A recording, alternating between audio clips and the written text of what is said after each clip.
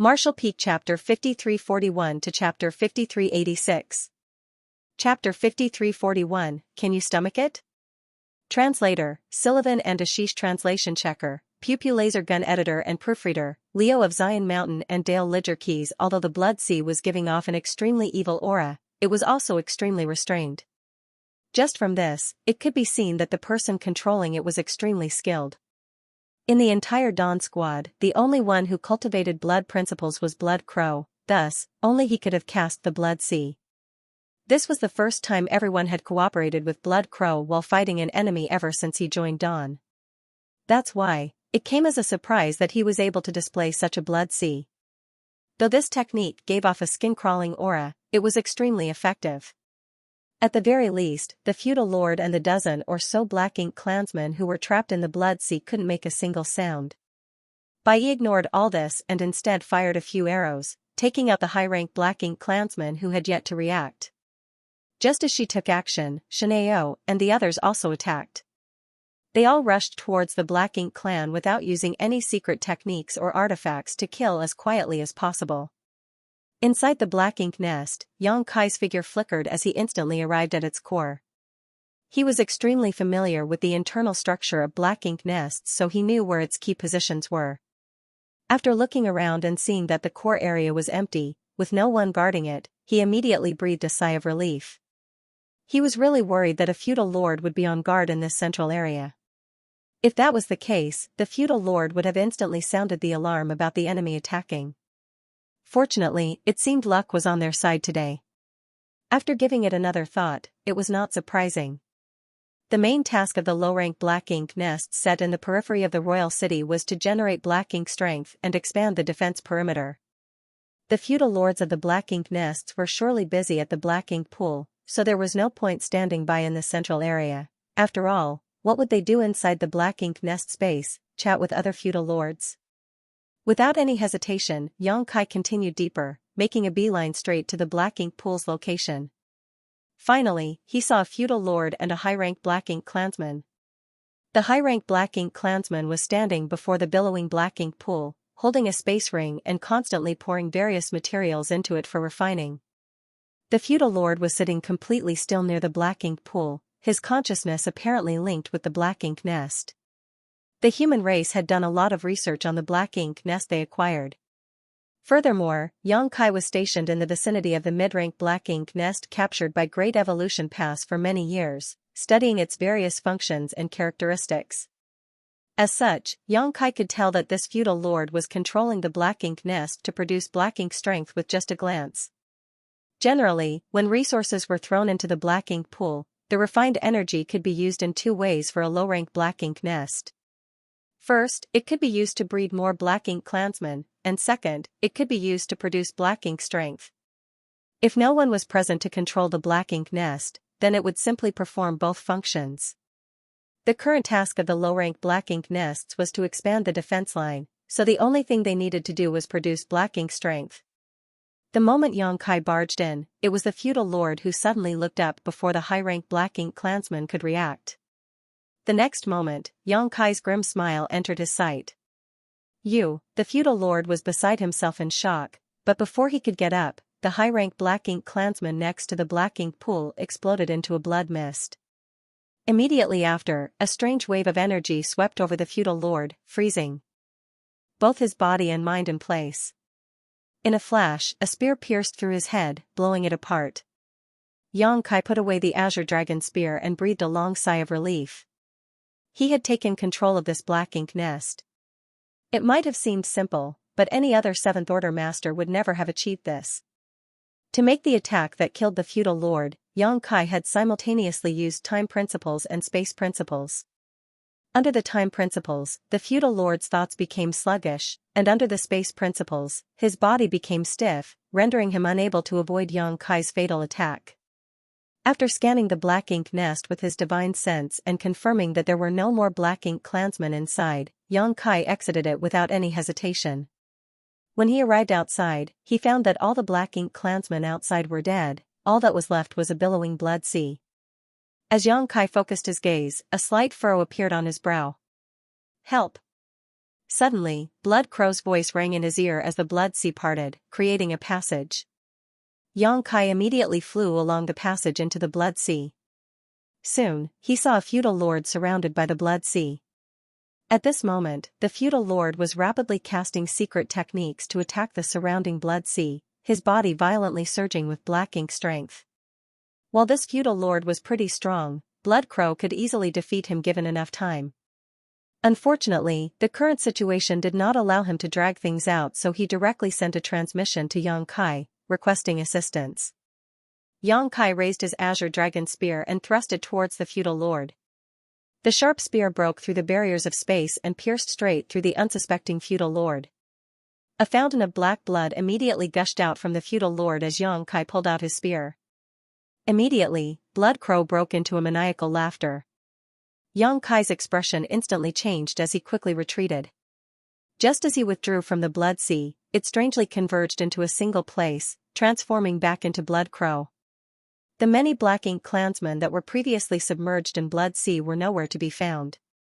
Blood Crow, on the other hand, had a satisfied look on his face, even letting out a loud burp. A strange look appeared on Bai Yi and the others' faces at the sight of this. Xianxia's expression became even more serious as he ordered, "Clean everything up and quickly get inside." At the same time, Xianxia reached out and grabbed Blood Crow by the neck, dragging him into the black ink nest. The black ink nest was pretty big, so Xianxia quickly found an empty space and let dawning light out. Afterwards, he jumped onto the deck, towing Blood Crow by the neck. Blood Crow tried to struggle his way out, but he was unable to break free from Xianxia's grasp. His face immediately became ugly as he shouted, "Let me go." No matter what, he was still a senior to Xianxia, so he found it disgraceful to be hauled around by the neck by a junior. "You're courting death," Xianxia shouted, gnashing his teeth. "Do you know what you're doing?" Blood Crow gave a lackadaisical smile. "What do you think I'm doing?" As he spoke, Bai Yi and the others also rushed over and came to the deck in succession, staring at Blood Crow silently. As if he sensed everyone's attitude, Blood Crow lightly chuckled. "What's wrong? Are you feeling disgusted just because I ate a few black ink clansmen?" Shin Ao corrected, furrowing his brow. "Brother Shui, it's not like that, but there's no need to explain." Xianxia glared at Blood Crow. "I know you cultivate the great evolution immortal blood light scripture and can refine the blood essence of others to increase your cultivation, but the Black Ink clan. You've been on the Black Ink battlefield for so many years, so I don't think that you need me to explain it to you. If you refine the Black Ink clan's blood essence, can you stomach it?" Blood Crow indifferently replied, "If I can't stomach it, what would I have eaten all these years?" Xianxia's expression changed. "This isn't the first time?" Blood Crow lightly chuckled as a sliver of black ink strength surged in between his brows. The Black Ink clan had blood essence which could be refined, but that was naturally filled with black ink strength. Refining blood essence also meant being contaminated by black ink strength. On the battlefield, the slightest mistake would lead to horrendous consequences. He could be corrupted by black ink strength and become a black ink disciple. Blood Crow indifferently rebuked, "Don't speak to me about the Grand Tao. This king resurrected for the sake of greater strength, otherwise, this king wouldn't have died back then. The great evolution immoral blood light scripture is a wondrous secret art, and not nearly as simple as you think. It's not a problem to refine the blood essence from the Black Ink clan, and as for the black ink strength, there is naturally a way to resolve it now." The method he was referring to was none other than the purifying light.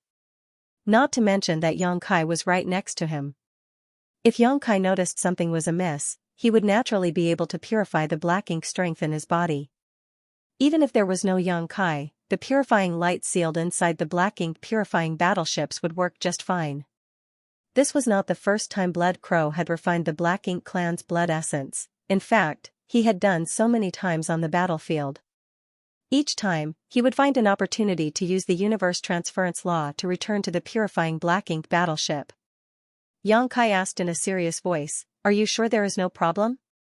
Although the purifying light could purify and expel black ink strength, it was only effective against the Black Ink disciples who had been corrupted by the Black Ink strength. As for Blood Crow, he was actively refining it. Xianxia couldn't be certain if there was any black ink strength hidden in him. "There's no problem, for now," Blood Crow slowly shook his head in response. If some problem really does present itself, just kill me. Xianxia stared deeply at him. I won't show any mercy. If it really reached a point where even the purifying light couldn't save him, Xianxia would have no choice but to take his life. This was the path that Blood Crow had chosen, so he couldn't blame others. Blood Crow went around Xianxia and headed for the cabin, wearing an indifferent expression on his face. Currently, apart from Dawning Light, there were only 4 purifying Black Ink battleships that had purifying light in the entire Great Evolution army. If Blood Crow wanted to safely refine the Black Ink clan's blood essence, he had to do it in an environment filled with purifying light. Watching him leave, Xianxia secretly heaved a helpless sigh. He had also mulled over this before. The Great Evolution immortal blood light scripture that Blood Crow was cultivating after returning from the dead was indeed a wondrous secret art, but it was equally evil. The user of this technique could only improve their strength by relying on their own cultivation technique, which was quite a slow and tedious process, or by devouring and refining the blood essence of the others, which was by far the best option for the users of blood light scripture. On the Black Ink battlefield, whether it was the Black Ink clansmen or the Black Ink disciples, both possessed quite a lot of Black Ink strength in their bodies, so refining their blood essence was quite a risky process. Xianxia thought that Blood Crow wouldn't be so bold, but by the looks of it, he had underestimated his determination to pursue greater strength. But who did not pursue greater strength in this miserable era? Xianxia was also like that, so were the members of Dawn, and so was the entire Great Evolution army. Only with greater strength could one play a greater role in the battle against the Black Ink clan. Be that as it may, Blood Crow's method of increasing his strength was somewhat different from others. Now that it was already a done deed, Xianxia couldn't possibly ask Blood Crow to spit out the Black Ink clansmen. It simply didn't work like that. Have you tidied up things outside? Xianxia asked. Xianxia reported with a nod. It's all cleaned up, but this way, it'll be easy for us to expose ourselves. There should be Black Ink clansmen outside the Black Ink nest, defending it. When Xianxia used the demon eye of annihilation to observe them, he saw that every Black Ink nest was guarded by the Black Ink clan. Now though, this Black Ink nest was completely undefended. If a Black Ink clan patrol were to pass by, they would definitely become suspicious. Should we put on a disguise? Xianxia asked. Xianxia refused, shaking his head. No need. If the Black Ink clansmen really come to investigate, putting on a disguise would be pointless. Furthermore, we don't have to maintain this position for long. Great Evolution Pass will arrive in half a month at most, so we just need to hold out until then. It shouldn't be a problem to hold out for half a month. What they needed to do now was to quickly take down the other 2 nearby Black Ink nests. When Xianxia observed from the periphery of the Black Ink clan's defense line, he noticed that as long as he could take down these 3 neighboring Black Ink nests, an exploitable gap would appear.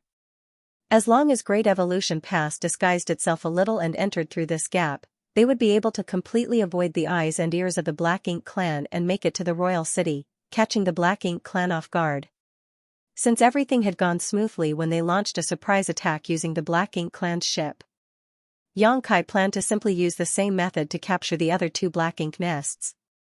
Chapter 5342, I'll leave him to you. Translator, Sullivan and Ashish. Translation checker, Pew Pew laser gun editor and proofreader, Leo of Zion Mountain and Dale Lidger Keys. There was still about half a month before Great Evolution Pass arrival, so Xianxia wasn't in a hurry to attack the nearby 2 Black Ink nests.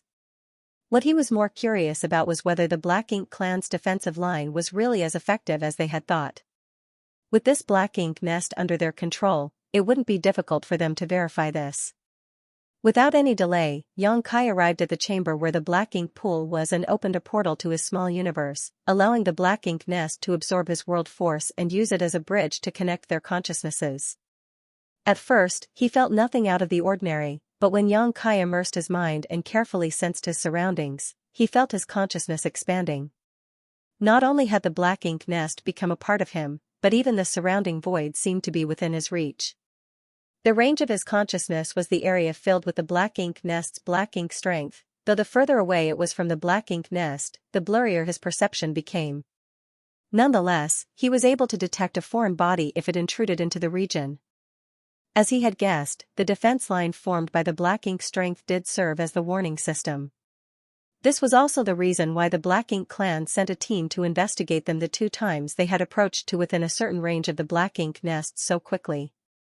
Although Great Evolution Pass had seized a mid-rank Black Ink nest and had done a lot of research on it over the years, they had no idea that it had such a function. It wasn't that the people studying the Black Ink nest were careless, but rather that the humans had invested all their energy into spawning subnests. Why would they even think about producing Black Ink strength?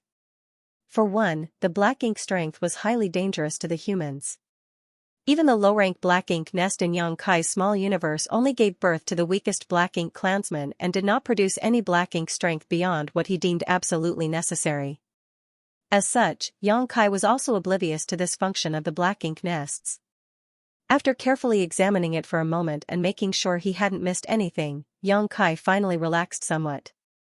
By the looks of it, the Black Ink clan's defense line had 2 purposes. Firstly, it served as a detection net, so once a human broke in, the Black Ink clan would be alerted, and secondly, it would create an advantageous environment for the Black Ink clan to fight in. Over the years, the low-rank Black Ink nests had been constantly producing Black Ink strength, enveloping the region around the royal city, making it difficult for human cultivators to enter this place. This was the Black Ink clan's strategy to protect themselves. Correspondingly, if the Black Ink nest's warning was only effective to this extent, then his previous plan would work. If he could capture the nearby Black Ink nests, then a gap would appear in defense line. At that time, Great Evolution Pass would be able to pass through and charge straight at the royal city undetected. The Black Ink clan probably hadn't even imagined that the Great Passes could be moved. The Great Passes had remained in place for countless millennia. Although they were strong and sturdy, they had only been used for defense, never to attack. Now, they were being mobilized for the first time ever. The humans would definitely be able to catch the Black Ink clan off guard with this move. Furthermore, the influence of the Black Ink strength on the humans would be greatly diminished with Great Evolution Pass acting as a barrier and shield. If someone was not able to withstand the Black Ink strength's invasion, they could simply return to Great Evolution Pass and recuperate. This was unlike before, where they could only rely on warships. Warships were constantly at risk of destruction, but if the Black Ink clan wanted to destroy Great Evolution Pass, it would be extremely difficult. Suddenly, hurried footfalls came from outside. Xianxia returned to his senses and looked towards the entrance. Xianxia hurriedly walked in and looked at Xianxia with a solemn expression. "Squad leader, Bai said that a Black Ink clan team is approaching." "How many?" Xianxia asked. "That's surprising. We just seized this Black Ink nest, and now a Black Ink patrol is coming? Did one of the nearby Black Ink nests notice the disturbance and come to investigate?" Dawn was extremely fast and had completely suppressed the fallout from their attack, so being noticed was unlikely, especially since even the closest Black Ink nests were quite some distance away and there was a thick cloud of Black Ink strength between them. Logically speaking, it should be impossible for them to detect anything. "I don't know," Xianxia shook his head. Xianxia hurriedly went out and soon arrived outside. The Seventh Order Masters of Dawn were hiding at the entrance of the Black Ink nest, concealing their auras. Seeing Xianxia arrive, Bai waved at him and pointed in a certain direction. Xianxia focused his gaze, using the demon eye of annihilation, and noticed a Black Ink clansman was indeed flying towards them. Only one. In this place, where everyone moved around in teams of no less than a dozen, it was quite strange to see a lone Black Ink clansman acting like this. Judging by the approaching aura, it was a feudal lord, and they seemed to be heading straight for this particular Black Ink nest. Damn it. Originally, Xianxia wanted to quickly capture the 2 nearby Black Ink nests to prepare for Great Evolution Pass attack, but he had never expected such an unforeseen event to occur. Be that as it may, since this Black Ink clansman had come knocking on their door, Xianxia and his squad had no choice but to silence him. The occupied Black Ink nest had a huge flaw, which was that the Black Ink clansman here had been completely wiped out. With not a single Black Ink clansman guarding this place, if the other party became even a little suspicious, he would very likely realize that something was amiss. Nevertheless, Dawn could do nothing about it. Xianxia could not ask Xianxia and the others to disguise themselves as the difference between humans and the Black Ink clan auras was too great. Their physiques also didn't match. Many Black Ink clansmen did have humanoid forms, and although some were human-sized, most of them were far taller and imposing, with various warped shapes. Everyone thus held their breaths. The feudal lord quickly approached. What made everyone heave a sigh of relief was that the other party appeared to be completely oblivious to the capture of the black ink nest. It did not look like it even crossed this individual's mind that humans could accomplish this. He simply approached in a seemingly casual manner. Soon, the newcomer arrived in front of the black ink nest. The feudal lord examined it for a moment before curiously calling out, "Lord Bo Gao, why is there no one guarding this place? Where did your subordinates go?" Yang Kai's expression changed slightly as he learned for the first time that the feudal lord he had killed inside the black ink nest was called Bo Gao. Furthermore, this guy appeared to know him. This made Yang Kai curious about the purpose of the other party's visit. Yang Kai immediately had an idea as he replied in a hoarse voice, "The defense line has been frequently intruded upon recently, so they have all gone to investigate. Sir Feudal Lord has his hands full with the black ink nest, so he is unable to reply. Sir, please come inside." He couldn't disguise himself as Bo Gao, so he could only pretend to be one of Bo Gao's subordinates. Presumably, the other party wouldn't be able to find any fault. And, as expected, the other party didn't suspect anything and simply walked towards the black ink nest. However, after taking just one step, he instantly retreated. Yang Kai cursed, gnashing his teeth. This feudal lord was quite crafty. Perhaps he really hadn't noticed anything before, but my reply gave him the confirmation that something was wrong, or perhaps the absence of the black ink clansman alerted him, so he pretended to move forward before retreating. This time, Yang Kai was caught off guard. Fortunately, Yang Kai's reaction was extremely fast. With a single instantaneous movement, Yang Kai appeared beside the feudal lord and pounced at him. The next moment, the feudal lord who was about to retreat suddenly froze as Yang Kai's fist landed on his head, releasing a massive amount of world force. The feudal lord immediately felt dizzy. But this wasn't the end of it. Yang Kai got a firm hold of his opponent and began bombarding him with punches. The feudal lord felt extremely aggrieved. He was still a feudal lord, but he was being beaten to the point where he couldn't even fight back. Every time he mustered some strength, it would be dispersed by the other party's violent assault. A moment later, he spat out a mouthful of blood as all the color drained from his face. Yang Kai grabbed hold of this feudal lord and returned to the black ink nest in a flash before throwing him to the ground like a dead fish. Shen Ao and Ning Qiji glanced at each other, speechless. The squad leader has grown even stronger. Ordinary 7th Order masters couldn't easily kill feudal lords since both were in equivalent realms, let alone capture one alive, but Yang Kai was able to snatch up the other party like a helpless child. Although they were shocked, their hands did not stop. Seals were sent out one after another, isolating the black ink nest from the outside world. After a dozen breaths, the half-dead feudal lord slowly regained his senses. He shook his head and opened his eyes, only to see several humans glaring at him. The feudal lord was beside himself in shock. Yang Kai summoned his azure dragon spear with a wave of his hand and thrust it straight at the other party's eyes, arrogantly asking, "Do you want to live or die?" The feudal lord didn't dare to move and kept his mouth shut, sensing the azure dragon spear's sharpness. "If you want to live, then answer my questions and perhaps I'll spare you." The feudal lord's expression changed several times before he grit his teeth and snarled, "Forget it, you won't get anything out of me." He also realized that the other party had no intention of sparing his life.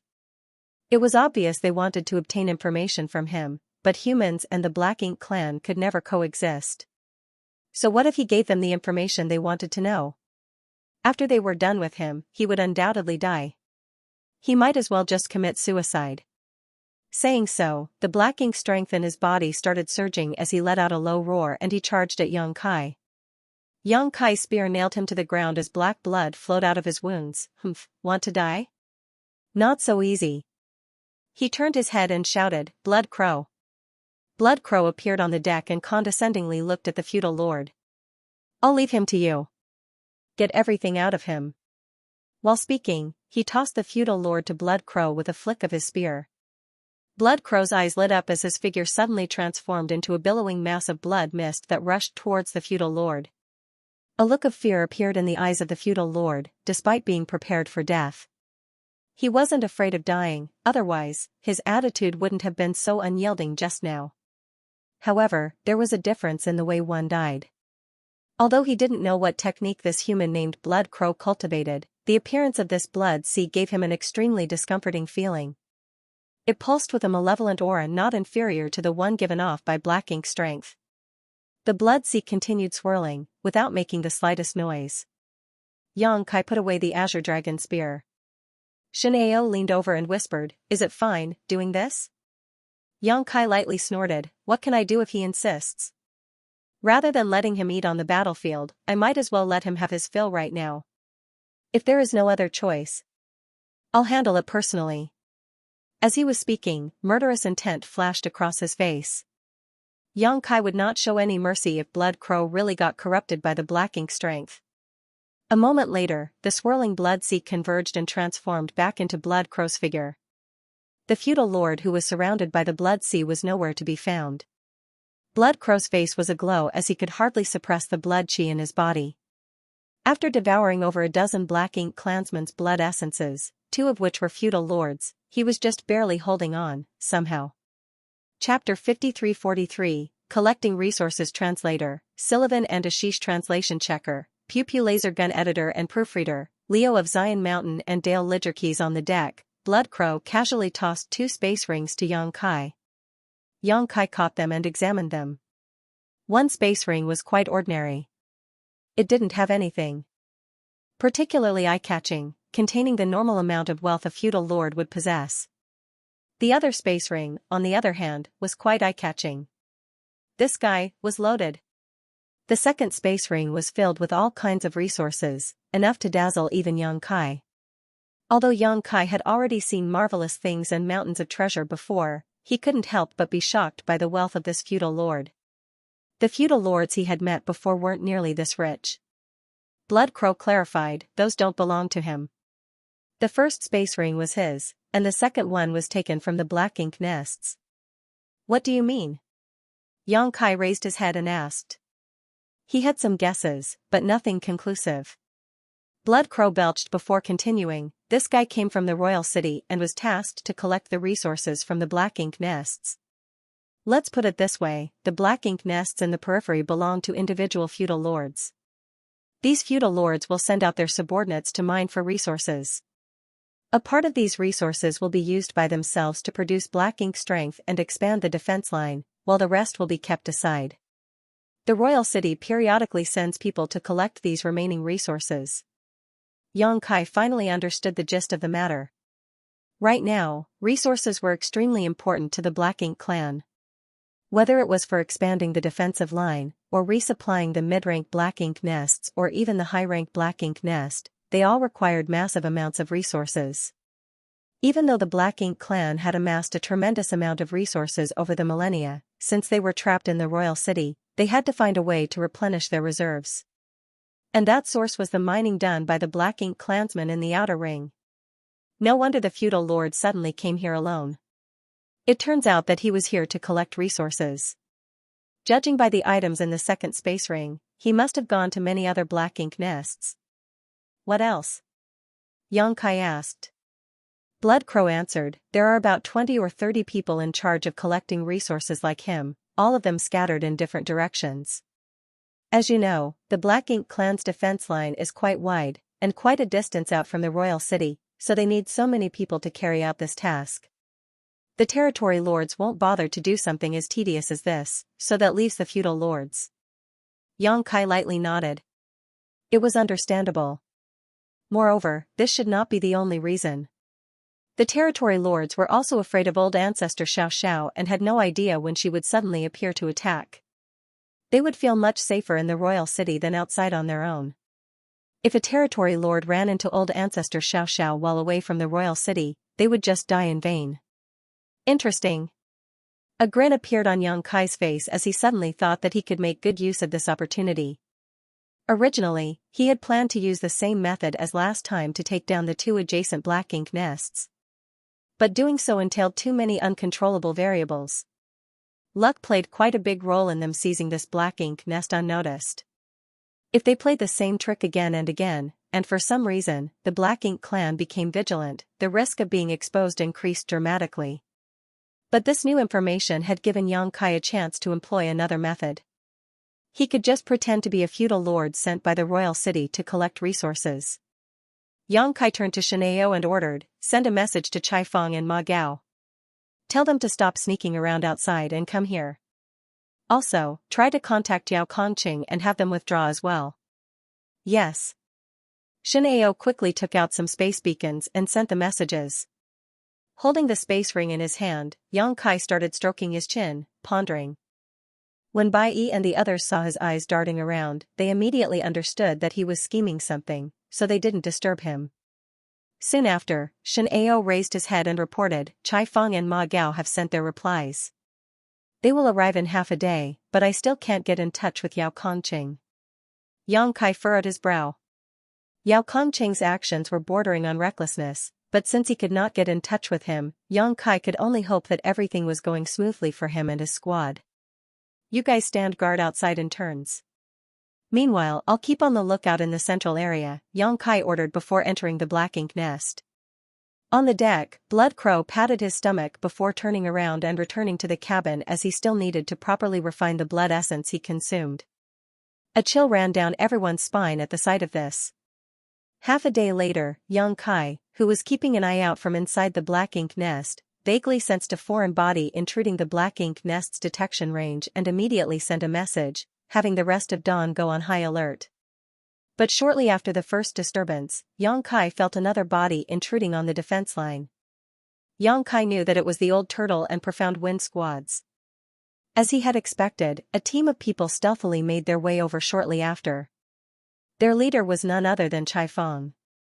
Chai Feng was quite smart. He knew that the warship would be too conspicuous, so just like Dawn, he put away the warship and took everyone below the Seventh Order into his small universe when they entered the perimeter. He only arrived with a few Seventh Order masters. Bai Yi, who was guarding the entrance, had already noticed them and guided them inside. When he saw Xianxia sitting by the Black Ink pool, Chai Feng couldn't help but be in awe.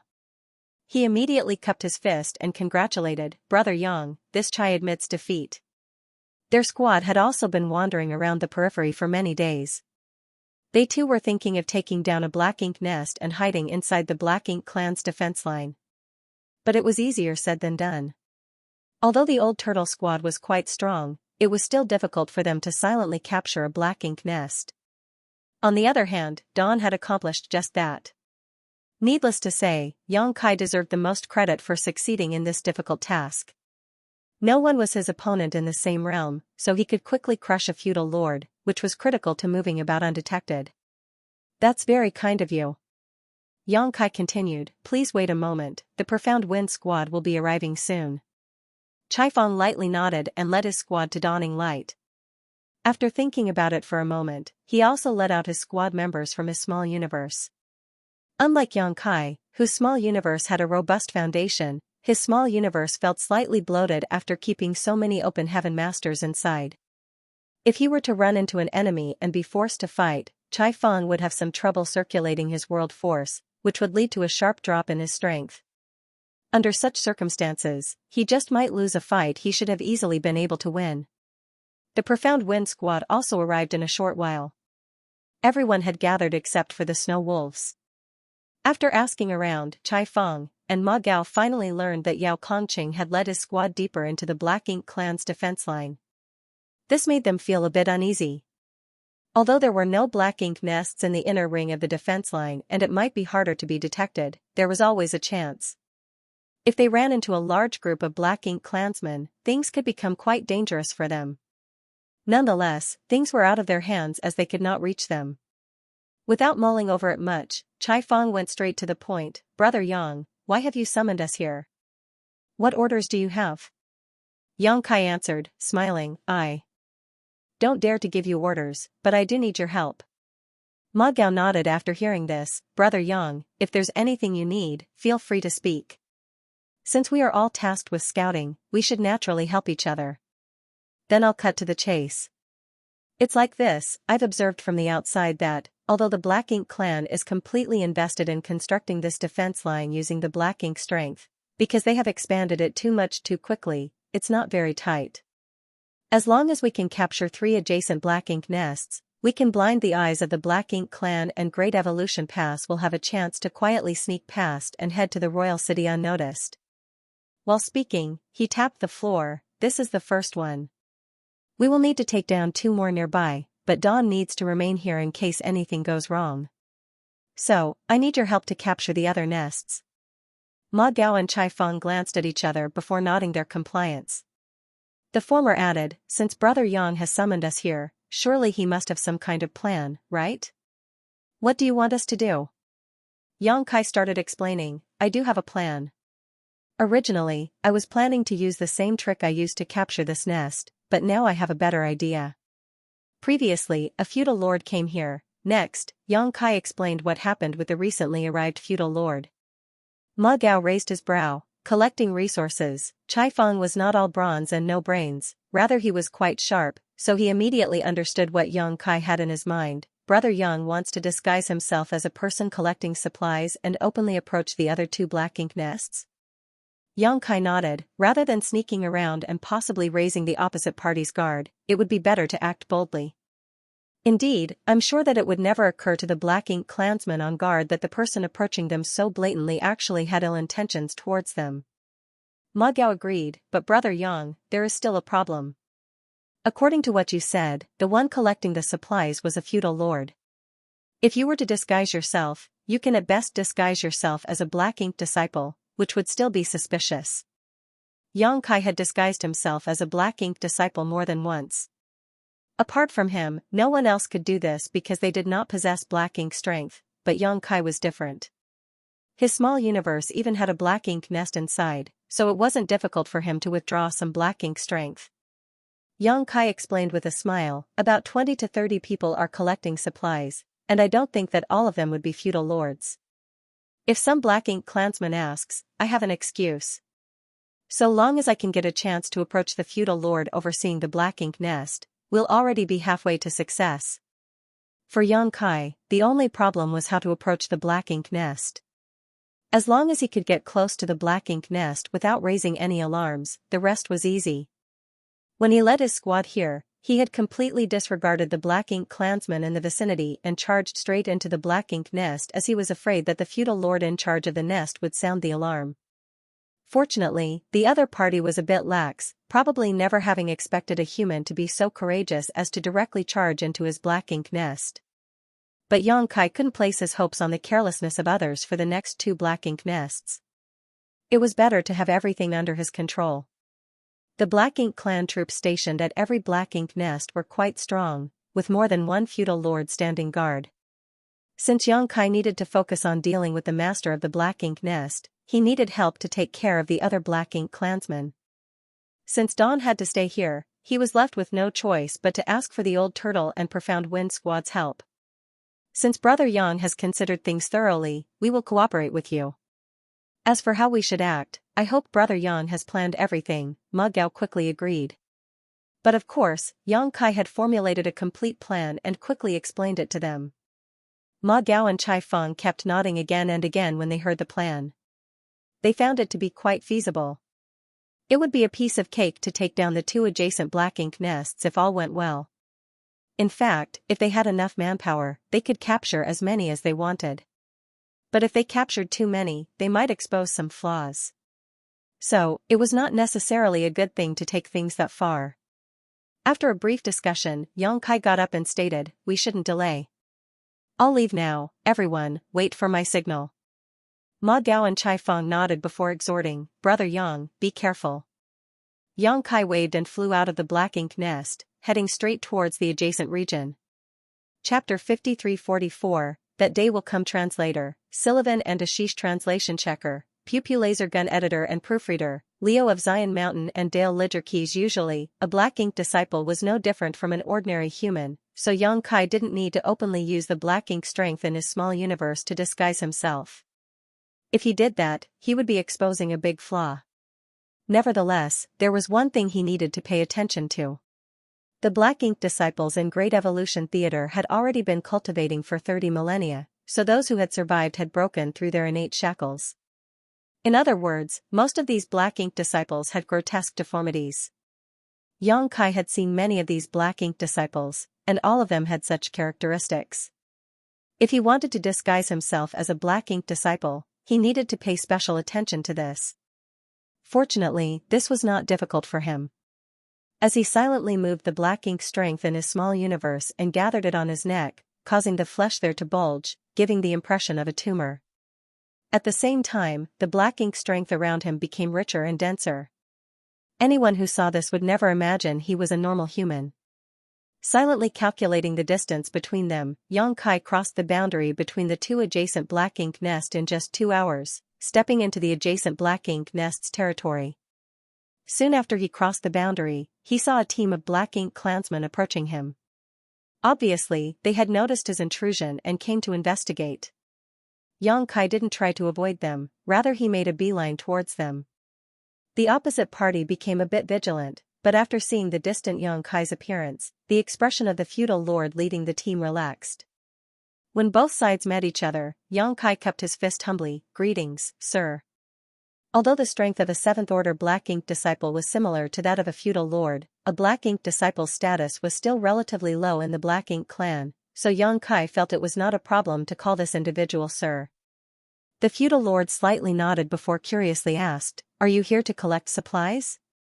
"Yes, sir," Yang Kai answered. Yang Kai secretly breathed a sigh of relief. When he was investigating the previous feudal lord's space ring, he knew that the feudal lord had already gone to many black ink nests, otherwise, there wouldn't have been so many materials inside. Yang Kai was really afraid that the feudal lord had already been here. In that case, it would definitely be suspicious if another person came to collect supplies so soon after. By the looks of it, no one had come here to collect supplies yet. The feudal lord asked, a bit confused, "What about Jiao Ka? Wasn't he responsible for this region?" The feudal lord who was devoured by Blood Crow was apparently called Jiao Ka. The Black Ink clan had a very weird naming style. It was very archaic, quite different from the humans of the current era. They were probably influenced by the humans of that era. Yang Kai put on a forced smile as he gave an excuse. "Sir Jiao Ka said he had other matters to attend to, so he asked me to come here in his place." He then took a pregnant pause before whispering, "Sir also knows how the old ancestor is acting." What if he did not finish the sentence? He just assumed a look that said, "You understand it, right?" Hearing this, the feudal lord sneered, "That guy really knows how to loaf around. Isn't he afraid of the higher-ups blaming him?" To be honest, every black ink clansman in the outer ring was afraid of the sudden arrival of the old ancestor, and it wasn't like it had never happened before. Every time the old ancestor came, she would annihilate every black ink clansman in her path. They were setting up a black ink strength defense line, but the hidden truth was that they were also taking a huge risk. Jiao Ka was terrified of the old ancestor and didn't dare to leave the royal city. So, it was reasonable for him to order a black ink disciple to help perform his duties. "Follow me," the feudal lord stated before turning around and flying back. Yang Kai nodded before flying shoulder to shoulder with the feudal lord. Meanwhile, he also kept up with pleasantries, praising and thanking the other party for working hard these days. He was completely acting like a black ink disciples.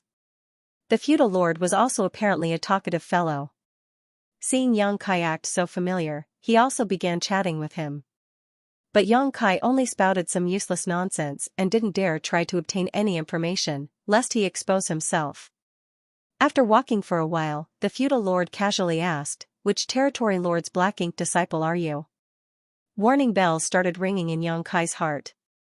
He didn't know if the other party was testing him or just asking casually. The sudden question didn't give him much time to ponder either, so Yang Kai replied in a casual manner, "I am Sir Che Kong's subordinate." Che Kong territory lord's position was quite high in the Black Ink clan. During the last war between the Great Evolution East-West Army and the Black Ink clan at the royal city, Che Kong was made the army commander by the royal lord, so it made sense for him to have many Black Ink disciples under him. It was hard to believe that this feudal lord out on the outskirts knew all of them. Even Yang Kai, who had spent so many years in Blue Sky Pass, did not know all the soldiers of Blue Sky Pass. After all, there were too many of them. If it was true even for him, the same must be true for the Black Ink clan. The other party must have casually asked, so as long as he didn't reveal too many flaws, it shouldn't be a problem. But Xianxia had no idea if this feudal lord was familiar with Che Kong or not. Hearing Xianxia's reply, the feudal lord couldn't help but look at Xianxia, frowning. "You are Sir Che Kong's black ink disciple? Why have I never seen you before? Is this guy also Che Kong's subordinate? I'll be damned." Xianxia secretly cursed his bad luck. Originally, he had thought of using Che Kong's name, but now it seems that he had just picked a rock and smashed it on his foot. If this feudal lord really was Che Kong's subordinate, he would definitely recognize the black ink disciples under Che Kong. Noticing the suspicion in the other party's eyes getting stronger and stronger, Xianxia immediately added with a sigh, "I am Sir Che Kong's subordinate now, but I used to be Sir Zhicheng's subordinate." Zhicheng had died in the battle at Great Evolution Pass a long time ago, so there was no one left to verify his identity. As one of Zhicheng's former subordinates, since his master died in battle, Xianxia would definitely have to submit to another territory lord. "So you were at Great Evolution Pass?" The feudal lord finally found it logical as to why he had never seen this black ink disciple before. Indeed, Xianxia nodded his affirmation, now finding this feudal lord quite annoying. Had he not worried about giving himself out too early, he would have already stabbed his azure dragon spear straight into the feudal lord's mouth. Xianxia's story might have passed preliminary scrutiny, but he kept his guard up, for there was a flaw in his narrative.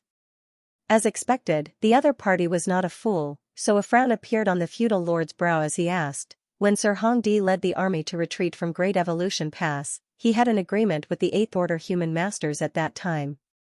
Not only did he have to leave behind his own black ink nest, but he also had to leave all the 7th Order black ink disciples behind. How did you make it out of there?" If Xianxia had really been at Great Evolution Pass, it would have been impossible for him to appear here. Xianxia explained with a sigh, "We tried to break past the human army's blockade to assist the royal city multiple times, but we never succeeded. During the second battle, I was seriously injured and on the verge of death, so I had no choice but to find a place to conceal myself and stabilize my injuries. It wasn't until Sir Hongdi retreated from Great Evolution Pass and passed by that I managed to rejoin the army. He was bound to make a slip of the tongue if he kept speaking too much. A single lie would require more lies to cover up." If the feudal lord kept questioning Xianxia was not sure if he could dispel his doubts. A look of sadness appeared on his face as he sighed, "We fought many battles at Great Evolution Pass, and lost countless territory lords. There, a 7th Order black ink disciple like me was just an ant. It's already a miracle that I survived." His words seemed to have touched the other party's heart, who let out a long, forlorn sigh. It was the same at the royal city, even Sir Royal Lord. "Forget it, let's not talk about this anymore. The humans are still a great threat to my black ink clan, but sooner or later we will wipe them out." Xianxia couldn't help but nod, "That day will surely come." Xianxia sneered in his heart. Since the black ink clan wanted to exterminate the humans, why would they let black ink disciples live? The hatred between the two races was irreconcilable to the point that they had no hope to coexist in this vast universe. The feudal lord remained silent for the rest of the journey. Xianxia was more than happy with his situation. From the other party's attitude, it was clear that he didn't doubt Xianxia. Now, half of his plan had succeeded, the remaining half would depend on whether he could successfully capture the black ink nest. A moment later, the black ink clan team arrived before the black ink nest. The feudal lord turned around and exhorted Xianxia, "Wait here, the supplies are with Mao Bo. I'll go and bring them to you." "Many thanks, sir." Xianxia nodded slightly. Mao Bo seemed to be the name of the feudal lord in charge of this black ink nest, the master of this place. The leader of the black ink clan team who brought him here was most likely a subordinate of Mao Bo. After spending some time with the black ink clan, Xianxia had some understanding of how their hierarchy worked. There were quite a lot of feudal lords under a territory lord's command, ranging from several dozen to 100 or so. But at most 30 feudal lords would have their own black ink nest. Most of the feudal lords did not have their own black ink nest. Under normal circumstances, these feudal lords who didn't have a black ink nest would choose to submit to those who had a black ink nest, which could be regarded as a superior and subordinate relationship, but also a cooperative one. After all, the feudal lords with black ink nest also wanted their territories to become stronger. This way, when they were summoned to fight against the human race, not only would they be able to display greater strength, but they would also be able to protect themselves better. The master of the first black ink nest occupied by Dawn was called Bo Gao, but there was another feudal lord at the black ink nest who was devoured by Blood Crow. The situation was very similar to the black ink nest here. Yang Kai scanned the entire black ink nest with his divine sense and found that there were only two feudal lords here. One was the one who had brought him back just now, while the other was the one who was in charge of the black ink nest called Mao Bo. As for the others, they were all high-rank and low-rank black ink clansmen. There were not too many of them either, about 50 in total. This will work. It would be even better if Mao Bo came out of the black ink nest. While he was pondering, the black ink clan feudal lord returned and handed Yang Kai a space ring. These are the supplies. Yang Kai took it and pretended to examine it before putting it away. Presumably, the black ink clan wouldn't dare to embezzle when it came to this matter. Cupping his fist, Yang Kai addressed the feudal lord, "Many thanks, I'll head to the next location." The feudal lord nodded in response. Yang Kai turned around to leave, but after taking a few steps, he suddenly turned around, slapping his head. "How foolish of me, I forgot to tell you one thing." The feudal lord asked, "What is it?" Yang Kai sheepishly looked around before continuing in a low voice, "Sir, territory lords have found how the old ancestor is appearing and disappearing out of thin air. Before coming here, Sir Che Kong ordered me to inform the feudal lords about it, so that everyone in the outer ring can carry out a joint investigation to find anything suspicious." Hearing this, the feudal lord's eyes lit up. After hearing this, the territory lords have already found the reason? Over the years, the Black Ink clan had suffered many losses at the hands of the old ancestor, but even now, they still had not figured out how she was able to come and go like a ghost. This was not only a thorn in royal lord and territory lords' hearts, but also a source of extreme fear for the outer ring feudal lords. If they could at least figure this out, they would be much less afraid of the humans. Chapter 5345, Sir, please look carefully. Translator, Sullivan and Ashish. Translation checker, Pew laser gun editor and proofreader, Leo of Zion Mountain and Dale Ledger Keys. The feudal lord was overjoyed after hearing Yang Kai say that the territory lords had found the how of the old ancestor mysteriously appeared and disappeared.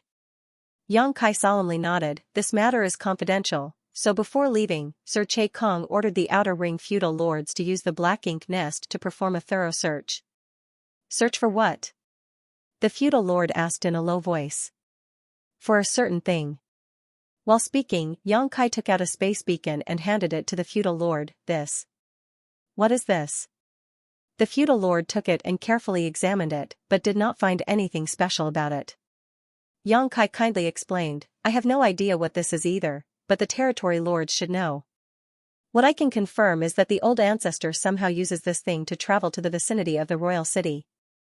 There's a strange energy lingering around it," the feudal lord muttered. Yang Kai patiently added, "It should be the energy of space principles." Space principles, realization immediately dawned upon the feudal lord. No wonder. Obviously, he was not unfamiliar with space principles. There should be quite a number of these things in the vicinity of the royal city, so we must carefully search for them.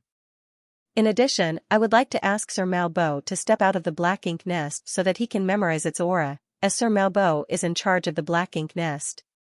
It will be easier to investigate with the power of the Black Ink nest. The feudal lord nodded and handed the space beacon back to Yang Kai. "Wait a moment, I'll go and bring Brother Mao Bo." "Many thanks." Yang Kai cupped his fist. The feudal lord entered the Black Ink nest once more and returned with another feudal lord a moment later, who stretched his hand towards Yang Kai after seeing him. "Show me." Yang Kai casually tossed as he stated, grinning, "Sir, please look carefully." The next moment, 10 space beacons flew towards the two feudal lords. The two Black Ink clan feudal lords were taken aback. So many? This was especially true for the feudal lord who had communicated with Yang Kai earlier. He had thought that since the old ancestor used it to travel, it must be extremely valuable and rare. But much to their surprise, Yang Kai suddenly threw over 10 of them. Before they could figure anything out, the space beacons suddenly started radiating strange energy fluctuation, and immediately after, figures appeared out of thin air one after another. Each space beacon corresponded to a figure. 10 space beacons were equal to 10 people. Also, the surrounding space instantly solidified, giving the Black Ink clansmen the feeling of falling into a quagmire. What's going on? The two feudal lords were utterly confused, and so were the high-rank and low-rank Black Ink clansmen. Kill! Xianxia shouted as he thrust his spear towards Maobo. He was the master of the Black Ink nest, so as long as he was taken down, there was nothing to fear.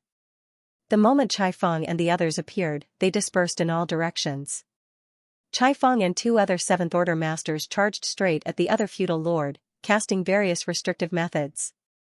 The other 7th Order Open Heaven Realm masters were like wolves in a flock of sheep, ruthlessly slaughtering the high-rank and low-rank Black Ink clansmen. You! Humans! Maobo shouted in horror. If he still didn't know he had fallen into the humans' trap at this point, he would have lived all his life in vain. What he couldn't fathom was how someone, who looked so much like a Black Ink disciple, could be a normal human. Be that as it may, his movements weren't slow at all. Instantly, his consciousness communicated with the Black Ink nest, and the next moment, the giant flower bud-shaped nest started trembling slightly as a tremendous amount of Black Ink strength surged towards him. Just like the royal lord could use the power of his Black Ink nest at the royal city to increase his strength, the feudal lords could also do the same. Of course, the boost in strength they received was not nearly as significant as the royal lords. At the critical moment of life and death, feudal lord Maobo had to go all out. Unfortunately for him, Xianxia's spear was faster. It easily destroyed Maobo's hastily condensed defensive barrier and pierced straight through his forehead. Maobo's eyes cracked wide in disbelief. He could not be considered as weak among the feudal lords, and had even personally killed a 7th Order human in one-on-one combat in the past. Today though, his opponent was only a 7th Order human, but he was simply unable to block that spear thrust. A powerful shockwave swept outward as Maobo's head exploded, leaving a headless corpse floating lifelessly in the void. The vibrating Black Ink nest instantly calmed down after having lost his control. Xianxia shot forward, smashing Maobo's headless corpse to pieces before rushing into the Black Ink nest. There might be other Black Ink clansmen inside the Black Ink nest, so he quickly went inside to take total control of it. He did not need to manage the battle outside. Chai Feng and the others had the absolute advantage and would take care of it properly. There were indeed a few high-rank Black Ink clansmen inside the Black Ink nest, but none of them was at the core area. Maobo had been staying inside the Black Ink nest all the while. As such, the high-rank Black Ink clansmen didn't dare to do anything outside their jurisdiction. Xianxia went on a killing spree with his spear. After he had confirmed that all the Black Ink clansmen in the Black Ink nest had been annihilated, he exited casually. The battle outside was over by the time he arrived. The 10 high-rank Open Heaven Realm masters of the Old Turtle Squad were more than enough to deal with a single feudal lord and a group of less than 50 weaker Black Ink clansmen. The feudal lord who had led Xianxia here fell at the hands of Chai Feng and the other two 7th Order masters in less than 5 breaths, while the remaining small fry were unable to cause any trouble.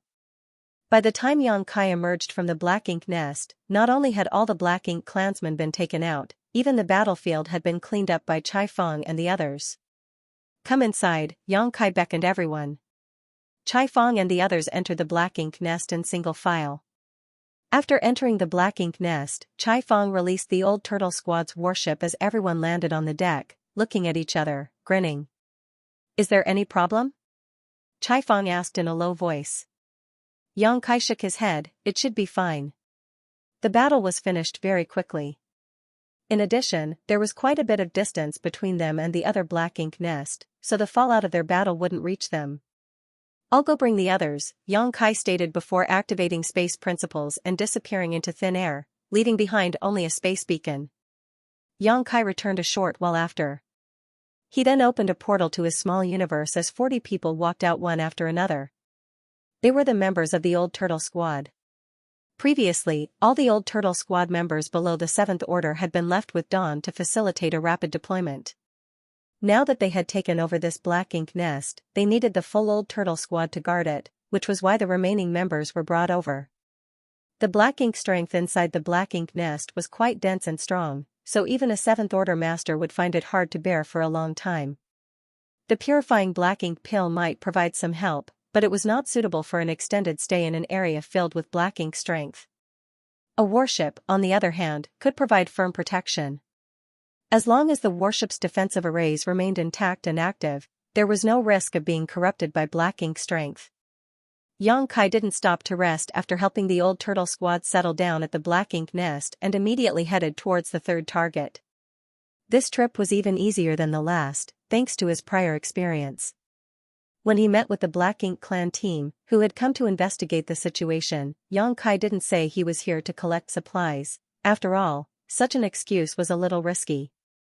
If the feudal lord he had killed first had already collected the resources from here, he would have to come up with a new story to slip his way out of it.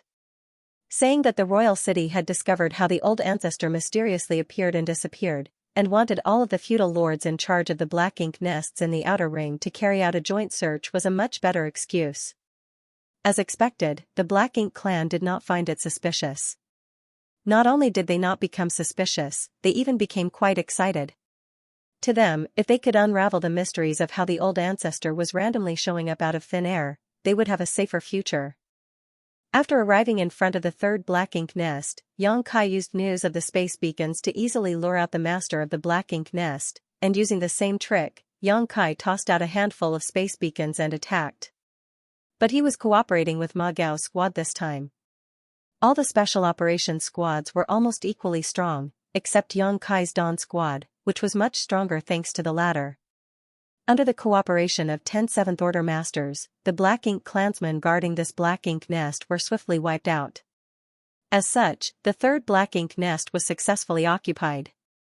The 3 adjacent Black Ink nests covered quite a wide area of the Black Ink clan's defense line. Now that they had been captured, a hole had appeared in the detection net. So long as Great Evolution Pass disguised itself slightly, it would be able to pass through this hole and rush to the rear of the Black Ink clan's defense line undetected. Obviously, Great Evolution Pass must have some kind of illusion array installed on it, so disguising itself would be a piece of cake. They had now occupied 3 Black Ink nests. Dawn was stationed at one, the Old Turtles at another, and the Profound Wind squad at the last one. Things settled down from the moment, but it would be hard to say after some time had passed. The Black Ink clan would definitely grow suspicious if 3 Black Ink nests fell silent for too long, but delaying things for 10 days or half a month shouldn't be a problem. Great Evolution Pass would have arrived in half a month at most. So long as Great Evolution Pass could pass through the defense line, Dawn and the other squads would only have to keep up this act for a few more days. Even if the Black Ink clan noticed after that, it would be too late. It would be difficult for them to respond in time. At the very least, it would be difficult for the Black Ink clan forces stationed at the perimeter to rush back to help defend the royal city. As such, the forces of the royal city would be weakened. Originally, Xianxia thought that taking down the 3 adjacent Black Ink nest was enough, as this was also the minimum requirement for Great Evolution Pass to quietly sneak through the enemy defense line. But now that he had such a good strategy, Xianxia felt like he could take over an additional Black Ink nest. It wasn't that he didn't want to take down even more after that, it was just that he was lacking in manpower. Right now, each of the 3 squads was guarding a Black Ink nest, while he alone could guard the 4th. If he took a 5th, there would be no one left to guard it. After all, it would be difficult for the others to last long in the Black Ink nest without the protection of a warship. 3 Black Ink nests were the lowest requirement. If there were 4, it would naturally be better, as the margin for error would be bigger. Having made up his mind, Xianxia gave a word of advice to Dawn before continuing on his way without a moment of delay. The 4th Black Ink nest was taken down quite easily, just like the previous 2. All Xianxia had to do was use the space beacon as an example. The Black Ink clansmen out in the defense line were extremely concerned about the old ancestor, so when they heard that the territory lords had solved the mystery of the old ancestor's mysterious appearance and disappearance, they were overjoyed, which easily lured out the feudal lord guarding the Black Ink nest. But he didn't expect to be greeted with Xianxia's spear. This time, Dawn Xianxia and the others worked together with him. After taking down the Black Ink nest, Dawn's members didn't stay and instead used their universe transference law to return to Dawning Light. Xianxia remained alone at the Black Ink nest, monitoring the situation in the outer ring. Everything remained calm and peaceful for the next few days. He occasionally contacted the 3 squads, but nothing unusual happened in their respective areas. Chapter 5346, Yao Kongcheng's Message Translator, Sullivan and Ashish Translation Checker, Pew Pew Laser Gun Editor and Proofreader, Leo of Zion Mountain and Dale Lidgerkeys. The Black Ink clan didn't seem to have many dealings with each other. But thinking about it, all the Black Ink clansmen inside these Black Ink nests were extremely wary of the old ancestor.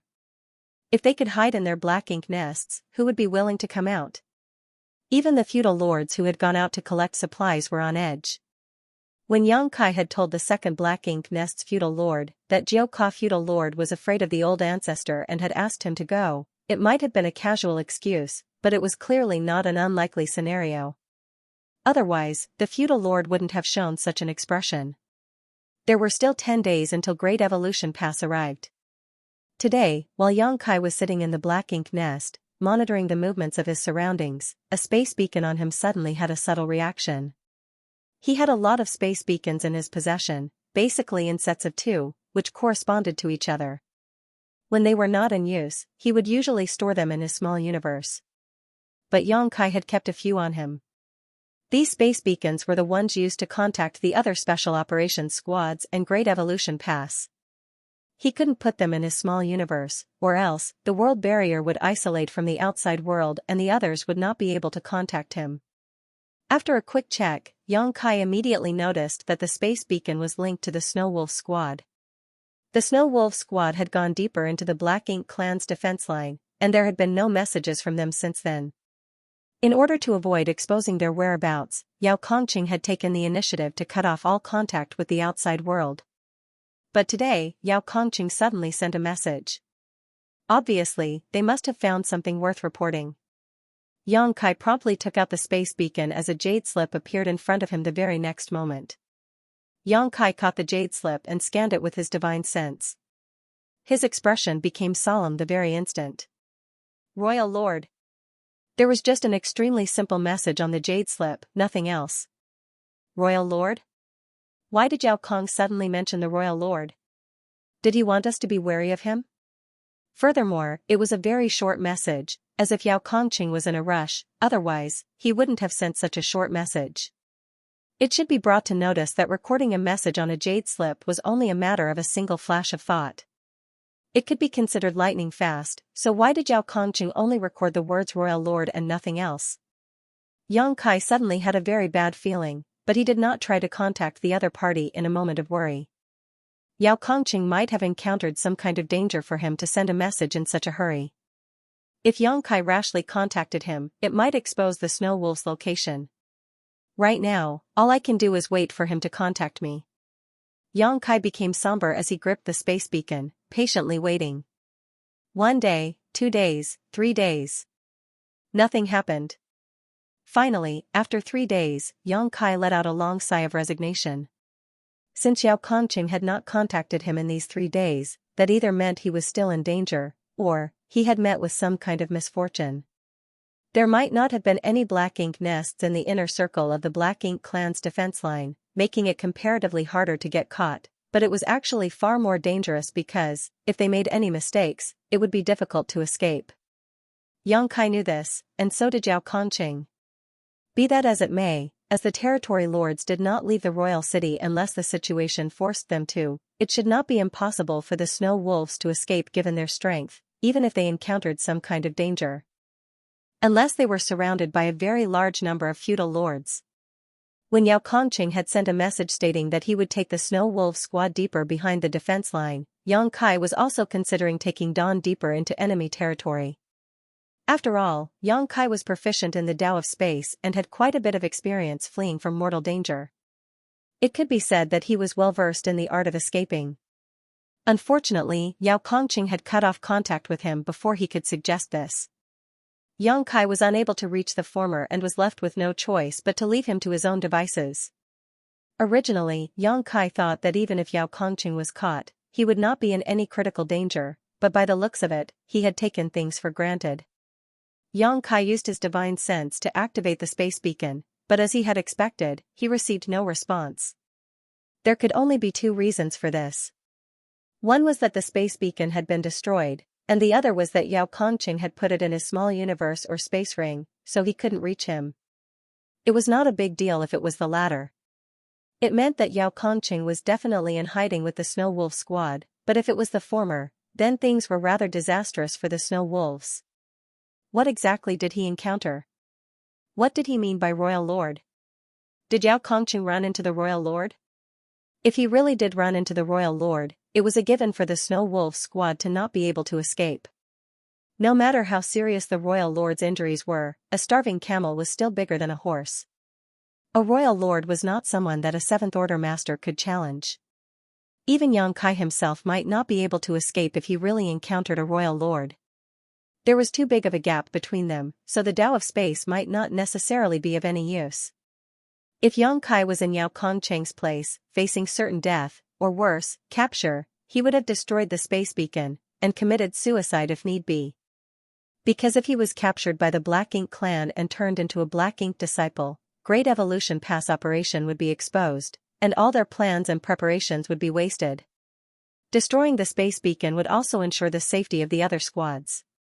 Only by embracing death would they be able to prevent the news of Great Evolution Pass surprise attack from falling into enemies' hands. Every human soldier was well aware of this and was prepared to lay down their life if necessary. But how did Yao Kongqing encounter the Royal Lord? Old ancestor Xianxia had been harassing the Royal Lord now and then over the past 2 centuries, especially for the matter of Great Evolution Pass Core. She even fought with the Royal Lord several times in recent years, making it impossible for the latter to recover from his injuries and forcing him to hole up in the royal city to protect himself. Only by borrowing the power of his Black Ink nest in the royal city could the Royal Lord contend with old ancestor Xianxia. The Royal Lord couldn't stray too far away from the royal city, for doing so would be akin to courting death. Logically speaking, no matter how rash the Snow Wolf squad was, they would never approach the royal city. So, they could not have run into the Royal Lord. However, the message Yao Kongqing sent contained the words Royal Lord. What was going on? Was the Snow Wolf squad safe? What did Royal Lord mean? Yang Kai felt a headache coming on, but he couldn't find any clues. He had to guard the Black Ink nest he was occupying and could not travel around to investigate. After pondering for a moment, Yang Kai informed Chai Feng and Ma Gao about the Snow Wolf squad's message and told them to be on guard as there was something strange happening on the Black Ink clan's side. Yang Kai sent another message to Dawn, whereupon Shen Ao arrived at Yang Kai's side with the help of the space beacons. When they met each other, Yang Kai didn't waste any time and directly stated, "Brother Shen, I'll have to trouble you to take care of this place and monitor the situation outside. If there is any movement, please inform me immediately." Shen Ao nodded all right. Also, when you think you've almost reached your limit, get someone else to replace you. Understood. One had to be connected to the Black Ink nest to monitor the surroundings, but doing so allowed Black Ink strength to slowly seep into one's body. As a 7th Order Open Heaven Realm Master, Shen Ao's cultivation was not weak in any way, so if he took a purifying Black Ink pill, he could resist such invasion for a while, but not for long. He had to ask the other members of the Dawn squad to replace him when necessary. Only by doing so would they be able to monitor the situation outside at all times, so as to prevent anyone from intruding.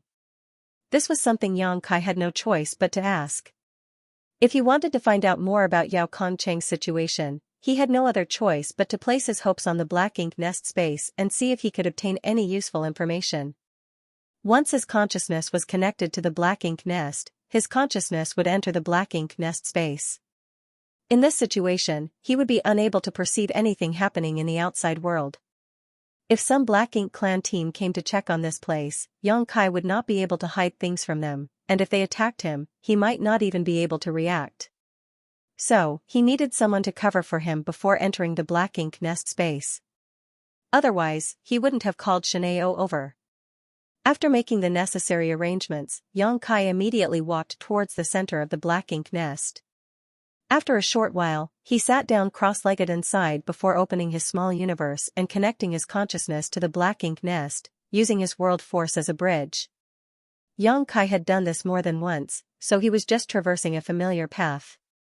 A few days ago, when he had captured the Black Ink nest, the thought of using this method to obtain some information about the Black Ink clan did cross Yang Kai's mind, but it was a little dangerous.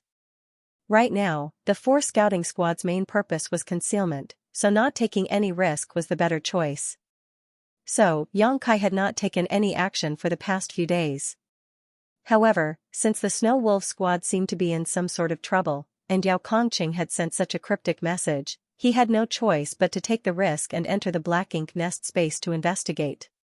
Nonetheless, he was not afraid of giving himself away. One's soul would basically manifest after entering the black ink nest space, and as each person's soul fluctuations were different, even if one could take another person's appearance, it was impossible to imitate another person's aura. So, if two people knew each other well, they would be able to recognize each other at a glance. But who could recognize him in this damned place? Perhaps one of the territory lords may recognize him. After all, Xianxia had used many soul-rending thorns to seriously injure and even kill a number of territory lords and 8th Order Black Ink disciples in order to seize control of the mid-rank Black Ink nest at Great Evolution Pass. Those who were still alive would definitely remember his soul avatar. Be that as it may, if the territory lord didn't come into the picture, basically no one would recognize him. Nevertheless, Xianxia still felt that it was best to be extra careful, because his soul was extremely powerful. Although he was only a 7th Order master, his soul was comparable to those in the 8th Order Open Heaven Realm or the territory lords. The sudden appearance of a soul of such caliber would certainly stick out among a group of feudal lords and their subordinates. Xianxia was here to gather information, so he didn't want any complications. As such, Xianxia suppressed his spiritual energy as best he could and entered the black ink nest space. As usual, this vast space seemed to be extremely large, but also extremely small, without any specific concept of space. Xianxia didn't take any specific form, just moving about as a kind of amorphous mist. After a brief examination, he found that there weren't many soul avatars in the black ink nest space, only about 30 in total, and many of them had remained in the most basic form just like him. 30 was quite a normal figure, as this was the space of a mid-rank black ink nest. Each mid-rank black ink nest should have about this many low-rank black ink nests hatched from it. Most of the people who came here were the souls of the feudal lords under the same territory lord, but there were also high-rank black ink clansmen souls. The high-rank black ink clansmen were naturally not the masters of the black ink nests and had only been ordered to remain here to communicate with the other black ink nests. It could be said that many of the soul avatars left here weren't the masters of the black ink nests. Most of them had been ordered to remain here to pass on messages at a moment's notice and gather information. This was also the reason why Xianxia dared to enter this place. If everyone knew each other, he would have been caught the moment he entered. Chapter 5347, News of the Royal Lord Translator, Sullivan and Ashish Translation Checker, Pew Pew Laser Gun Editor and Proofreader, Leo of Zion Mountain and Dale Lidger Keys. After entering the black ink nest space, Xianxia didn't immediately take any action. He just quietly waited in a corner, observing the situation as if everyone sensed that someone new had appeared. The surrounding divine senses swept over, but they soon ignored him. Although most of the soul avatars entering this space were acquainted with each other, some unfamiliar faces would come in from time to time, so there was nothing strange about this. Xianxia secretly let out a sigh of relief. By the looks of it, he had successfully snuck in. Inside the black ink nest space, divine senses kept surging again and again as naturally, the various soul avatars were communicating with each other. Some soul avatars did not conceal their thoughts from outsiders, allowing anyone to read their transmissions, but there were also a few who were secretly sending messages between acquaintances. As for what they were discussing, only they knew. There were also many people like Xianxia who just idled by the side, not participating in any chat. As such, Xianxia did not particularly stand out. After waiting for a while longer, Xianxia finally began to wander around, reading the messages in the surroundings. He did not manage to obtain any useful information after wandering about for half a day. The conversation between these black ink clansmen was quite a mix. Some of them were thinking about how they would invade the 3,000 worlds of the human race in the future and gather a large number of black ink disciples to lord over, while others were worried about the situation of the royal city. After all, the royal lord was seriously injured and the black ink clan in Great Evolution Theater was trapped.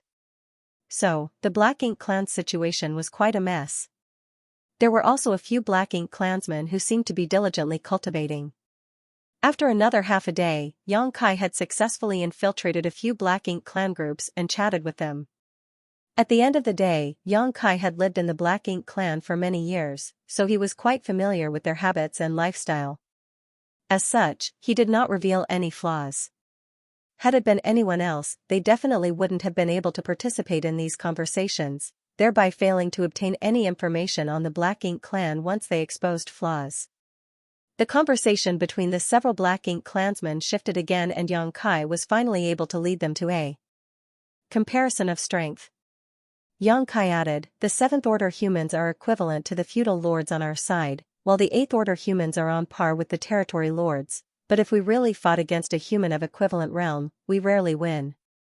Sighing deeply, he wore a look of worry for the future of the Black Ink clan. One of the feudal lords disagreed, "There's nothing we can do about that. Human cultivation mainly depends on a lot of accumulation over time, so their foundation is firmer. We, on the other hand, can use the Black Ink nests to quickly increase our strength, so we're naturally lacking a bit in comparison. But that doesn't mean that we don't have any advantages. Human growth is slow, and it's not easy for masters to appear. Although it's not easy for us either, we're much better than humans in this regard." Another feudal lord agreed, "That's right, our feudal lords might not be the match of their 7th Order masters in a one-on-one fight, and even our territory lord might not be their 8th Order master's opponent, but we still have the advantage in numbers." Xianxia poured a bucket of cold water on them. "It is said that many territory lords at Great Evolution Pass died in battle, and the royal city similarly suffered massive casualties. Although many 8th Order masters from the human race have also died, generally speaking, it is still the territory lords who suffered more casualties. Many familiar faces have long since disappeared, and even the territory lords have fallen, let alone the feudal lords."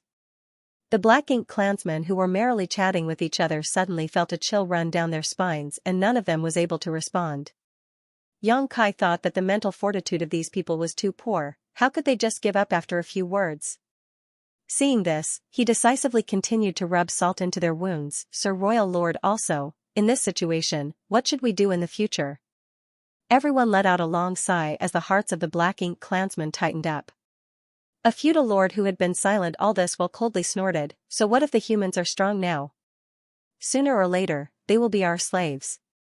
Xianxia shook his head, refuting, "We can't be so blind and arrogant.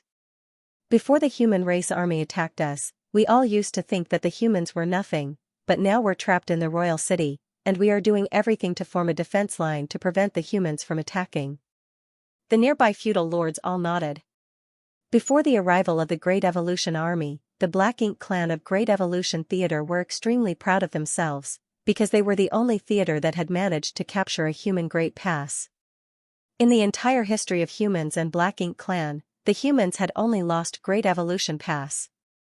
The Black Ink clan had never managed to repeat this feat in any other theater. But the Black Ink clan here was completely routed when the Great Evolution Army arrived. In the end, the Black Ink clan was forced to leave behind a mid-rank Black Ink nest and all their 7th Order Black Ink disciples in order to escape from Great Evolution Pass. In addition, the royal city suffered massive damage and casualties. If they could turn back time, they would never underestimate the humans again. The feudal lord who was opposing Xianxia let out a cold snort before rebuking, "The defense line is necessary. It's fine if the humans don't attack, but if they dare do, they'll definitely suffer." Xianxia curiously asked, "Why is the sir so confident? Have the higher-ups made some special arrangements that we don't know of?" Xianxia assumed a humble look on his face as he asked, while the others in the conversation also became curious. The feudal lord hesitated for a moment, but ultimately, he answered in a low voice, "I don't know whether higher-ups have made any arrangements or not, but the royal lord seems to have recovered." Xianxia's heart clenched tight. "The royal lord has recovered? How did he recover? That's impossible. The royal lord hadn't been able to enter his Black Ink nest to heal all these years as old ancestor Xiaoxiao hadn't given him the opportunity to do so.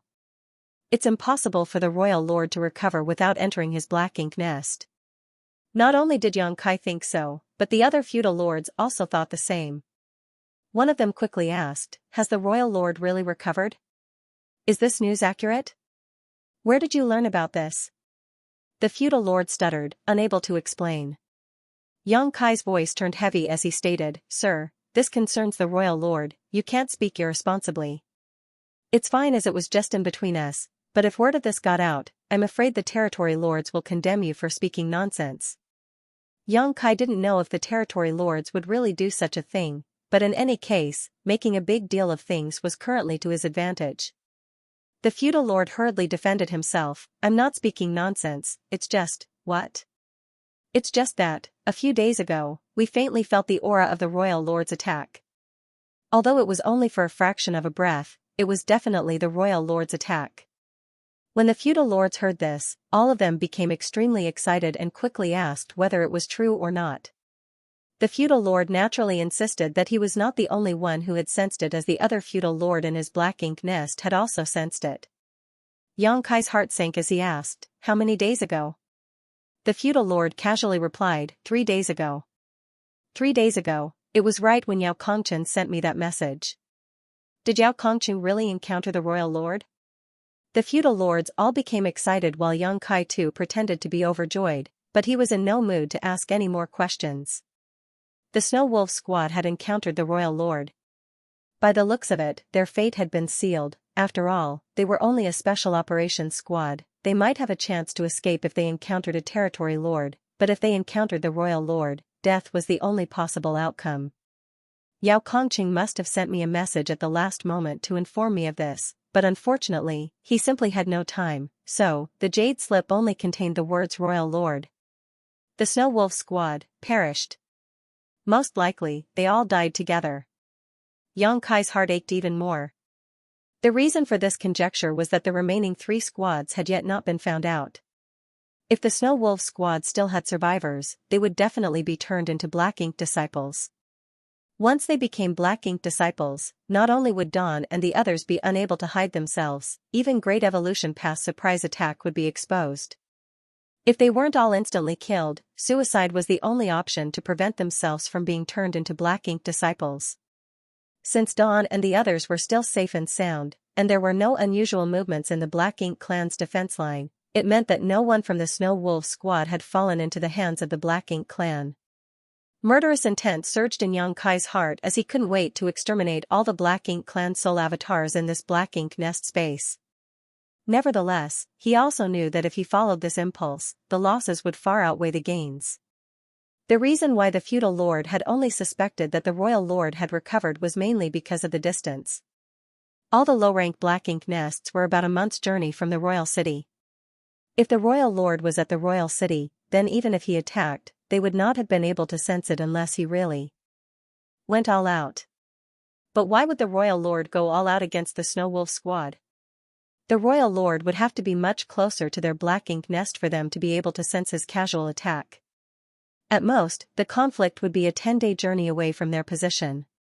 The royal lord would not have left the royal city if he had not recovered. After all, he would be too afraid of running into the old ancestor otherwise. After staying in the Black Ink nest space for another hour, Yang Kai finally found an opportunity to leave. The moment his soul returned to his body, he made a quick scan with his divine sense and noticed that Ren Bingbai was the one overseeing the Black Ink nest currently. Shin Ao should not have been able to hold on and left, asking Ren Bingbai to take over. Yang Kai walked to the center and chatted with Ren Bingbai a little before asking him to return to Dawning Light. Ren Bingbai noticed that something was not right and asked, "Squad leader, is something wrong?" Yang Kai nodded. The Snow Wolf squad might be no more. Ren Bingbai was beside himself in shock. What happened? Yang Kai replied, "They might have run into the royal lord." The royal lord? Ren Bingbai involuntarily exclaimed in shock. They went to the royal city? Yang Kai shook his head. Yao Kongqing would not have taken such a risk. He must have run into the royal lord outside. When you return, tell everyone to be extra careful. Understood, Ren Bingbai solemnly agreed. After he left, Yang Kai thought about it for a moment before messaging Chai Feng and Ma Gao about the Snow Wolf squad, telling them to raise their guard to the highest limit. Nonetheless, if they did encounter the royal lord, they would simply be unable to do anything no matter how careful they were. The gap in their strength was too wide. Right now, all Yang Kai could do was pray that they could hold on a few more days until Great Evolution Pass arrived. Immediately after, Yang Kai also sent a message to Great Evolution Pass to inform them about the royal lord's suspected recovery. Xianxia received a reply from Great Evolution Pass soon after. The old ancestor had personally sent him a reply which read, "I've got a pretty good idea of the royal lord's injuries. It's impossible for him to recover in such a short time. Is there a mistake in the information?" Xianxia quickly messaged back, informing her of everything he had learned in the black ink nest space. This time, it was not the old ancestor who messaged but Xianxia instead. He asked him to be careful and immediately flee if it came to that, meaning he should escape all alone. Xianxia's small universe had a world tree clone, so he didn't need to worry about being turned into a black ink disciple. He was also proficient in the Tao of space. As such, his chances of escaping with his life were still decent. But if he tried to escape with the others, that would be really unrealistic and everyone would definitely be wiped out. Sullivan, original title, Royal Lord has recovered. Chapter 5348, Great Evolution Pass arrives. Translator, Sullivan and Ashish. Translation checker, Pew Pew laser gun editor and proofreader, Leo of Zion Mountain and Dale Lidgerkeys. Xianxia didn't reply and instead a deep furrow appeared on his brow. The old ancestor clearly said that it's impossible for the royal lord to recover, but then again, the feudal lord said that he had sensed the aura of the royal lord's attack 3 days ago. What's going on here? Xianxia was completely confused. Everything remained calm and peaceful over the next few days. No black ink clansmen visited the 4 black ink nests occupied by the 3 squads, and they remained safe and sound, unexposed. Xianxia had entered and exited the black ink nest space several times. Now, he could be considered a familiar face there and was able to chat with many of the feudal lords freely, but despite his best efforts, he was unable to obtain any useful information. The feudal lord who said that he had felt the royal lord's aura had not entered this black ink nest space since that day, so Xianxia was unable to find him to ask about the situation further.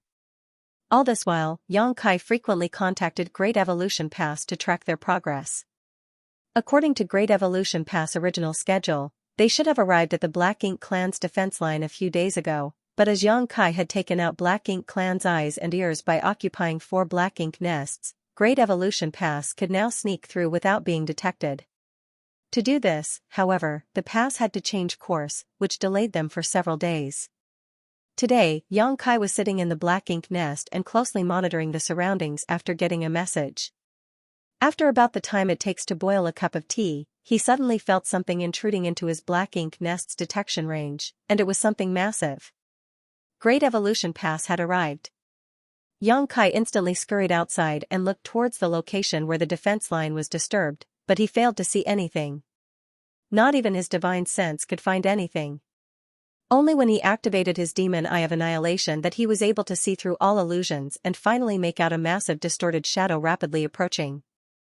They might have captured the 4 adjacent black ink nests and created a hole in the Black Ink Clan's defense line, but Great Evolution Pass still needed to disguise itself, otherwise, if a random black ink clansman was passing by, he could easily spot the giant Great Evolution Pass.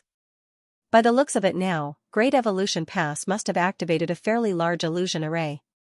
With this illusion array, Great Evolution Pass was completely hidden from ordinary means of detection. Great Evolution Pass was extremely fast, so it quickly passed by Xianxia's black ink nest and continued straight towards the royal city. At the same time, several figures flew out from Great Evolution Pass silently like ghosts one after another. Xianxia clearly saw everything and promptly used his divine sense to guide them over. A short while later, a total of 507th Order Open Heaven Realm Masters arrived before Xianxia. He then beckoned to them before leading them into the black ink nest. He had no idea what Great Evolution Pass had planned or why they had sent 507th Order Open Heaven Realm Masters to him, but obviously, the higher-ups had something in mind. Soon, he became aware of the plan. Xianxia personally messaged Xianxia and informed him that the main mission of these 7th Order Open Heaven Realm Masters and the 4 Special Operations Squads was to exterminate as many Black Ink Clansmen and low-rank Black Ink nests in the outermost ring. Right now, Great Evolution Pass had successfully snuck into the Black Ink Clan's defense line and was heading straight for the royal city, but no matter how lax the Black Ink Clan's security might be, Great Evolution Pass couldn't remain hidden until they reached the royal city. Great Evolution Pass would definitely be exposed midway. Nevertheless, it was more than enough already. So long as the Black Ink Clan didn't have enough time to prepare, Great Evolution Pass surprise attack would have been a success. The rest of the battle would depend on their respective strength. Once Great Evolution Pass was exposed, the Black Ink clansmen setting up the defensive perimeter would be recalled to the royal city. The 3 Special Operations Squads and the 507th Order Master's mission was to kill as many Black Ink clansmen as possible and weaken the Black Ink clan forces to lay the foundation for the upcoming battle. These 507th Order Masters did not simply represent their own strength, however. All of them were either squad leaders or vice-squad leaders. Their respective squad members and warships were all stored in their small universe. These 500 people represented more than 200 squads. Xianxia saw many familiar faces among these 500 people, including Qin Kuei and Su Shui. After Su Linggong had advanced to the 8th Order, Xianxia hadn't seen them for over 2 centuries, but he had never expected for them to also advance to the 7th Order. On second thought though, it was not surprising. Whether it was Qin Kuei or Su Shui, both had remained in the 6th Order for a long time and had accompanied their honored master Su Linggong on the Black Ink battlefield for several centuries, so it was normal for them to make progress in their cultivation. Now, the 2 of them had formed a squad, and as they were quite familiar with each other, they could kill their enemies quite efficiently. Qin Kuei reported, "Brother Yang, before we came here, the army commander said that you will be in charge of this operation. Our only mission is to kill as many Black Ink clansmen as possible." Xianxia nodded his acknowledgement. "In that case, this Yang has been entrusted with a big mission. This battle is very important, so I hope senior brothers and senior sisters will give their all in the coming days." An old 7th Order assured with a smile, "Don't worry, this old master has been waiting for this day for many years. Even if I die, I will not let the Black Ink clan have an easy time." Xianxia quickly shook his head, "Don't think like that. Currently, we hold a huge advantage. If you can survive through this, that would be best.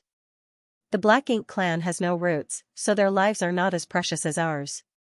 Senior brother, you might not be young, but if you can break through to the 8th Order, you may be able to live for many more years. Who knows, when you return to the 3,000 worlds, you may even be able to marry a few beautiful wives and give birth to a few children and enjoy the joys of family life." The men in the crowd burst into laughter while Su Shui and the other female 7th Order masters couldn't help but glare sharply at Xianxia. The old man laughed even louder. "Junior brother is right, then should this old master cherish my life a bit. But of course." Xianxia didn't waste any more time and mobilized his world force as he stretched his hand out and created a ball of light before him. "I don't know how much everyone knows about the situation, so I'll give you a brief overview." He pointed at the light spot and continued, "This is the royal city." As he spoke, he activated his Black Ink strength as it spread outward from the speck of light, becoming thinner the further it went from the speck of light. "This is the Black Ink clan's current defense line, filled with Black Ink strength." As he spoke, several light dots appeared at the outermost perimeter. "Are these the Black Ink nests?" Qin Kuei looked at the thousands of light dots and thoughtfully asked. Xianxia nodded his affirmation, "That's right, these are all Black Ink nests.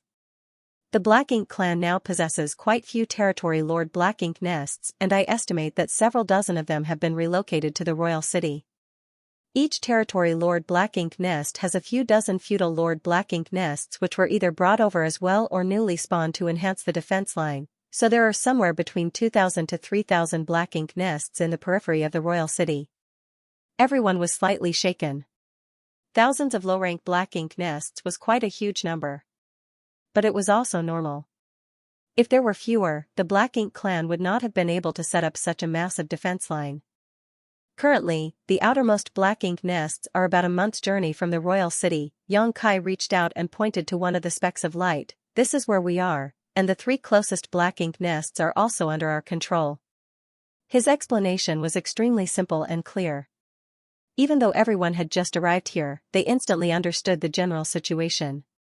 The Black Ink clan's defense line can be seen as a giant sphere, and the royal city is located in the center of this sphere. Since the higher-ups want us to take care of the Black Ink clansmen in the outer ring to have an edge in the upcoming battle, we have to kill as many of these feudal lords as we can. The more feudal lords we can kill, the more advantage we can gain in the upcoming war. There are more than 200 squads here, so starting from these 4 Black Ink nests, we will move outward, eliminating all the enemies along the way. As long as we move swiftly, we will be able to eliminate many of the Black Ink clansmen before they know what hit them. According to our prior investigations, there are basically 2 or 3 feudal lords guarding each Black Ink nest. One is responsible for the production of Black Ink strength to expand the defense line, while the other is responsible for guarding it. So, what I'm proposing is that a team of 2 squads is the requirement to swiftly crush a nest and kill the enemies guarding it. Each human squad had at least 2 7th Order Open Heaven Realm Masters, so if 2 squads were to form a team, then 4 7th Order Open Heaven Realm Masters would be moving together, which was the bare minimum to guarantee success. Of course, some teams would have more 7th Order Open Heaven Realm Masters and would naturally be stronger. On top of that, the humans also had their warship support.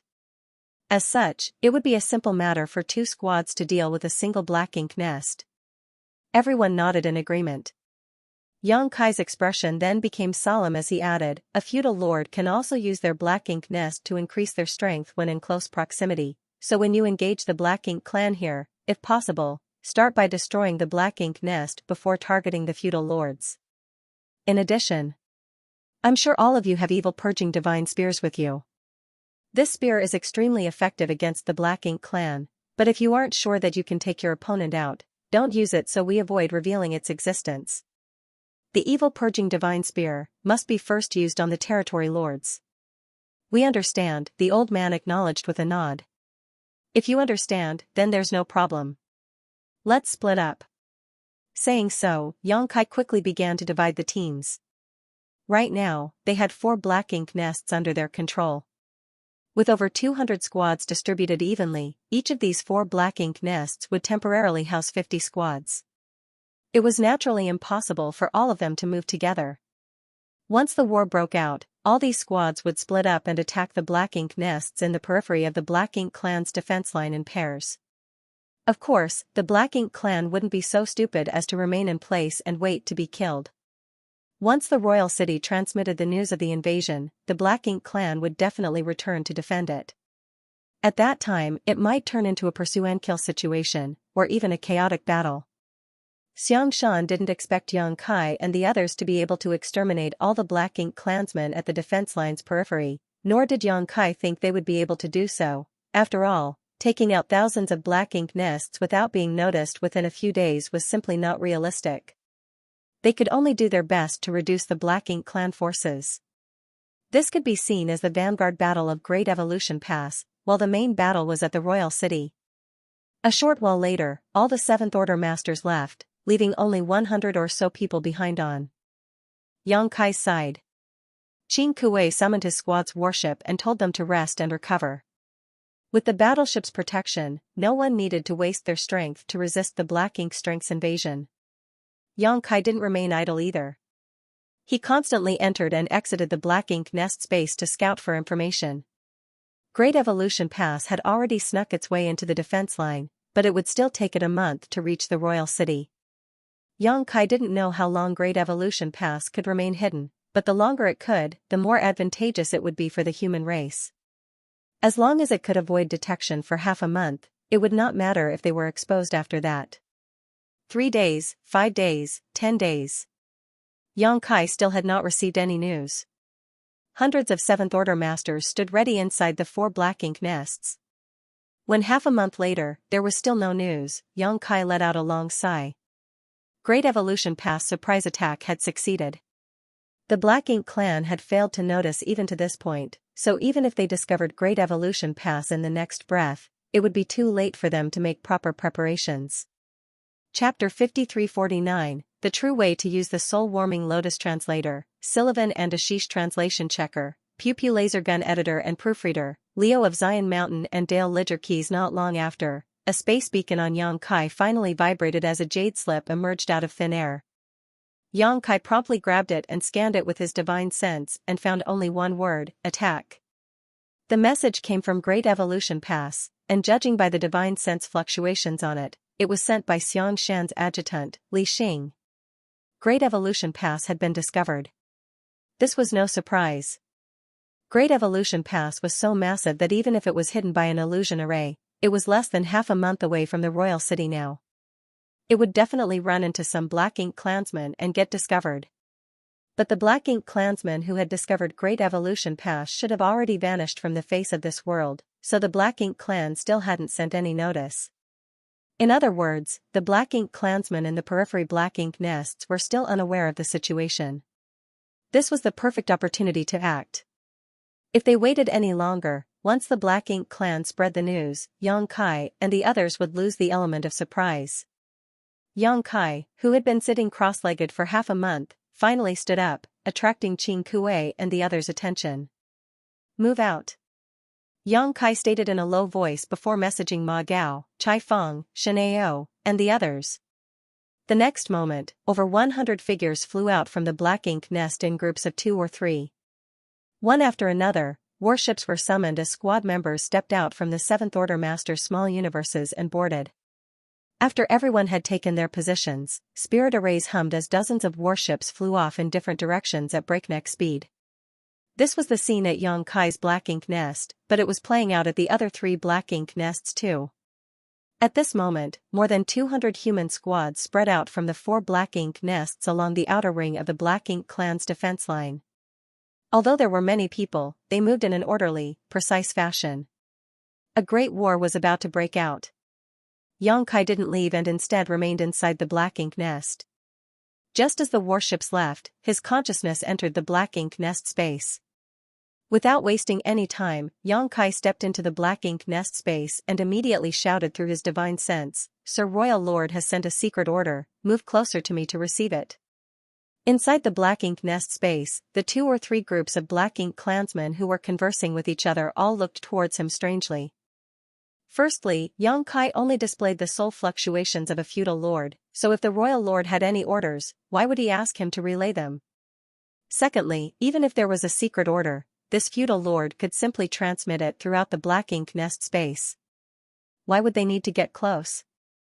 Although some of the Black Ink clansmen found this situation odd, they did not give it a deep thought as it was related to the royal lord. Not long after, all the souls in the Black Ink nest space had gathered around Yang Kai. One of the Black Ink clan feudal lords asked, "What instructions does the royal lord have?" At this moment, Yang Kai had taken the form of a Black Ink clansman that closely resembled humans. He looked at everyone with a smile before stating, "Sir Royal Lord has determined that there is a human spy amongst you, so, all of you must die." As soon as he finished speaking, the spiritual energy he had been hiding all the while erupted all of a sudden and hurtled out in all directions. When the Black Ink clansmen heard the words human spy, all of them were taken aback, and by the time Yang Kai reached the word die, they still had not recovered from the shock and were struck by Yang Kai's fearsome soul attack with their guards down. In an instant, overwhelming spiritual energy engulfed all the Black Ink clansmen in the Black Ink nest space like a massive tide. This time, Yang Kai had pushed his soul to the limit, throwing all caution to the wind. There were easily 50 or so consciousnesses gathered here, many of them feudal lords. It would be difficult to find so many feudal lords together outside, unless there was a war raging. More importantly, it would be a troublesome task for Yang Kai to kill so many feudal lords in a real battle. The Black Ink nest space was a good place in this regard. As long as his spiritual energy outburst was strong enough, Yang Kai would have a chance to eliminate everyone here in one fell swoop. The very moment his spiritual energy burst forth, the souls of all the high-rank clansmen and the 7 or 8 feudal lords closest to Yang Kai instantly collapsed. Even Yang Kai's soul was shaken and his soul avatar momentarily distorted. Although his spiritual energy was on par with an 8th Order Open Heaven Realm Masters, it was not easy for him to deal with so many enemies like this at once. The high-rank clansmen were helpless in the face of such overwhelming force, but while the feudal lords might not have been on guard against Yang Kai, the moment they were attacked, they instinctively fought back. When their souls clashed with each other, it was too much for Yang Kai to fight so many alone. Even so, the souls that had yet to collapse were shaken by this violent outburst and were momentarily stunned. During the brief interlude that followed, a 7-colored light suddenly blossomed as a 7-colored lotus flew out from Yang Kai's body.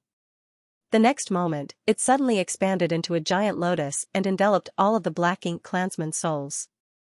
By the time the Black Ink clansmen came to their senses, they were already standing on the soul-warming lotus. At the very center of the soul-warming lotus, Yang Kai's soul avatar grimaced in pain, but that didn't stop him from attacking. An overwhelming barrage of spiritual energy attacks rained down on the Black Ink clansmen, instantly killing several of them. All the surviving Black Ink clansmen turned pale in fright. Up until now, none of them had been able to figure out what just happened. All they knew was that their fellow clansmen, who had been spending a lot of time here recently, suddenly erupted with the territory lord's might and went on a killing spree. Under the intense spiritual energy pressure from someone as strong as a territory lord, all of them were terrified and restless, as if they were treading on thin ice. Watching their fellow clansmen around them constantly fall or suffer heavy injuries, the remaining Black Ink clansmen didn't dare to remain any longer and immediately tried to leave the Black Ink nest space and return to their physical bodies. But something happened that completely dumbfounded them. Normally, they could leave the Black Ink nest space with a single thought, but today, it was as if some kind of force was blocking them, preventing them from withdrawing their consciousnesses, and leaving at the mercy of the other party. While the Black Ink clansmen were shaking in fear, Xianxia was pleasantly surprised. He never thought that the soul-warming lotus could exhibit such an effect. He was just giving it a try, but had not expected this to happen. This idea came from the time he was previously trapped in the Black Ink nest space. In the past, when he tried to wrest complete control of the mid-rank Black Ink nest, the Black Ink clan had trapped him in the Royal Lord Black Ink nest space through some unknown method. He was trapped in that space for several years as a result, and if it was not for the soul-warming lotus, he would have died. He did not know how to seal the Black Ink nest space, so he took out the soul-warming lotus and tried to use it as a kind of barrier to keep everyone enveloped within it from leaving. In the best-case scenario, it would work, and if it did not, he would not have lost anything from trying. Much to his surprise, it indeed worked, and better than he had expected. At this moment, all of the Black Ink clansmen had been pulled into the soul-warming lotus, so unless they broke through from the soul-warming lotus restrictions, they would not be able to leave the Black Ink nest. Interesting. The Black Ink clansmen wails and curses rang out to no end. No one could understand why this fellow clansman had become so bloodthirsty. They were trapped, unable to fight back and unable to escape. Despair soon engulfed all of the Black Ink clansmen. Xianxia didn't waste any time talking, nor did he use any soul secret techniques. He simply bombarded them with pure spiritual energy attacks, relying on his higher cultivation to crush his enemies. One after another, the Black Ink clansmen fell. Xianxia broke into crazed laughter as he went on a killing spree. He had spent quite a few years on the Black Ink battlefield. He had even killed territory lords, the backbone of the Black Ink clan, but there had never been a day when he could kill so many so easily. It wasn't just because of a gap in strength though, but also because the human race had finally taken the initiative to attack after countless years. The crusade began with him. After an incense stick worth of time, Xianxia turned his gaze to the last survivor. The sole avatar of the last feudal lord was incomparably dim, and as he stared at Xianxia, he asked in disbelief, "Why? Why are you doing this?" Even now, it never occurred to him that Xianxia might be a human. When Xianxia was spending his days here, this feudal lord had talked to him many times and Xianxia had seemed to fit right in, so he really couldn't understand why Xianxia had suddenly killed so many of his clansmen. "Because you're all wastes. The royal lord no longer needs you." Xianxia looked at him coldly. "The royal lord doesn't need us anymore." The feudal lord felt as if he had been struck by lightning and his soul becoming dimmer. He didn't want to believe this, but this revelation was quite a huge blow to him. Xianxia did not give the opposite party any chance to ask further questions and shot a bolt of spiritual energy at him, blowing the opposite party apart. After just an incense stick worth of time, the once lively Black Ink nest space only had one person remaining, Xianxia. The rest were dead. Xianxia might have killed a lot of enemies, but he had to pay a price in the form of damage to his soul. Nonetheless, he didn't take these injuries seriously. Thanks to all the times he had used the soul-rending thorn, Xianxia was now accustomed to the pain of having his soul injured. As long as his soul wasn't instantly destroyed, the soul-warming lotus would eventually restore the damage. Be that as it may, he still regretted a little that he hadn't cultivated any powerful soul secret techniques. It would have made it a lot easier for him to kill his enemies in this place. Should I cultivate some soul secret techniques when I return? Otherwise, I would have no choice but to attack in this clumsy manner the next time I encounter a similar situation. But on second thought, there might not ever be a fight against the Black Ink clan like this again. It would be completely pointless to cultivate such techniques in that case. Xianxia ridiculed himself and was about to head out, but suddenly, he noticed something and began carefully inspecting it. After a while, a strange look filled his face. Much to his surprise, the souls of the Black Ink clansmen he had killed were actually absorbed by the soul-warming lotus and refined into pure spiritual energy that was now being used to repair the injuries he just incurred. Xianxia was ecstatic. The soul-warming lotus can even do something like this. It had been many years since Xianxia first acquired the soul-warming lotus, but it was only today that he realized that it could actually refine the spiritual energy of others for his use. Could it be that this is the true way to use the soul-warming lotus? Thinking back, he realized that he had never dragged an enemy into the soul-warming lotus to fight before. Even during the numerous battles he had fought over the mid-rank Black Ink nest, he would only hide inside the soul-warming lotus and rely on it to resist the attacks of the Black Ink clan territory lords. When he recovered, he would come out and use the soul-rending thorns to kill his enemies before returning to the soul-warming lotus to recover. As such, even though he had killed many territory lords and 8th Order Black Ink disciples, their spiritual energy was not absorbed by the soul-warming lotus after their deaths. As far as Xianxia knew, the greatest use of the soul-warming lotus lay in its defensive and restorative capabilities. Today, he learned something completely different. All the Black Ink clansmen in this space had died inside the soul-warming lotus bounds, and when their souls collapsed, all their dispersed spiritual energy was absorbed by the soul-warming lotus. After the spiritual energy was purified by the soul-warming lotus, it was transferred to Xianxia, repairing and strengthening his soul. This effect reminded Xianxia of Wuquang's flawless purifying golden lotus, which also had a similar effect of refining all physical impurities.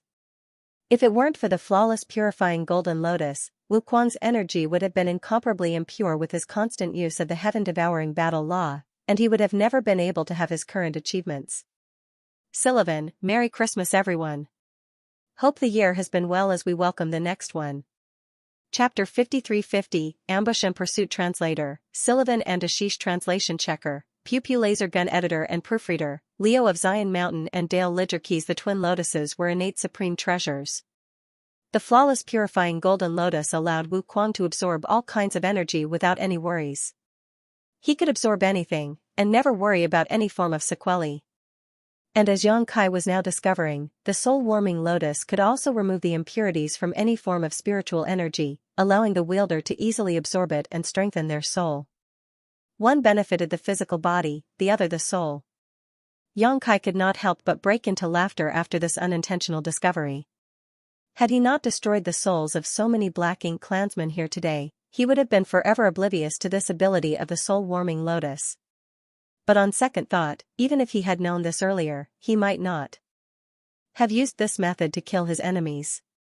His soul getting stronger was a wonderful experience, but circumstances still mattered. His cultivation was at the 7th Order Open Heaven Realm, while his soul was comparable to an 8th Order Open Heaven Realm Master's. Although his soul was a realm higher than his cultivation, it did not have much impact on him. But if his soul was comparable to a 9th Order Open Heaven Realm Master while his cultivation remained at the 7th Order, there would be an imbalance between his physical body and soul which would bring about unforeseeable consequences. More raw power doesn't always equate to being stronger. Only strength that one could freely control was true strength. It wasn't too late to discover the effects of the soul-warming lotus though, so Xianxia didn't feel that he should be frustrated about this. Thanks to this pure spiritual energy nourishing his soul, not only did Xianxia's soul quickly recover, but it even grew slightly. Having finished everything here, Xianxia withdrew his consciousness and left the Black Ink nest before shooting off into the void. Immediately afterwards, the low-rank Black Ink nest exploded behind him. 507th Order Masters commanding over 200 squads had already dispersed to attack their targets. It was a perfect opportunity to eliminate as many Black Ink clan forces as possible before Great Evolution Pass was completely discovered and the enemy reacted. Xianxia didn't return to Dawning Light. Even in his and Feng Ying's absence, Dawn still had 7 7th Order Masters overseeing it. Coupled with a highly customized warship like Dawning Light, Dawn would not have any problem taking care of a few low-rank black ink nests. In fact, even without Dawning Light, Dawn could split up and attack 2 different black ink nests at once and still have no issues. Xianxia used space principles to swiftly cover a vast distance in the void. A moment later, he had already entered the detection range of another black ink nest. A few breaths after that, the black ink nest was already before him. The black ink nest had just dispatched a team to check who had invaded their territory, and both sides ran into each other just 100,000 kilometers away from the black ink nest. Xianxia's aura surged as he thrust the Azure Dragon spear out, his figure shooting forward as he passed through the black ink clansmen. The next moment, the black ink clansmen exploded one after another behind him. Even the feudal lord leading them was no exception. The next instant, the low-rank black ink nest that was 100,000 kilometers away also suffered a terrible blow. The black ink clan suffered massive casualties, and shortly after, a stalwart and grotesque figure flew out of the damaged black ink nest, his eyes filled with anger and confusion. He was using the black ink strength of his black ink nest to strengthen the defense line, so he was completely focused on his task and was caught completely off guard when the fearsome attack struck his black ink nest. Not only was he injured, but even his black ink nest was almost destroyed. The feudal lord immediately looked towards the source of this attack, only to spot a man holding a spear rapidly approaching him. The feudal lord was beside himself in shock. Human. A human has actually come to attack this place. I'm not his match.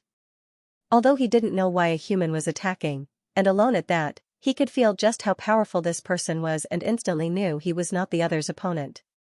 The feudal lord was a little perplexed at the same time. The other party was clearly radiating the aura of a 7th Order master, but he found the momentum of this human even more threatening than some 8th Order masters he had seen from afar. After having realized this, the feudal lord simply did not dare to remain any longer. But just as he was about to turn around and flee, the space around him froze for a moment. This one moment was the difference between life and death. The Azure Dragon spear lightly brushed past the feudal lord's head, like a light breeze of wind, but that was enough for the feudal lord's head to explode, sending a fountain of black blood spurting from his neck as his headless corpse twitching in place. Xianxia's figure skimmed past the feudal lord as he timely picked up his space ring while he was at it. The next moment, he was already millions of kilometers away using instantaneous movement. 1 black ink nest, 2 black ink nests, 3 black ink nests. Wherever Xianxia passed, all the low-rank black ink nests would explode into pieces, and all the black ink clansmen guarding them, whether they were feudal lords or high-rank clansmen, would die on the spot. All of them were powerless to resist. The black ink clan's defense line was massive, so there was quite a huge distance between each black ink nest, but this distance was nothing for Xianxia thanks to his mastery of the Tao of space. He was able to destroy 3 or 4 black ink nests an hour. No one could match the speed, even an 8th Order Open Heaven Realm Master could not do this. An 8th Order Master might be able to eliminate all these black ink clansmen with one move, but in terms of speed, Xianxia had the distinct edge. Moreover, Xianxia's tremendous combat strength, which made him invincible in the same realm, allowed him to exert power nearly on par with an 8th Order Master's. Ergo, killing these black ink clansmen was as easy as flipping his hand. This was his greatest advantage. The black ink nests in the outermost ring of the black ink clan's defense line were destroyed one after another, and not a single black ink clansman at these nests was spared. Nearly 500 black ink nests disappeared in just a short span of half a day. Almost 10% of these black ink nests had been destroyed by Xianxia alone, whereas the remaining 90% were taken out by the 200 squads. In other words, Xianxia had eliminated nearly 50 black ink nests in just half a day, while the 200 squads only managed to destroy 2 or 3 black ink nests each on average. It wasn't that these squads were weak. With 2 squads working together, each team basically had 4 or 5 7th Order Open Heaven Realm Masters.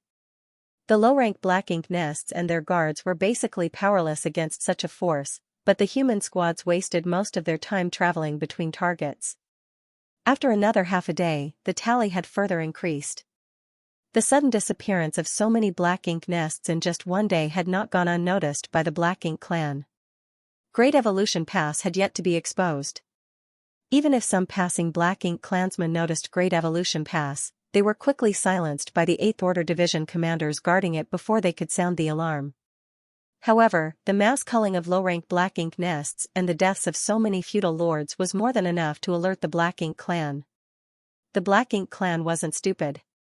There must be some reason for so many Black Ink nests to suddenly lose contact with the royal city, with an enemy attack being the most likely case. The royal city thus issued a series of orders, dispatching teams led by feudal lords to investigate the situation. In the blink of an eye, the royal city began preparing for battle as a murderous atmosphere filled the air. Xianxia had already lost count of how many Black Ink nests he had destroyed, but he was having the time of his life. He could slaughter members of the Black Ink clan to his heart's content without any worries. Thanks to old ancestor Xiaoxiao's constant harassment, the territory lords were too afraid to leave the royal city unless absolutely necessary. As such, all the Black Ink nests only had feudal lords overseeing them, which was no different from fish on the chopping block for Xianxia. No one could resist his azure dragon spear. Not only was Xianxia on a killing spree, but even the other squad was swiftly eliminating all the enemies they could find, especially the 3 special operations squads who left a trail of corpses and blood everywhere they passed by. No Black Ink Nest's forces could withstand the rampage of these 3 elite squads. At some point, when Xianxia was heading to another Black Ink Nest, he suddenly caught sight of something strange, a massive Black Ink Nest rapidly flying towards the royal city. The Black Ink Nest was tightly guarded by dozens of Black Ink clansmen, who were vigilantly escorting it. Xianxia immediately understood that the existence of Great Evolution Pass must have finally been exposed, and so had the destruction of the Black Ink nests at the hands of human attackers. Otherwise, the Black Ink clan wouldn't have acted in such a manner. The royal city's side should have ordered the Black Ink clansmen in the outermost ring of the defense line to return and defend. The feudal lords could not bear to part with their Black Ink nests, so even if they were retreating, they tried to bring their Black Ink nests along, but this inevitably slowed them down. In the end, this group of Black Ink clansmen was unable to escape. Xianxia chased after them and started another slaughter, which lasted no more than a dozen breaths. When he left, everything was destroyed, even the Black Ink nest. After coming across this situation, Xianxia stopped moving around the periphery and instead started advancing towards the inner circle. From this moment on, the mission of the 200 human squad switched from ambush to pursuit. 3 days later, Xianxia had no idea where his pursuit led him, nor how many Black Ink clansmen he had killed. Since the start of his assault, his pace had never halted. But because the Black Ink clan had started returning to defend the royal city and were no longer staying in place, his efficiency had greatly decreased. Xianxia needed to find traces of the Black Ink clan in the vast void. Fortunately, most of the feudal lords couldn't bear to part with their Black Ink nests, so even if they were returning to the royal city, they were bringing their Black Ink nests with them. And this made them an easy target. He could clearly spot them using his demon eye of annihilation, no matter the great distance between him and them, as Black Ink nests were simply too massive to hide. Another Black Ink nest was destroyed by Xianxia, along with dozens of Black Ink clansmen. The 2 feudal lords were unable to believe that they couldn't even withstand a single attack from a 7th Order human master. The shattered pieces of the Black Ink nest flew everywhere. Just as Xianxia was about to leave, he caught a glimpse of something from the corner of his eyes and focused his gaze towards it. The next moment, his expression changed as he instantly moved towards it and stopped before a door-sized object which did not seem to be crafted from some kind of sturdy metal. After staring at it for a moment, Xianxia reached out and picked it up. After studying it for a moment, his face turned dark and gloomy. Although he had expected this, when he saw this object, Xianxia was certain that the Snow Wolf squad was no more. The object in his hand was a material used by the humans to refine warships.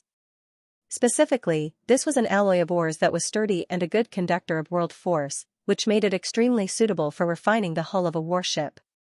Since he found it here, it meant that a human warship was destroyed in this place. This was a part of its wreckage. Other than the Snow Wolf squad's warship, no other human warship could have arrived at this location before now. Since he had found the wreckage here, what had happened to the Snow Wolf squad was quite clear. Combined with the message Yao Kongqing had sent him that day, Xianxia could not help but be shaken up. Did they really encounter the royal lord? But old ancestor Xiaoxiao was certain that the royal lord had not recovered yet. This place was still some 10 days' journey from the royal city and could be considered the middle part of the Black Ink clan's defense line, so how could the snow wolves encounter the royal lord here? If the royal lord was heavily injured as old ancestor Xiaoxiao said, then he would never appear here. But if the snow wolves hadn't run into the royal lord, how could they have been so powerless that even their warship was instantly destroyed? It had to be known that as a special operations squad, the snow wolves also had a custom warship which was vastly superior to ordinary squad-grade warships. The snow wolves had spent countless military merits on their own warship, requesting the artifact refining great grandmasters at the pass to modify and enhance it. With such a warship and their own strength, even if the snow wolf squad ran into a lone territory lord, they would still have been able to retreat without too much trouble. However, Yao Kongqing only had enough time to hurriedly send a brief message before falling silent. Chapter 53-51, Killing His Way Around the Royal City. Translator, Sullivan and Ashish. Translation checker, Pew Pew laser gun editor and proofreader, Leo of Zion Mountain and Dale Lidgerkeys. Yang Kai might have seen so many deaths that he was already accustomed to it, but his mood still became heavy. There were not many special operations squads. Each great pass only had a handful at most, and each of their squad leaders had a high chance of advancing to the 8th Order. Many of the current 8th Order division commanders once used to be squad leaders of such elite squads. Not to mention, the Snow Wolf squad had 10 7th Order Open Heaven Realm Masters in total, so it was not just Yao Kongqing who had good chances of advancing to the 8th Order. Now that they had been completely wiped out, the human race had lost a couple 8th Order seedlings. But this was still not what weighed most heavily on Yang Kai's mind. The thing he was most concerned about was the condition of the Royal Lord, and whether or not the Royal Lord had personally killed the Snow Wolf squad. Unfortunately, no one knew what had happened back then, so the only way to learn what happened was to wait for the real war to begin. Yang Kai put away the remains of the warship before his aura surged. He was like a bright lamp in this dark and dreary void filled with the black ink strength. The next moment, he left a dazzling trail of light in his wake as he shot off, searching for a target to vent his anger. Yang Kai encountered the returning Black Ink clan forces in the vast void from time to time, and all the Black Ink clansmen he ran into were mercilessly killed. 5 days later, Yang Kai, who was hunting the Black Ink clan, suddenly noticed powerful energy fluctuations coming from a certain direction. Someone was fighting. He immediately flew towards the source to check up on the situation, whereupon he saw a human warship circling around a low-rank Black Ink nest, attacking it until it was riddled with holes. A feudal lord stood atop this Black Ink nest, angrily roaring while casting a series of secret techniques, though he was unable to do anything to the warship. When the two races encountered each other in the void, the humans, who possessed warships, always had a huge advantage. Whereas the feudal lords, who were unwilling to abandon their Black Ink nests, essentially became a target. What's more, at this point, it was basically impossible for the feudal lords to abandon their Black Ink nests. A feudal lord could use his or her Black Ink nest to empower themselves and fight back against the human squads, but if they abandoned it, they would lose all their chances of making it out alive. The human squad was just an ordinary squad with a dozen or so members, led by 2 7th Order masters. By the time Yang Kai arrived, the Black Ink nest was already on the verge of collapsing. A few high-rank and low-rank Black Ink clansmen courageously shot straight towards the warship under the orders of the feudal lord, but none of them was able to even get close before being blown to pieces by various attacks fired by the warship's arrays. By the looks of it, this group of Black Ink clansmen would not be able to hold on for much longer. The Black Ink nest would be destroyed in at most an hour, and by then, only 1 or 2 feudal lords would remain alive. Victory was set in stone for the humans. Yang Kai didn't mind adding a flower to the bouquet before him and also attacked with his spear as his fierce aura locked onto the owner of Black Ink nest from afar. The feudal lord's heart jumped into his throat and he immediately turned his gaze towards Yang Kai, but all he saw was a rapidly approaching spear tip. The feudal lord was also a decisive person, so upon realizing that things were not looking good for him, he madly mobilized the power of his Black Ink nest. His aura suddenly exploded as he sent a palm strike towards Yang Kai. A shockwave spread outwards as Yang Kai and the feudal lord flew past each other, continuing on for several tens of thousands of kilometers before they stopped and stabilized themselves. The next moment, Yang Kai's skin split apart as blood spurted from a fresh wound that had been inflicted on him. The feudal lord's desperate counterattack had ultimately managed to injure Yang Kai. The number of black ink nests Yang Kai had destroyed in the past few days since the war started was hard to count, and the number of feudal lords that had perished at his hands was even higher. Furthermore, Yang Kai would always go all out every time he attacked, trying to eliminate the enemy in the shortest time possible so that he could quickly rush to the next location. It was impossible to remain unscathed in such a high-intensity battle. Currently, the number of wounds on Yang Kai's body was almost the same as the number of black ink clansmen he killed. If it wasn't for his powerful dragon vein, these wounds alone would have rendered him immobile. The strongest aspect of a powerful dragon vein was its tenacity and recovery ability. So, Yang Kai did not take these small wounds seriously. On the other hand, at this moment, the huge black ink nest behind Yang Kai had been split in half, and the master of the black ink nest, the feudal lord who had clashed with him, was missing half of his body. The feudal lord was not dead yet, but he was quickly reduced to blood mist under the constant barrage of the human race warship. By the time Yang Kai returned to the battlefield, the fight was already over. The squad leader must have seen Yang Kai before as he quickly stepped forward and greeted, "Brother Yang." He was secretly in awe. Yang Kai's entire body was currently surrounded by a thick murderous intent, one so dense that it was almost tangible, which was proof of just how many black ink clansmen he had killed over these last few days. Yang Kai's body was covered in blood and wounds, the glorious trophies of his battles along the way. Yang Kai nodded slightly before curiously asking, "Where did you come from?" He had not seen the two 7th Order members of this squad among the 500 7th Order masters assigned to him previously. Although he didn't know all 500 of them personally, he still had some impression of their faces. The 7th Order master, who had greeted him, replied, "A number of us were deployed from Great Evolution Pass under orders from the army commander to intercept the fleeing black ink clansmen." Yang Kai immediately understood. Xianxia's arrangement was thorough and reasonable.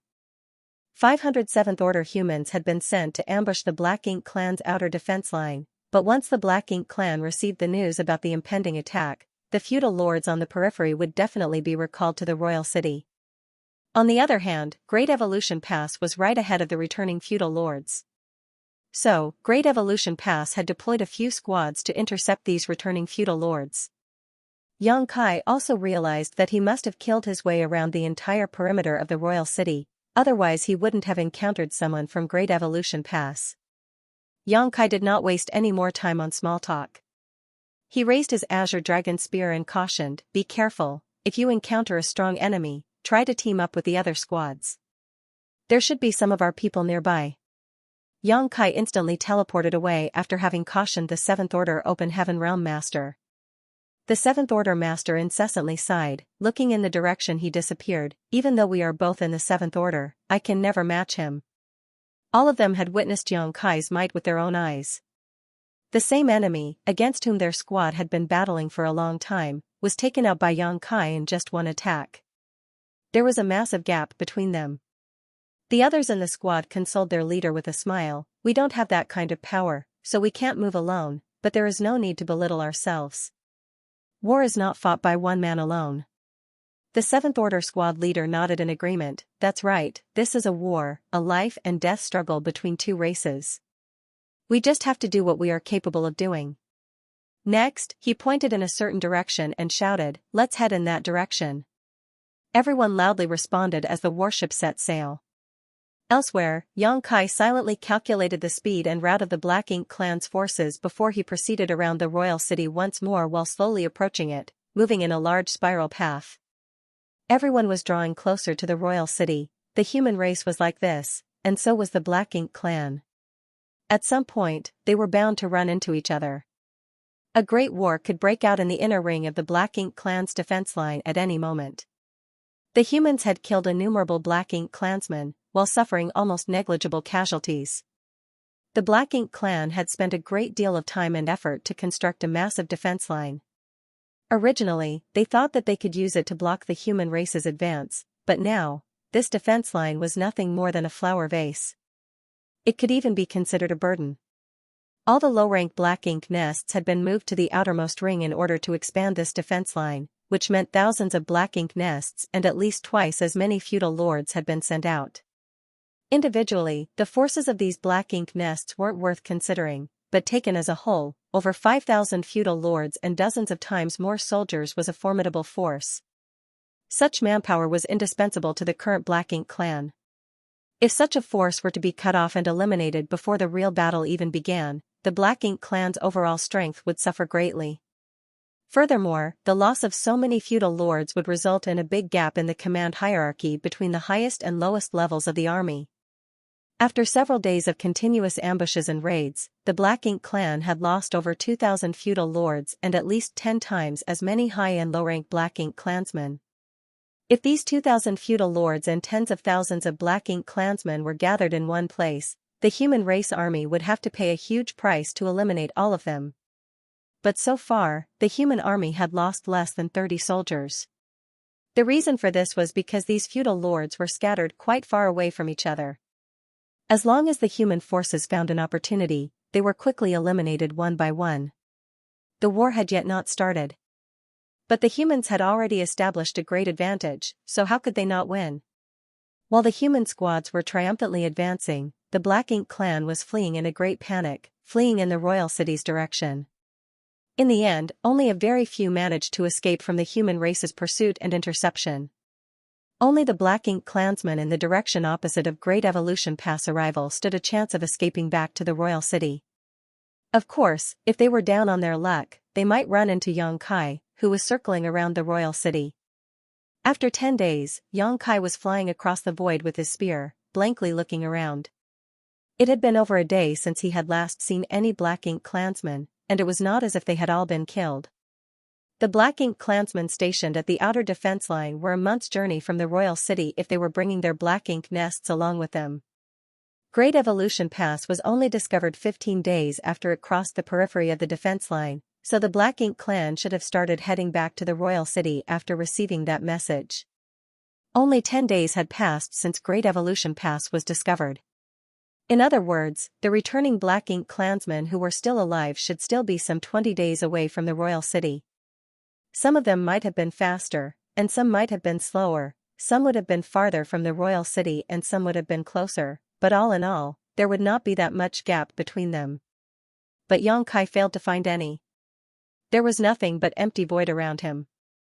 About 30% of the Black Ink clansmen in the outer defense line had been eliminated, so the remaining 70% must be scattered in various directions. It might seem that there were still quite a lot of them alive, but it wasn't that easy to find them. After a quick calculation, Xianxia realized that Great Evolution Pass was now just a few days away from the royal city. The huge battle was imminent. Xianxia stared into the void for a while before putting away the Azure Dragon spear and disappearing soon after. The final battle would be fought at the royal city in a few days. Considering this, the best course of action was to conserve his strength, so he returned to Great Evolution Pass. Xianxia reappeared aboard a purifying Black Ink battleship anchored in Great Evolution Pass. Before he could regain his senses, a hubbub of noises entered his ear. "Don't block the way, keep moving, keep moving." So soft, what is it? Which little bastard is touching this great ant? Surname Chow, was it you? I knew it. You always had dirty intentions towards me. You always pretended to be dignified, but today you've finally revealed your true colors. Junior sister, what are you saying? I never had any dirty intentions towards you. What do you mean? Are you saying this great ant is ugly? No, absolutely not. What do you mean then? Explain yourself. Senior brother, you're stepping on my foot. This old master is injured, my guts are flowing out, which blind fool even knocked into this old master's wound, it hurts like hell. Keep moving, don't stop. Xianxia was completely dumbfounded. Looking around, he soon noticed that the universe array was completely overcrowded with people continuing to teleport back from the outside. It was so cramped that people were literally stepping on each other's toes. Chapter 53-52, planning this for a long time. Translator, Sullivan and Ashish. Translation checker, Pew Pew laser gun editor and proofreader, Leo of Zion Mountain and Dale Lidger Keys. Although the purifying Black Ink battleship was not small, the location of the universe array was not too big. Normally, it could only accommodate a few dozen people, but now hundreds of people were attempting to return through it, causing it to become quite crowded. No one had expected this either. Yang Kai thought to himself, I guess the higher-ups have sent out orders to return to the Great Pass to prepare for the upcoming battle, otherwise, something like this wouldn't be happening. Be that as it may, it was not that big of a deal. It might be a bit chaotic, but the cultivators were all quickly returning from outside, so this couldn't be helped. If all of them were to remain here, it would only become more crowded. Yang Kai went along with the flow and soon arrived at the space array setup. He stepped into the array with the others, and activated his strength. The next moment, he appeared on the deck of the purifying black ink battleship. Just as before, no one stayed on the purifying black ink battleship's deck. After a short while, Yang Kai finally arrived at an open space and made a quick scan with his divine sense, but he failed to locate Dawning Light. There was also a universe array on Dawning Light, so as long as it was within range of the universe transference law, he could sense it. But since he was unable to locate Dawning Light, the only possibility was that it had been taken into someone's small universe. I guess Xianxia and the others are back already. Yang Kai swiftly made his way to Dawn's courtyard, and as he had expected, he could sense the aura of Dawn's members from inside, but all of them seemed to be conditioning themselves, preparing for the upcoming battle. Yang Kai didn't disturb them and simply returned to his room where he sat down cross-legged and stuffed some pills into his mouth to recover his stamina and energy. Tens of thousands of soldiers had gathered inside Great Evolution Pass, getting ready for the attack. In the void, the massive Great Evolution Pass headed straight towards the royal city without hiding itself. Since their presence had already been exposed, there was no need to hide anymore. This was also a way to let the Black Ink clan know that the human race was determined to win this war. The mobilization of Great Evolution Pass represented that the tens of thousands of human soldiers would not stop for anything. Anyone who dared to stand in their way was destined to die a tragic death.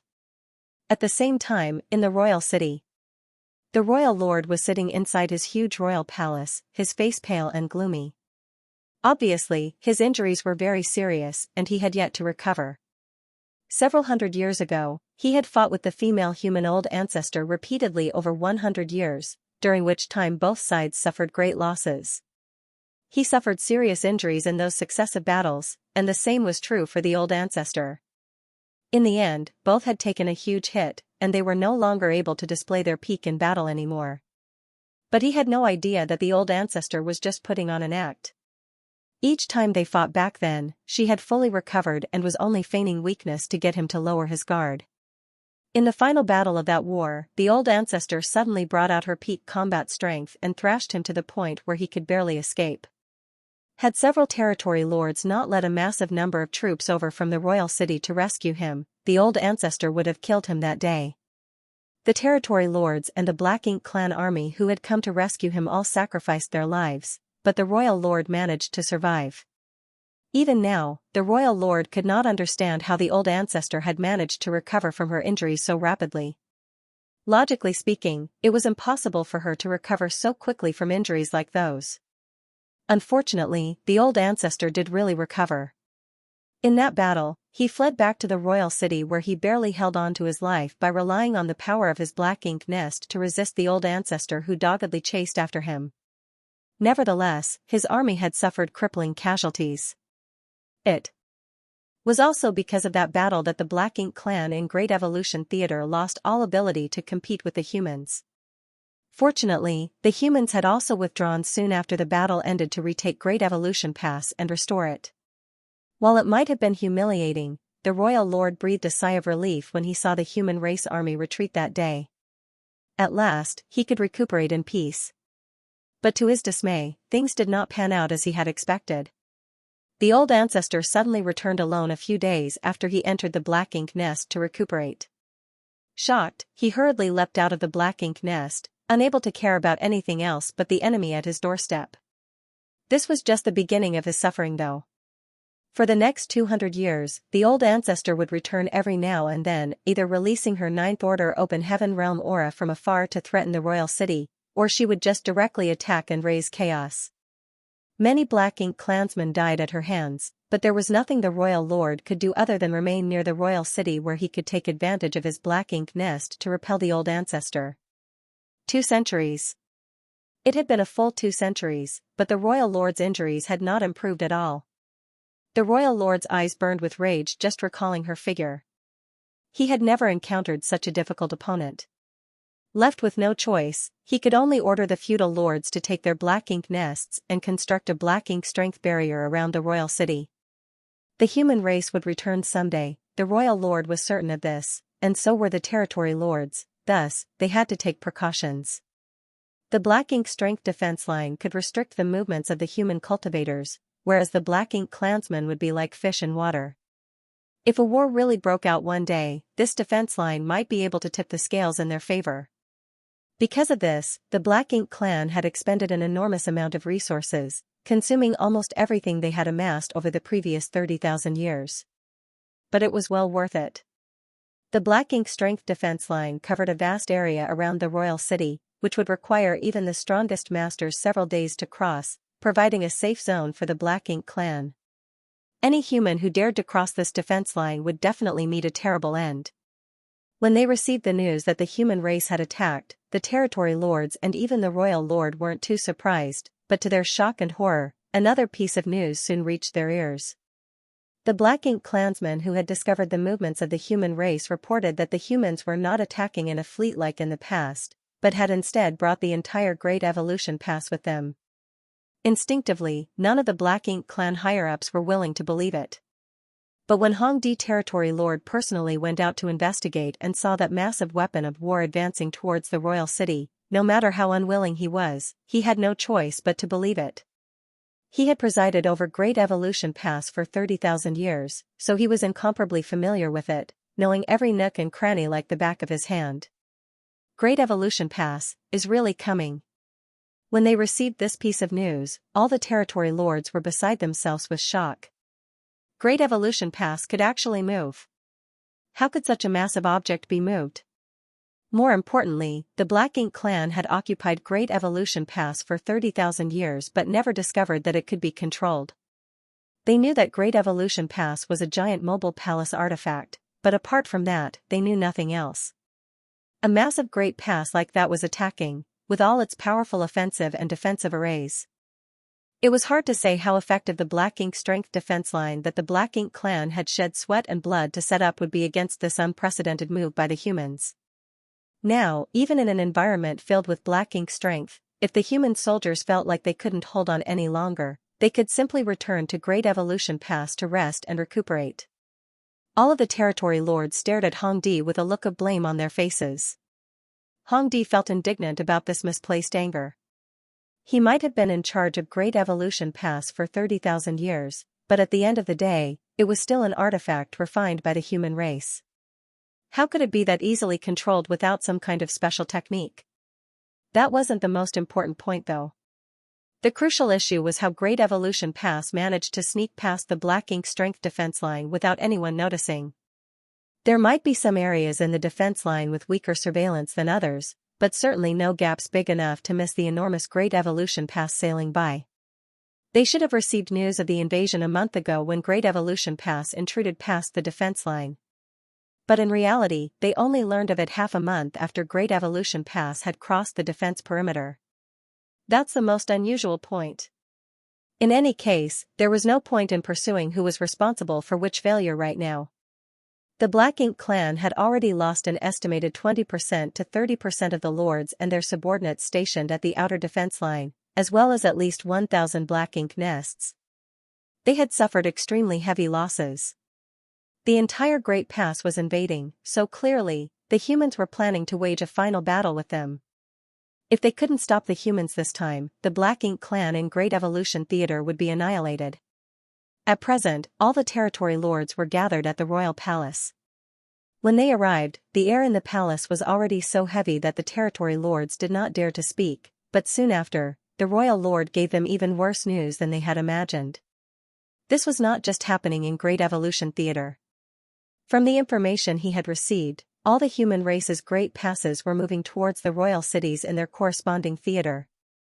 This was not just a battle for dominance of a single theater, but a total war between the two races. This was truly unprecedented. Such a large-scale deployment could not have been organized in just 1 or 2 years. The human race had clearly been planning this for a very long time. Now that they were mounting an all-out assault, it was perfectly clear that they were planning to have a decisive battle with the Black Ink clan. After this war ended, only one race would survive. The territory lords were all shocked. In their minds, the humans had always been passive and focused entirely on defense. The Black Ink clan could attack whenever and wherever they wanted, and they could retreat as they pleased. This status quo had not changed for countless millennia. It was true that the Black Ink clan would suffer massive casualties every time a war broke out, but the true masters would almost all survive. The ones who died were the weak and insignificant soldiers. For the Black Ink clan, even if these weak clansmen perished in droves, so long as they had the Black Ink nests and ample resources, they could replenish their ranks without limit. But it was different for the humans who always had far fewer soldiers. Every single death for them was a significant loss. As such, the territory lords had always believed that someday, they would be able to wipe out all the humans and take down the great passes one by one before ultimately invading and conquering the 3,000 worlds. The Black Ink clan had been coveting the flourishing 3,000 worlds since forever, where they could enslave countless Black Ink disciples and feast upon the innumerable complete universe worlds. It was the world that the Black Ink clan most yearned for. But now, the human race had actually launched an attack in every theater with the clear intent to wipe them from existence. After a heavy and depressing silence, Hongdi couldn't bear it any longer and stated, cupping his fist, "Sir Royal Lord, the humans are approaching with unstoppable momentum. Great Evolution Pass is also exceptionally sturdy. If it hits the royal city would definitely be destroyed. When the Great Evolution East-West Army invaded the royal city last time, they had outfitted dozens of universe worlds with thousands of spirit arrays to use them as giant weapons, causing the Black Ink clan to suffer greatly. The Black Ink clan had to split their forces in every battle to defend against the universe worlds which were hurled at them, resulting in the deaths of many of their clansmen. The situation was already bad when it was just universe worlds, but now, what was charging at them was actually the Great Pass itself. Of course, Great Evolution Pass was inferior to the universe worlds in terms of pure size. Even the smallest universe world was countless times bigger than Great Evolution Pass. But size was not the standard by which to measure a threat. When the universe worlds were used to attack, the territory lords could blast them to pieces through joint attacks without much difficulty, so they weren't a big threat to the royal city as long as proper precautions were taken. In contrast, Great Evolution Pass was the sturdiest human artifact known to exist. Furthermore, it was surrounded by countless barriers, so no one could guarantee that they would be able to destroy it. If Great Evolution Pass crashed into the royal city, it would be akin to smashing an egg with a rock. The royal city would not be able to resist. Not to mention, there were still tens of thousands of human soldiers inside Great Evolution Pass. They were not some inanimate statues. They would surely defend and counterattack when the Black Ink clan tried to attack Great Evolution Pass. Chapter 5353, Preparations Translator, Sullivan and Ashish Translation Checker, Pew Pew Laser Gun Editor and Proofreader, Leo of Zion Mountain and Dale Lidger Keys. Great Evolution Pass is only a few days away from the royal city. If we don't think of a way to defend ourselves before it arrives, I'm afraid all will be lost, a territory lord muttered. How should we fight back? One of the territory lords asked. The pass is barreling right towards us, and the royal city cannot stop it. In that case, we have only one choice, and that is to dodge it. If the human race wants to destroy the royal city using Great Evolution Pass, we must do everything possible to stop them. In truth, the destruction of the royal city was not that big of a deal for the Black Ink clan. The place where the royal lord resided was the royal city, so if the royal city was destroyed, they could simply move to another location and rebuild. However, the royal lord's Black Ink nest was in the royal city, and the Black Ink nest didn't have any real defensive capabilities. If the royal city was destroyed, the Black Ink nest would be destroyed along with it, and if that happened, the injured royal lord would not be able to borrow its power to resist the old ancestor. In his current state, without his Black Ink nest, the royal lord was not the human old ancestor's match. His defeat or worse, death, would greatly affect the morale of the Black Ink clan army. In the face of the oncoming Great Evolution Pass, many territory lords felt that the best way to deal with it was to avoid it. Hongdi indifferently replied, "How can we avoid it? Great Evolution Pass is a mobile palace artifact. Even if we could move the royal city, our speed would undoubtedly be slower than Great Evolution Pass. Even if we manage to dodge their attack once or twice, we will have to face them sooner or later." He had previously gone to investigate the situation of Great Evolution Pass and knew that the royal city could not avoid it. "Are we just going to sit here and wait for the humans to attack then?" angrily asked the territory lord who had spoken up earlier. Hongdi shook his head. "Great Evolution Pass has traveled quite a long distance to reach here, so the humans should only have enough strength to launch a single attack if we fight back. As long as we make a united effort and block that one strike, we can protect the royal city.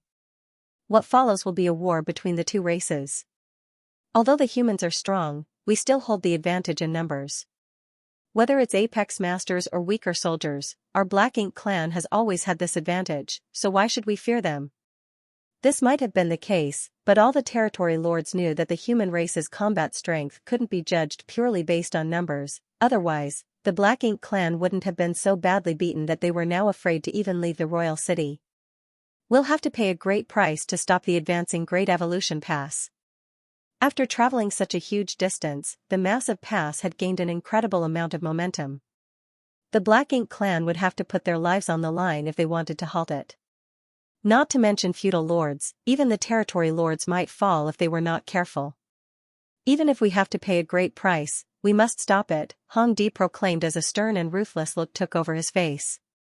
Back then, he was forced to leave behind his Black Ink nest and all of the 7th Order Black Ink disciples, all so that surviving Black Ink clansmen could safely leave Great Evolution Pass. This had left a huge stain on his reputation, and many territory lords even looked down on him over the years, feeling that he had lost the face of the Black Ink clan. Not a moment went by without Hongdi not wanting to fight it out with the humans again to prove his strength and that his choice that day had been forced. Now that the humans were invading, it was a crisis for the Black Ink clan, but it was also an opportunity for Hongdi. As long as he could inflict heavy losses on the humans in this battle, he could wash away his previous humiliation. If he could kill an 8th Order Open Heaven Realm Master, that would be even better. Che Kong also agreed, nodding. "Avoiding the enemy is not the strategy to win a war. We have spent so much time and effort to set up such a massive defense line, but now we want to escape with the royal city? Our Black Ink clan cannot afford to lose face like this." Centuries ago, the human race used schemes and deception to severely injure the royal lord, causing our Black Ink clan to suffer heavy casualties. Their victory in that battle has blinded the humans and made them arrogant, making them look down on us as weak and unworthy of fear. But things are different now. Since they dare to act so presumptuously, let us make sure that they all perish here. Turning around, he cupped his fist towards the royal lord sitting on his throne and bowed. "Sir Royal Lord, your subordinate requests you lead all the territory lords to defend the royal city to the death and stop Great Evolution Pass." The royal lord remained completely silent. Originally, he had 2 wings filled with the Black Ink strength on his back, but now only one remained. The other one had been ripped off by old ancestor Xianxia in the final battle 200 years ago, and he had yet to recover it even now. Since the royal lord had not spoken, the territory lords could only wait. After a good long while, the royal lord finally nodded. "We will use the royal city as the battlefield. We will kill the old ancestor and annihilate the human race army." The territory lords' spirits rose as they shouted in unison, "Kill the old ancestor, annihilate the human race's army." Their morale was instantly boosted. Who knew where their confidence was coming from? A moment later, territory lords filed out of the palace, preparing to resist the advancing Great Evolution Pass. In a flash, the Black Ink clan armies in the royal city were mobilized, forming a defensive perimeter outside the royal city. All the territory lords knew that the future of both races depended on this battle. If the humans won, there would no longer be a place for the Black Ink clan to survive in Great Evolution Theater, and vice versa, the humans would perish. No one dared to lower their guard as they prepared to place all their cards on the table. For a moment, the royal city was shrouded in a thick murderous intent. Far away, Great Evolution Pass flew forward at maximum speed. News kept coming from the front line, allowing the human race's higher-ups to keep track of the Black Ink clan's deployment. Inside the main conference hall, a slight furrow could be seen on the faces of Xianxia and the others. The Black Ink clan's actions were truly suspicious. All of them believed that when Great Evolution Pass charged at the royal city, the Black Ink clan would move the royal city, avoiding a head-on clash, but by the looks of it, the Black Ink clan wanted to put up a stubborn resistance. But could they? And even if they somehow managed to resist the initial strike, would the Black Ink clan be able to deal with the upcoming battle?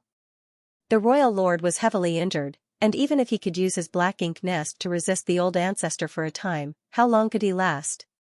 Once the royal lord was defeated, the Black Ink clan would not be able to resist. Where was the Black Ink clan's confidence coming from? Everyone was confused by the Black Ink clan's deployment, but there was no time to think too much about it. Great Evolution Pass attack was already in motion. If the Black Ink clan tried to resist, then they would have to face them head-on. 3 days later, Xianxia left his room.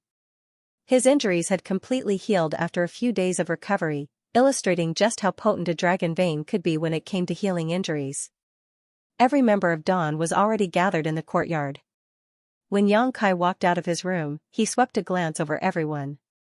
He did not give any speech or anything, he just slightly nodded and ordered in a heavy voice, "Let's go." There was no need for any additional words. Everyone knew that this battle would be far more dangerous than any they had fought before. Most of these 50 members of Dawn might perish in this war, but no one had any intention of cowering. The human race had waited for this day for countless millennia. Even if they had to sacrifice all their lives to obtain victory, so what? One after another, squads left their residences and headed towards the walls. Xianxia led Dawn to a certain section of the wall at the bow of Great Evolution Pass. Looking around, he found the place completely jam-packed. Whether it was above or below, there were people everywhere. Every array and artifact on the city walls was manned by someone, ready to activate them at a moment's notice. Even though there were so many people present, not a sound could be heard. Everyone was eagerly waiting for the moment the clash with the Black Ink clan would begin. When Xianxia looked towards the horizon, he could already see the outline of the royal city. Nonetheless, they were still quite a distance away and the Black Ink strength was extremely rich here, so he couldn't see it clearly. Suddenly, a figure flew to Xianxia's side. Xianxia promptly turned around and greeted, cupping his fist, "Martial Uncle Su." Su Linggong lightly nodded in response before exhorting, "The battlefield is always changing, be careful out there." "I understand," acknowledged Xianxia. "This battle is not going to be easy. The Black Ink clan will have more territory lord level masters available to fight than we have 8th Order Division commanders to contain them. We need to tighten our defenses, so 28th Order masters will remain inside Great Evolution Pass, which will further widen the gap in numbers. We might have the evil purging divine spears now, but no one can say for sure how effective they will be in combat. If you encounter a territory lord or 8th Order Black Ink disciple on the battlefield, don't try to fight them head-on, try to draw them to me." "Yes." Xianxia silently calculated in his heart. Great Evolution Pass had a total of 74 8th Order Open Heaven Realm Masters, so if 20 remained in Great Evolution Pass to strengthen its defenses, that would leave only 50 or so who could fight. Although he had no idea how many territory lords the Black Ink clan had, they should have at least 70 to 80. Not to mention, they still had many 8th Order Black Ink disciples. The humans were indeed at a disadvantage in terms of high-level combat power. As for how they planned to overturn this disadvantage, it would depend on how effective the evil purging divine spears turned out to be. If they managed to eliminate a bunch of territory lords or 8th Order Black Ink disciples with the evil purging divine spears at the outset of the battle, the pressure on the human race would be greatly reduced. More importantly, if the humans wanted to win, they did not just need to reduce the pressure they were facing, but gain a decisive advantage. At the end of the day, the fact remained that the human soldiers were fewer in number than the Black Ink clansmen. Things would become chaotic during the battle, so even if Great Evolution Pass was within reach, one might not be able to reach it in a moment of crisis. Things would turn much smoother if 8th Order Open Heaven Realm Masters could obtain a victory at the outset of the battle. As for Su Linggong's suggestion of luring any territory lords or Eighth Order Black Ink disciples to him, Yang Kai had no plan to heed it. Su Linggong had only just broken through to the Eighth Order 2 centuries ago, so even though his cultivation had stabilized, his foundation was nowhere near as strong as the veteran Eighth Order masters. He might not fall into a disadvantage against a single territory lord, but if he was up against two, then he would most definitely be overpowered. Yang Kai, on the other hand, might appear to be just a Seventh Order master, but he had obtained an enormous amount of benefits at the no-return pass and could now transform into an ancient dragon, so fighting a territory lord was not a problem for him. The current Yang Kai could be said to be a pseudo-Eighth Order master. Su Linggong quickly left. Eighth Order Open Heaven Realm masters had their own assignments. They would immediately engage the territory lords once the battle began, so it was impossible for them to move together with a squad.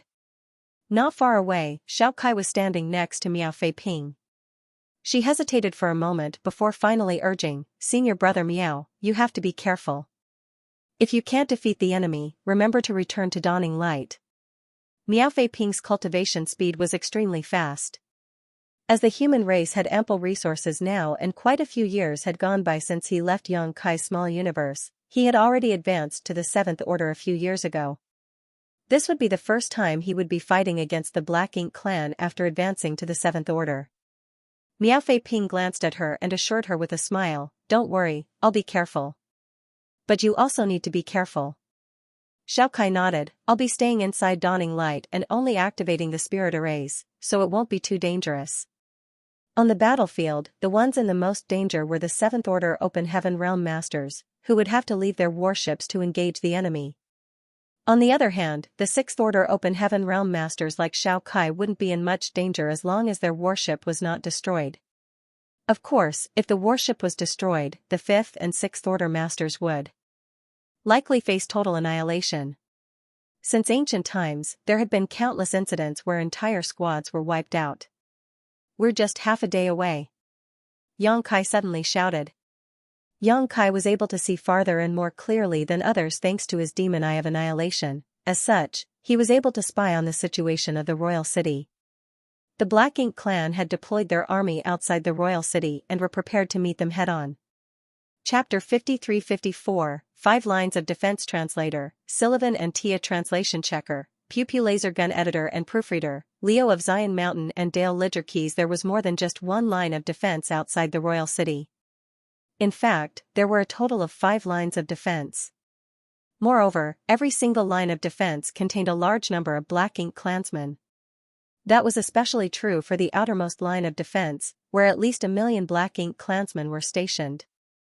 They were densely packed and crowded together, with so many of them assembled they seemed to fill the void. Hence, they gave off an imposing pressure when seen from afar. The Black Ink clan army had suffered terrible losses during the war 200 years ago. Nevertheless, 200 years had passed since then. The Black Ink clan had recovered some of their foundation during this period, so there were now more than 1 million among them who could fight. In fact, the Black Ink clansmen stationed at the outermost line of defense were not even included among these numbers. That was because they were miscellaneous serfs who could not even compare to the low-rank Black Ink clansmen. Their role was just to sacrifice themselves to whittle down the strength of the human race army. Only the Black Ink clan could so easily choose to abandon such a large number of clansmen because they could afford the losses. Besides, the Great Evolution army was aggressively marching forward, so if the royal city could not be defended, then these miscellaneous serfs were bound to die anyway. They might as well be useful before they die. The higher-ups among the Black Ink clan had no mercy for these serfs. After all, they were even willing to sacrifice their own lives to defend the royal city, much less these weaklings.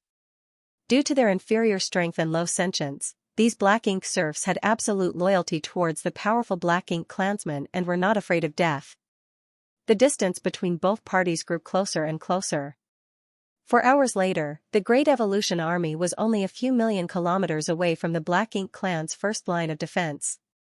The human race soldiers standing on the city walls could clearly see the enormous formation formed by the millions of Black Ink clansmen. Thus, they couldn't help feeling slightly intimidated. Nevertheless, they approached closer and closer. At a certain moment, a furious roar rang out from the depths of the Great Evolution army, "Kill! In the direction of the royal city, the human race soldiers who were raring for battle immediately activated and poured their world force into the spirit arrays and artifacts under their command. The void trembled and hummed incessantly. In the next moment, countless blasts of light burst out from Great Evolution Pass and rained down on their enemies ahead. At the same time that the humans made their move, the millions of Black Ink clan serfs charged towards the Great Evolution army without fear of death. They were weak. The strongest among them were comparable to Dao Source Realm humans, but most of them were even weaker than that. Even so, they charged forward fearlessly and ferociously despite facing the formidable offensive of the human race. The bombardment from the various spirit arrays and artifacts rained down upon the miscellaneous soldiers of the Black Ink clan, and it didn't take much effort for a large number of them to evaporate into nothing. Black Ink strength grew more concentrated in the aftermath. Be that as it may, the attacks from the human race army continued to pour down like a fierce torrential rain. The speed of the entire Great Evolution Pass did not reduce in the slightest, even though the streams of lights blasting out from its walls swept across the void and wantonly slaughtered the Black Ink clan. It was a one-sided massacre. The Black Ink serfs who weren't even considered real soldiers couldn't even come within 100,000 kilometers of Great Evolution Pass. They were all blown to bits halfway through their forward charge. However, none of the human cultivators cheered for joy. They knew that this was just the beginning and the real battle had yet to commence. Every time Great Evolution Pass advanced another 100,000 kilometers, the number of Black Ink serfs would reduce sharply by about 100,000 as well. The first line of defense had essentially been broken, but more Black Ink serfs followed close behind, and judging from their demeanor, they seemed determined not to back down no matter what. Their efforts eventually paid off. During the last 100,000 kilometers, the Black Ink serfs finally breached the 100,000 kilometers defense perimeter of Great Evolution Pass, and some of the Black Ink clansmen were even able to launch secret techniques at the Great Evolution army. Fortunately, the defensive arrays of Great Evolution Pass were active and such weak attacks couldn't even cause ripples to spread across the outer layer of the pass, resulting in no damage at all. The violent energy gradually subsided, and the continuous offensive became increasingly sporadic. Eventually, there was no further movement. The entire process took no longer than an hour. The Black Ink clan's first line of defense, formed by over 1 million serfs, had been completely annihilated. If the two armies were to face each other in the open, the human cultivators would not have had such an easy victory, even though their enemies were just sacrificial pieces. It was just that these miscellaneous soldiers were intent on dying from the beginning. They wanted to sacrifice themselves in exchange for whittling away at the momentum of Great Evolution Pass.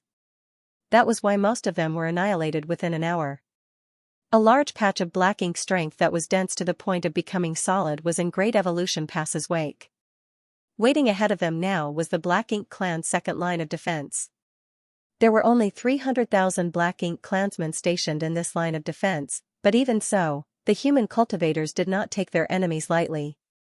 That was because the second line of defense was mainly formed by low-rank Black Ink clansmen. The low-rank Black Ink clansmen were equivalent to low-rank Open Heaven Realm masters. If there were only one or two of them, or even several hundreds of them, Great Evolution Pass could simply plow through them without caring, but an army of 300,000 was not something Great Evolution Pass could afford to underestimate.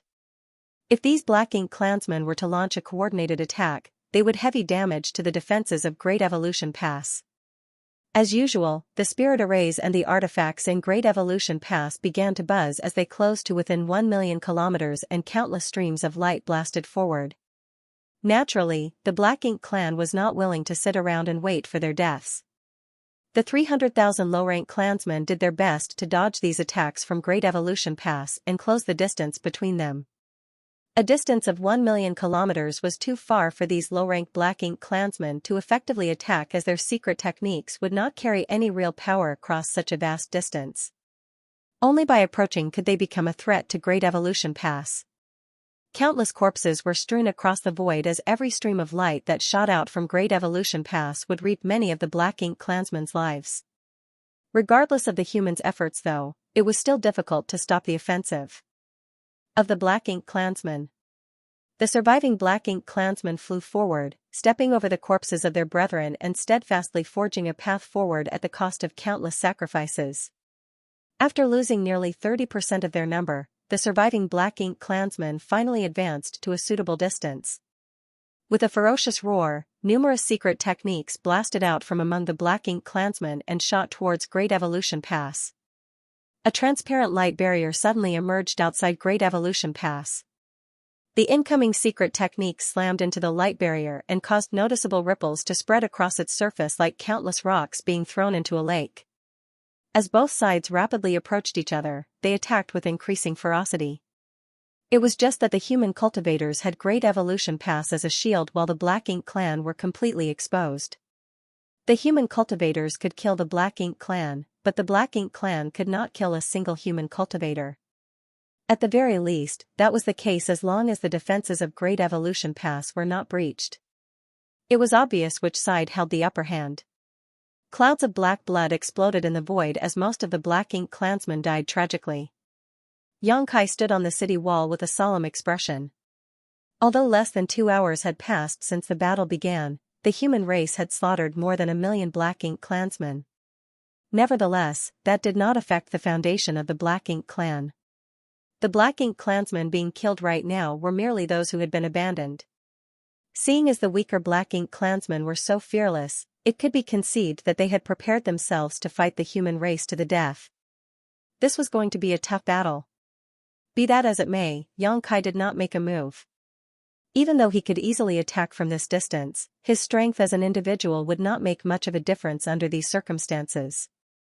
There were many other 7th Order Open Heaven Realm Masters on the battlefield after all.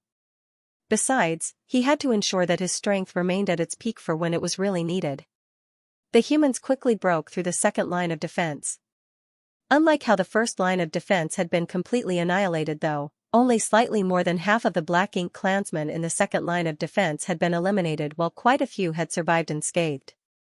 Their strength was much greater than those serfs after all, so it stood to reason that their rate of survival on this kind of fast-moving battlefield would be much higher. These surviving Black Ink clansmen did not scatter and retreat either and instead pursued Great Evolution Pass from behind. Surrounding Great Evolution Pass from all sides, they did their best to move about while attacking madly. Naturally, Great Evolution Pass retaliated in all directions via the spirit arrays and artifacts that were deployed on its walls. For a time, there were traces of battle all around the advancing Great Evolution Pass. The Black Ink clan steadily continued to plummet in numbers, however, the third line of defense loomed before the humans, and it was different from the second. From 1,000,000 kilometers away, the Black Ink clansmen who formed the third line of defense began taking action. Numerous pitch-black attacks rained down on Great Evolution Pass, causing countless ripples to appear on the defensive light barrier. The third line of defense was mainly formed by high-rank Black Ink clansmen. Their numbers were not high, only 100,000 or so, however, there were also many feudal lords among their ranks. This was part of the Black Ink clan army's main forces.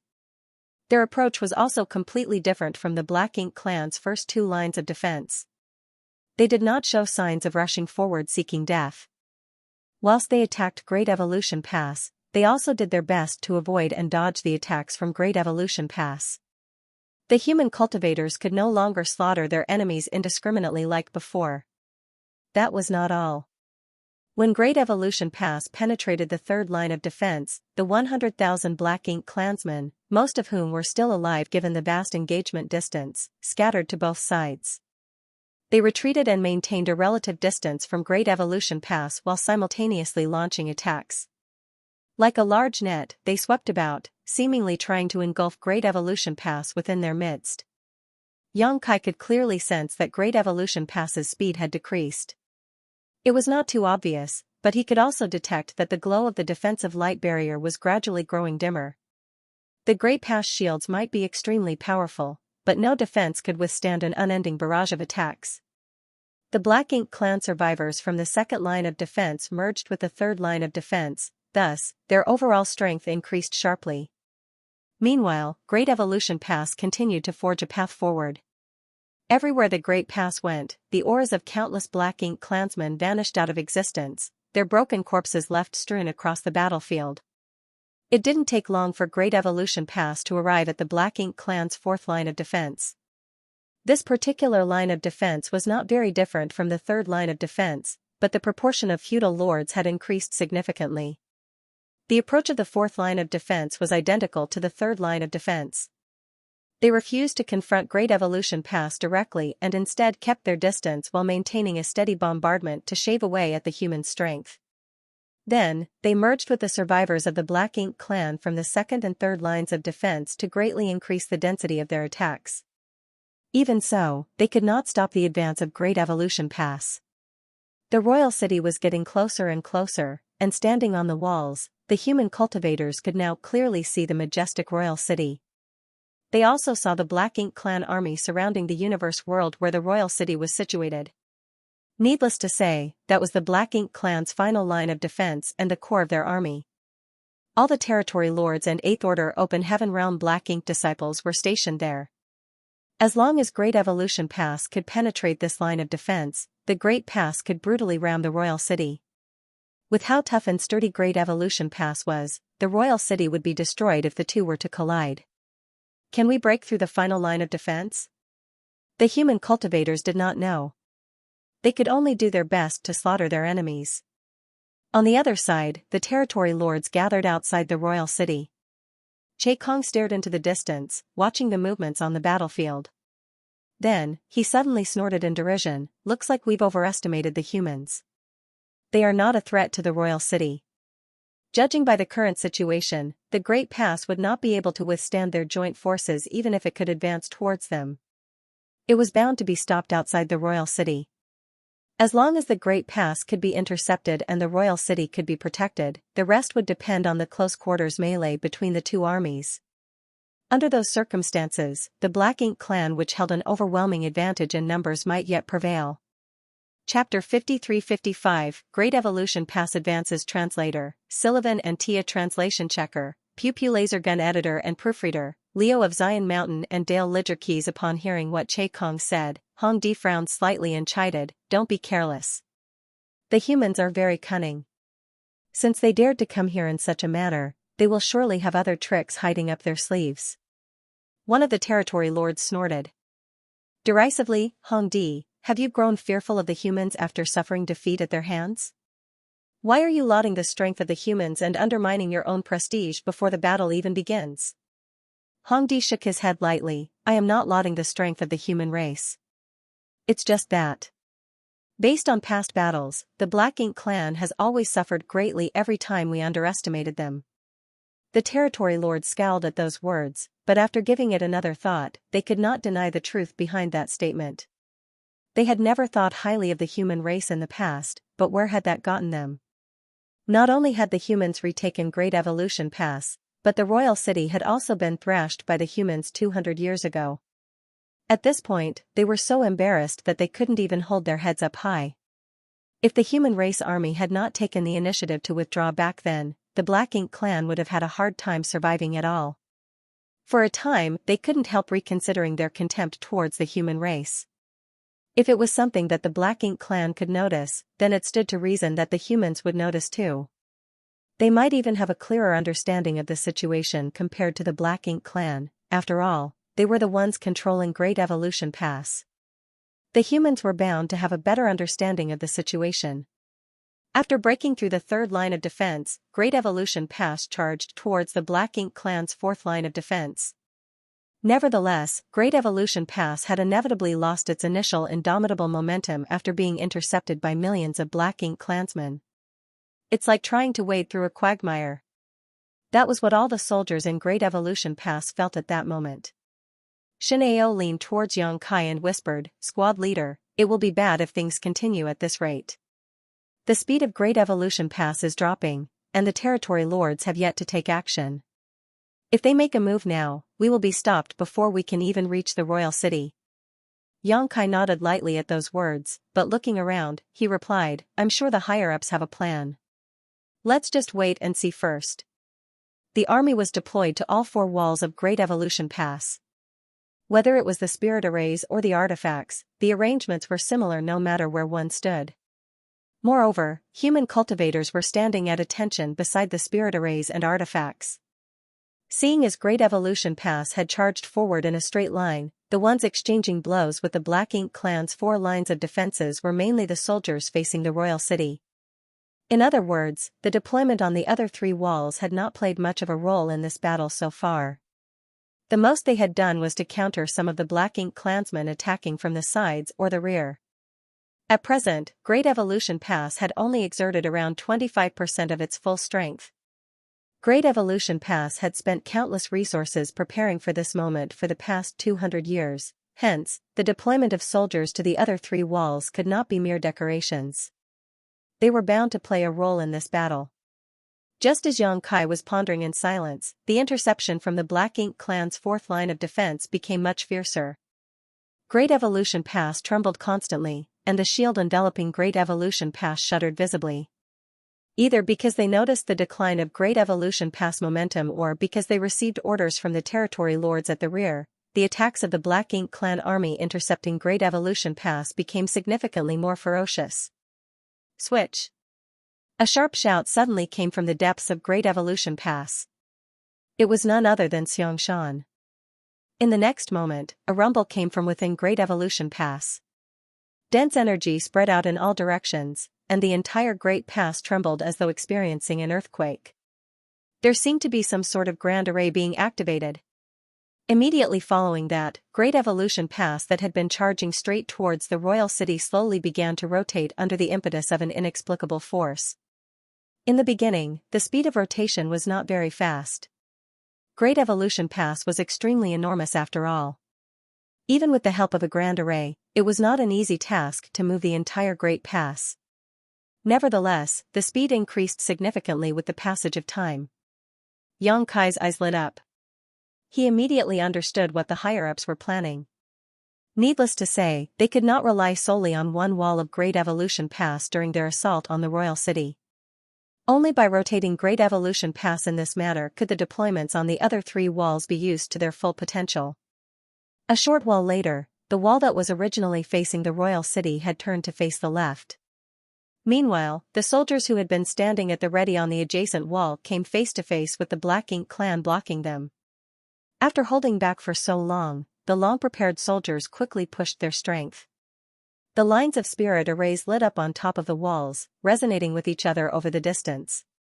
Artifacts came to life and numerous beams of light blasted out towards the Black Ink clan army with unstoppable power. Half the void was illuminated in an instant. The Black Ink clan in front suffered heavy casualties as a result. Outside the royal city, the expressions of the territory lords changed slightly at the sight. Meanwhile, Hong Di sighed softly. Although he had guessed that the human race would have another trick up their sleeves, he never expected it to be something like this. Just as how the territory lords had not expected Great Evolution Pass to travel over such a great distance, they also never expected Great Evolution Pass to slaughter enemies by rotating itself in flight. If it was a small human warship, they might not have been so surprised by this turn of events. However, it was extremely unexpected for something as large as Great Evolution Pass to be so nimble. In this way, the human cultivators in Great Evolution Pass would be able to maintain their peak strength at all times even though the number of attacks during each wave against the Black Ink clan would not change by much. Nevertheless, their combat strength more than doubled in an instant thanks to this strategy. Great Evolution Pass continued to rotate. After the soldiers on the wall facing the royal city fired off 3 rounds of attacks, the wall they were stationed upon was rotated out of the firing arc. Then, the soldiers on the wall that was now facing the royal city began attacking. In this way, they formed a continuous and endless barrage. The 4th line of defense that was supposed to whittle away at the strength of Great Evolution Pass immediately fell into jeopardy, and it was only a matter of time before Great Evolution Pass broke through their defenses. Be that as it may, the territory lords remained motionless. They were stationed at the final line of defense, so the royal city was located directly behind them. As long as the situation became dire, they did not dare to act rashly lest the soldiers under their command become disordered. If that were to happen, the humans would easily be able to break through the defenses. Inside the void, following the rotation of Great Evolution Pass, the spirit arrays and artifacts on the walls continued to blaze brightly. Every wave of attacks was sent out with great enthusiasm and ferocity. The Black Ink clan defenders were losing their lives at a steady pace. Out of the 4 lines of defense, the first line of defense was formed from 1,000,000 serfs that had been completely annihilated. The second line of defense mainly consisted of low-rank black ink clansmen and supplemented by some of the stronger serfs. They too been soundly defeated. On the other hand, the third and fourth lines of defenses mainly consisted of high-rank black ink clansmen. The feudal lords were also stationed at these lines of defenses, along with their respective private troops. These were the main strength of the Black Ink clan army. Unfortunately, they had suffered heavy casualties. At least half of the Black Ink clan army had been eradicated already, yet they could not stop the advance of Great Evolution Pass. Despite such an overwhelming victory, the price the humans paid was no more than the malfunction of several spirit arrays and artifacts that could not withstand the burden of such intense usage and the depletion of strength among the human cultivators. Naturally, there were array masters and artifact refiners beside the spirit arrays and artifacts ready to repair and replace them as soon as possible. Likewise, there were other cultivators on standby to replace the cultivators who had expended too much world force. Therefore, Great Evolution Pass maintained the power of their ongoing assault at all times. An hour later, the Black Ink clan's fourth line of defense collapsed. Only the final line of defense remained, but that was also the most difficult one to breach because the territory lords and 8th Order Black Ink disciples were stationed there, along with 1,000,000 more Black Ink clan soldiers. Could Great Evolution Pass break through the final line of defense and destroy the royal city? Nobody knew. All they knew was that they had to do their very best. 1,000,000 kilometers away, a powerful aura erupted just outside the royal city. Immediately after that, a series of pitch-black attacks shot out from that direction. The territory lords had taken action. Knowing that they could not allow the Great Pass to approach any closer, they made the first move to intercept the enemy. The human race seemed to have expected this attack, so when the territory lords took action, the rotating Great Evolution Pass abruptly vibrated. The shield protecting Great Evolution Pass had initially grown dimmer after having to withstand countless attacks over such a long time and was now so faint that it seemed about to shatter at any moment, but at that moment, the dim light barrier abruptly emitted a dazzling radiance and became unimaginably solid. Xianxia clearly felt the aura of the 8th Order Open Heaven Realm Masters coming from deep within Great Evolution Pass. Even the aura of the Old Ancestor was mixed in. The 8th Order Masters and the Old Ancestor had taken action. At present, there were at least 38th Order Division commanders stationed at Great Evolution Corps, controlling Great Evolution Pass. Together with the strength of the Old Ancestor, how powerful would the shields be? The heaven-destroying and earth-shattering attacks were somewhat weakened after crossing the 1,000,000 kilometers gap, but the force behind them remained extremely terrifying as they accurately slammed into the light barrier around Great Evolution Pass. The thick light barrier bent inward and fluctuated under the barrage but remained intact. There were no signs of damage, and the light didn't even dim. Seeing this scene from afar, the territory lords grew solemn. Nevertheless, the movements of their hands did not stop. Endless varieties of secret techniques blasted towards Great Evolution Pass in quick succession. For a time, the space between the rotating Great Evolution Pass and the Black Ink clan's last line of defense churned violently as wild explosions occurred everywhere. However, the human soldiers did not cheer with joy. Seeing as the Old Ancestor was working together with the 8th Order Open Heaven Realm Masters, it would be odd if the protective barrier they created with the help of the Great Pass Spirit Arrays could not defend against such attacks. It could even be said that the attacks of these territory lords would not break through the defenses of Great Evolution Pass even if they exhausted all their strength in the attempt. The true obstacle lay ahead. As soon as Great Evolution Pass advanced to within 200,000 kilometers of the final defense line, the 1,000,000-strong Black Ink clan army would be able to attack freely. Each of these soldiers' individual strength was incomparable to the territory lords, but they held an overwhelming advantage in numbers.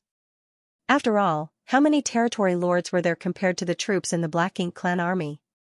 With enough grains of sand, one could even build a mountain. Looking from a distance, the Black Ink clan army stationed at the final line of defense outside the royal city were eager for battle. Not to mention, the Black Ink strength being channeled by so many Black Ink clansmen made the void distort in that direction. Several 100,000 kilometers passed by in the blink of an eye and soon Great Evolution Pass was only 200,000 kilometers away from the Black Ink clan's final line of defense. As expected, the Black Ink Clan army attacked all at once.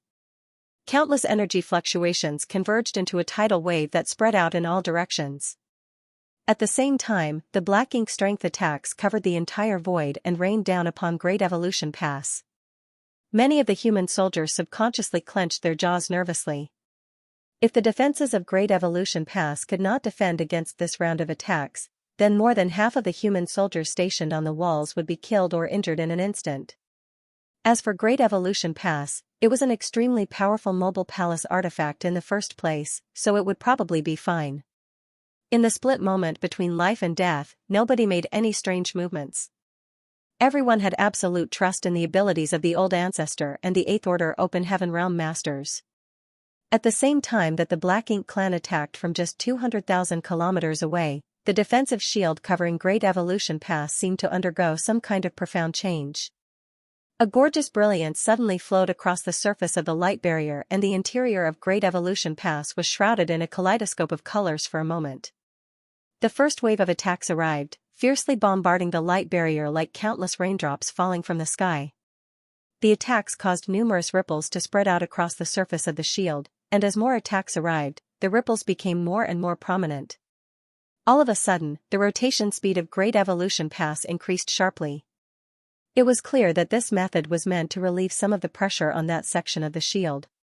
Chapter 53-56, Chaos in the Royal City. Translator, Sullivan and Tia. Translation checker, Pew Pew Laser Gun Editor and Proofreader, Leo of Zion Mountain and Dale Ledger. Keys. At the same time, the spirit arrays and artifacts on the wall of Great Evolution Pass that was facing the Royal City began to blast out attacks.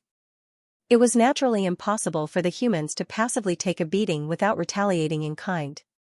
While the defense of Great Evolution Pass was jointly supported by the Eighth Order Open Heaven Realm Masters and the Old Ancestor, the soldiers on the walls would be responsible for killing the enemy. The best defense was offense. If they could annihilate all the Black Ink clansmen in front of them, then defense would no longer be required. Across the gap, attacks from both sides intertwined with each other in the void as both sides fervently bombarded each other. Many of the secret techniques collided with each other mid-flight, erupting into brilliant explosions before vanishing into nothing. Meanwhile, the ripples spreading across the shields covering Great Evolution Pass became more and more numerous. Be that as it may, the human soldiers would not be in any danger as long as the light barrier remained intact. On the contrary, the million-plus soldiers of the Black Ink Clan army were densely packed together without any additional form of protection. The human race army would be able to slaughter their enemies easily as long as any of their secret techniques landed among the Black Ink Clan army.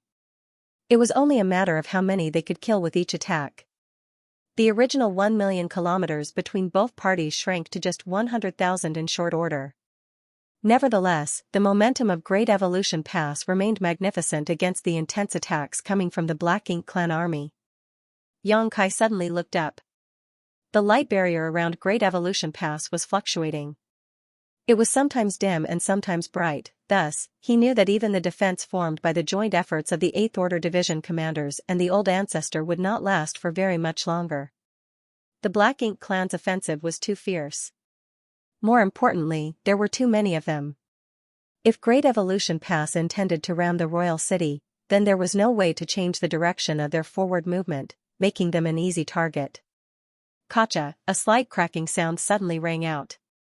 Xianxia immediately looked in the direction of the sound and saw that a fissure had formed at a certain spot of the light barrier after withstanding thousands of attacks from the Black Ink Clan.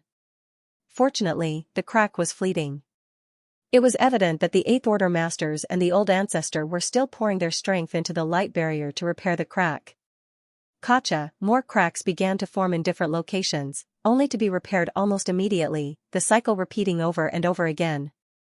As they got closer to the Black Ink Clan army, the situation in Great Evolution Pass became more and more perilous and the seemingly solid defense seemed likely to shatter at any moment. Xianxia's furious roar suddenly cut through the universe, prepare to engage the enemy.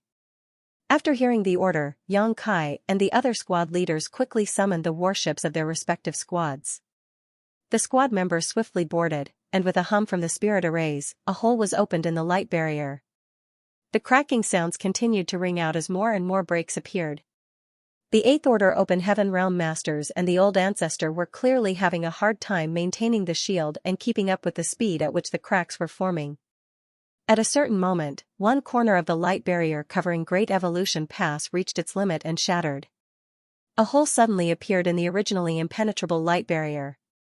Before the hole could be repaired, a torrent of secret techniques slipped inside through the hole in the light barrier and slammed into Great Evolution Pass. Loud explosions rang out incessantly. When the black ink strength erupted everywhere, a large number of houses collapsed and the entire Great Evolution Pass shook violently from the impact. Several squads who happened to be stationed at the spot suddenly found themselves in the middle of the storm of attacks. It was fortunate that those squads had already summoned their respective warships, so their squad members were able to take shelter. The warships provided some protection against the aftermath of the attacks, but even then, some of the warships swayed unsteadily under the powerful impact. When the squad members came back to their senses, the warships had been badly damaged. They were fortunate that there were no casualties among them, however, this was just the beginning. Following the first break that appeared in the defenses of Great Evolution Pass, a second immediately opened. Then, a third hole. For a time, the entire Great Evolution Pass seemed to transform into a broken house with a leaking roof that was dripping water everywhere. Even though the Eighth Order Masters and the Old Ancestor at Great Evolution Pass Corps were doing their best to speed up the repairs, it was difficult for them to recover from the declining situation.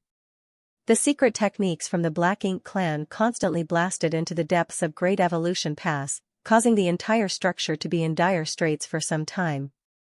At this moment, Xianxia was personally overseeing the defensive spirit array of Dawning Light. Although he drew upon his great strength to activate the power of the defensive spirit array, Dawning Light wobbled unsteadily as Great Evolution Pass shuddered from the various impacts. All of a sudden, an aura vanished somewhere in Great Evolution Pass. Everybody's expressions darkened. The first casualty had finally appeared among the humans since their assault on the royal city began. This was an inevitable occurrence. The humans had gone all out in their assault on the royal city, so how could the Black Ink clan hold back their strength? Both the human race and the Black Ink clan had a blood feud between them that would only end with the destruction of one party. Due to the sudden advance of Great Evolution Pass, the distance between the pass and the Black Ink clan's fifth line of defense rapidly closed until they were practically face to face. Although the Black Ink clan army had suffered heavy casualties, their overwhelming advantage in numbers remained. The foundation of their army remained undamaged despite the great casualties they suffered. Seeing that Great Evolution Pass was approaching but they were powerless to stop its advance, the territory lords roared furiously. Under their command, the hundreds of thousands of remaining Black Ink clan army soldiers split into three groups. One group would be in charge of defending against the enemy while the two would try to flank and encircle Great Evolution Pass. In the blink of an eye, Great Evolution Pass charged forward like a wolf entering the lion's den and attacked with great ferocity. The Black Ink clan's fifth line of defense was located just 1 million kilometers away from the royal city. It could be said that the royal city would have to face the full power of Great Evolution Pass alone if the latter successfully broke through the final line of defense. Therefore, the Black Ink clan neither could nor dared to avoid the attack. Faced with the aggressive assault of the humans, the Black Ink clan knew that they could not stop the advance of their enemy by remaining solely on the defensive. Hence, they could only use this method to try to wear down the strength of the humans to achieve their goals, and their methods proved effective. Surrounded by enemies on three sides, the defenses of Great Evolution Pass became more and more unstable. The Eighth Order Division commanders and the Old Ancestor had given up on maintaining the defense around some areas and were simply trying their best to maintain the remaining parts instead. The entire Great Evolution Pass was constantly being bombarded by the secret techniques of the Black Ink clan, and most of the houses in Great Evolution Pass had been leveled. However, two places were completely unaffected by the chaos. These two areas were the Monument of Heroes and the cemetery. Even at such a critical juncture, the Eighth Order Masters and the Old Ancestor continued to divert part of their strength to protect these two places from harm. They wanted their ancestors who died on the Black Ink battlefield to witness the victory of the human race over the Black Ink clan. They also wanted to show their ancestors that all the sacrifices and efforts in the past had been worthwhile and that the younger generations had continued to inherit their legacy. Kacha, the loudest cracking sound so far filled the air.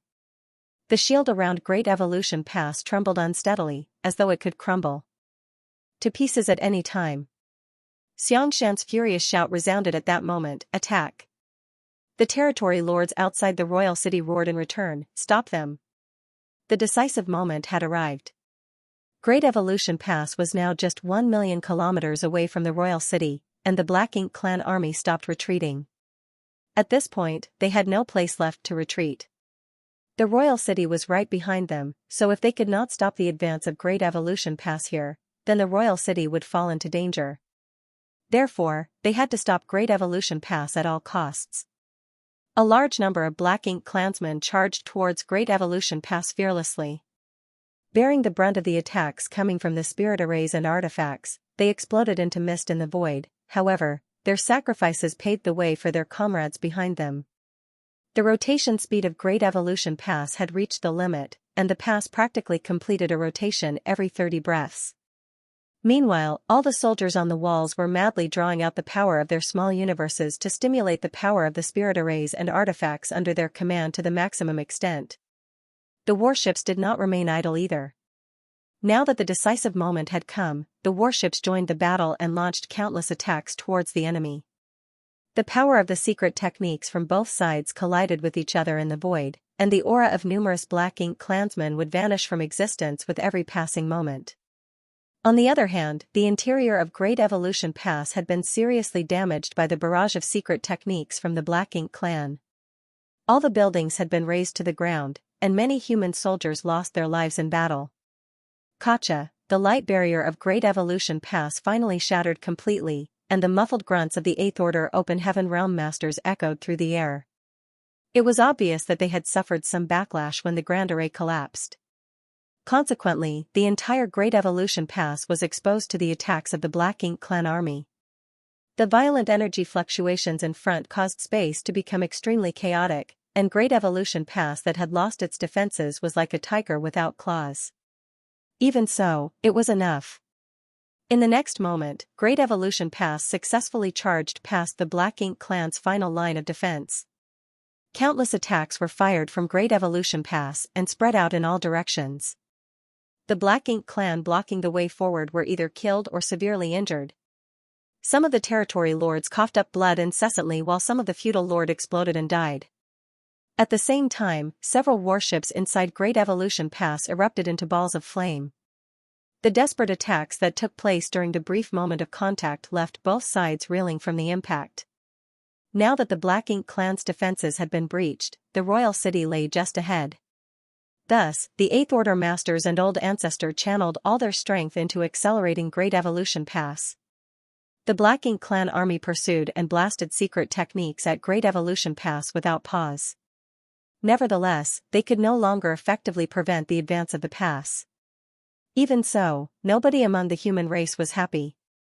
In the clash that occurred during their breakthrough moment, the general direction of the pass seemed to have undergone some subtle changes even though they managed to breach the Black Ink clan's final line of defense. Great Evolution Pass was originally supposed to collide with the royal city directly, but all the impacts caused their path to deviate slightly. Although they would still collide with the universe world where the royal city was located, nobody could guarantee the effects of the collision. What worried them even more was that the universe world where the royal city was located seemed to be moving. Although the speed was slow, there was no denying that it was moving. The royal lord was currently overseeing the situation inside the royal city, and it should not be difficult for him to relocate the royal city with his abilities. Unfortunately, both parties were too close to each other now. At this point, it was already too late for Great Evolution Pass to change direction. The 1 million kilometers distance was crossed in what seemed like a fleeting moment. Under the anticipation of the humans and the horror of the Black Ink clan, the enormous Great Evolution Pass brutally slammed into the universe world where the royal city was located. The universe world shattered, causing the entire royal city to suffer a severe shock. On the other hand, Great Evolution Pass continued unabated and flew off into the depths of the void. Looking back, they saw that the universe world had broken into several pieces. What's more, the majestic royal Lord Black Ink nest wobbled unsteadily, as though it might collapse at any moment. The figure of the royal lord suddenly appeared above the Black Ink nest. He stabilized the shaking of the black ink nest with his large hand, then he glanced towards Great Evolution Pass that was traveling into the distance and coldly snorted. Upon seeing that scene, Yang Kai and the others couldn't help feeling a slight twinge of regret. Great Evolution Pass had traveled across such a vast distance and endured so much just to make that one collision possible. If they had successfully destroyed the Royal Lord's black ink nest, then the rest of the battle would have been much easier. Unfortunately, it was not so easy to destroy the Royal Lord's black ink nest.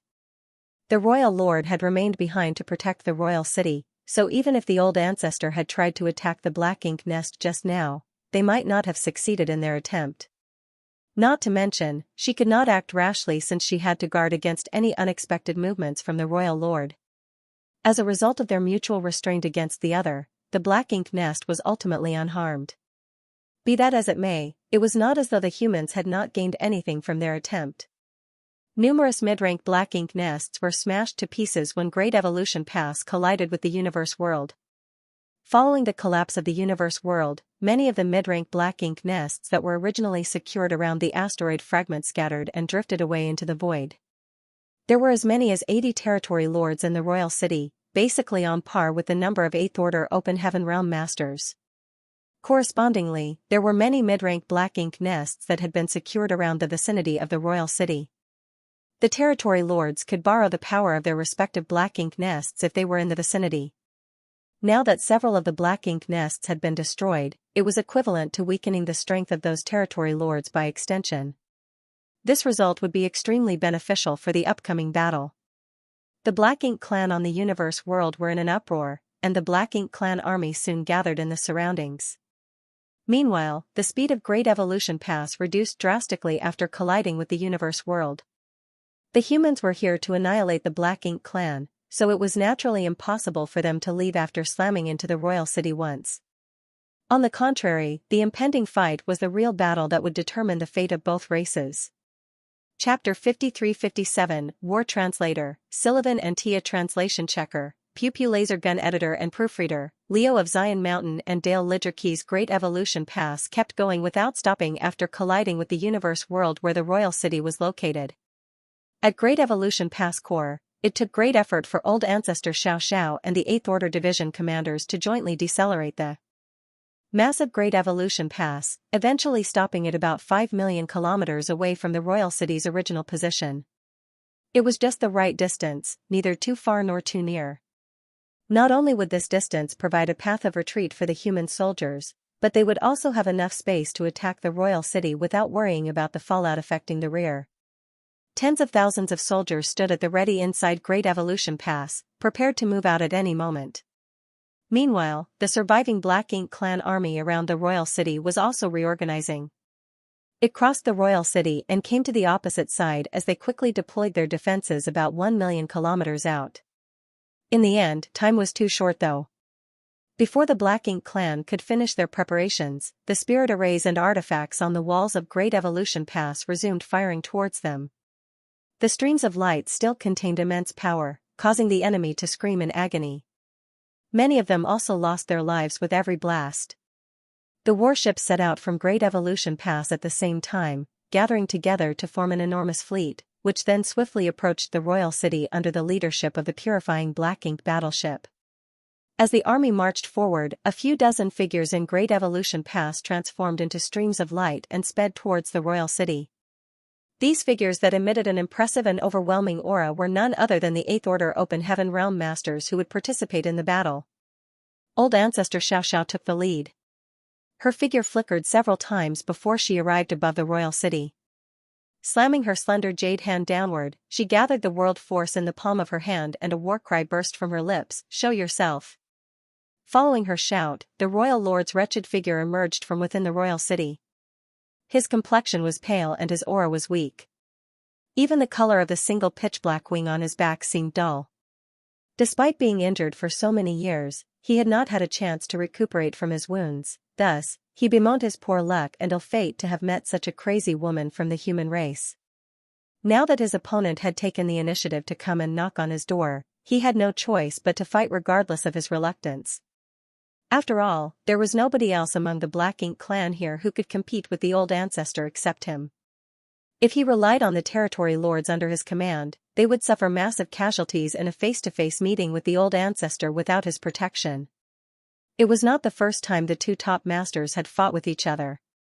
They had fought each other several times in the war 200 years ago, and even more times after that. Therefore, they were familiar with each other's habits and combat strength like the back of their hands. The humans had traveled from afar with the determination to annihilate the Black Ink clan, so both top masters didn't bother probing at each other when they engaged in this battle. They immediately unleashed various lethal moves as soon as they clashed.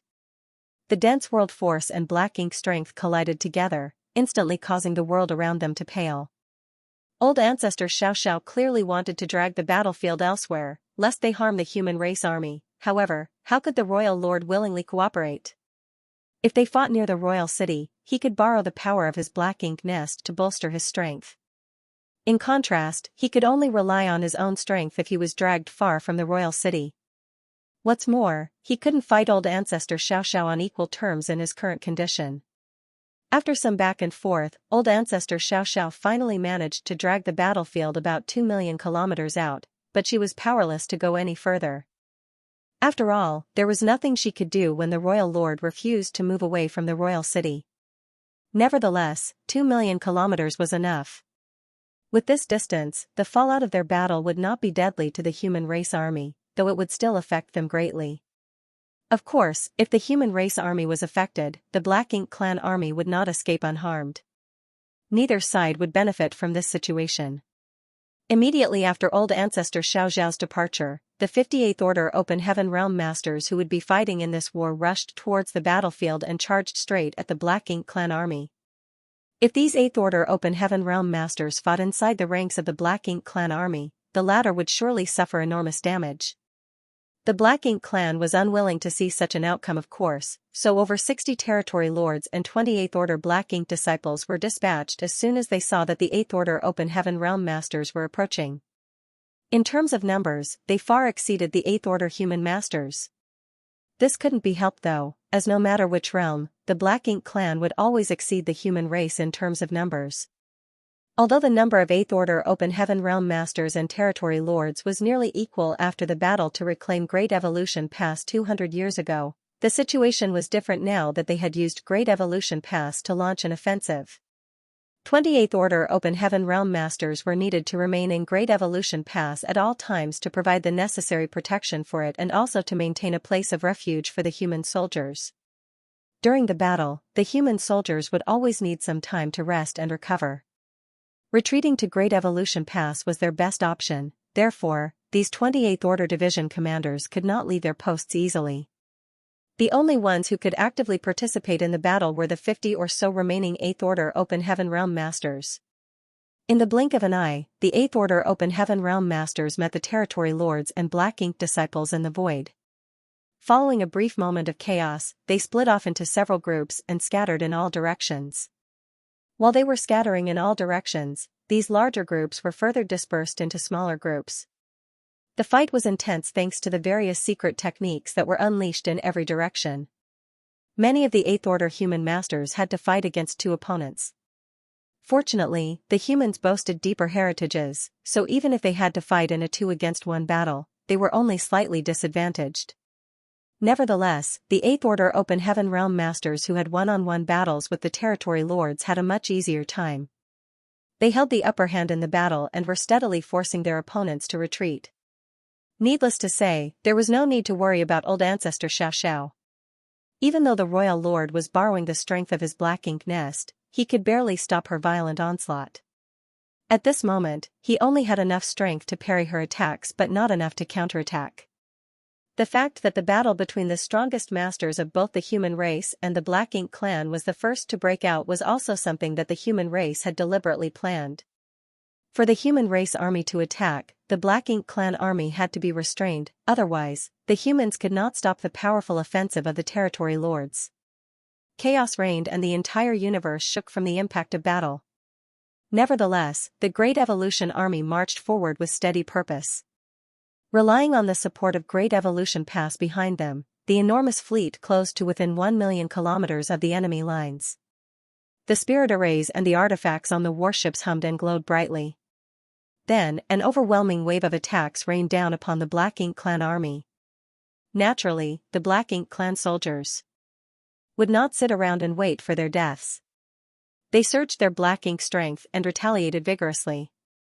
The secret techniques from both sides collided with each other and vanished from existence. However, many of the Black Ink Clan's attacks were somewhat weak due to the distance. It was the complete opposite for the humans. By relying on the spirit arrays and artifacts, their attacks had far greater range and lethality on average compared to the Black Ink Clan. As a result, the Black Ink Clan suffered heavy casualties before the two armies even officially met. This situation infuriated the commander of the Black Ink Clan army. With an order from him, the army of hundreds of thousands immediately charged towards the human fleet. The distance between both parties rapidly narrowed. At the same time, the power of their respective secret techniques and artifacts burst forth without stopping. The Black Ink Clan army suffered serious casualties while the protective shields around the warships flickered wildly. Just as both armies were about to clash in battle, the human race army split to both sides and circled around the flanks of the Black Ink Clan army. In terms of numbers, the humans had always been at an absolute disadvantage. That was why, since ancient times, the human race army had always focused on mobility and hit-and-run tactics whenever they waged war on a mass scale. They avoided a direct confrontation with the Black Ink Clan to maximize their advantages and minimize the enemies. Every single soldier in Great Evolution Pass had experienced hundreds of battles and participated in countless life and death struggles. They were quite familiar with the tactics to use against the Black Ink Clan. When the human race army split, the Black Ink Clan army followed suit and gave chase. When the human race army divided their forces again, so did the Black Ink Clan army. It was not as though they did not know that the humans were trying to divide their forces up into more manageable numbers, it was just that the situation forced them to mirror the enemy's choices. In just a cup of tea's time, the humans' huge fleet had been divided into countless small teams that wandered around the chaotic battlefield. Each small team basically consisted of 2 or 3 squads supporting and providing reinforcements to each other. The spirit arrays and the artifacts on the warships never stopped firing, and every violent blast that was fired towards the enemy would reap some Black Ink Clansmen's lives. Dawn was not required to cooperate with other squads. That was because Dawn was capable of fighting alone even in this situation. There was a total of 50 members of Dawn, including 8 7th Order Open Heaven Realm Masters, giving them a powerful lineup. Even if they encountered a territory lord, they would stand a fighting chance against the enemy. Not to mention, they also had a 7th Order Open Heaven Realm Master like Xianxia, who was invincible among those in the same realm. At this moment, with Xianxia leading the way, Dawn's 8 7th Order Open Heaven Realm Masters took up positions around Dawning Light and were slaughtering their enemies. There was nobody who could defeat them. Dawn was like a sharp blade, indiscriminately slicing through the Black Ink Clan army. All those who dared to stand before them were killed on the spot. As usual, Xianxia sliced his way through the battlefield. The Azure Dragon Spear was all-conquering, cutting through enemies like dry weeds and rotten wood. There was only one issue that was giving him a slight headache. The battle between Old Ancestor Xiao and the Royal Lord could not be considered near, but it was not far either. The fallout from their clash heavily affected both the human race army and the Black Ink Clan army. When he was inside Dawning Light, the impact had not been too obvious thanks to the protection given by its defensive arrays.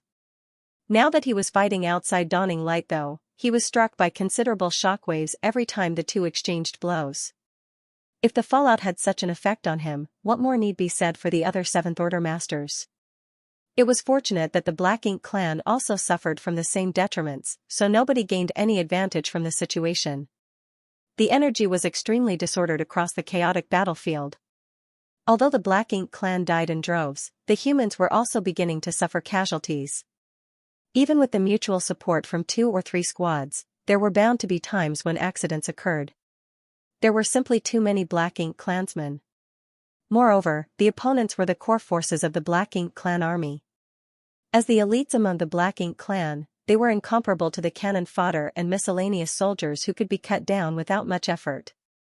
What's more, as the confrontation dragged on, the Black Ink Clansmen who were originally stationed at the lines of defenses on the other side of the royal city arrived to provide reinforcements. As a result, the number of Black Ink clansmen on the battlefield seemed to increase no matter how many were killed. In the middle of the fierce battle, Xianxia abruptly turned to look in a certain direction. In the next moment, his figure shifted slightly and vanished from the spot. The members of Dawn were not surprised by his sudden disappearance. Xianxia quickly took over Xianxia's leading position, his power in the Seventh Order Open Heaven realm surging wildly. He took command of Dawning Light and continued forging a bloody path across the battlefield. On the other side, Xianxia's figure suddenly appeared somewhere in the battlefield.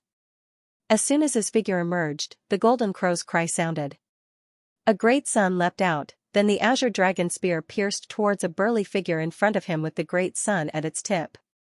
Despite the sudden ambush, the figure did not seem surprised. He coldly snorted and ferociously slammed his fist out. The great sun was forcibly extinguished, and Xianxia was thrown backwards. The vitality in his chest tumbled about turbulently.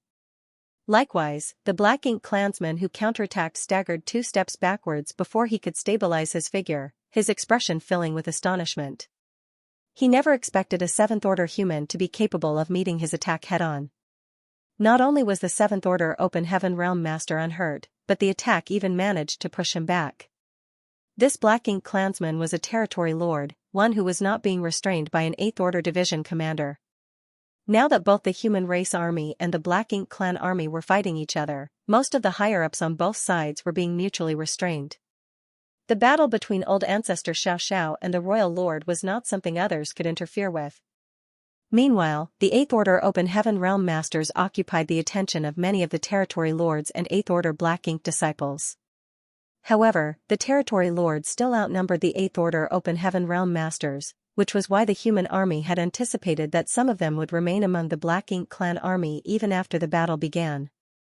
Chapter 53-58, Martial Uncle Sue, Will You Be Alright Translator, Sullivan and Tia Translation Checker, Pew Pew Laser Gun Editor and Proofreader, Leo of Zion Mountain and Dale Lidgerkey. Similar situations had cropped up in the past.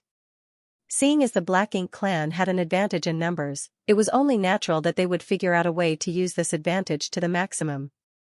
During a confrontation between the Human Race Army and the Black Ink Clan Army, the presence of a territory lord was too much of a threat to the human soldiers. Naturally, the Human Race Army had adopted corresponding measures against such situations. Before Xianxia arrived, the territory lord had been bombarding a warship with indiscriminate attacks. Although the warship had the protection of 2 Seventh Order Open Heaven Realm Masters, they could not stop the territory lord's rampage and the warship seemed on the verge of collapse. Not only was the body of the warship damaged, but the defensive light barrier had also grown extremely dim.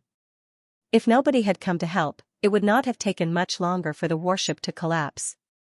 Even the 2 Seventh Order Masters might not escape alive if that were to happen. As for the squad members below the 7th Order, they were bound to die a miserable death. Therefore, Xianxia's arrival was very timely. Having escaped their predicament, the 2 Seventh Order Open Heaven Realm Masters on the warship nodded lightly at Xianxia to express their thanks.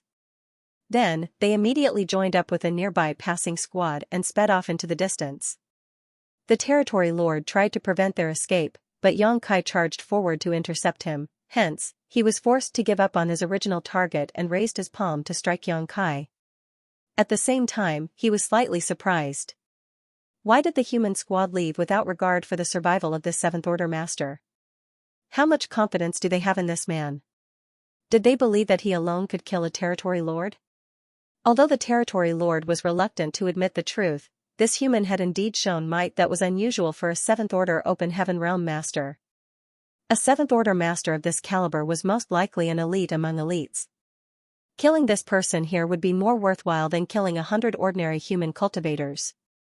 Following that thought, murderous intent immediately appeared in the territory lord's eyes. His attacks flew out like a torrent as the Black Ink strength in his body surged violently. Xianxia was instantly at a disadvantage. In a battle between a 7th Order Open Heaven Realm Master and a feudal lord, he was perfectly capable of overwhelming his opponent and killing the enemy without help from others. Unfortunately, Xianxia's strength was still lacking when his opponent was a territory lord. There was an evident gap in strength due to the difference in their cultivation. Nevertheless, it was not easy to kill Xianxia even if he was weaker than his opponent. While defending against the barrage of attacks, Xianxia tried to lead his powerful opponent in a certain direction nearby. There were sounds of a battle between an 8th Order Open Heaven Realm Master and a Territory Lord coming from that direction. Seeming to notice what Xianxia was planning, the Territory Lord sneered coldly and increased the ferocity of his attacks. An unexpected violent energy fluctuation suddenly came from afar, slamming through the void. Both Xianxia and the Territory Lord were shaken and affected by the energy fluctuation. That was clearly the fallout caused by the battle between Old Ancestor Xiaoxiao and the Royal Lord. From the moment those two began fighting, the shockwaves of their battle would occasionally propagate outward and sweep across both armies. The aftermath did not discriminate between friend or foe, so as long as one was standing on the battlefield, they would be negatively affected. Comparatively, the human race army was faring slightly better than the Black Ink clan. That couldn't be helped though, as the humans had the protection of their warships, while the Black Ink clan did not. Whenever the shockwaves struck, the defenses of the warship were enough to negate most of the impact. Aside from the 7th Order Open Heaven Realm Masters fighting outside the warships, the soldiers inside were not greatly affected. The same could not be said for the Black Ink clan. It did not matter whether the other party was a feudal lord, a territory lord, a high-rank Black Ink clansman, or a low-rank Black Ink clansman, they would often be knocked off balance whenever the violent energy fluctuation struck. It might be nothing more than a momentary effect, but even a brief moment could prove fatal for them. That was indeed the reality. Many Black Ink clansmen would lose their lives every time the fallout of the great battle swept across the battlefield. Unfortunately for Xianxia, it was now his turn to suffer the consequences. When the shockwave hit, both Xianxia and the Territory Lord stumbled in response. However, the Territory Lord's cultivation was ultimately much higher, so he recovered quicker and ferociously threw his palm towards Xianxia's head. At the juncture of life and death, Xianxia forcefully shifted his head to the side. The Territory Lord's palm slammed straight into his shoulder, resulting in a violent explosion of Black Ink strength. The explosion left his shoulder torn and bloody. Xianxia grunted in pain while, at the same time, he thrust the Azure Dragon spear towards the Territory Lord's heart. His actions forced the Territory Lord, who wanted to go for the kill, to make a quick retreat. Without waiting for the Territory Lord to regain his balance, Xianxia actually threw himself forward and unleashed a flurry of thrusts with the Azure Dragon spear, creating a wall of spear shadows that engulfed his opponent. The Territory Lord was extremely taken aback. It could be said that he had not held back in the slightest during his previous attack. Even if a 7th Order human somehow survived after taking a direct hit from him, they should have lost all combat ability and become helpless. But contrary to his expectations, this human cultivator was very different. Not only did he survive, he even became increasingly aggressive. Are humans supposed to be this sturdy? Unbeknownst to the Territory Lord, Xianxia was now a 70,000-meter-long ancient dragon. In terms of physical resilience, even most of the 8th Order Open Heaven Realm Masters could not compare to him. The palm strike had indeed wounded Xianxia, but it had not affected his combat capability. After a round of fierce attacks, the Territory Lord was so disheveled that he seemed slightly worse for wear, which made him angry out of shame. Just as he was about to deal a lethal blow, a sharp aura locked upon him and a terrifying sword light came slashing down on him immediately after that. Shocked, the Territory Lord hastily dodged aside. Go! Su Linggong rushed over, holding a blade in both hands. His aura was very imposing. When he unleashed an attack at the Territory Lord, he simultaneously shouted at Xianxia. Martial Uncle Su, will you be all right? The corners of Xianxia's mouth twitched, and he looked at Su Linggong in concern. That couldn't be helped. Su Linggong already had a Territory Lord as his opponent, so dragging another Territory Lord into his battle clearly meant that he would have to face two opponents on his own. It had not been long since he advanced to the 8th Order Open Heaven Realm, so while fighting a single Territory Lord would not be an issue, fighting two against one would be dangerous. Xianxia had not meant to ask Su Linggong for help. He had originally planned to lure the Territory Lord to a veteran 8th Order Open Heaven Realm Master to restrain the Territory Lord. That veteran 8th Order Master only had one Territory Lord as his opponent, so with his profound heritage accumulated over the millennia, fighting in a 2-against-1 battle would temporarily not be difficult for him. Unfortunately, that was not necessarily the case when it came to Su Linggong. Nevertheless, Su Linggong simply happened to be in the vicinity. He had probably noticed Yang Kai's situation and dragged his opponent over to help Yang Kai on his own initiative. Upon hearing Yang Kai's question, Su Linggong widened his eyes and roared furiously, "Enough nonsense. Hurry up and get lost. I'm going to kill these two today." While speaking, his attacks became fiercer and fiercer. Even his complexion became flushed. More importantly, the two territory lords were pushed back by his ferocious assault. Yang Kai glanced at the situation and knew that his words had aroused Su Linggong's competitive spirit. There was nothing else he could say, so he could only encourage Su Linggong, "In that case, don't overexert yourself." After saying that, he sped off into the distance. He did not stay behind to help Su Linggong, as even if he stayed behind and joined forces with him, he might not be able to kill either of these territory lords in a short time. Yang Kai's greatest advantage was that he was invincible among those in the same realm. Therefore, what he needed to do right now was kill as many enemies below the territory lord level as possible. The more he killed, the less pressure the human race army would face. 3 breaths of time after Yang Kai left, Su Linggong grunted in pain and his courageous and invincible aura vanished without a trace. In an instant, he was soundly beaten back by the two territory lords. His heritage was too lacking in the end, so fighting 2 against 1 was simply too difficult for the current him. Although he was no match for his enemies, Su Linggong would have no issue protecting himself for the time being. However, it was hard to say how he would fare if the battle dragged on. The fierce battle continued as Yang Kai navigated through the battlefield, searching for the figures of the hidden territory lords. Including the one from before, he found a total of 3. He attacked them and lured them towards the nearby 8th Order Open Heaven Realm Masters and left them to be restrained by the division commanders. There were bound to be more than 3 territory lords overseeing the Black Ink clan army, but Yang Kai only managed to find so many. As for the rest, they would surely be restrained by others as long as they made a move, so he did not have to worry about them. The Royal Lord and the Old Ancestor had their own battlefield. The 8th Order Open Heaven Realm Masters and the Territory Lords also had their own battlefields. The same was true for the Human Race Army and the Black Ink Clan Army. Although their battles entangled with each other, they did not interfere with one another.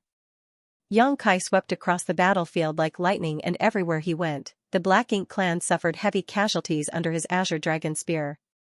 After confirming that there were no other unoccupied territory lords, he returned to Dawning Light.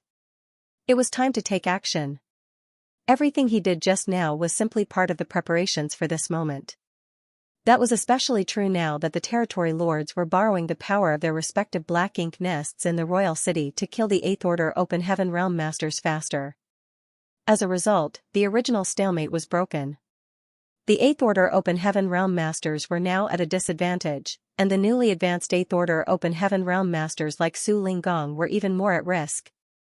If the human race army did not take action now, the 8th Order Masters might end up losing their lives on the battlefield. Just as that thought crossed his mind, a sharp whistle came from a certain corner of the battlefield. The seemingly never-ending whistle rang out loud and clear. Even the chaotic energy fluctuations could not prevent the whistle from being transmitted across the battlefield. It was clearly some kind of signal. When the whistle sounded, the atmosphere among the human race army underwent a subtle change. Everybody seemed to become more spirited as they summoned the secret weapon that had been hidden for many years. Somewhere on the battlefield, Su Linggong was completely disheveled. There was no sign of his energetic boasting and bluster from before. Faced with the violent bombardment from 2 territory lords, he had no choice but to flee and dodge their attacks. Nevertheless, there were times when he failed to dodge, resulting in his entire body being drenched in blood. When the whistle sounded, he cheered loudly, "It's finally time." He had endured for so long.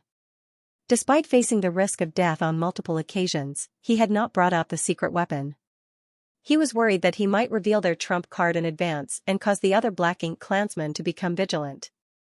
It was one thing if the secret weapon was not used, however, if the secret weapon were to be utilized, then he had to ensure that everyone could wield the secret weapon at the same time so that the maximum effect could be exerted. At this moment, the agreed-upon signal had finally resounded across the battlefield. Su Linggong broke out into a ferocious grin. Ignoring the pincer attack coming from the 2 territory lords, he abruptly summoned 2 long spears into his hands. A violent assault was followed by 2 grunts of pain. Meanwhile, Su Linggong coughed up fresh blood. Although several of his bones had been broken, he threw his head back with wild laughter. Die. World force flared as the 2 evil purging divine spears shuddered slightly and transformed into 2 streams of light that pierced towards the 2 territory lords who were basically at arm's length. Su Linggong did not hesitate to use his body as bait to draw the 2 territory lords in close, catching them off guard when they were immersed in the joy of winning. The 2 streams of light struck them squarely in the chest, pushing them back quite a distance. In the next moment, a brilliant light exploded out. The light was extremely dazzling, without the slightest impurities. Like 2 little suns, they enveloped the 2 territory lords, causing their expressions to immediately change drastically. They didn't even have time to think about killing Su Linggong before they were filled with a sense of terror. That couldn't be helped as, all of a sudden, they could feel the invasion of some kind of foreign power into their bodies. Moreover, that power seemed to be the nemesis of their black ink strength. Wherever the energy flowed inside their bodies, the black ink strength that had accumulated there for thousands of years melted away. Even the black ink strength that was everywhere in the void fizzled and evaporated without a trace when the light touched it. Chapter 53-59, The Power of the Evil Purging Divine Spears. Translator, Sullivan and Tia. Translation checker, Pew Pew Laser Gun Editor and Proofreader, Leo of Zion Mountain and Dale Lidger. Keys. On the battlefield, the area shrouded by the light became a large empty vacuum. All the black ink strength in that area was completely purified in an instant. Moreover, the light did not just appear at the 2 spots around Su Linggong, but at countless places across the battlefield. These lights illuminated the entire battlefield like the endless stars in the sky. The sudden turn of events caused the Black Ink clansmen suffering from the effects to panic. In all the years that they fought the humans, they had never seen such an occurrence or experienced such strange power before. It was a power that was opposite to their Black Ink strength, one that could restrain and even eliminate it. While the Black Ink clan was in a state of panic and terror, the humans did not remain idle. The power of the evil purging divine spears erupted, causing the energy within the Black Ink clansmen to become disordered. At the same time, the human race masters charged towards their enemies. The original stalemate across the battlefield was instantly broken. One after another, the aura of the feudal lords began to vanish. Those who were eligible to utilize the evil purging divine spears on the battlefield were the 7th and 8th order masters, thus, their opponents were mainly feudal lords and territory lords. As soon as the loud whistle rang out, the 7th order masters unleashed their attacks upon the feudal lords.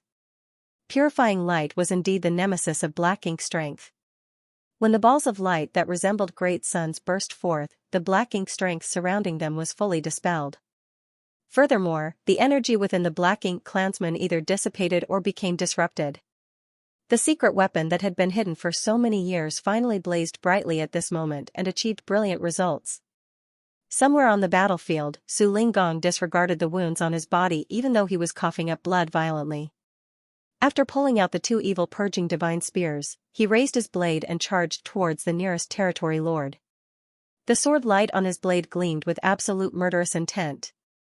The nearest territory lord who had been affected by the purifying light sealed within the evil purging divine spear was completely distracted at the moment. Most of his strength had been diverted to mitigate the threat of the purifying light. Hence, the most he could do was hastily punch at Su Linggong when the sword light came slashing down on him.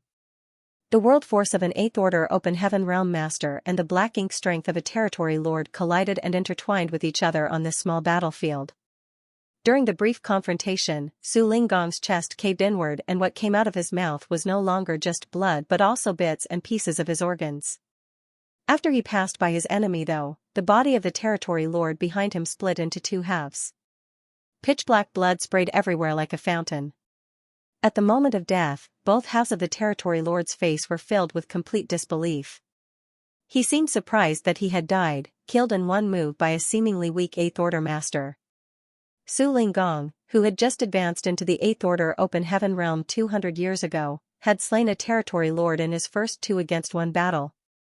He burst into maniacal laughter, feeling as though he had never been happier in his life. There was no denying that he had killed many Black Ink clansmen in the past, including several feudal lords, However, how could killing those feudal lords compare to the satisfaction of killing a territory lord? He was under a lot of pressure. His youngest disciple was married to Xianxia. In the past, Su Linggong could rely on his higher cultivation and take advantage of his status as an elder to discipline this son-in-law of his. Unfortunately, that advantage disappeared when Xianxia advanced to the 7th order. Even Su Linggong had to admit that he was lacking when compared to Xianxia's overwhelming strength against peers of the same realm. Not to mention, there were quite a few territory lords who had died at Xianxia's hands over the years. On the contrary, he had not killed a single territory lord even though he was the elder. How could he hold his head high in front of Xianxia? How could he seek justice on behalf of his beloved disciple if Xianxia were to bully her? Fortunately, things were different now. He had killed a territory lord. And this was just the beginning. He was going to kill even more territory lords in the future. His gaze shifted and landed on the other territory lord. Then, he rushed at the enemy with his blade flashing brilliantly. The remaining territory lord had been stunned by the sudden death of his companion. At the same time, he was also distracted by his efforts to resist the purifying light that was eroding his body. When he saw Su Linggong rushing at him like a vengeful ghost, a sense of fear flooded his heart. He did not dare to fight Su Linggong any longer, thus, he quickly turned around and fled for his life. "Where are you trying to run?" Su Linggong roared furiously. Raising his blade, he tried to pursue his enemy, but he only managed to take a few steps before he coughed up blood as though he was trying to purge all the organs from his body. At the same time, the imposing aura around him weakened rapidly. When he brought out the evil purging divine spears, he had used his body as bait and forcefully withstood the pincer attack from both his opponents. Therefore, he was heavily injured. Killing one of the territory lords in one blow was his limit. He no longer had the strength to pursue the second. If his opponent had stood his ground and fought, the territory lord would most likely have succeeded at killing Su Linggong on the spot despite the effects of the purifying light. It was just that the territory lord had been thoroughly frightened by the purifying light that invaded his body. Not to mention, he did not know whether this 8th order human was truly exhausted or simply feigning weakness. His priority was to escape alive, so he did not even dare to pause for a single moment. In the end, Su Linggong could only watch helplessly as the territory lord slipped into the midst of the Black Ink clan army and used the numerous Black Ink clansmen to conceal his whereabouts. Waste. He cursed furiously. "I'm already in such dire straits. How can you flee in fright instead of trying to kill me? How can such a shameless Black Ink clansman be a worthy opponent for the humans who willingly lay down their lives to achieve victory in this battle?" It wasn't just Su Linggong who managed to kill a territory lord. Across the battlefield, more than a dozen territory lords lost their lives in that brief moment of confusion. Several 8th order Black Ink disciples also lost their lives in that encounter. The Black Ink clan lost nearly 20 of their top masters in a matter of breaths. How many combat forces comparable to an 8th order master in strength did the Black Ink clan gather? It was not an exaggeration to say that 30% of the Black Ink clan's combat forces were eliminated just moments after the evil purging divine spear made its debut. Most of the remaining territory lords had also been heavily wounded by the evil purging divine spear. The rich purifying light had invaded their bodies, causing them unbearable pain. In the direction of the ruined royal city, the Black Ink nests suddenly began to rumble loudly. The rumbling sounds were followed by extremely thick Black Ink strength that gushed out from them. After becoming affected by the corrosion of the purifying light, the territory lords no longer had regard for anything else. They drew upon the power of their respective Black Ink nests in desperation and used their power to repel the human masters and resist the corrosion of the purifying light. Although doing so allowed them to reduce some of their declining momentum, it was not enough to block the violent offensive of the 8th order masters. Many of the territory lords remained in jeopardy, seemingly at risk of losing their lives at any moment. What horrified the territory lords even more was that the 8th order open heaven realm masters fighting them would summon more evil purging divine spears from time to time. Hence, they were so terrified that they could not concentrate on fighting their enemies. The Black Ink clan could not understand where the humans obtained such deadly artifacts. Logically speaking, it should be very difficult to refine artifacts that were so lethal to territory lords. There should not be many of these artifacts, otherwise, the humans would have brought them out a long time ago. Be that as it may, the 8th Order Open Heaven Realm Masters were not the only ones who could summon these artifacts. Even the 7th Order humans had a seemingly large supply of these accursed spears. The great suns that were formed from the pure white light could be seen everywhere on the battlefield. Almost every time one of the great suns manifested, another territory lord would fall. In the time it took to boil a cup of tea, the Black Ink clan army which originally held an obvious advantage suffered crippling casualties. Unlike the Black Ink clan's terror-stricken panic, the human race army's momentum surged to newfound heights. Everybody knew that the maximum effectiveness of the evil purging divine spear had been brought out at this moment. After keeping the secret for so many years, their trump card specially created to fight the Black Ink clan had finally proven its worth in battle. However, the Black Ink clan's vigilance and wariness were now raised to the limit. The next time the evil purging divine spears were utilized in battle would no longer have such an unprecedented effect. Moreover, the evil purging divine spears were not invincible even though purifying light was the nemesis of Black Ink strength. The purifying light sealed within the evil purging divine spears was limited after all. Once the Black Ink clansmen used their Black Ink strength to eliminate the purifying light would lose its effect. This was especially obvious when many of the territory lords could borrow the strength of their Black Ink nests around the royal city. As long as they were willing to consume enough Black Ink strength, it would not take long for them to completely remove the purifying light that had invaded their body. At that time, they would no longer be troubled by the purifying light. Their strength would also recover quickly.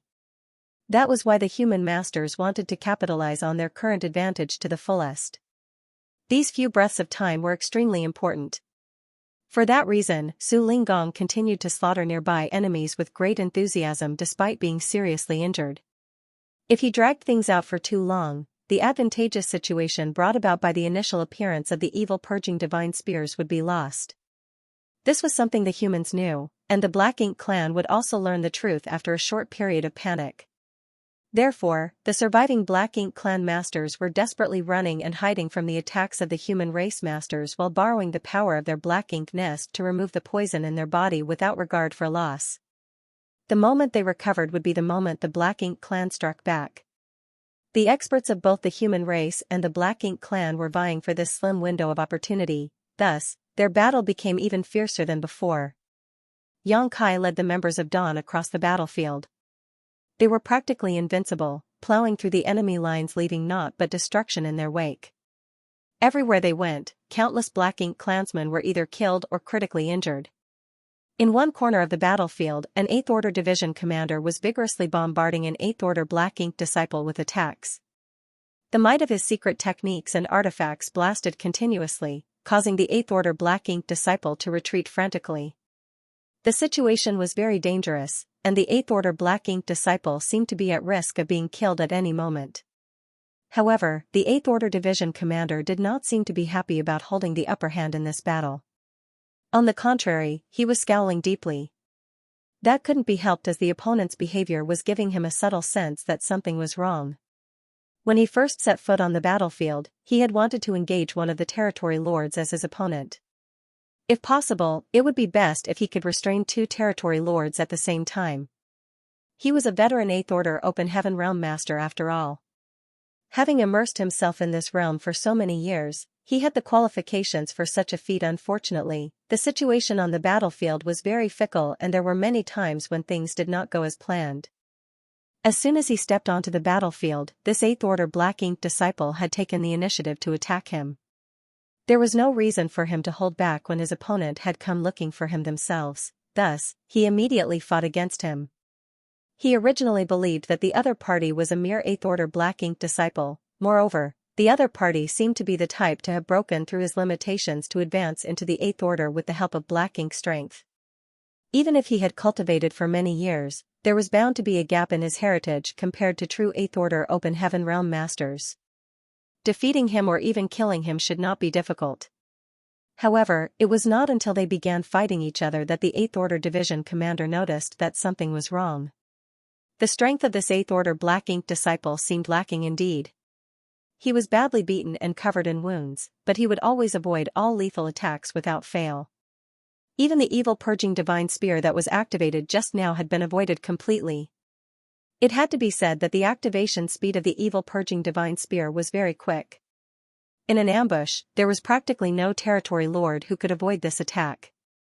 So many evil purging divine spears had been activated just now, and the number of territory lords who managed to avoid the attack could be counted on one hand. Be that as it may, this 8th Order Black Ink disciple had somehow done just that. Chapter 5360, Black Ink Disciple Translator, Sullivan and Tia Translation Checker, Pew Pew Laser Gun Editor and Proofreader, Leo of Zion Mountain and Dale Lidger Keys. Ever since they began fighting, there was only one word to describe the feeling that the 8th Order Black Ink disciple gave this 8th Order Division commander: monster. He did not mean the type of monster with monster chi. On the contrary, the 8th Order Black Ink disciple's various behaviors and responses to the crises gave off a feeling of incongruency. In fact, the scene seemed rather familiar. He couldn't help recalling a certain battle he had fought when he was much younger. In that battle, it was obvious that his strength was much greater than his opponent's. Be that as it may, he did not slay his enemy immediately. He took his time and toyed with his enemy instead. By pretending to be weak, he eventually lured his enemy into a fatal opening and killed him in one fell swoop. At this moment, the other party gave him the same, but opposite feeling. It felt exactly like how he had hidden his strength and put on an act in the past. Is this guy hiding his true strength? The division commander could barely believe it. In a comparison of real strength, a true 8th Order master was generally stronger than a territory lord. On the other hand, Black Ink disciples who borrowed the power of Black Ink strength to surpass their innate limitations were even weaker than territory lords. In other words, an actual 8th Order Open Heaven Realm Master should be significantly stronger than an 8th Order Black Ink disciple. During a one-on-one battle, 8th Order Black Ink disciples would usually bring out everything they could, as trying to hide their true strength would put them at risk of dying at any moment. I can't believe this guy can afford to hide his true strength. Just how powerful is he? What are his intentions? The 8th Order Division commander could not understand. Regardless of what intentions the other party might have though, his goal remained to slaughter the other party. Fighting an 8th Order Black Ink disciple for so long and failing to harm the other party even after utilizing the evil purging divine spear was extremely humiliating. Nevertheless, this veteran division commander did not let his guard down. Focusing his attention, his offense suddenly became significantly more violent. To slay his enemy as soon as possible, he even chose to burn a part of his blood essence. The intensity of the assault suddenly increased by a significant margin. The 8th Order Black Ink disciple was caught off guard. Thus, his condition gradually worsened. A sudden sigh sounded in the ears of the 8th Order Division commander. Following that fleeting sound, a sword light flashed towards him. He immediately felt all the hairs on his body standing on end. A terrible sense of crisis enveloped him, making him feel as if he was about to die. Therefore, he hastily retreated without the slightest hesitation as his field of vision was filled with the glare coming from the sword light before him. 9th Order. His opponent was actually in the 9th Order Open Heaven realm. At that moment, the division commander finally understood the root of the strange feeling he had been having. His speculation was correct, his opponent had indeed hidden his true strength. However, he never imagined that the other party would be a 9th Order Black Ink disciple. The human race had been fighting the Black Ink clan for countless years, and over the millennia, many human cultivators had fallen into the hands of the Black Ink clan and been transformed into Black Ink disciples. Therefore, there would always be Black Ink disciples in every theater. However, most Black Ink disciples did not survive for very long. The Black Ink clansmen would always order the Black Ink disciples under their command to fight desperately so that they could escape safely whenever their lives were in danger on the battlefield. As a result, 90% of these Black Ink disciples would not have enough time to grow before they lost their lives on the battlefield. Before the appearance of purifying light, the human race had also been merciless in their treatment towards Black Ink disciples. They believed that death was the best extrication for the Black Ink disciples. Under normal circumstances, even a single 8th Order Black Ink disciple would rarely be found. However, Great Evolution Theater was special. During the war 30,000 years ago, many soldiers from Great Evolution Pass had been transformed into black ink disciples. Furthermore, this theater did not experience war for a long time. That was why many black ink disciples had enough time to grow and develop into 8th order black ink disciples. Be that as it may, a 9th order black ink disciple had never emerged from any of the theaters before. It had to be said that a 9th order black ink disciple was an existence equivalent to an old ancestor, which was the highest combat force among the human race. Unexpectedly, a 9th order black ink disciple had appeared here. The 9th order black ink disciple had used a secret technique to conceal his cultivation. Moreover, he had pulled off this trick without anybody being aware of his actions. Despite exchanging blows for so long, the 8th order division commander had only felt that his opponent was somewhat strange. He subconsciously felt that his opponent might have concealed their strength, but he never imagined that his opponent would turn out to be a 9th order black ink disciple. It turns out that a black ink disciple can actually reach the 9th order open heaven realm. This particular thought suddenly crossed his mind at this moment. It was well known that black ink disciples could borrow the power of black ink strength to break free of the innate shackles of their order and achieve heights that would never be reachable for them under normal circumstances. Nevertheless, that would only happen under ideal circumstances. The human race had discovered that the process of advancement among the black ink disciples that disregarded their actual limitations came with very high risks. Almost every black ink disciple who surpassed their limitations had various physical deformities. More importantly, every advancement they experienced was many times more dangerous than a normal advancement experienced by the human race. The probability of death was extremely high. That was why the ideal circumstances would remain as nothing more than ideal circumstances. It should have been near impossible for a black ink disciple to advance to the 9th order open heaven realm with the help of black ink strength. For a black ink disciple, that process was almost guaranteed death. Be that as it may, there were always exceptions. That was why there were so many miracles in this world. A 9th order black ink disciple had suddenly appeared on the battlefield. That was simply shocking. Not to mention, he had hidden his true strength while fighting with an 8th order division commander. The fact that he had not killed his opponent after so long clearly indicated that he was harboring evil intentions. He is aiming for the old ancestor. The 8th order division commander instantly figured out the other party's aim. Just as he was about to open his mouth to shout out a warning, he abruptly discovered that his strength was draining rapidly and he could not make a single sound. At the same time, old ancestor Xiaoxiao's voice reverberated throughout the universe from a certain corner of the battlefield. I thought it was a second royal lord. Unexpectedly, it turned out to be a black ink disciple. I wouldn't have found you if you remained hidden, but now that you've taken the liberty to show yourself, you shouldn't think of leaving again. After her words rang out, an enormous yin-yang fish suddenly appeared and seemed to cover the entire void. The 9th order black ink disciple, who had merged with a sword light that was slashing towards her, was caught off guard and crashed straight into the yin-yang fish, his figure freezing in place for a moment. Old ancestor Xiaoxiao did not give him any time to recover. Her slender jade palm thrust down on him. Her might as a 9th order open heaven realm master was fully revealed as she extinguished the sword light and dragged him into her battle. Meanwhile, the royal lord fervently drew upon his strength to attack. It was clear he intended to work together with the 9th order black ink disciple to kill old ancestor Xiaoxiao. At this moment, the vast battlefield came to an abrupt halt. All the human soldiers were shocked, as were most of the black ink clansmen. Only the territory lords were unmoved by this sudden revelation. They took advantage of the situation to escape from the onslaught of the 8th order division commanders and hurriedly directed their black ink strength to eliminate the purifying light in their bodies. There was a 9th order black ink disciple under the command of the royal lord. It was evident that they were aware of the fact, but such an important secret was known only to the territory lords.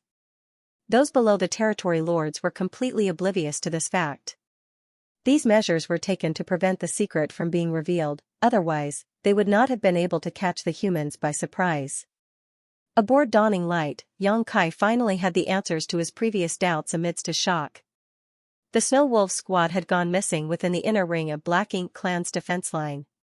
It was pretty much confirmed that they had been completely wiped out in one blow. However, the squad leader Yao Kongqing of the Snow Wolves squad had sent him a message at the very last moment.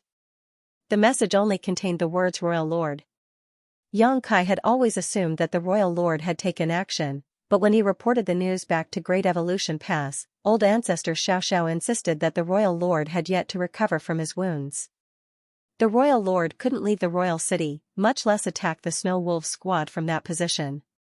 Likewise, Yao Kongcheng's last message couldn't be fake.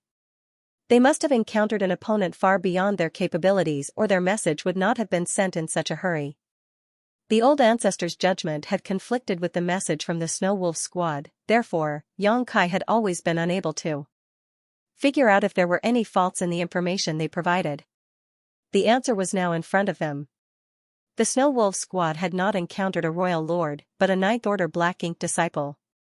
A Ninth Order Black Ink disciple and a royal lord were fairly similar in strength, so under such rushed circumstances, Yao Kongqing had probably mistakenly thought that their opponent was a royal lord and frantically sent a warning containing the words royal lord.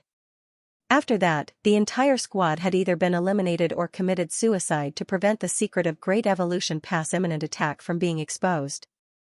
Their sacrifice had not been for naught though. Thanks to their brief message, old ancestor Xiaoxiao had been forewarned. From her statement earlier, it could be inferred that she had been guarding against any possible enemies during her battle with the royal lord. It was just that she had expected an additional royal lord, not a Ninth Order Black Ink disciple. If she had been unprepared, the sword light from earlier would most likely have injured her. Fortunately, she had been warned in advance and could safely resolve any issues that popped up even if the Ninth Order Black Ink disciple had ambushed her out of nowhere. The three top masters immediately engaged in battle, and the fallout from their clash became even more ferocious. Old ancestor Xiaoxiao had held the absolute advantage during the previous one-on-one battle with the royal lord, only able to defend himself but not fight back. Now that there was an additional Ninth Order Black Ink disciple in the fray, the situation became disadvantageous for her instead. Her advantage no longer existed now that she was fighting against two opponents. There was one fortuitous thing. After a brief exchange of blows, she quickly determined that it had not been long since the Ninth Order Black Ink disciple succeeded in his advancement. Only 100 or 200 years at most. He could be considered a newly advanced Ninth Order Black Ink disciple, so his heritage was quite weak. Combined with the fact that Black Ink disciples were already weaker than true human masters in the same order, she managed to protect herself even though she had to face two opponents in the equivalent realm as herself. If her opponents had been Ninth Order Open Heaven realm masters like herself, she would not have lasted for long. Judging from the timing, the Ninth Order Black Ink disciple had succeeded in his advancement after the Great Evolution army withdrew from the royal city, otherwise, it was impossible for him to stay out of the battle 200 years ago. He had most likely been in retreat to advance to the Ninth Order at the time. After the Ninth Order Black Ink disciple stepped forward, old ancestor Xiaoxiao calmed down considerably. It was far more difficult to defend against an arrow in the dark than a spear in the light. Therefore, it was always better to have her enemy in the open than hidden in the shadows. On the contrary, the royal lord was so furious that he nearly went mad with rage. The fact that the Black Ink disciple under his command had advanced to the Ninth Order was extremely confidential. It was also the reason he dared to confront the humans directly in this battle. He had wanted to catch the old ancestor by surprise with the help of his Black Ink disciple. As long as they could severely injure her, the Black Ink clan would be victorious in this battle. Who could have known that the old ancestor would somehow know in advance? His plans had come to nothing as a result. With the situation being what it was now, it would not be easy for him to eliminate the old ancestor. The battle between these three caused space to shatter with every impact. On the other hand, Yang Kai's figure flickered and crossed more than half of the battlefield in an instant. Before he even arrived, he balanced a great sun on the tip of his azure dragon spear and smashed his way through the densely packed Black Ink clan army. The Black Ink clan retreated hastily wherever the great sun appeared, and countless corpses were left behind in Yang Kai's wake. Yang Kai grabbed hold of a disheveled figure and shouted, "Let's go."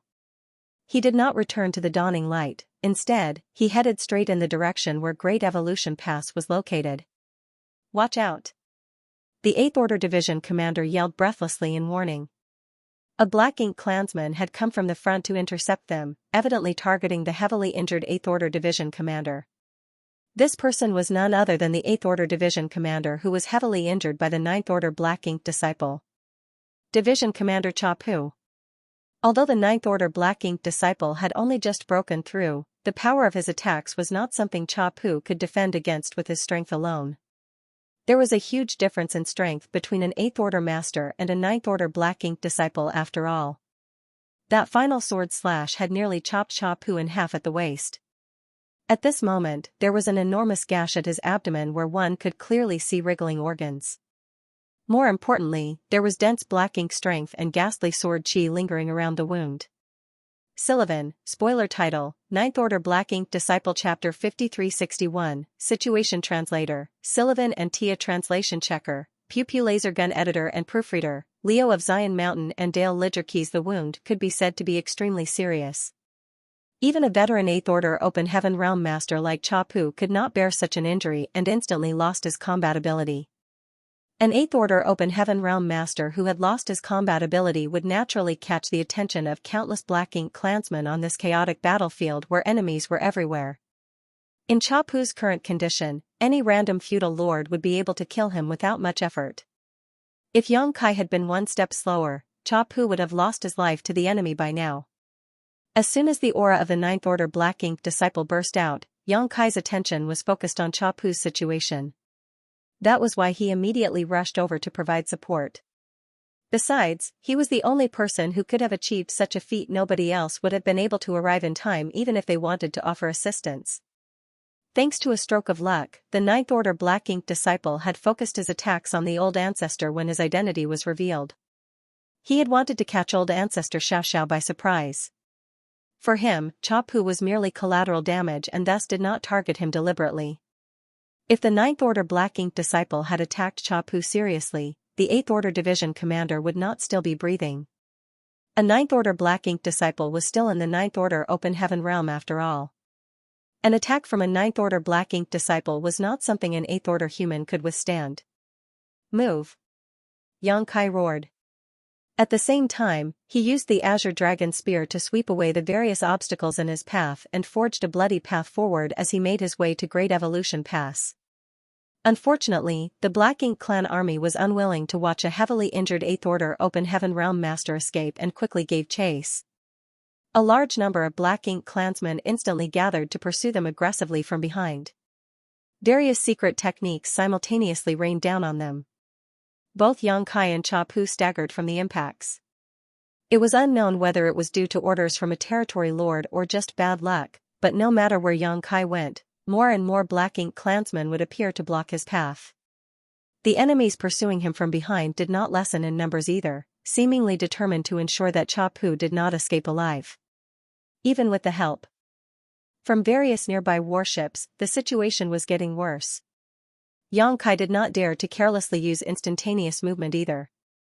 Under these circumstances, while he would be fine after using instantaneous movement, Cha Pu was too heavily wounded to withstand the pressure caused by traversing the void. In the worst case, Cha Pu could end up dying at his hands instead of the enemies. Brother Yang! A shout suddenly entered Xianxia's ears, this way. Turning in the direction of the voice, Xianxia saw a solidly built warship carrying a huge tortoise shell on its back coming towards him. Several 7th Order Open Heaven Realm Masters were standing outside the warship, joining forces to slaughter the surrounding enemies. The person who shouted at him earlier was none other than squad leader Chai Feng.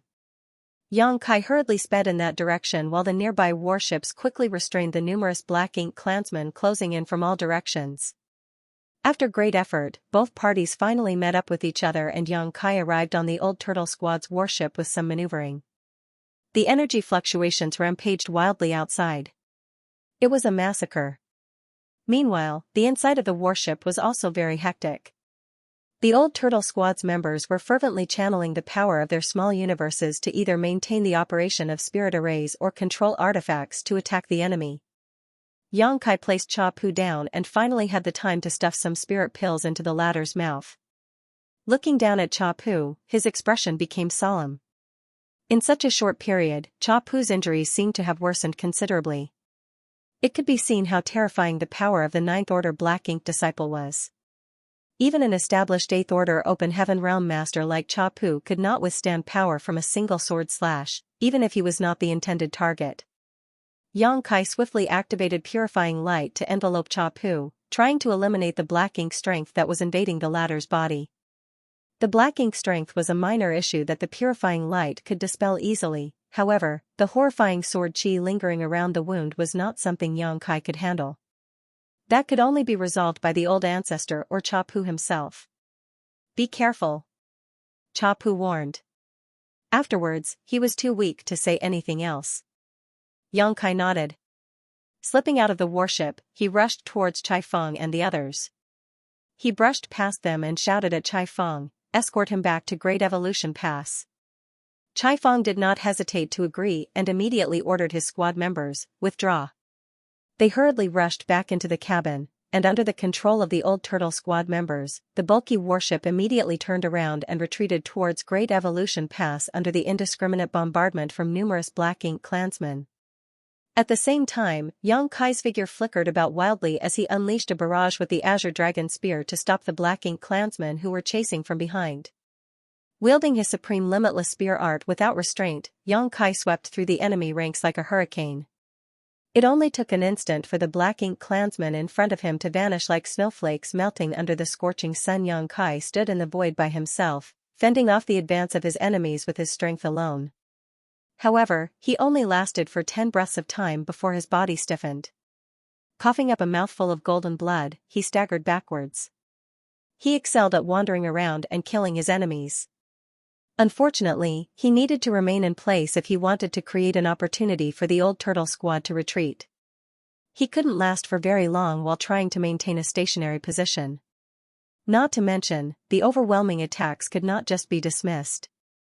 Every time Yang Kai blocked an attack, he would consume a portion of his strength. There was no saying when the battle would finally end, so even if the heritage of his small universe was impressive and his strength far surpassed his peers in the same realm, he could not afford to squander his power without any inhibitions. Taking a moment to glance behind him, Yang Kai saw that the old turtle squad was still surrounded by the Black Ink clan in all directions. A storm of attacks rained upon the warship like a torrential downpour, causing the light barrier around the huge tortoise shell to flicker wildly.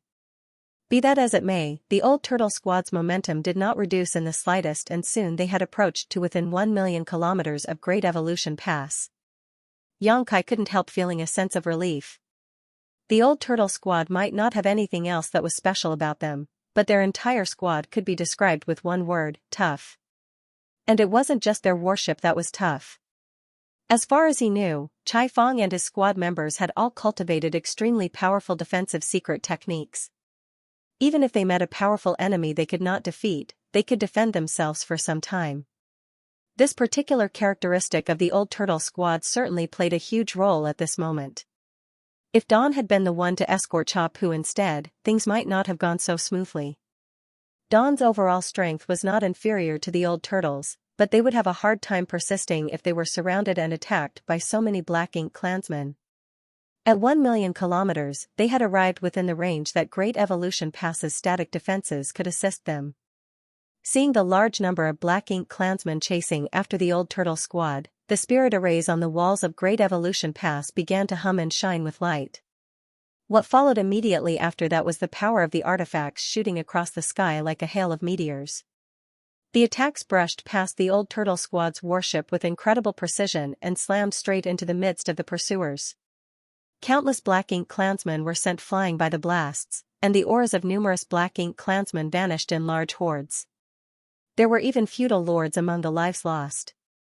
Upon seeing the ferocious assault coming from the Great Pass, the pursuing Black Ink clansmen did not dare to move forward recklessly. Against such a heavy barrage, they would be blasted to smithereens before they managed to reach Great Evolution Pass. Besides, there was nothing they could do even if they could reach Great Evolution Pass.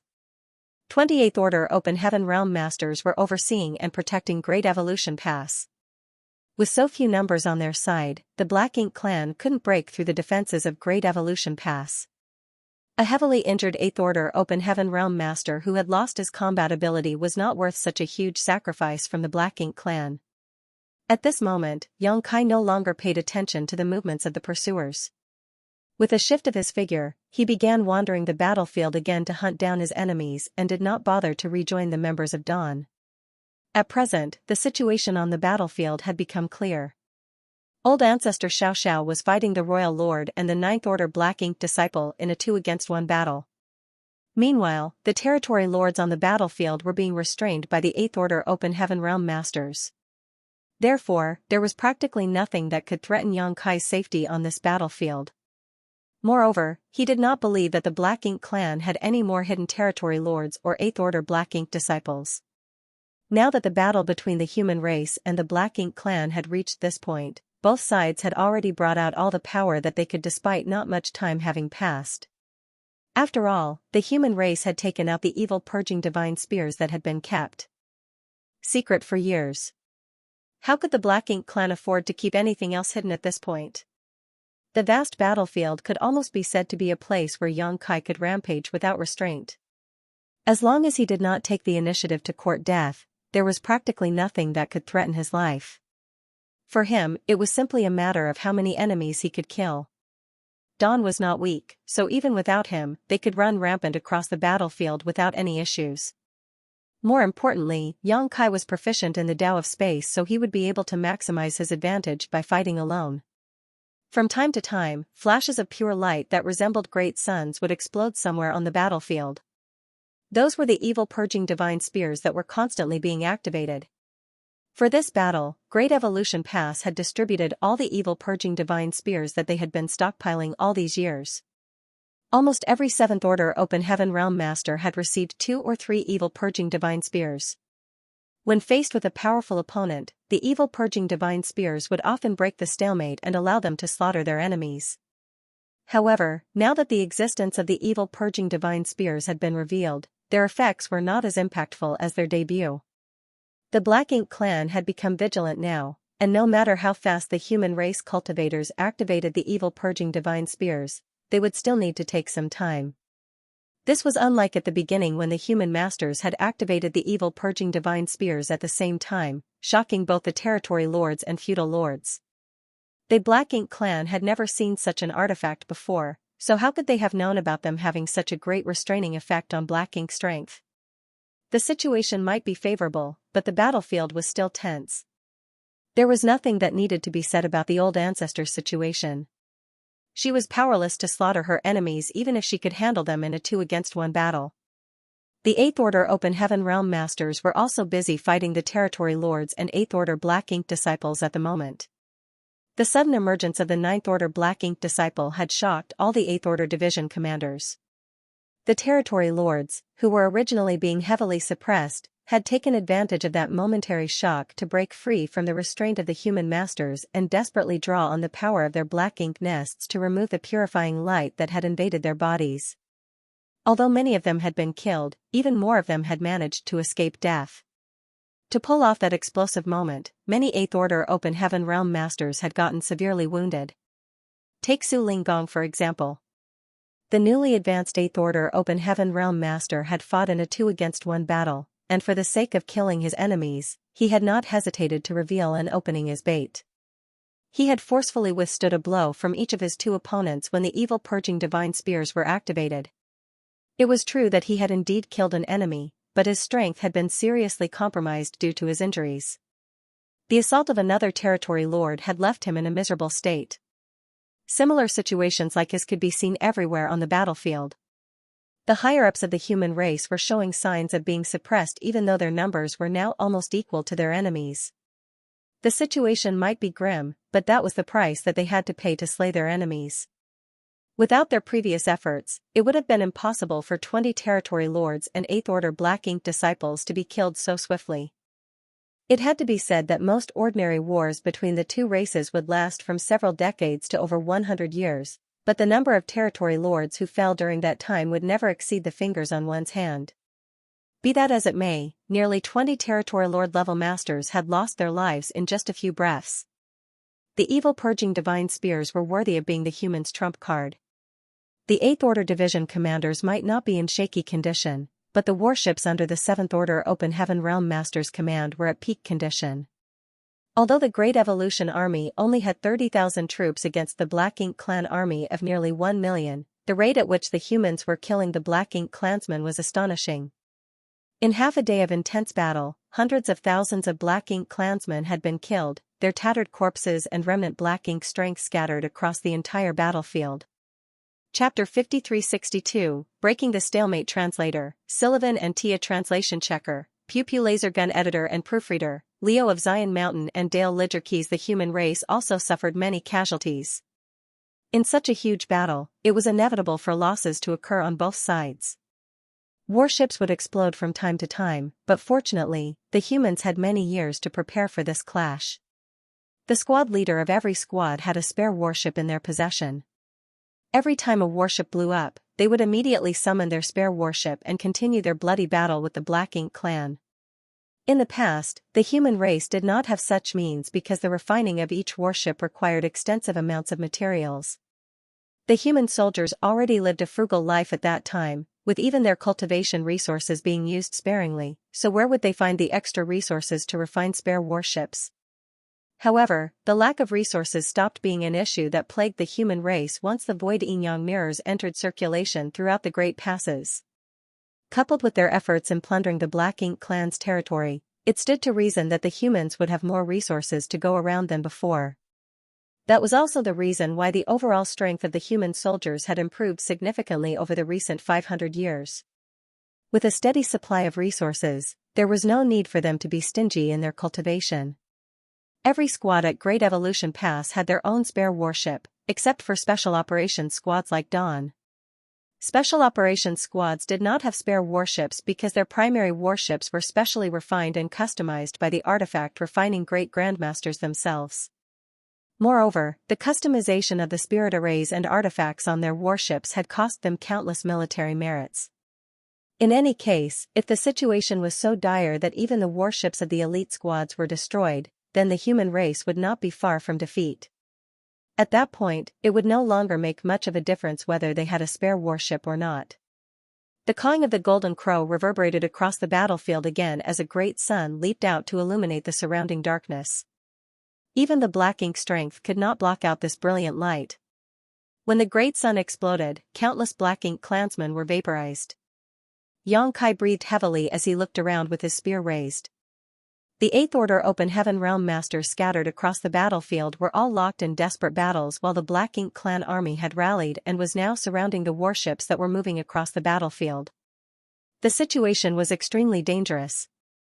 Before the crusade began, everyone knew that this would be a tough battle and obtaining victory would not be an easy feat. Tens of thousands of soldiers from Great Evolution Pass were desperately fighting a bloody battle for the very future of the human race.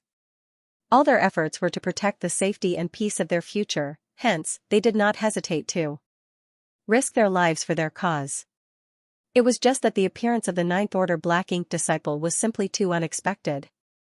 If not for the intervention of the Ninth Order Black Ink disciple, the situation might not have been so dire. Although the Royal Lord could borrow the power of his Black Ink nest to hold off the old ancestor, if the Ninth Order Black Ink disciple had not joined forces with the Royal Lord, old ancestor Xianxia would have had more than enough power to fully restrain the Royal Lord and several territory lords at the same time. If the old ancestor had helped to restrain several territory lords, the Eighth Order division commanders could have broken the current stalemate. Unfortunately, that plan was no longer feasible. The joint assault of the Royal Lord and the Ninth Order Black Ink disciple left her powerless to do anything else. Yang Kai gritted his teeth and glanced in the direction of the royal city. He was no match for a Ninth Order Black Ink disciple, but a territory lord was feasible in his current state. Unfortunately, even if he fought at his hardest, he could at most occupy a single territory lord at best, which would be meaningless in the grand scheme of things. Rather than wasting his effort, he might as well utilize his strength to the fullest and hunt down more feudal lords. However, if he could destroy the Black Ink nests in the royal city and prevent the territory lords from borrowing their power, then the current deadlock would also be broken. Once the Black Ink nests of the territory lords were destroyed, they would not be able to rely on any other external aids. The situation of the Eighth Order division commanders should improve significantly as a result. It could also be said that, if the Royal Lord's Black Ink nest was destroyed, then the old ancestor might even have the opportunity to slay the Royal Lord. However, entering the royal city to destroy the Black Ink nests would not be an easy feat. Even though Yang Kai was standing on the chaotic battlefield, He could clearly sense the aura of several territory lords stationed at the royal city. The Black Ink nests were critical to the Black Ink clan, so how could they not assign a few territory lords to protect them? According to the previous estimates of the higher-ups among the human race, before the war began the Black Ink clan had 70 to 80 territory lords on their side, more or less equal to the number of 8th Order Open Heaven Realm Division commanders.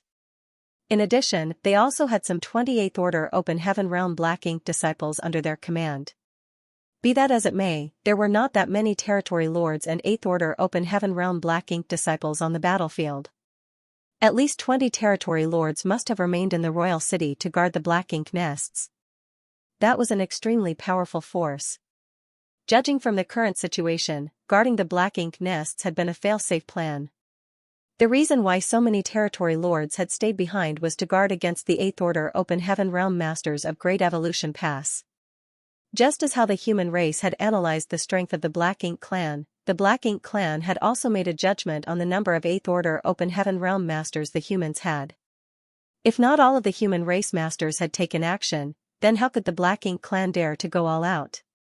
In the end, both sides had left a large number of top masters to protect their important locations in order to prevent the other party from causing trouble. Although Xianxia was tempted to cause a ruckus at the royal city, he did not dare to act rashly with so many territory lords standing guard. Just as he was mulling over these ideas, Xianxia's voice suddenly entered his ears: "Target the royal city's Black Ink nests." Xianxia's eyes immediately lit up at those words. Xianxia was asking him to destroy the Black Ink nests in the royal city. Looks like I was not the only one with this idea. It would seem that Xianxia had the same thought regarding the method to break the stalemate, or rather, with his abilities, Xianxia probably came up with this plan a long time ago but had been waiting for the right moment to carry it out. He probably issued the order to Xianxia now because he had finally figured out the appropriate countermeasures. The 8th Order Army commander, who had fallen to the 7th Order before clawing his way back up after thousands of years, immediately displayed an unparalleled strategic talent as soon as he returned. It could be said that the Great Evolution East-West Army only managed to defeat the Black Ink clan 200 years ago thanks to Xianxia's leadership. He had established a huge advantage for the human race in the Great Evolution Theater, and that advantage had continued to this day. That battle also laid the foundation for the Great Evolution Army's current crusade. For that reason, Xianxia held great respect and admiration for Xianxia. Although Xianxia could not lead an army into battle, he excelled at carrying out individual assaults on his enemies. All the 8th Order Open Heaven Realm Masters were being watched closely at the moment, so none of them could extract themselves and head to the royal city. That made a 7th Order Open Heaven Realm Master like Xianxia the best choice for this task. Not to mention, he was different from ordinary 7th Order Open Heaven Realm Masters. Xianxia was confident that he would succeed at the task as long as he could seize the opportunity. The Black Ink nests had almost no defensive strength at all, so as long as he could find a way to get close, Xianxia could easily destroy several of them without much effort. Under Xianxia's order, Xianxia did not hesitate to head straight for the royal city while not daring to make too much of a commotion, lest he catch the attention of the Black Ink clan army. At the same time, at a distance 5 million kilometers away from the royal city, Great Evolution Pass continued to rotate slowly under the urging of the 28th Order Open Heaven Realm Masters stationed there. Meanwhile, the spirit arrays and artifacts on the walls of the city constantly shot towards the royal city, forcing the Black Ink clan to assign some of their troops to defend it. Great Evolution Pass had traveled a great distance for this war, so naturally it could do more than simply launch a single ramming attack. Its role was not just to provide a powerful shield for the human race, its offensive and defensive abilities were absolutely lethal weapons on the battlefield. In fact, the very existence of Great Evolution Pass restrained a large part of the Black Ink clan's power. Xianxia flew around various battlefields, approaching the royal city without a trace. He did not know what Xianxia was planning, however, the latter clearly had an arrangement in place since he had issued such a command. All Xianxia could do now was trust in Xianxia and act when the opportunity arose. At that moment, a furious roar sliced through the entire battlefield. "Go! Kill all the 8th Order humans." That was the voice of the royal lord. It wasn't just the human race that was trying to break the stalemate. The Black Ink clan was also trying to achieve the same.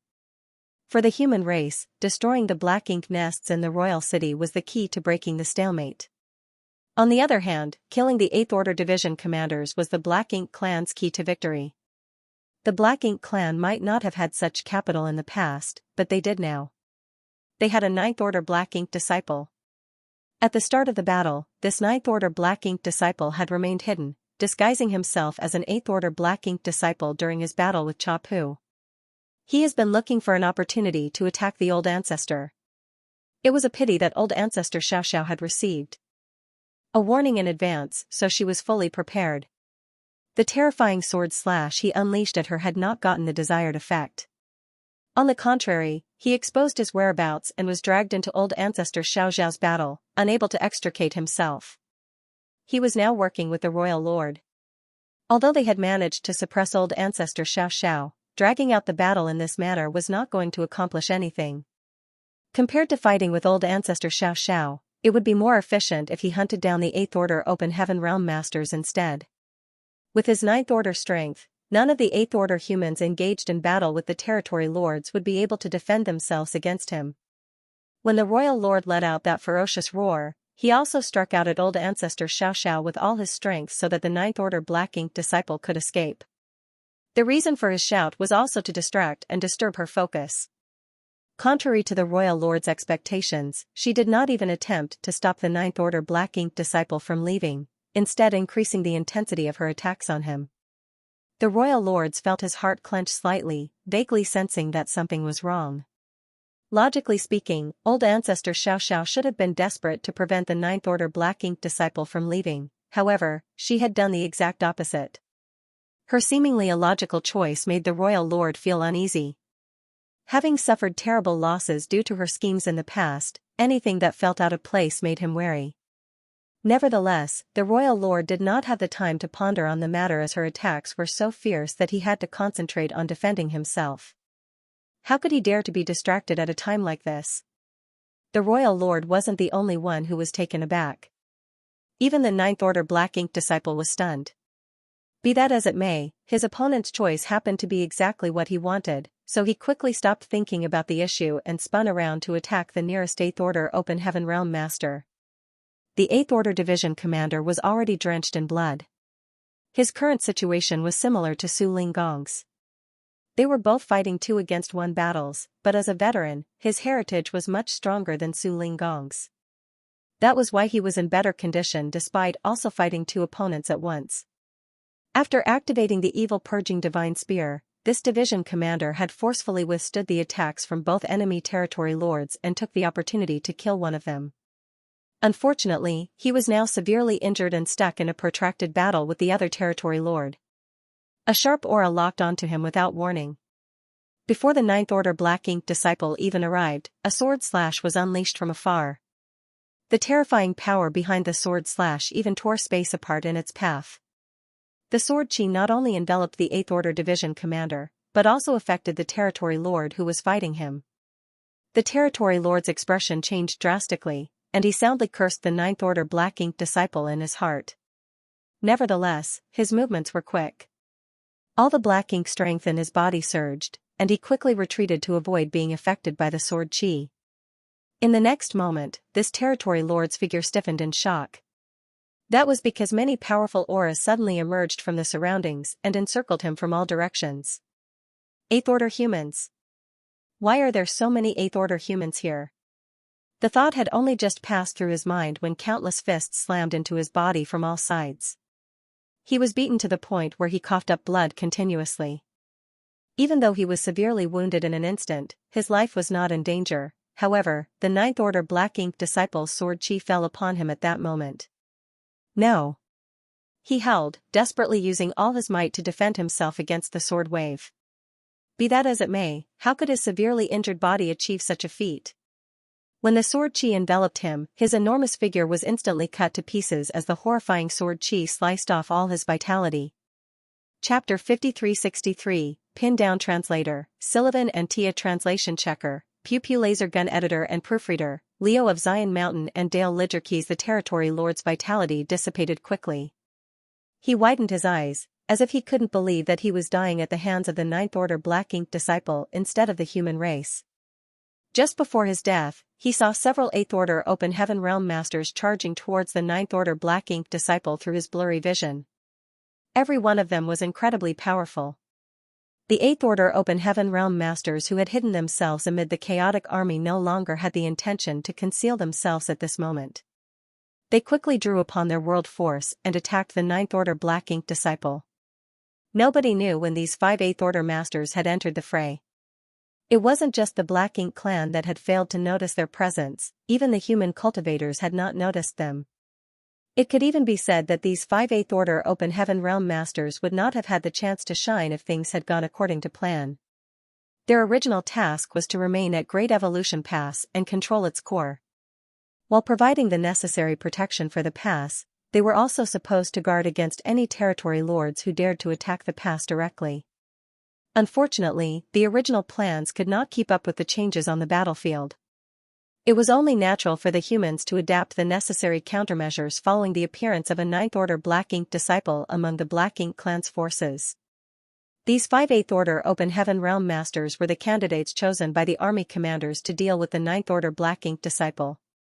5 8th Order Open Heaven Realm Masters might not be enough to confront a master like old ancestor Xianxia. However, it had not been long since the 9th Order Black Ink Disciple broke through to his current realm, so 5 veteran 8th Order Masters working together should be just enough to restrain him. There was a huge battle between the human race army and the Black Ink clan army, hence, violent energy fluctuations filled the void. It was not strange for them to be able to sneak out of Great Evolution Pass without anybody noticing. In the next moment, the 5 8th Order Open Heaven Realm Masters engaged the 9th Order Black Ink Disciple in battle.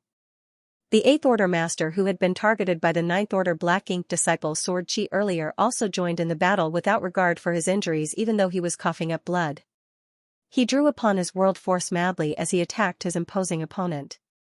While the 6 8th Order Open Heaven Realm Masters were joining forces to restrain the 9th Order Black Ink Disciple, the aura of several hidden 8th Order Open Heaven Realm Masters suddenly appeared in the vicinity of the royal city. Every one of their auras shone brilliantly as they openly charged towards the royal city without hiding. Every one of them gave off an imposing momentum, and even on this chaotic battlefield, they were extremely eye-catching. Impudence. Che Kong, who had remained behind in the royal city to oversee the protection of the Black Ink nests, roared furiously. How could he not know what the human race was planning when he saw the 8th Order Masters charging towards the royal city? The humans clearly intended to destroy the Black Ink nests and weaken the combat power of the territory lords and the royal lord. The reason Che Kong remained behind was precisely to guard against such actions. There was no need for him to issue any commands. Even without a word from Che Kong, several territory lords had already taken to the skies to intercept the incoming 8th Order humans. Numerous 8th Order Open Heaven Realm Masters had been dispatched here, 10 in total. Counting the 5 who were dispatched to restrain the 9th Order Black Ink Disciple earlier, a total of 15 Masters had been deployed at this point. 28th Order Open Heaven Realm Masters had initially remained to guard Great Evolution Pass. Now that 15 of them had been dispatched, only 5 remained behind. No matter what happened, those 5 could not be sent out. If they were to leave, they would only be left with the meager deployment on the walls and the current defensive force that remained in Great Evolution Pass. If the Black Ink clan tried to attack Great Evolution Pass at that point, then the humans would not be able to defend it with just those forces alone. 10 territory lords rose to meet the 10 incoming 8th Order Open Heaven Realm Masters. Although there were 20 territory lords who stayed behind to guard the royal city, they did not dare to all move rashly under these circumstances. The consequences would be terrible if they fell for the human race's trap to lure them away from their posts. The masters of both sides collided in the void and immediately split into 10 different battlefields. One of the 8th Order Open Heaven Realm Masters laughed loudly. "One isn't enough. Bring me another." Despite speaking such arrogant words, rather than fighting, he stubbornly endured the attacks of his territory lord opponent and forced his way towards the royal city. Even if he was horribly beaten, he did not retreat in the slightest. He wasn't the only one. There were 6 of them who echoed his sentiments. The other 4 division commanders were somewhat weaker, so they did not boast arrogantly and simply concentrated on the opponent in front of them. The territory lords fighting those 6 division commanders were infuriated by their words. Although the territory lords were generally weaker than the 8th Order Open Heaven Realm Masters, the gap between their strengths was not that big. In a one-on-one battle, an 8th Order Master would have no problem holding the advantage against a territory lord, but killing the latter would be quite difficult. In fact, if they were not careful, the division commanders would instead be injured by the territory lords. That was also why those clansmen weaker than territory lords in the Black Ink clan army would often suffer countless casualties after a huge battle, but most of the territory lords would retreat with their lives. Their strength gave them enough power to protect themselves from deadly harm. It was bad enough that the 8th Order humans were aiming to destroy the Black Ink nests, but on top of that, they not only ignored the retaliation of the territory lords but also openly taunted them. Their behavior was simply outrageous. In such a situation, it was only natural that the territory lords would not show mercy. Out of the 6 8th Order Open Heaven Realm Masters with such thoughts, one of them was beaten so soundly that he could barely continue forward. Thus, he could only turn around to concentrate on his opponent and give up on the idea of trying to restrain another territory lord. The other 5 8th Order Open Heaven Realm Masters continued charging towards the royal city. Che Kong was absolutely furious. The actions of the 8th Order Open Heaven Realm Masters clearly indicated that they were aiming to draw out and pin down the territory lords. It would seem that they were determined to destroy the Black Ink nests. If the protection around the Black Ink nests weakened, then the risk of them being damaged or destroyed would increase significantly. Unfortunately, the territory lords did not have control of the situation. Seeing the 5 8th Order Open Heaven Realm Masters getting closer and closer to the Black Ink nests, 5 more territory lords beside Che Kong prepared themselves to move out at any given moment. All of a sudden, the sound of laughter rang out. "Old Lu, you're getting old. You shouldn't act like us youngsters. Be careful not to get your old bones broken by the enemy." One of the older 8th Order Open Heaven Realm Masters seemed to be having trouble advancing. Although he wanted to slip past the defenses of his opponent and attack the royal city, he evidently could not handle taking on a second territory lord. In such a short time, he had been struck numerous times by his territory lord opponent, and although his injuries were nothing serious, it would be risky if things were to continue at this rate. Not to mention, the situation would only worsen if anything were to happen to him. The 8th Order Open Heaven Realm Master called Old Lu seemed to have realized that he had bitten off more than he could chew. After considering the situation at hand, he stopped pushing himself so hard and laughed self-deprecatingly. "You're right. These old bones can't take such a beating. It must be nice to be young and strong like you little ones. Good, I'll leave it to you." Out of the little ones he mentioned, who among them were not at least a few thousand years old? It was just that he was even older than them. After saying that, Old Lu immediately retreated to focus on his opponent and instantly reversed his declining momentum as a result. 6 8th Order Open Heaven Realm Masters had charged into the royal city, but 2 were forced to drop out along the way, therefore, only 4 were left. The remaining 4 were evidently the elite among the 8th Order Open Heaven Realm Masters. Even though their opponents were attacking them ferociously, they easily continued to lead the battle towards the royal city. If the Black Ink clan were to ignore these 8th Order Masters, then the Black Ink nests would be in danger once the fallout of their battle swept across the royal city. For that reason, no matter what, the Black Ink clan could not sit around and do nothing. There were many Black Ink nests in the vicinity of the royal city, so when Che Kong saw that Old Lu had voluntarily retreated, he couldn't help feeling slightly relieved. The Black Ink clan had no trouble dealing with the 4 incoming 8th Order Open Heaven Realm Masters. Che Kong glanced to the left and right before 4 territory lords soared up and joined their companions to engage the 8th Order Open Heaven Realm Masters. Likewise, the 4 8th Order Open Heaven Realm Masters were not careless. Seeing that another 4 territory lords were joining the battle, they knew that they had reached their goal. Not only did they stop trying to approach the royal city, but they also gradually moved the battle away from it. In reality, they could no longer control the situation as it was a 2-against-1 battle. If the territory lords wanted to lure their battle out of the royal city to prevent the fallout from damaging the Black Ink nest, then they could only follow along. On a battlefield not far away from the royal city, Yang Kai suppressed his strength as he fought with the Black Ink clan while keeping watch on the movements of the royal city. 10 8th Order Open Heaven Realm Masters had taken action to lure 14 territory lords away from the royal city. Although the results were not ideal, they had barely managed to achieve their goal. It had to be said that these territory lords could borrow the power of their black ink nests too, so if they were not so wary of the evil purging divine spears, they might not be in such miserable conditions. Under the premise that the territory lords could borrow the power of their black ink nests, in a 2-against-1 battle, they could threaten the life of any 8th Order Open Heaven Realm Master. There were now 6 territory lords remaining. Among them was the exceptionally powerful Che Kong. What was Xianxia planning? There were not many people left among the human race who could be dispatched. Were they planning to abandon the protection of Great Evolution Pass and send out the remaining 5 8th Order Open Heaven Realm Masters?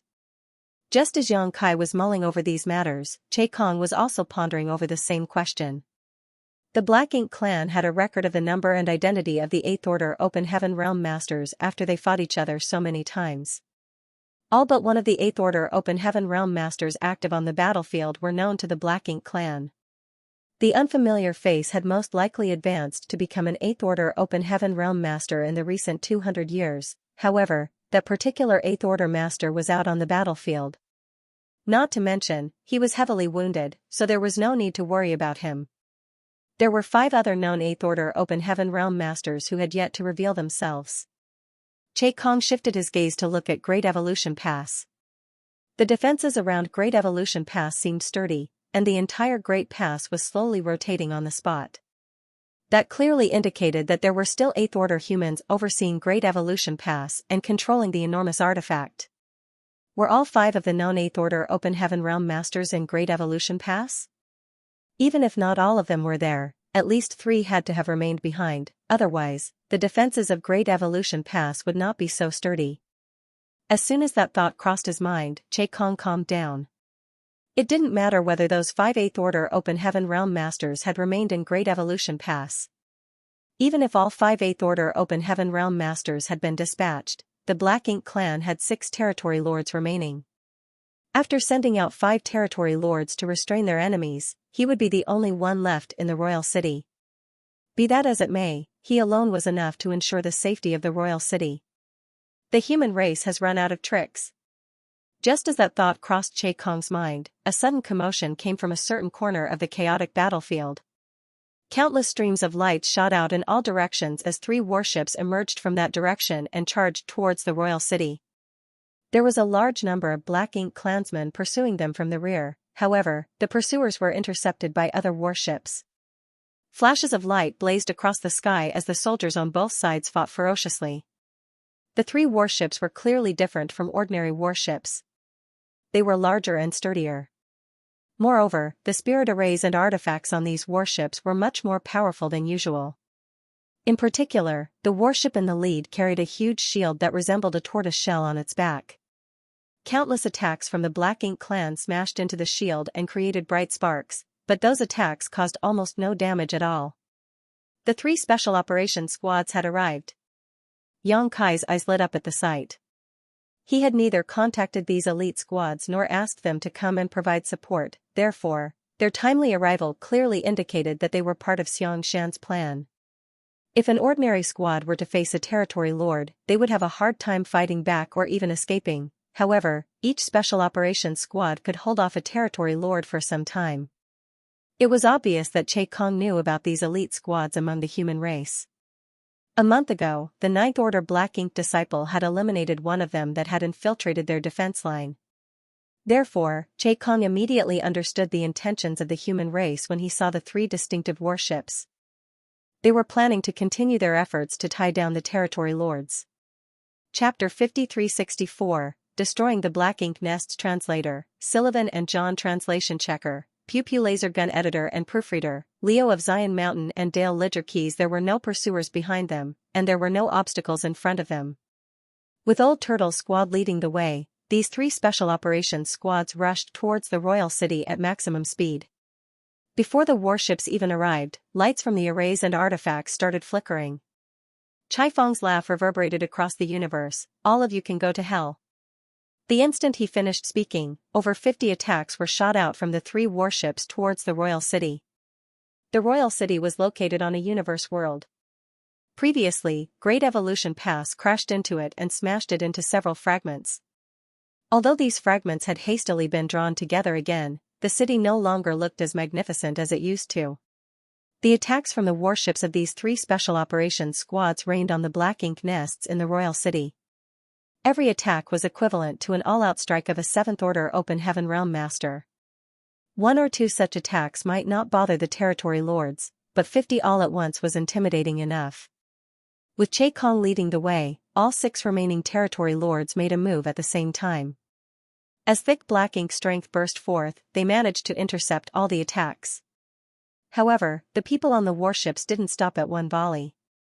Although several dozen mid-rank black ink nests and one high-rank black ink nest were located in the same city, due to their enormous size they were spread somewhat far apart from each other. Therefore, these 6 territory lords had to protect a vast area. The humans took full advantage of this and dispersed their attacks over the widest range possible, forcing the territory lords to move around different parts of the royal city to defend against them. A while after the battle started, Che Kong turned furious and roared, "Impudent!" Although these territory lords managed to work together and intercept all the attacks from the warships to ensure that the royal city remained unharmed, they couldn't keep doing this forever. Now, it seemed as though they were the puppets being pulled around by these warships. The humans could dictate which direction they had to go, and any slight negligence might cause a black ink nest or two to be destroyed. There wasn't even a single 8th Order Open Heaven Realm Master on these warships, but the humans had the nerve to be so reckless. That was why Che Kong was infuriated. Staring at the warships, he squinted his eyes and ordered, "Kill them." All of these territory lords were equally vexed, so the instant Che Kong gave the order, 3 territory lords charged towards the warships while withstanding the attacks. Seeing that, Chai Fong, who was aboard the Old Turtle's warship, roared, "Scatter." Their main objective was to draw out and pin down the defending territory lords, not engaging in a life-and-death battle with them. On any other battlefield, these special operations squads might be able to put up a good fight against these territory lords. However, this place was too close to the black ink nests which the territory lords could draw strength from, leaving these elite squads at a serious disadvantage. They could only try to persevere for as long as possible while withstanding the territory lords' attacks. Following Chai Fong's order, the warships dispersed in 3 different directions. Without any need for discussion, the 3 territory lords respectively selected a warship and gave chase. As black ink strength undulated, powerful secret techniques were cast at the warships. Only 3 territory lords left. Yang Kai had been paying close attention to the royal city. Seeing what was going on, he knew this was the best chance for him to make a move. Unless the black ink clansmen had gone mad, there would always be some territory lords left to protect the royal city no matter how they were baited and taunted. In other words, Yang Kai had to break through their interception to destroy the black ink nests. It was just a matter of how many black ink nests he could destroy. There was no denying that he wasn't a match for these 3 territory lords. However, the special operations squads might not be able to persevere for long. Once that happened, all their efforts so far would go to waste. There were still 5 8th Order Open Heaven Realm Masters in Great Evolution Pass, but they most likely couldn't leave. If they could make a move, they would have done so instead of letting these special operations squads launch an assault on the royal city.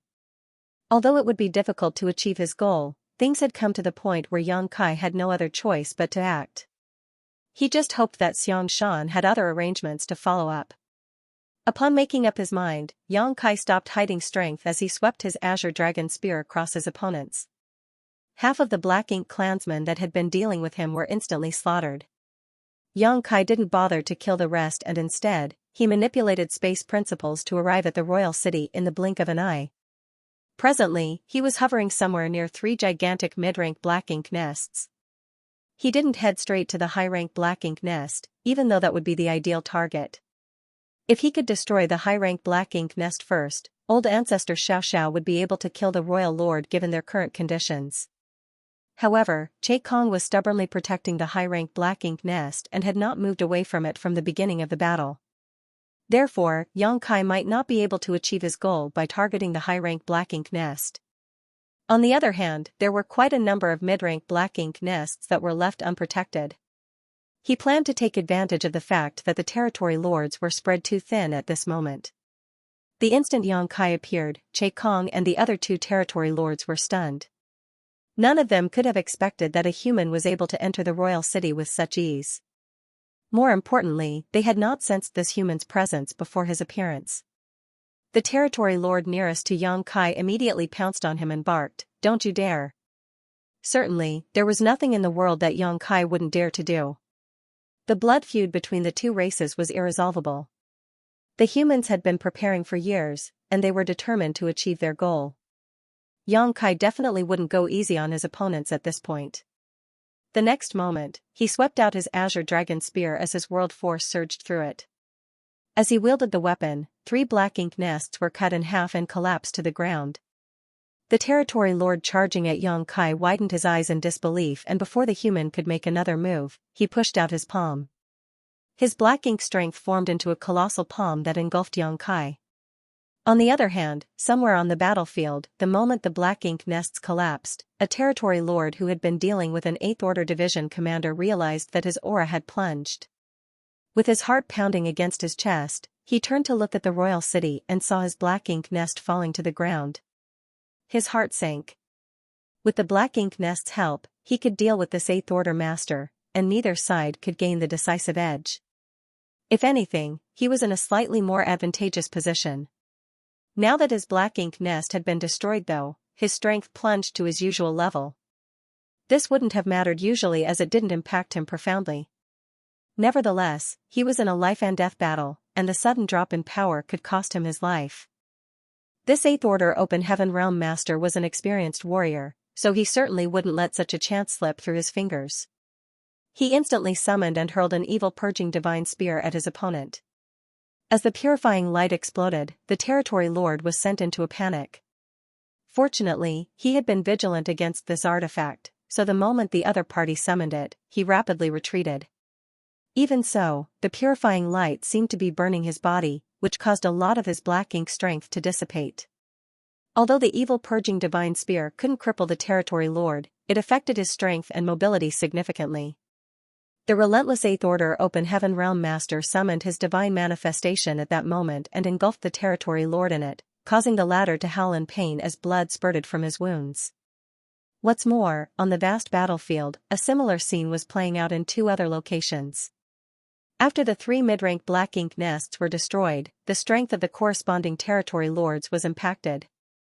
The 8th Order masters that had been dealing with them seized the chance to suppress their opponents. In the royal city, Xianxia still steadfastly guarded the high-rank black ink nest, not daring to move away from it. As he watched Xianxia being suppressed by a territory lord, he breathed a sigh of relief. This 7th Order human's movements were too elusive. However, it was just the humans' wishful thinking that they could rely on this single person to destroy their black ink nests. How was a weak 7th Order cultivator supposed to make a scene in front of 3 territory lords? Although he's clever not to target the high-rank black ink nest, there's nothing much more he can do. While Xianxia was still thinking so, he suddenly felt a powerful aura coming from the place where the 7th Order Open Heaven Realm Master had disappeared along with an immense pressure. The other 2 territory lords noticed this as well and turned their gazes in that direction with solemn expressions. The next moment, a high-pitched dragon roar reverberated across the void. From the thick cloud of darkness, a golden light burst forth. A gigantic dragon head rose up, its golden eyes blazing like 2 great suns, giving off an imposing aura. "A dragon!" Xianxia exclaimed. On the black ink battlefield, most of the black ink clansmen in the various theaters had never seen a member of the dragon clan before. However, it was a different case in the Great Evolution Theater. Some time after they first occupied Great Evolution Pass, they had launched an attack on the No Return Pass. Therefore, the veteran black ink clan masters in the Great Evolution Theater were familiar with the dragon clan. They had even exchanged moves with the dragons and phoenixes outside of the No Return Pass. Without any surprise, they were soundly routed and forced to flee for their lives.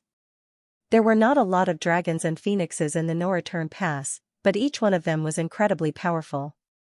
The black ink clansmen even felt that it was harder to deal with those creatures than the humans.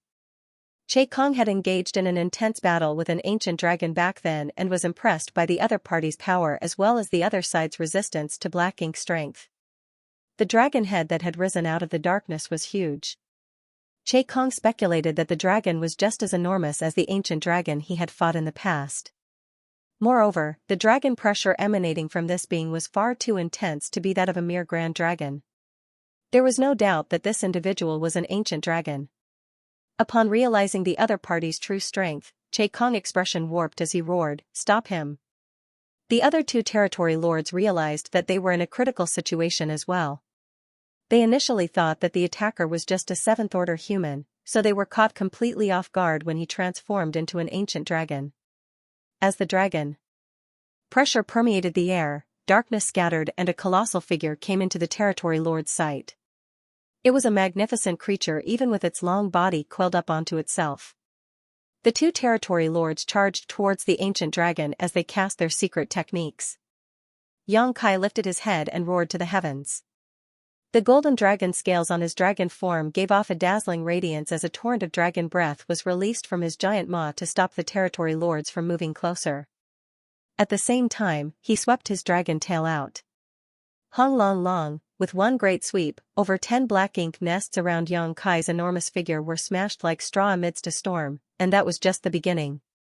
Wielding the outrageously massive azure dragon spear in his dragon claws, Xianxia unleashed another sweep in front of himself, cutting down even more black ink nests. The royal city was instantly thrown into turmoil as the already damaged universe world it sat upon was at risk of collapsing at any moment. The three territory lords widened their eyes in fury. Regardless, Che Kong still refused to move away from the high-rank black ink nest. He could only cast powerful secret techniques from afar. Upon impact, Xianxia staggered as his dragon scales were smashed in and his dragon blood scattered. Even though his enormous dragon form was menacing and intimidating, it had its shortcomings. For one, dodging attacks was almost impossible.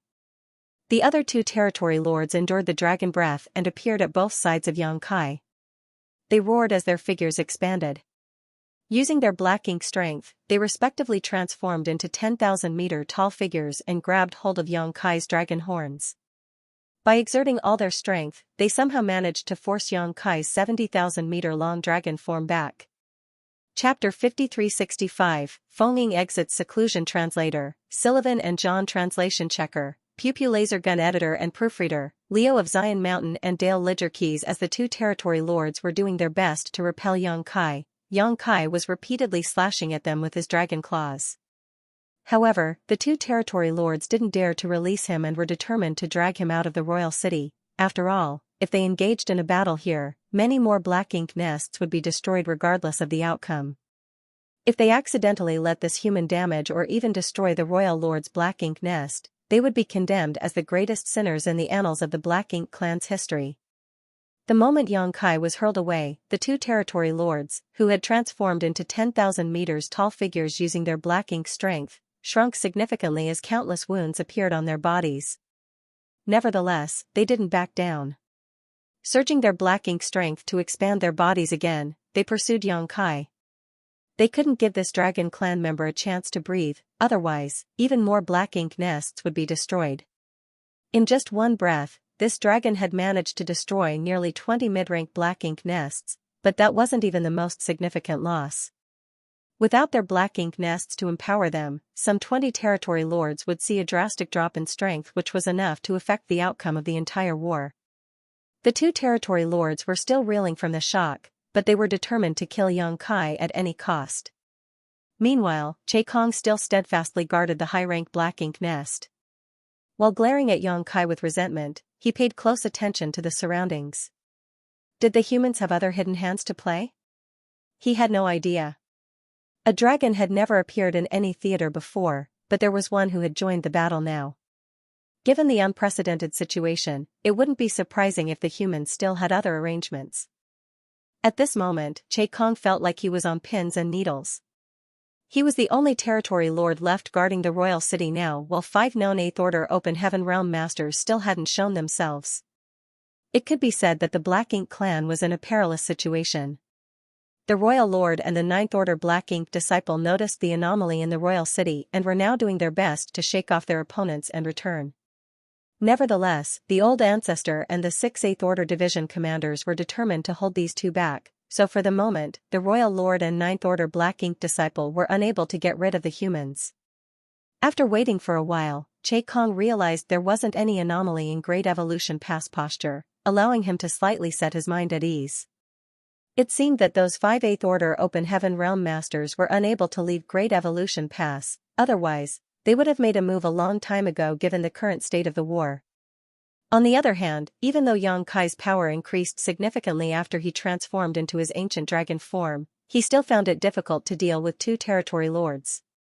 Moreover, these territory lords had abandoned all thoughts of retreat and were determined to kill him as quickly as they could, so they went all out while also madly drawing energy from their black ink nests, granting them a sharp boost in strength. Being a 70,000-meter-long ancient dragon, Yang Kai could wield power on par with a veteran 8th Order Open Heaven Realm Master, but he still found it difficult to fight 2 territory lords at once. His dragon scales were constantly blasted off and his dragon blood gushed from his wounds. He was in so much pain that he roared continuously. Despite looking battered, Yang Kai had not suffered any critical wounds yet. Dragon clan members had thick skin and strong flesh, and Yang Kai was no exception. As time passed though, he became increasingly anxious. If he couldn't break through these territory lords' blockade, he wouldn't be able to raise chaos in the royal city. If he couldn't destroy those black ink nests, he couldn't cut off the sources of those territory lords' powers. That would put the humans in a disadvantageous position on the battlefield. Furthermore, he could already sense that there was more than one 8th Order Division commander who had lost their lives. It was extremely dangerous on this battlefield, and with a number of territory lords already having fallen, there was no way the 8th Order Open Heaven Realm Masters could remain unharmed. There was still no movement from Great Evolution Pass. Just like what Yang Kai had expected, the remaining 5 8th Order Masters didn't seem to show signs of making a move. It seemed that they were unable to leave the pass. In fact, the 5 8th Order Masters who had stayed back in the pass had been paying close attention to the battle. It wasn't that they were not willing to lend a hand, but they were simply unable to do so. Great Evolution Pass was an enormous mobile palace artifact. Previously, it took the combined power of the Old Ancestor and 38th Order Open Heaven Realm Masters just to move this artifact to this place. Only with so many powerful masters could they provide the necessary world force to effectively drive Great Evolution Pass. Now, the Old Ancestor and most of the 8th Order Open Heaven Realm Masters had joined the battle, leaving just 5 8th Order Masters to control the core. It could be said that these 5 had become one with this core. Unless the Old Ancestor returned to take over, they were unable to leave. If they made a rash move now, not only would their lives be at risk, but the core might also explode. If that happened, the entire Great Evolution Pass would collapse, and the thousands of soldiers who stayed behind to man the walls would die. Given the circumstances, these 5 8th Order Masters wouldn't dare to be impetuous, therefore, they were unable to directly take part in the battle. Locked in an intense fight, Yang Kai stowed away his Azure Dragon Spear. Although the gigantic Azure Dragon Spear was immensely destructive, he was a colossal ancient dragon now, so he felt clumsy using such a weapon. In fact, it was easier for him to just use his dragon claws instead. These territory lords' 10,000 meters figures were covered in wounds, and they would shrink from time to time. However, they could always draw more energy from their black ink nests to ensure they remained at peak strength. Yang Kai had made several attempts to break their siege and charge towards the royal city, but these territory lords would always stop him. They were practically in a deadlock now. In such a situation, Yang Kai wasn't without a trump card. Nevertheless, even if he used it, he wasn't certain if it would allow him to reach the royal city, therefore, he had been hesitating. The 3 territory lords who had been lured away by the special operations squads now showed the intention of returning to the royal city. Although they were powerful enough to suppress these elite squads, it was hard for them to kill Chai Feng and the others in short order. Realizing the territory lords' intentions, Chai Feng and the others certainly wouldn't let them go. They were initially trying to draw the territory lords away, but at this moment, they took the initiative to provoke them and stop them from returning to the royal city. With that said, they were unable to hold them for long. If these territory lords were determined to leave, Chai Feng and the others wouldn't be able to stop them as they were not powerful enough. As such, Yang Kai decided that he couldn't keep waiting. There was still some hope if he made a move now, but if this situation dragged on, everyone's efforts would go to waste when the 3 territory lords returned to the royal city. At the thought of this, Yang Kai prepared to use his trump card. Just then, a faint dragon roar was heard coming from Great Evolution Pass. Xianxia became startled and turned back to look at Great Evolution Pass, only to see a ray of light charging forward from that direction. The ray of light was able to move across 1,000,000 kilometers in the blink of an eye. Detecting the familiar aura, Xianxia was elated. What he heard wasn't a real dragon roar, but a sword roar. A slender figure was seen shooting out of Great Evolution Pass with a sword in hand. As sword lights undulated, innumerable sword waves formed into a tremendous sword dragon. The magnificent sword dragon shot across the void and swiftly arrived near Xianxia the next instant. It was the myriad swords dragon, which was Fengying's divine manifestation. When Xianxia first encountered Fengying all those years ago, she had used this divine manifestation to slaughter a small army of enemies. It was a divine manifestation that she had cultivated for thousands of years and was more destructive than most high-rank open heaven realm masters' divine manifestations. At that time, Fengying was just a 7th order master, but now, she had broken through to the 8th order. Apparently, she had just exited seclusion. Xianxia had no idea when she stopped cultivating in retreat or when she ascended to the 8th order, but she had come at the right time. Back when they were stationed in Blue Sky Pass, Fengying was already incredibly strong. This was only natural though, as she was the closest to breaking through to the 8th order open heaven realm in the entire Blue Sky Pass at the time. Although there were a lot of 7th order open heaven realm masters in every great pass, rarely would any of them hold the title of strongest below the 8th order. Before Xianxia's arrival, Fengying was undoubtedly the most powerful 7th order open heaven realm master in Blue Sky Pass. Of course, Xianxia wasn't included in these rankings as he was initially an 8th order master who had his cultivation regress after being plotted against by the Black Ink clan. The 8th order division commanders in Blue Sky Pass had high hopes for Fengying, but it wasn't smooth sailing when it came to her ascension. It had been 200 years since she started cultivating in seclusion. Before Great Evolution Pass set out, Xianxia had checked in with her and realized that Fengying still hadn't shown signs of breaking through. She had cultivated hard for the past 200 years, and at this moment, she was like a butterfly that had broken free from its chrysalis. The myriad swords dragon was like an impenetrable grand dragon. The splendid sword dragon widened its jaws and directly devoured a territory lord. As sword chi permeated the void, the sword dragon swayed about wildly. Violent exchanges of moves could be felt coming from inside the sword dragon, but the divine manifestation remained intact and ensured that the territory lord couldn't break free. Xianxia was thrilled upon seeing that. Fengying was still as powerful as ever. Not long after she ascended to the 8th order, she was already able to restrain a territory lord who was drawing strength from his black ink nest. Xianxia had no idea what the outcome of the battle would be, but the most pressing issue for him had been resolved. Since one of the 2 territory lords blocking him had been restrained, there was only one left now. Xianxia widened his maw and let out a deafening roar before clawing at the territory lord before him. As his immense physical strength burst out, the territory lord's 10,000-meter figure, which was formed from black ink strength, was wounded. The other party's life or death didn't concern Xianxia as he directly returned to his human form. Then, he attempted to skirt past the territory lord and head to the royal city. The territory lord had a robust physique though, and although he was injured, he was still combat capable. Realizing Xianxia's intention, he roared and threw his fist towards the human. Xianxia, who was ready to manipulate space principles and leave, staggered slightly. The void had been disturbed by the territory lord's blow, so he was unable to use instantaneous movement for the time being. A furious Xianxia turned around as a great sun and full moon leapt from behind him.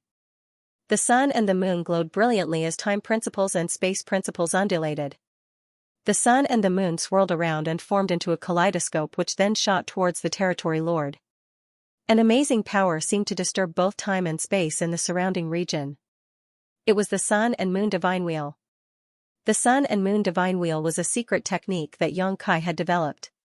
However, compared with his relatively simple golden crow casts the sun divine manifestation, profound space-time strength formed the basis of the sun and moon divine wheel, making it even more powerful. When Xianxia was still in the 6th order open heaven realm, he used this secret technique to seriously wound a 7th order open heaven realm master. And in the 7th order, he had already used this attack to damage more than one territory lord. It was an intimidating secret technique that could be used against masters who were more powerful than Yang Kai because the spacetime strength which radiated from it could influence the enemy's senses and perception. In fact, Yang Kai hadn't used this secret technique for some time. As his strength increased, there was rarely any opponent that could force him to bring out this trump card. When he activated the Sun and Moon Divine Wheel this time though, he realized it was different from before. The main difference was that this secret technique had become even more powerful and the spacetime strength which pulsed from it seemed more complete somehow. Chapter 5366, Summoning Huang Xinyan Translator, Sullivan and John Translation Checker, Pew Pew Laser Gun Editor and Proofreader. Leo of Zion Mountain and Dale Ledger Keys. At that instant, a realization dawned upon Yang Kai. So, this is what the real spacetime strength is supposed to look like. The reason for such a change was largely due to his experience at the No Return Pass. During his trip to the No Return Pass, his dragon vein had improved tremendously. From a grand dragon, he grew to a 70,000 meters ancient dragon, which was a shocking increase. With the refinement in his bloodline came the improvement in his bloodline talent, and the dragon clan's bloodline talent was the Tao of Time. Before Yang Kai entered the dragon pool, he had refined a lot of space Tao essence in Su Yan's phoenix nest, which enhanced his mastery over the Tao of space. His comprehension of the Tao of time and Tao of space had grown significantly, which was why his space-time strength, which evolved from the two grand Taos, had become even more powerful. He even had a feeling that if he could improve his mastery over the Tao of time to be on par with his mastery of the Tao of space, his space-time strength would reach a whole new level. As for what the changes would be, he wasn't sure. Regardless, this allowed him to see a path forward. However, it wasn't easy to bring his Tao of time up to the same level as that of the Tao of space. Yang Kai had been cultivating the Tao of space for centuries, and he was quite gifted in it. However, according to his own classification, he had only reached the 8th level, transcending the mundane. His Tao of time was initially stuck at the 6th level, exceeding the ordinary to reach the extraordinary. Nevertheless, his experience in the dragon pool helped him reach the 7th level, standing above all others within sight. In other words, his mastery over the Tao of time was still one level below his Tao of space. If he did not encounter some special opportunity, he would need to work harder to improve his dragon vein to strengthen his mastery over the Tao of time. All these thoughts only stayed in his mind for a short while. For now, was not the time to ponder on them. In such a situation, he had to enter the royal city as quickly as possible and destroy the black ink nests. The Sun and Moon Divine Will charged towards the Territory Lord, causing the latter's mind and body to become sluggish. When he finally came to his senses, it was already too late for him to dodge. The Territory Lord roared as thick black ink strength condensed around his body. His figure expanded significantly as his muscles swelled. Instead of backing down, he actually crashed into the Sun and Moon Divine Wheel. Heaven and earth seemed to collapse at that moment as countless cracks formed in the void. The Territory Lord's aura plunged sharply, but he still survived. Although the Sun and Moon Divine Wheel was extremely powerful, it wasn't enough to kill a Territory Lord.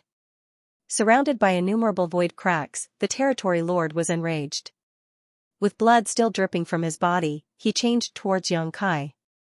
Yang Kai, who was flying towards the royal city, instantly noticed the other party's imposing aura and black ink strength closing in on him. It was apparent that the Territory Lord was preparing to use a deadly secret technique.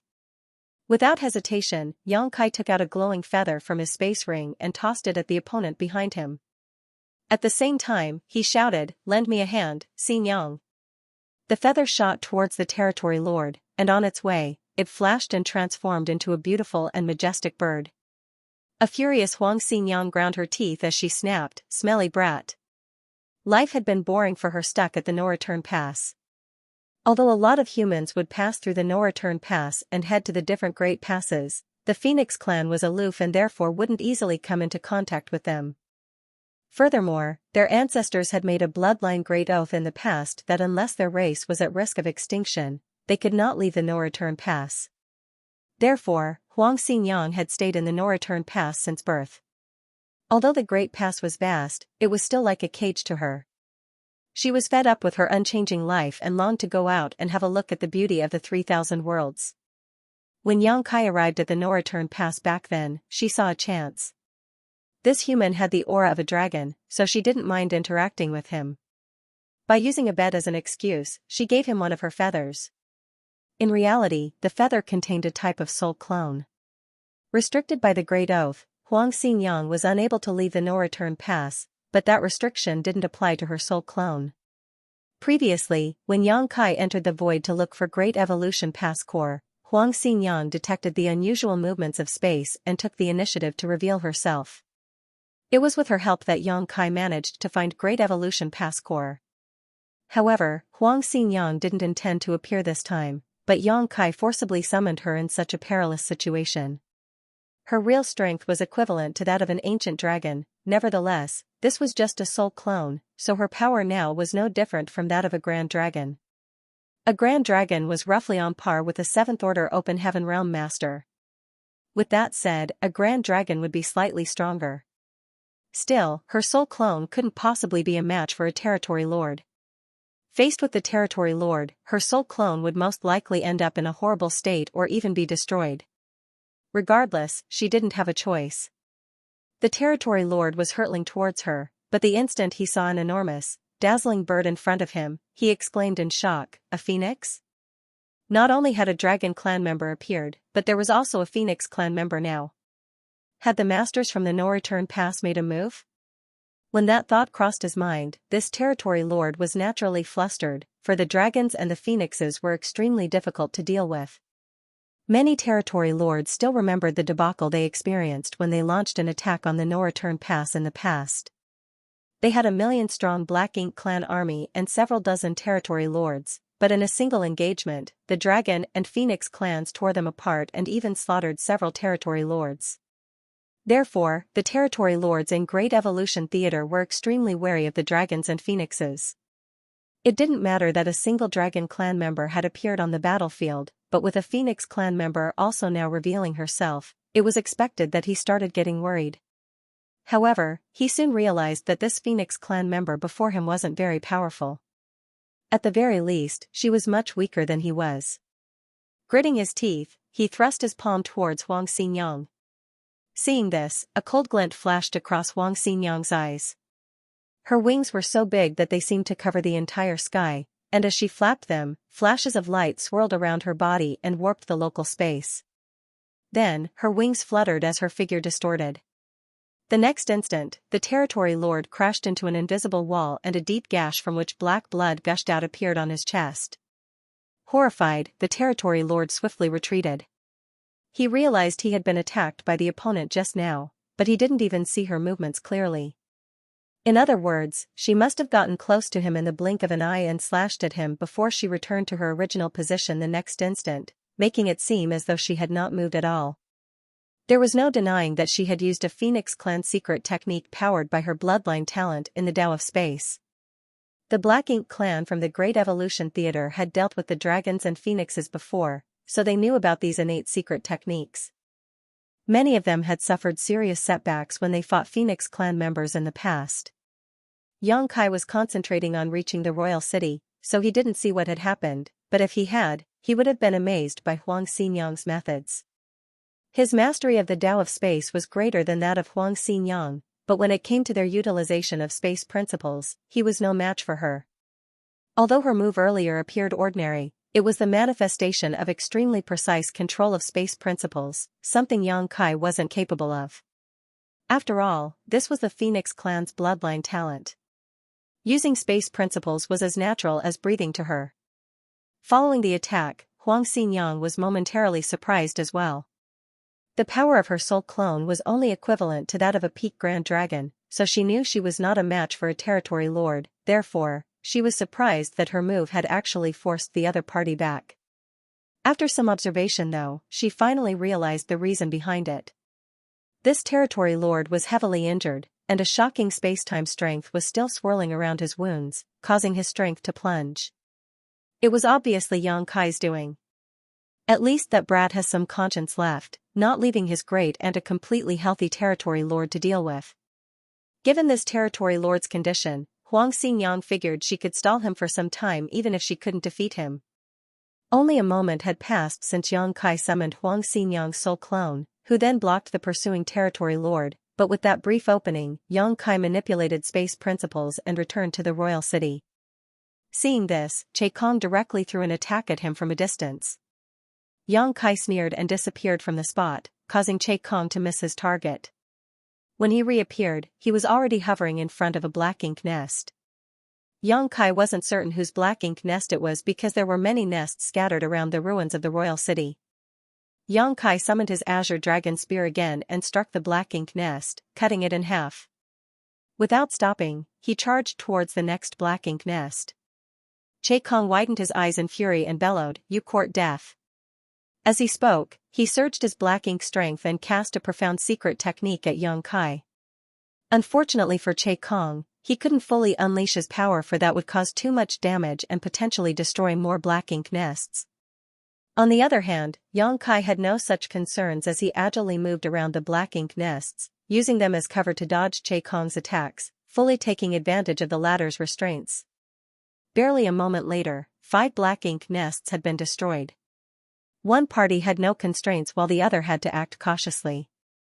The royal city was in a perilous situation.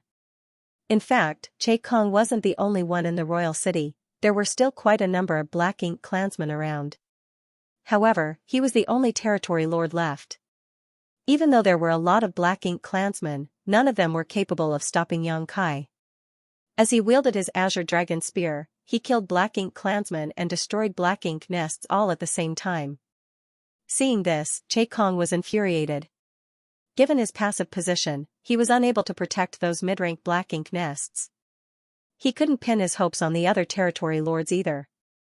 It had come to a point where all the territory lords were dealing with their own opponents, so they were unable to return to the royal city to help. Kong could still protect the royal lord's black ink nest and ensure it wouldn't be impacted. However, if all the mid-rank black ink nests were destroyed, the war would still be lost. Without the support from their black ink nests, the territory lords would be no match for the 8th Order Open Heaven Realm Masters and their new weapon. Now, Kong was the only one who could deal with Xianxia. As he gritted his teeth, he leaped into the air and pounced at him.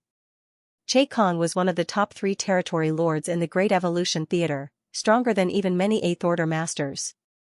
Although it was a risk leaving the high-rank black ink nest at this point, the only way for Kong to resolve the current crisis was by killing this human quickly, so he decided to proactively make a move instead of waiting for death.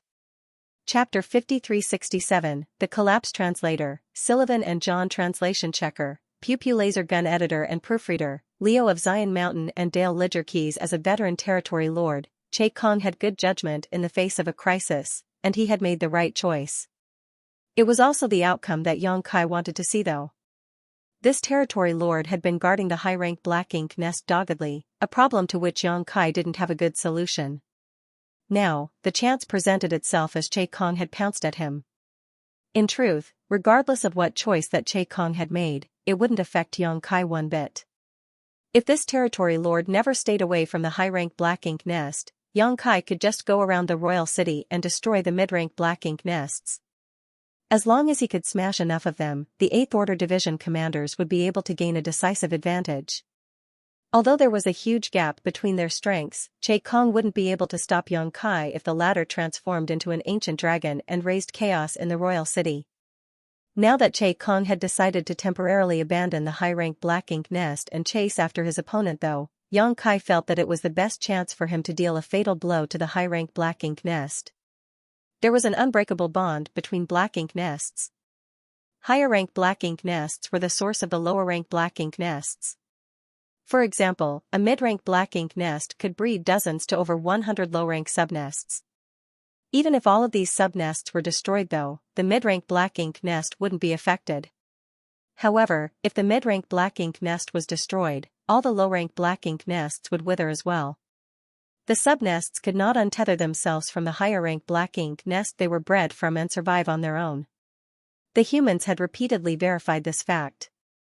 Although Xianxia had been kicking up a storm in the royal city for quite a while, he had only managed to destroy half of the mid-rank black ink nests. In other words, there were still half of them that remained standing and it would take him some effort to destroy all of them. However, if he could directly destroy the high-rank black ink nest, all the mid-rank black ink nests would fall with it. Only by destroying the high-rank Black Ink nest could he deal a fatal blow to the Black Ink clan once and for all. Therefore, the moment he saw Che Kong charging towards him, Yang Kai took the initiative to approach him instead of backing down. Seeing that, Che Kong was enraged. He extended his hands into the void and summoned out a spear. As he surged his Black Ink strength, he pushed the weapon towards Yang Kai.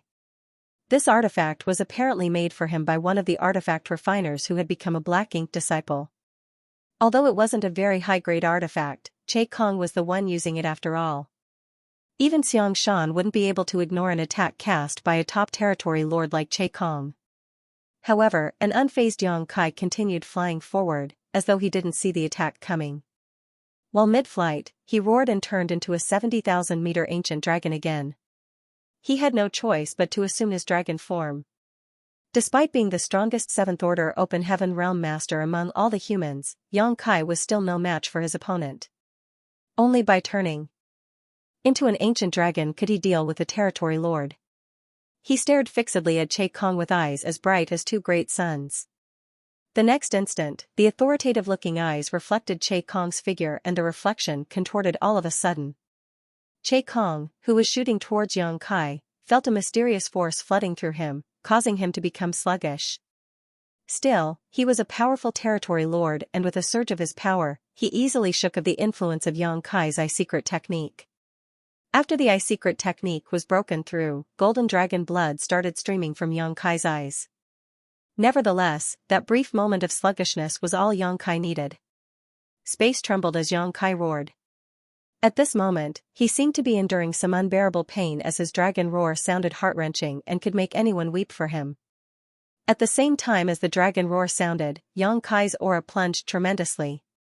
However, instead of becoming excited, Che Kong was shocked for he had a bad premonition all of a sudden. Before he could figure out the reason behind this ominous feeling, he felt a sharp pain in his head. It was as though an invisible force had penetrated his defense and torn into his soul, disorienting him greatly. At that instant, his mind turned blank as he couldn't think straight. Still, he thrust out the spear in his hands instinctually. A dragon roar sounded again, but this time it was because Yang Kai's belly had been wounded by Che Kong's spear, which resulted in his dragon blood gushing out. Despite having robust dragon scales all over his body, they couldn't stop Che Kong's attack. Certainly, it also had something to do with the fact that Yang Kai's mind was in a mess. Just now, he had sacrificed a large piece of his soul to power his last soul-rending thorn. Back then, after old ancestor Xiaoxiao taught him how to refine and use the soul-rending thorns, Yang Kai had looked for Grandmaster Ma Fan to create some for him. Even with Grandmaster Ma Fan's mastery in artifact refining, it still took him a year to 12 soul-rending thorns. After that, Yang Kai entered the Black Ink nest space with his soul and dealt with the territory lords and 8th Order Black Ink disciples lying in ambush there. All in all, he had used 11 soul-rending thorns to injure or kill that number of territory lords and 8th Order Black Ink disciples. It was only then that the humans managed to completely take over the mid-rank Black Ink nest near Great Evolution Pass. Yang Kai had kept the last soul-rending thorn on him since then, and he finally found a chance to use it now. Soul-rending thorns were extremely powerful artifacts that specifically targeted the soul, and coupled with a special method to use them, Yang Kai managed to single-handedly destroy several formidable enemies inside the Black Ink nest space. The masters who had been wounded by his soul-rending thorns all ended up in a horrible state. Old ancestor Xiaoxiao had said that it was an artifact and secret technique that seemed to have been specially invented for Yang Kai. Every time Yang Kai used this artifact, he had to sacrifice a part of his soul to power it. Even the strongest cultivators, including the old ancestors, couldn't repeatedly discard pieces of their soul. Perhaps they could do it 1 or 2 times, but if they did it frequently, even the old ancestors wouldn't be capable of bearing the consequences. Once their soul was too badly damaged, their consciousness would become muddled or even worse, collapse. By then, they would be no different from a living corpse. However, Yang Kai was different. With the nourishment and protection of the soul-warming lotus, his soul would always recover as long as it wasn't instantly destroyed. Despite that, he could only use the soul-rending thorn once in this situation. This place was different from the Black Ink nest space where he could summon his soul-warming lotus and hide inside it after using several soul-rending thorns. The soul-warming lotus was the strongest shield when it came to spiritual energy, but this place was a chaotic battlefield and Yang Kai was surrounded by enemies, so what did it matter if his soul survived while his body was destroyed? Furthermore, the feeling of getting one's soul torn apart was simply unbearable. Even someone like Yang Kai would become paralyzed on the battlefield if he had to go through this multiple times in short order.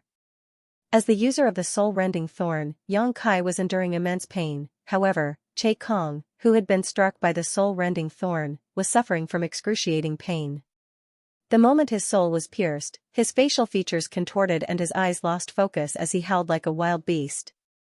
As these two figures, one small and the other large, clashed, they both became sluggish for a moment and roared in agony. Yang Kai had quite a lot of experience dealing with this kind of pain though, so he managed to steady himself faster and viciously swiped Che Kong away with his claw.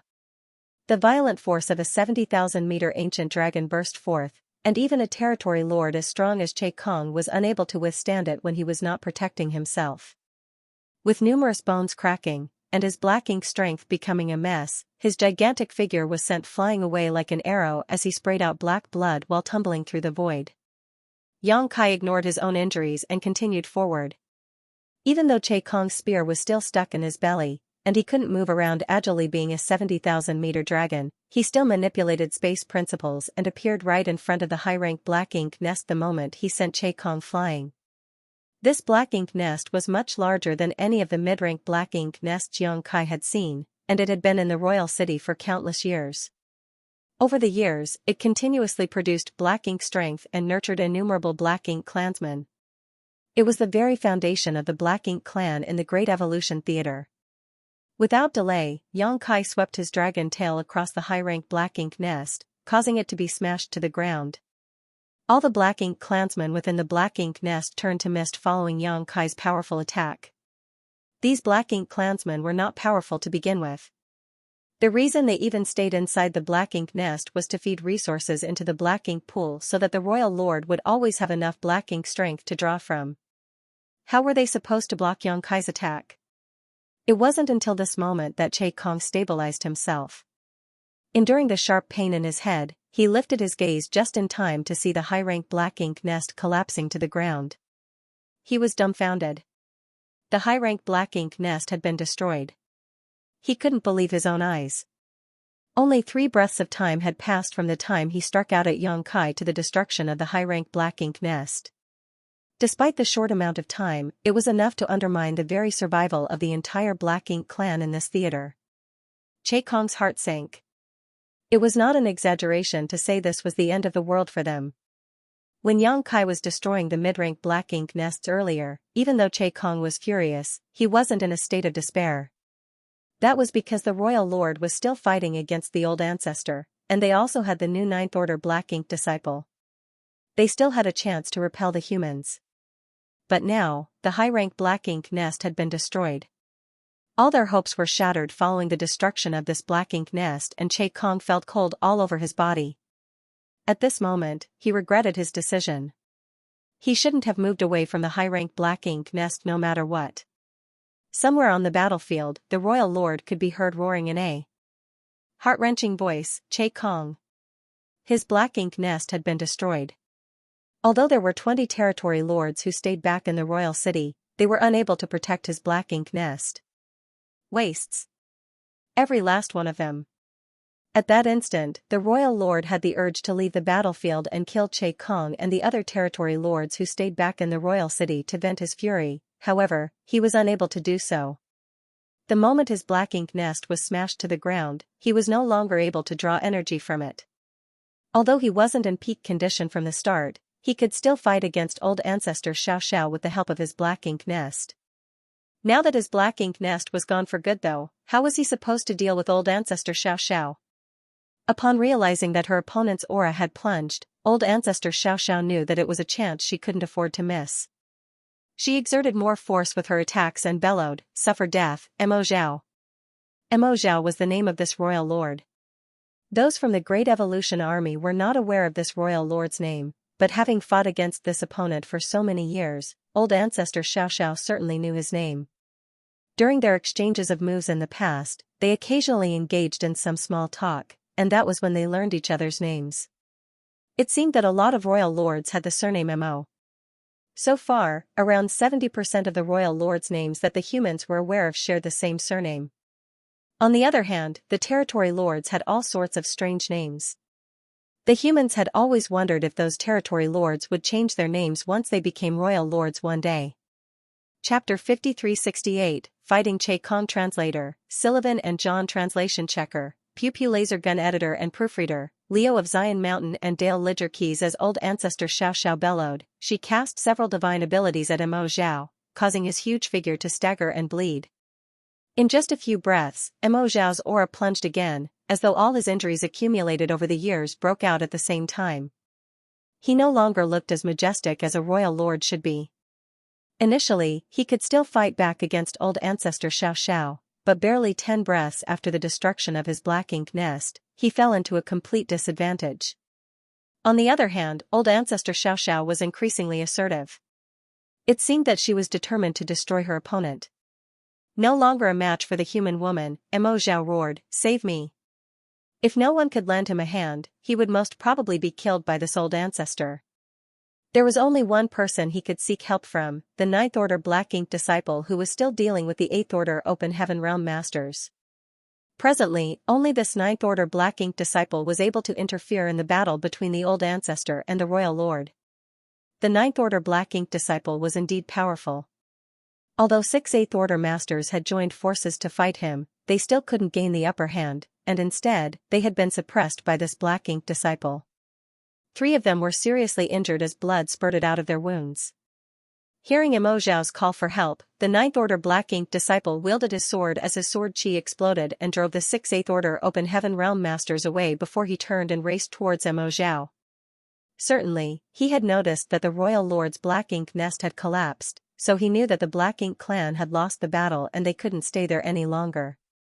Under such circumstances, the only chance to flee from here was for him to join forces with Mo Zhao. But how could the Eighth Order Open Heaven Realm Masters simply stand by and watch? These 6 division commanders were all experienced warriors, so there was no way they would let their opponent just go at this point. They soon charged forward again and unleashed secret techniques and even summoned their divine manifestations to pin down this Black Ink disciple. These Eighth Order Open Heaven Realm Masters were determined to make their opponent stay and didn't even care if they were heavily wounded in the process. Hence, 2 groups of the most powerful masters entered into an even more intense struggle. On the other hand, after Yang Kai accomplished his task in the royal city, he shouted, "The Royal Lord's Black Ink nest has been destroyed. Death to the Black Ink clan." His loud voice reverberated across the void. A hush fell on the clamorous battlefield as both the humans and the Black Ink clansmen seemed to be digesting this shocking news. The next instant, countless humans chanted at the same time as their voices shook the void. "Death to the Black Ink clan!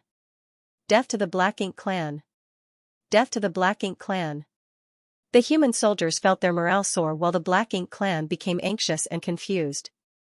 The battlefield had been chaotic as the soldiers of the 2 races clashed, so none of them paid any attention to the happenings in the royal city.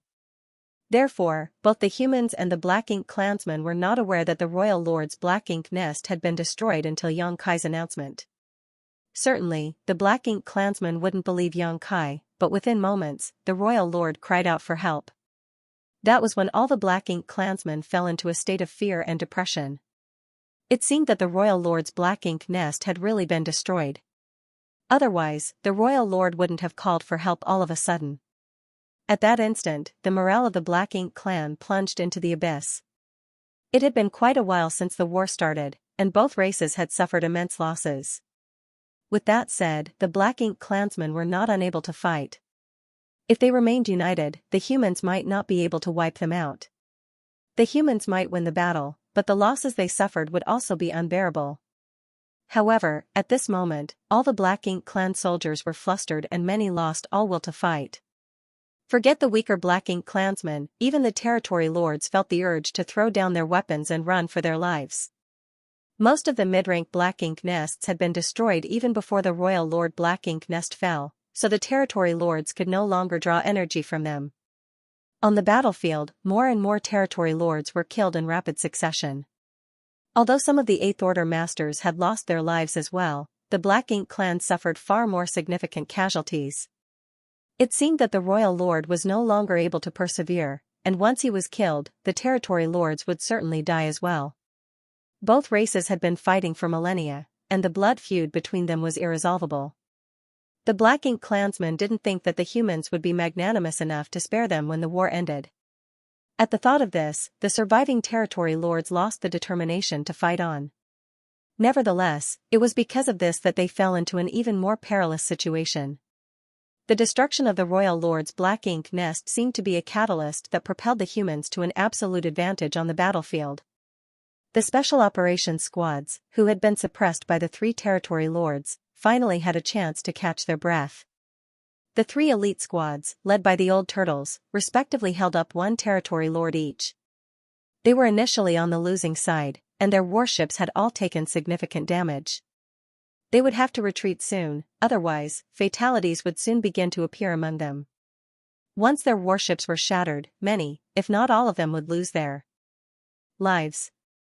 However, at this moment, these three territory lords were no longer determined to kill and instead began focusing on fleeing. Certainly, Chai Fong and the others wouldn't grant their wish. They did everything they could to tie down their opponents, and as expected, the territory lords were enraged.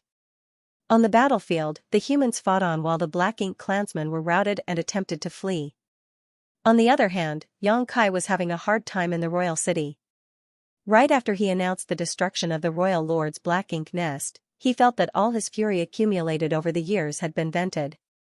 However, his thrill was short-lived as Che Kong soon charged at him with a dark expression. This time, Che Kong no longer held back any of his strength. Being one of the top territory lords, his full power was quite intense. Although Xianxia was now a 70,000-meter ancient dragon, his dragon scales were still blasted off by his opponent. His bones cracked, and one of his eyes was almost blinded. The power that Che Kong showcased at this moment was even greater than that of even Xianxia. After just 30 breaths of time, Xianxia knew that he was no match for the other party. If not for the fact that the Tao of space was abstruse and elusive and his dragon form was incredibly sturdy, he would have been beaten to death by now. There was no denying that he was in a perilous situation. Xianxia wasn't born as a member of the dragon clan and had only grown into a 70,000-meter ancient dragon because of an opportunity in the dragon pool. It wasn't a result of his own hard work in terms of training and gradual growth, therefore, he didn't have enough control over his dragon form's power yet. In other words, he wasn't able to fully bring out the strength of his ancient dragon form at this moment.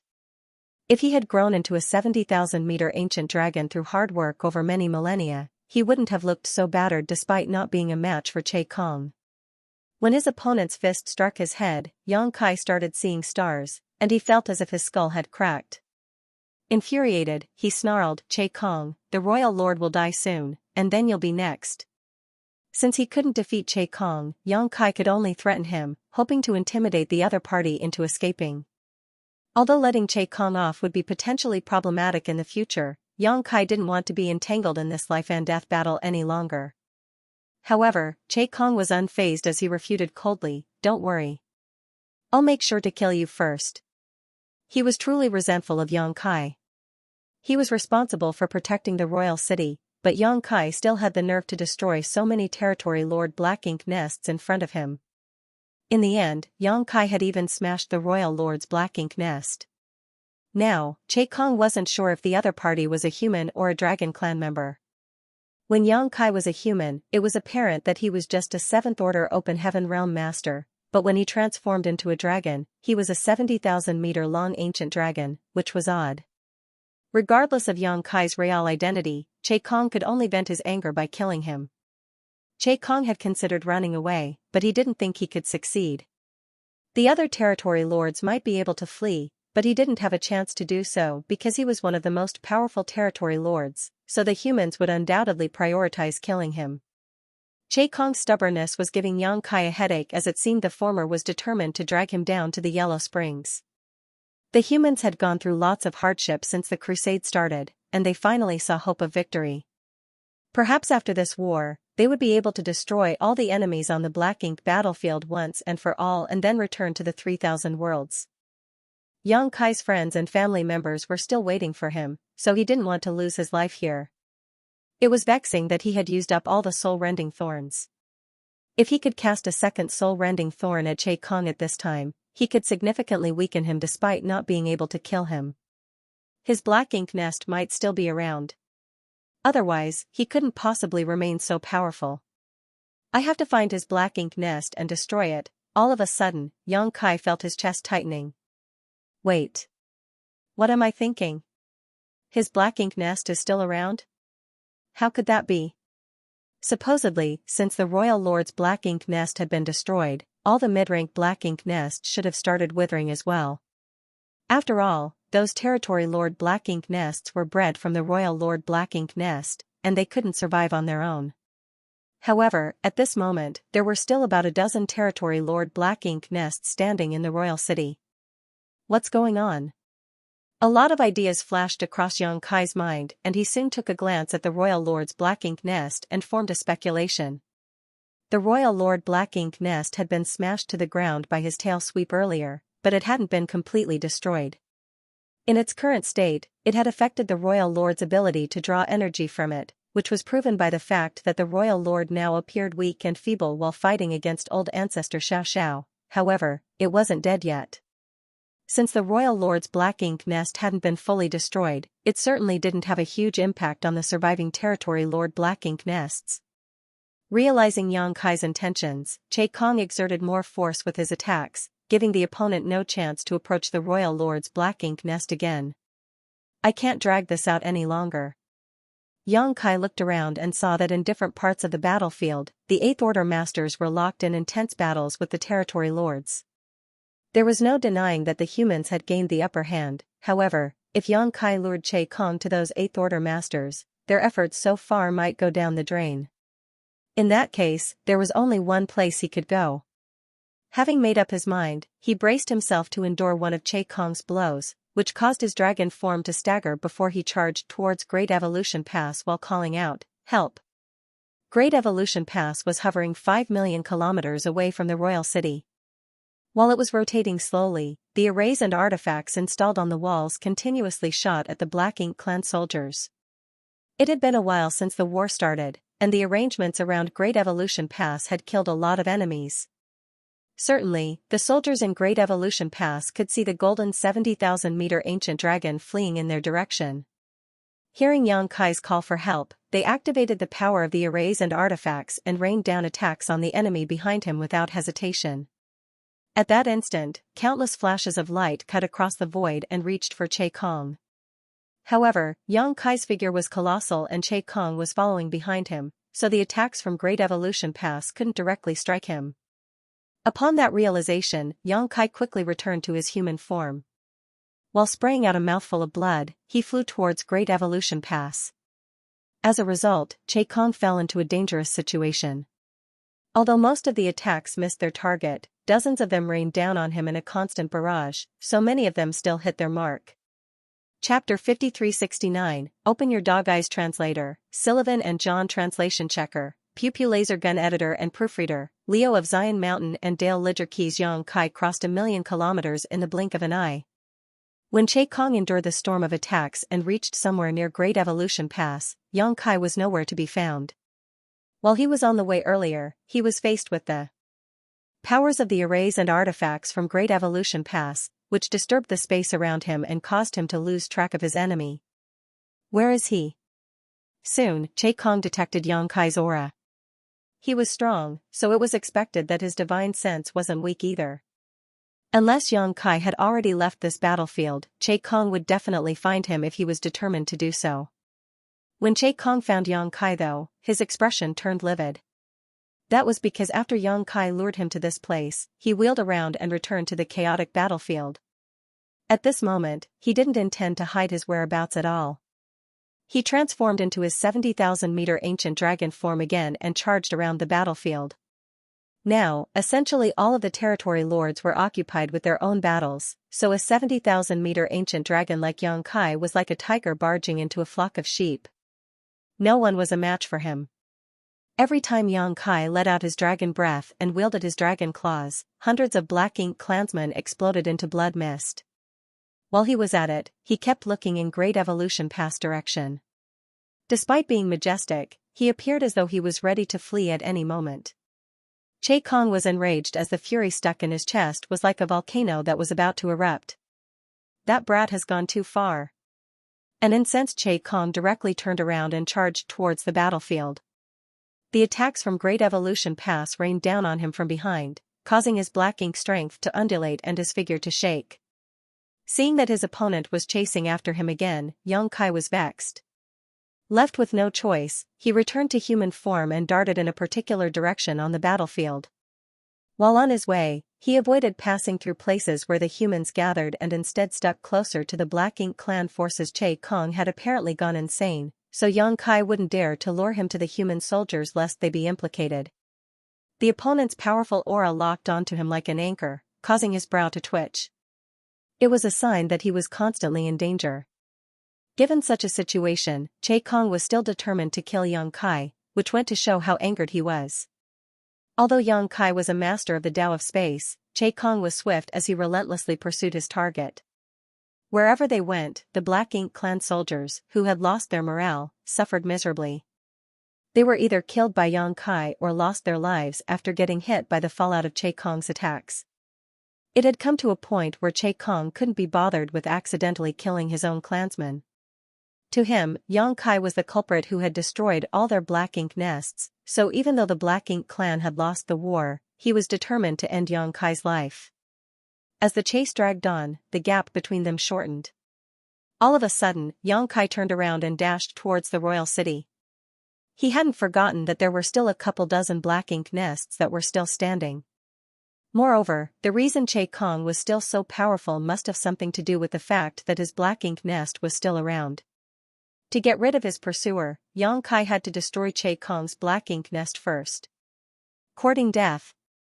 Che Kong instantly figured out Xianxia's intention, however, he was unable to stop him on his own. Seeing that Xianxia was getting closer to the royal city, Che Kong roared, "Bo Jian, kill him." Somewhere in front of Xianxia, a territory lord was tangled up in a fight against the Old Turtle Squad. Since he started battling against this Special Operations Squad, Bo Jian had managed to injure Chai Feng and the others. While there were 10 Seventh Order Open Heaven Realm Masters in the Old Turtle Squad, none of them was in good shape now.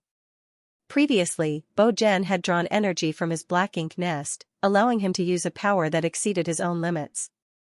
However, when Xianxia kicked up a storm in the royal city, his Black Ink nest was among those destroyed. Without the Black Ink nest's assistance, Bo Jian's power returned to normal, which was why the old turtles were able to deal with him. Nevertheless, they were all wounded. Even though they had given their all, the old turtles could only ensure that they wouldn't lose.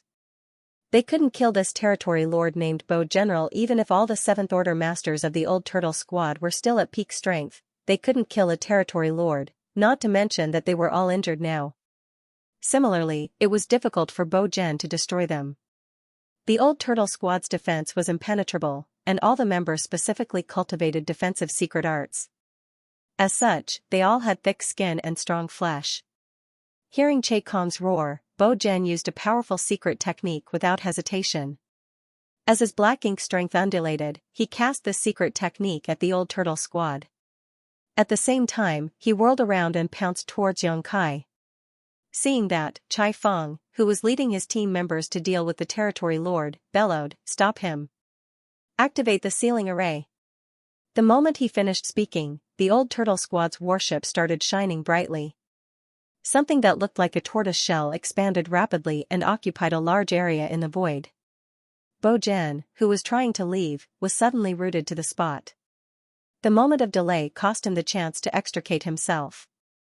The gigantic tortoise shell soon folded and entrapped everyone inside. After that, Bo Jian and the Old Turtle Squad's warship were nowhere to be found. It was apparent that they had been trapped inside the tortoise shell and now a fierce struggle where only one party would survive would ensue. That was a dangerous move for the old turtles. If a territory lord decided to go all out, they might not be able to withstand his attacks. Xianxia skirted past the tortoise shell and roared, "Hang in there, brother Chai. I'll be back to help you kill the enemy soon." Chai Feng's voice sounded from the shell, "There's no need. I'll kill this territory lord myself." Xianxia fell silent. "Fine. Since you want to act tough, I'll let you be. Let's see if you ask for my help later. While he was distracted by this thought, someone warned him from afar, "Brother Yang, watch out." Instantly, Yang Kai was alarmed as he lifted his azure dragon spear and thrust it to the side without hesitation. Struck by an immense force, he was sent flying away while spraying out a mouthful of blood. Another territory lord, who was previously dealing with the Profound Wind squad, had arrived. On the battlefield, every territory lord had their own opponents, who were mostly 8th Order Division commanders. Those territory lords who were dealing with the 8th Order masters could naturally not shake off their opponents. Therefore, it was the 3 territory lords who were battling against the special operations squads that were able to help out. The old turtle squad's opponent had been trapped inside a giant tortoise shell, while the one facing Dawn wasn't strong enough, so he was unable to shake off his opponents. Unfortunately, the Profound Wind squad's enemy escaped from Ma Gao's suppression and launched a sneak attack on Yang Kai, causing the latter to suffer a setback. Seeing that, a relentless Che Kong roared, "Well done." He also seized this chance to push out his palm at Yang Kai. Yang Kai hadn't stabilized himself when Che Kong's attack arrived. Flustered, he raised his spear to defend himself, but his actions were futile. His arms shook and as his body cracked. Even his chest was indented, and the blood he sprayed out was mixed with pieces of his organs. Nevertheless, Yang Kai borrowed the momentum of this blow to continue charging towards the royal city, coughing up blood the whole time. Meanwhile, Che Kong's expression was extremely dark. He and the other territory lord had successfully attacked, but they were still unable to kill Yang Kai. There was no denying that it was hard to deal with this brat. If an average 7th Order Open Heaven Realm Master was struck with their attacks, they would be badly wounded if not killed outright. However, even though Yang Kai was injured, his mobility wasn't affected one bit. Che Kong had a feeling that it had something to do with the fact that Yang Kai was a member of the dragon clan. A dragon's defense and physique far surpassed that of a human's. After all, every dragon clan member was covered with dragon scales. Although their dragon scales were not visible when they were in human form, their defense remained strong. The territory lord's attacks might have been offset by Yang Kai's hidden dragon scales. Many ideas flashed across Che Kong's mind, but it didn't slow him down. The other territory lord intended to chase after Yang Kai as well, but the Profound Wind squad pounced on him. Ma Gao was so furious that his face contorted. The illusory phantom of his small universe flashed across his back as he led his squad members to cast a barrage at this territory lord. They blamed themselves for failing in their duty to prevent Yang Kai from being ambushed, so they were naturally enraged. The old turtle squad and Dawn squad had managed to pin down their opponents. Was the Profound Wind squad any weaker? At that instant, all the Profound Wind squad members exerted themselves to attack this territory lord. They had mainly been trying to stall for time while defending themselves earlier, but they had given up on that now. They were determined to make sure this territory lord wouldn't shake them off again even if they had to suffer casualties along the way. On the other hand, Yang Kai arrived at the royal city and bolted towards a black ink nest. While on his way, he roared, "Che Kong, open your dog eyes wide and watch." He swept his azure dragon spear across a mid-rank black ink nest, causing it to collapse to the ground. Without stopping, he continued dashing forward. Soon enough, another black ink nest collapsed. A moment later, another black ink nest was destroyed. In the blink of an eye, 3 black ink nests had been shattered. When Yang Kai flew out the other side of the royal city, he felt his face twitching wildly. Che Kong was just too lucky. There were only a couple dozen black ink nests left in the royal city, and he had destroyed 3 of them. However, none of them belonged to Che Kong as his aura remained powerful. The success rate was neither high nor low as he had cut 3 out of some 20 black ink nests. Furthermore, he had demolished several black ink nests a while ago, but Che Kong still hadn't been affected one bit. Yang Kai couldn't help but acknowledge that Che Kong was a lucky person. He didn't intend to completely destroy the high-rank black ink nest as it had already fallen to the ground and the royal lord was no longer able to draw energy from it, which was enough. Since the royal lord's black ink nest had survived his attack, Yang Kai decided to let it be for now. The humans possessed a mid-rank black ink nest, and after years of research, they found out a lot of the black ink nest secrets. If they could obtain this half-dead high-rank black ink nest, they might be able to learn even more. Things were looking up in the Great Evolution Theater, causing Yang Kai to wonder how the humans in the other theaters were doing. Therefore, he reckoned that he should keep this high-rank black ink nest.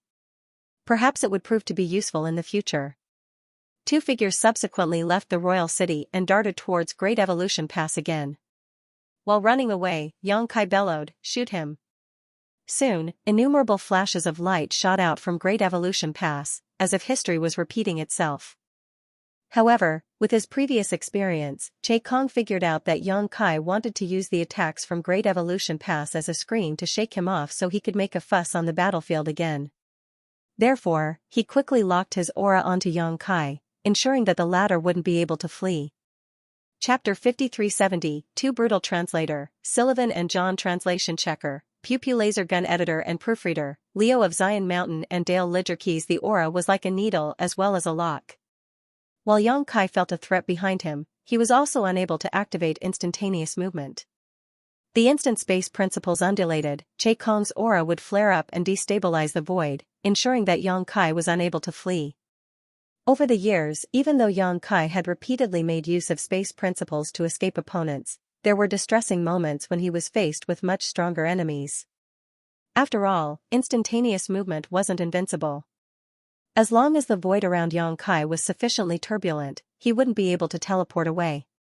Two figures circled around Great Evolution Pass at a great speed. While spitting blood, Yang Kai grinned, "Let's see how much longer you can persevere." This kind of action put Che Kong in a disadvantageous position.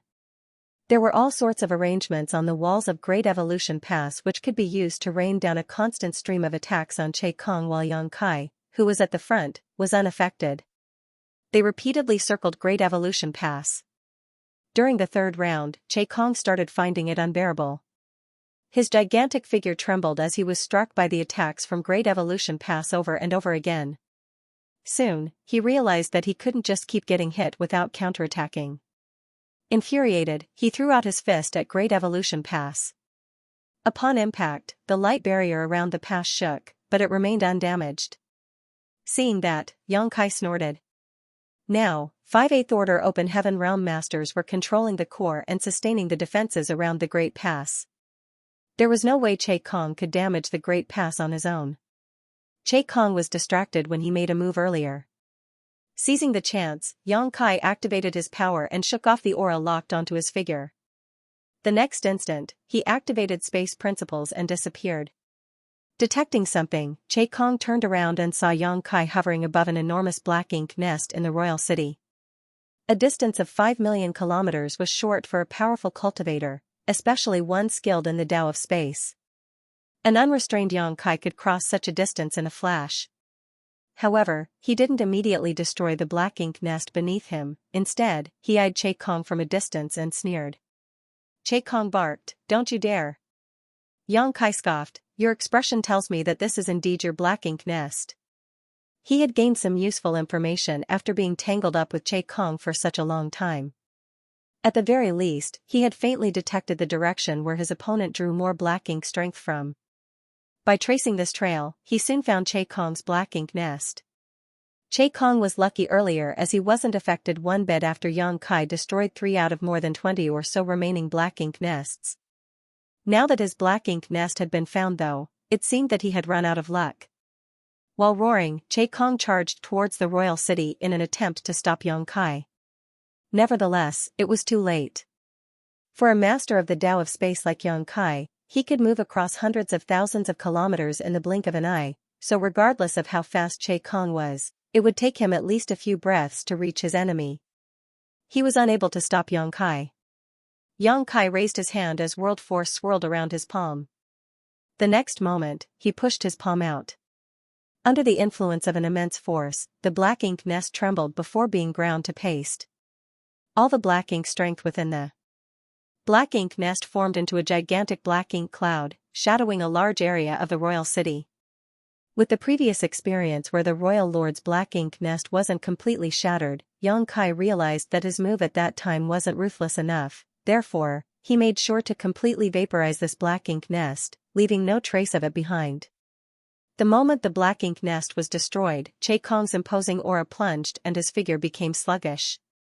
The destruction of the black ink nest did not only make him lose the source where he could draw energy from, but it also caused some backlash to him.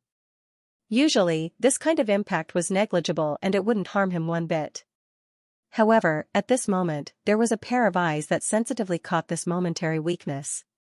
Right after Yang Kai destroyed the black ink nest and Che Kong's aura plunged, a figure shot out of Great Evolution Pass and launched an attack.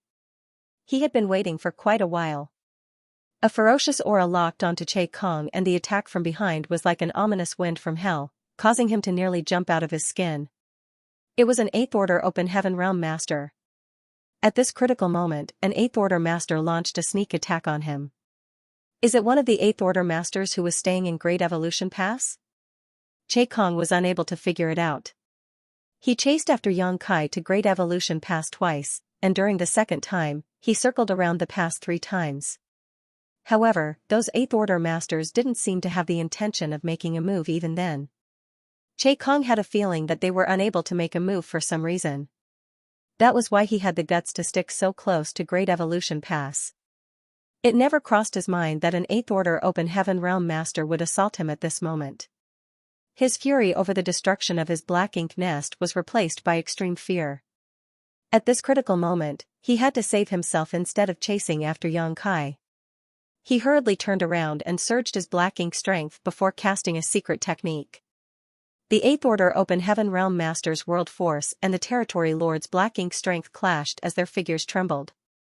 The figure from Great Evolution Pass left just as quick as he came. The moment he came into contact with Che Kong, he was sent flying away and spraying out a mouthful of blood. On the other hand, even though Che Kong was forced backwards, he wasn't as battered as his opponent. There was no denying that Che Kong had gained the upper hand during this exchange. Despite the 8th Order Open Heaven Realm Master's majestic attack, he seemed as frail as a piece of paper. Finally, Che Kong identified the 8th Order Master who launched an attack on him.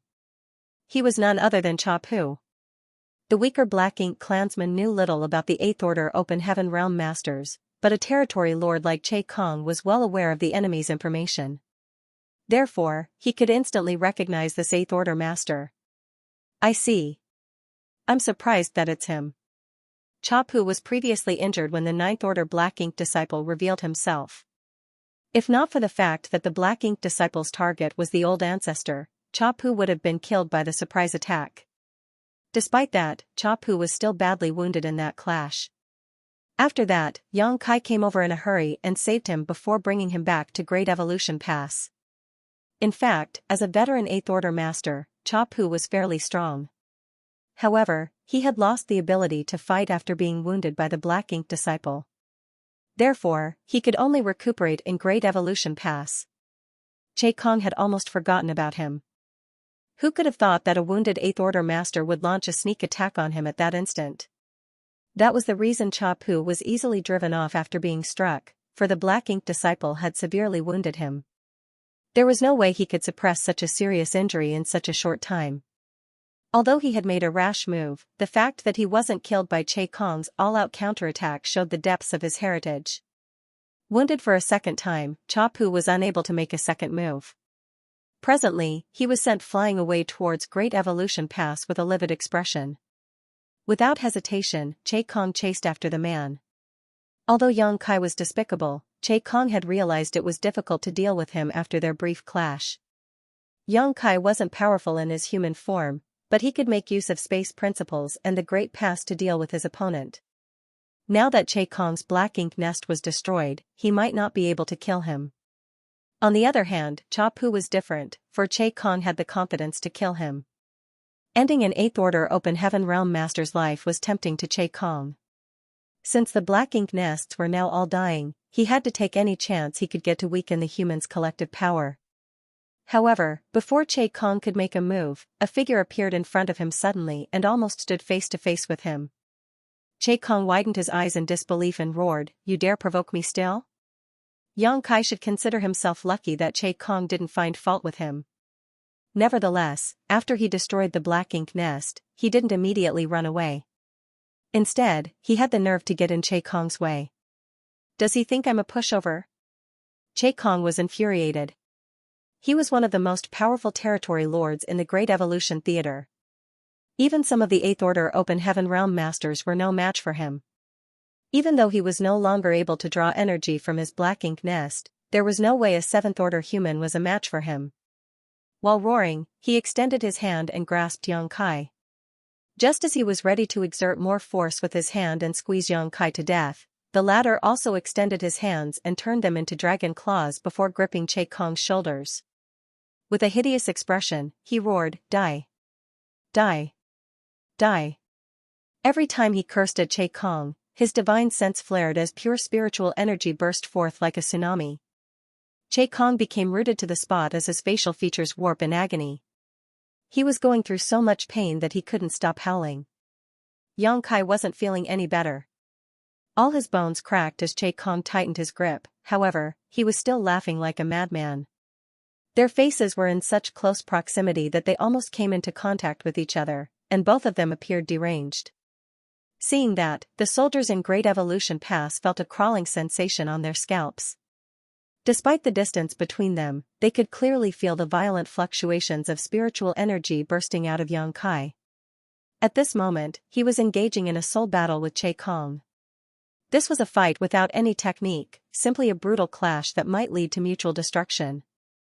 It was dangerous for two divine senses to clash, as even if one party was stronger, their soul would inevitably be weakened and damaged by the other party. If there was serious damage to one's soul, that person would become a living corpse. He's putting his life in danger.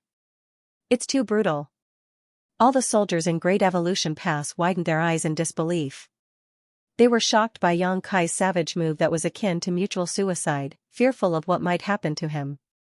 On the other hand, Xianxia was not worried about his safety at all.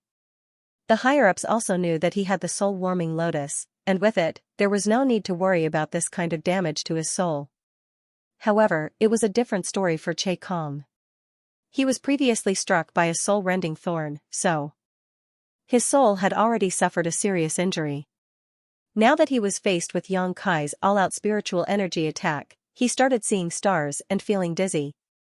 Back when Xianxia was in Royal Lord Black Ink Nest space, he had used 11 soul-rending thorns and killed and crippled a lot of territory lords and 8th Order Black Ink disciples.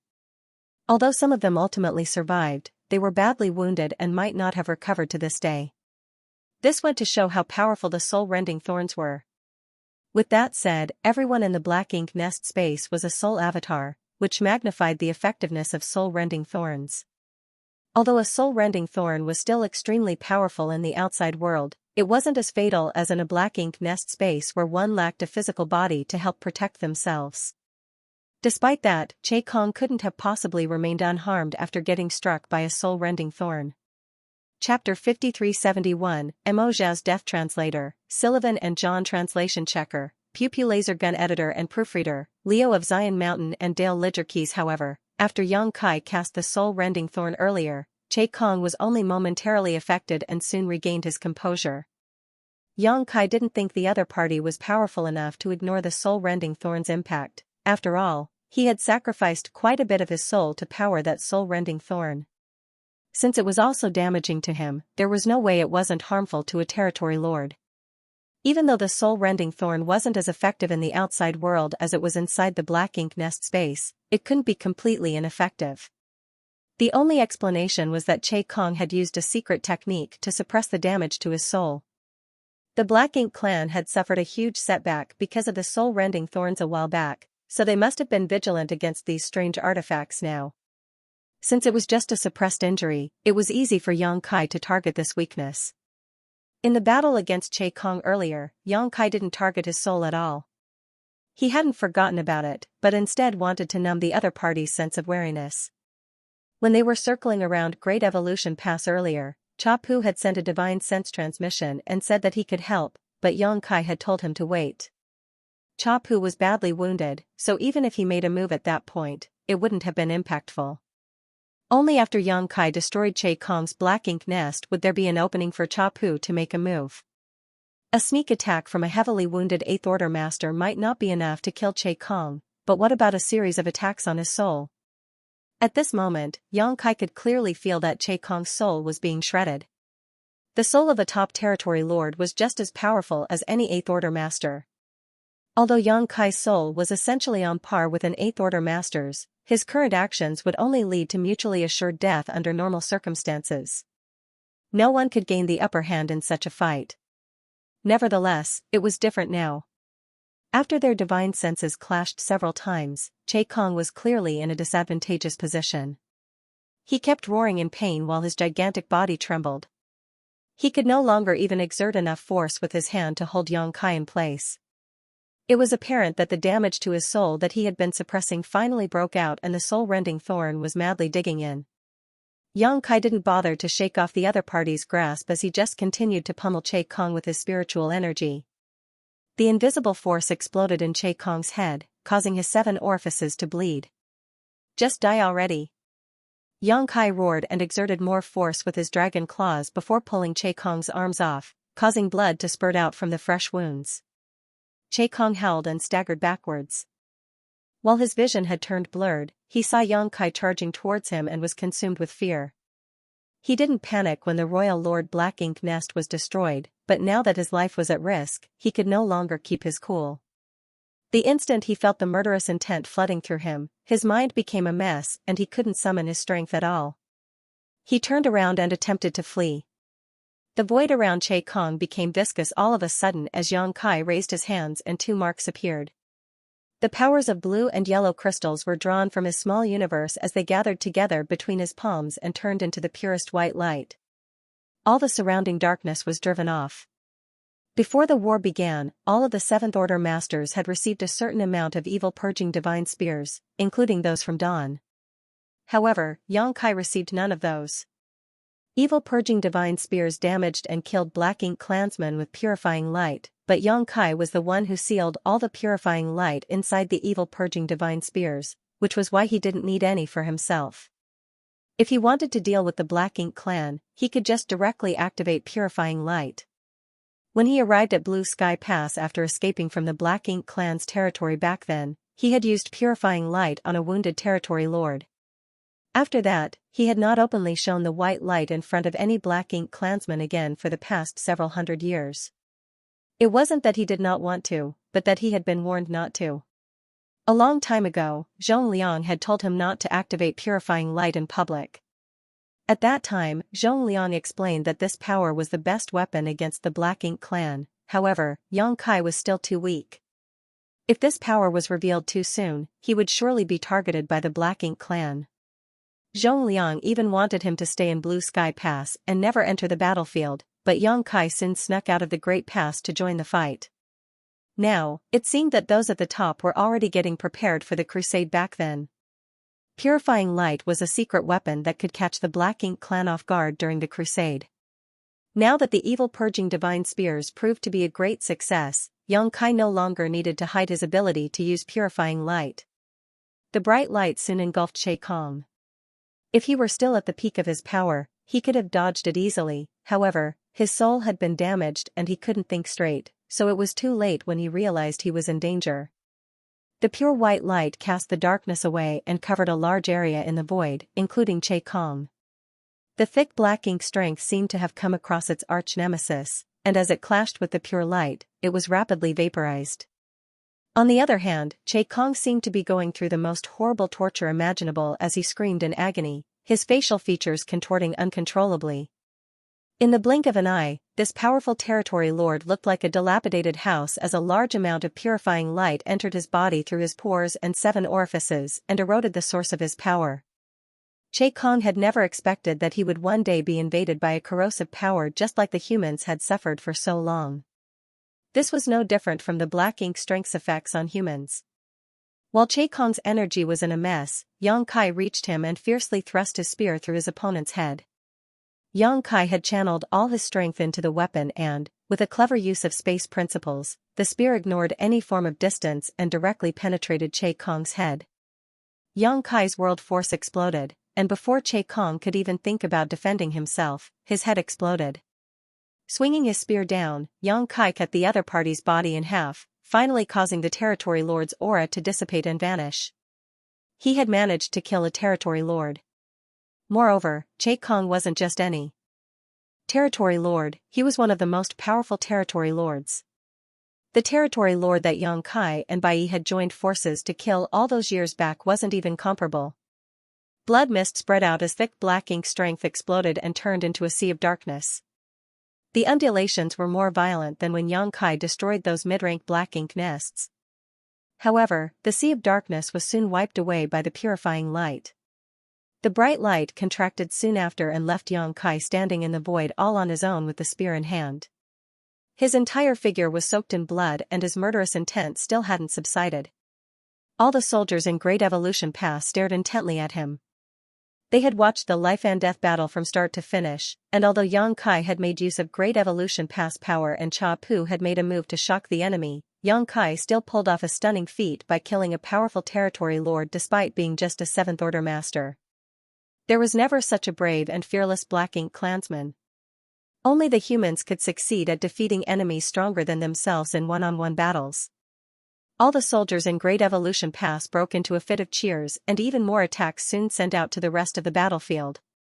Che Kong is dead. Initially, Yang Kai wanted to loudly announce Che Kong's death to boost the humans' morale, but right after Che Kong's demise, an even more powerful aura swelled up like a final blaze of glory. Following that, the royal lord roared, "You think you've won just by killing this king? The human race will forever be our slaves. That day will surely come." Black Ink Eternal. On the battlefield, both the humans and the Black Ink clansmen turned to look at the source of the voice. In fact, they couldn't see anything because the battlefield was too chaotic, especially in the region where old ancestor Xiao and Emo Zhao had fought. The moment these eyes turned to look at the battle, all they could see was an endless region of darkness explode all of a sudden. At the same time, the royal lord's aura vanished. Emo Zhao was dead.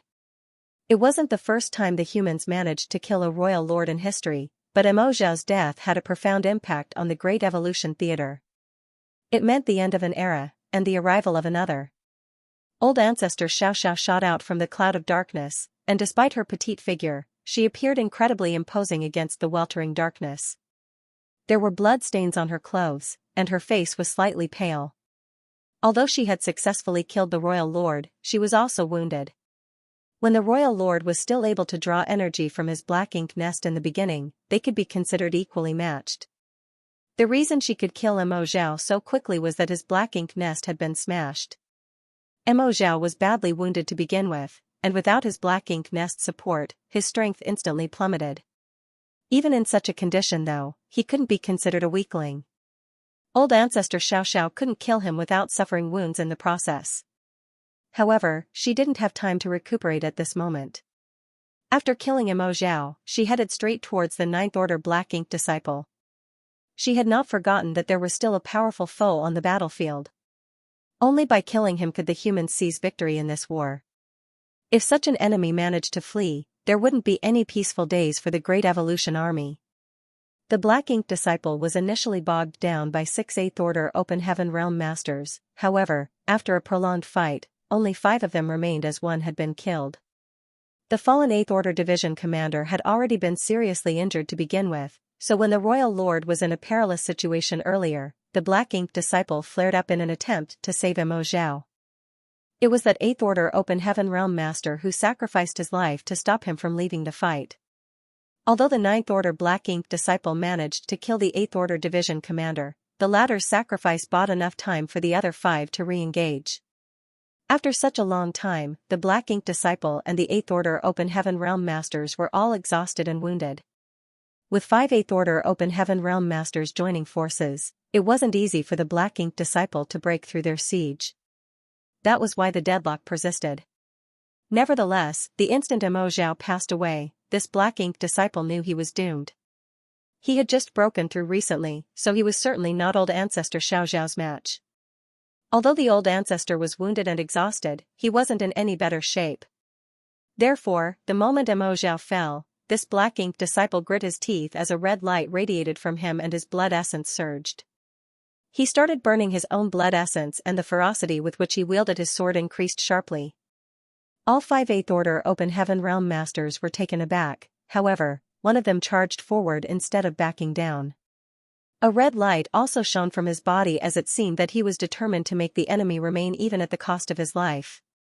the Black Ink Disciple wasn't the only one who could burn his blood essence. The 8th Order Open Heaven Realm Master could also do that. Old Ancestor Xianxia knew that they couldn't let this Black Ink Disciple flee, and the 8th Order Open Heaven Realm Masters were also aware of that. However, there was a huge price to pay to stop a 9th Order Black Ink Disciple who was determined to flee. Although 5 of them had joined forces, 4 of them retreated at this moment while the remaining 1 dashed forward. Those who backed down sported sorrowful expressions. Chapter 5372, Saving Himself. Translator, Sullivan and John. Translation checker, Pew Pew laser gun editor and proofreader, Leo of Zion Mountain and Dale Lidger Keys. As the sword light subsided, the 8th Order Open Heaven Realm Master lost his life. Bastard! Old Ancestor Xiao roared. The 9th Order Black Ink Disciple killed an 8th Order Master right in front of her, so she had a good reason to be enraged. From a distance, she pushed out her palm and struck the Black Ink Disciple's back, causing him to cough up blood. At the same time, the surviving 4 8th Order Open Heaven Realm Masters surged their world force and charged towards the enemy. As the secret techniques landed, the Black Ink Disciple was tossed about like a rag before exploding into pieces. The 8th Order Open Heaven Realm Masters were startled for a moment, but before they could celebrate their victory, the pieces of flesh all turned into sword waves and penetrated their defense before gathering together in a place that was several 100,000 kilometers away. In the blink of an eye, the sword waves condensed into the Black Ink Disciple's figure. However, his aura was much weaker than before, and his face was pale. Gathering 10,000 sword body. Old Ancestor Xiao sported a solemn expression as she directly identified the Black Ink Disciple's secret technique. Great Evolution Paradise was destroyed 30,000 years ago, but just like any of the 72 paradises, they had their unique secret techniques. Gathering 10,000 sword body was one such technique. The 8th Order Open Heaven Realm Masters might not be aware of it, but Old Ancestor Xiao was someone who had lived long enough to witness what had happened back then. Certainly, she knew of this secret technique. Even in the cave heavens and paradises, not everyone was allowed to cultivate this kind of secret techniques. Only the brightest talents with exceptional aptitudes were able to comprehend and master them. Since this Black Ink Disciple was able to master gathering 10,000 sword body, it showed that he had an outstanding aptitude. If not, he wouldn't have ascended to the 9th Order Open Heaven Realm after being corrupted by Black Ink strength. Gathering 10,000 sword body was an extremely powerful secret technique, and it was rumored that when a person had fully mastered it, they could transform themselves into 10,000 swords waves and slash out at the world around them. The reason the Black Ink Disciple had used this secret technique, however, wasn't to kill, but to escape. Mo Zhao was killed, so Old Ancestor Xiao was able to deal with him now. If he did not escape, he would certainly perish as well. After his figure took shape, the Black Ink Disciple turned into a sword light and madly broke through the battlefield with his indestructible sword qi. Wherever the sword light went, the powerless human soldiers directly exploded into blood mists. Even warships were cut in half by the sword light. Although Old Ancestor Xiao gave chase, she was unable to catch up quickly. As time passed, the Black Ink Disciple's lead would surely shrink and the Old Ancestor would be able to pin him down, but for the moment, he was unstoppable. Dodge him! Old Ancestor Xiao ordered. However, the humans in the way might not be able to run away. The next instant, the color drained from Old Ancestor Xiao's face as she roared, "I'll let you off if you spare his life. But if you dare to kill him, I'll hunt you down and rip you to pieces slowly no matter how long it takes." Right after the Old Ancestor shouted, Yang Kai, who was still ecstatic over having just killed Che Kong, felt his skin tightening and a crawling sensation on his scalp.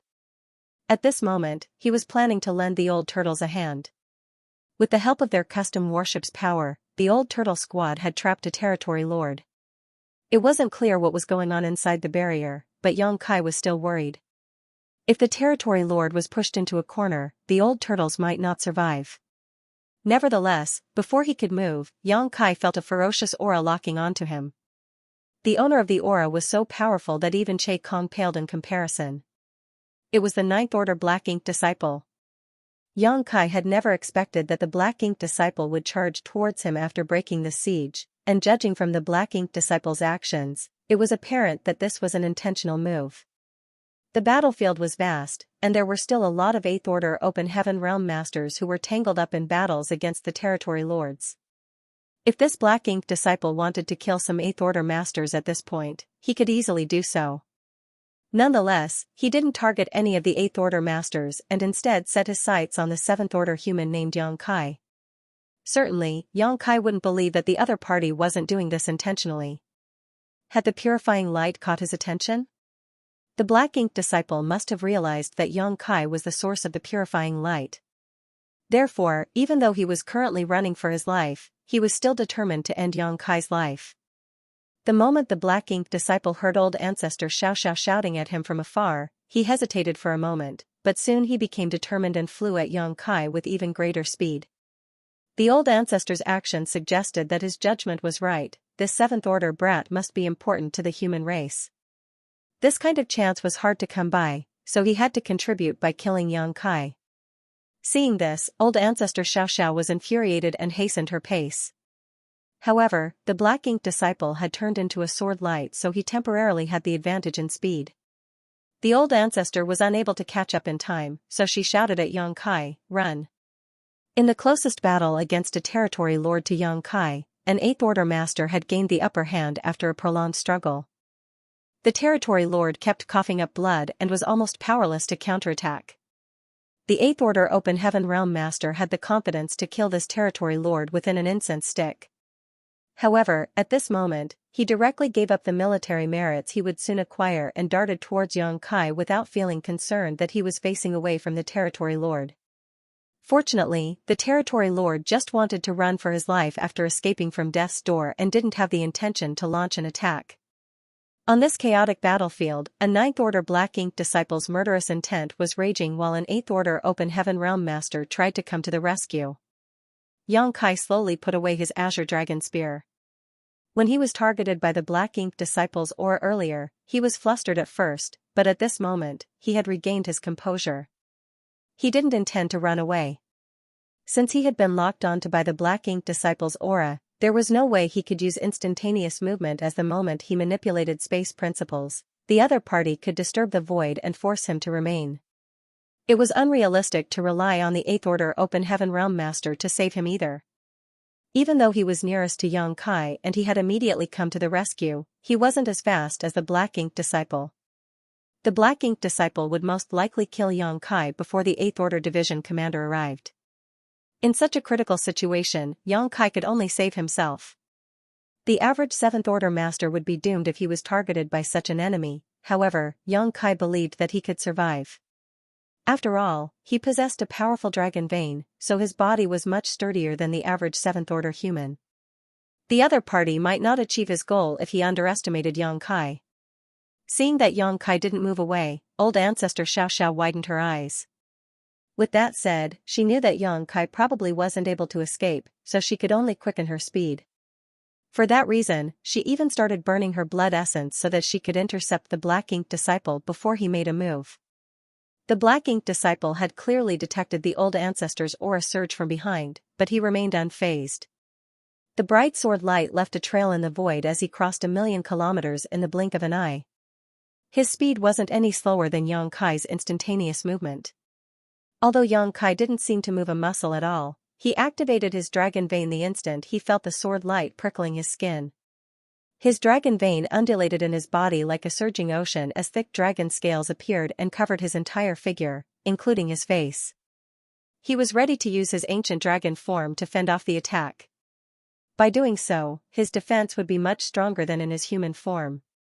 The other party wasn't at their peak, so he might not be able to kill Xianxia with one slash.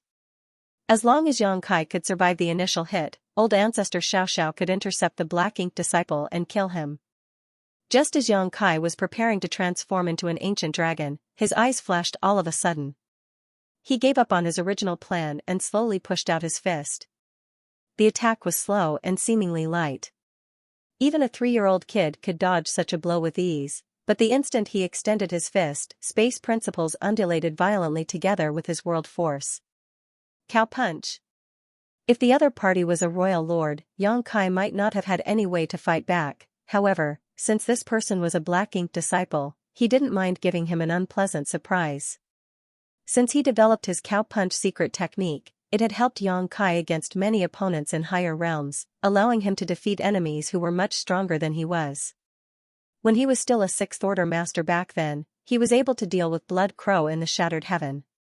Outside of Great Evolution Pass a while back, he was even able to defeat an eighth-order Black Ink disciple. It was all thanks to his cow punch secret technique. Although cow punch was incredibly effective, it had a serious constraint.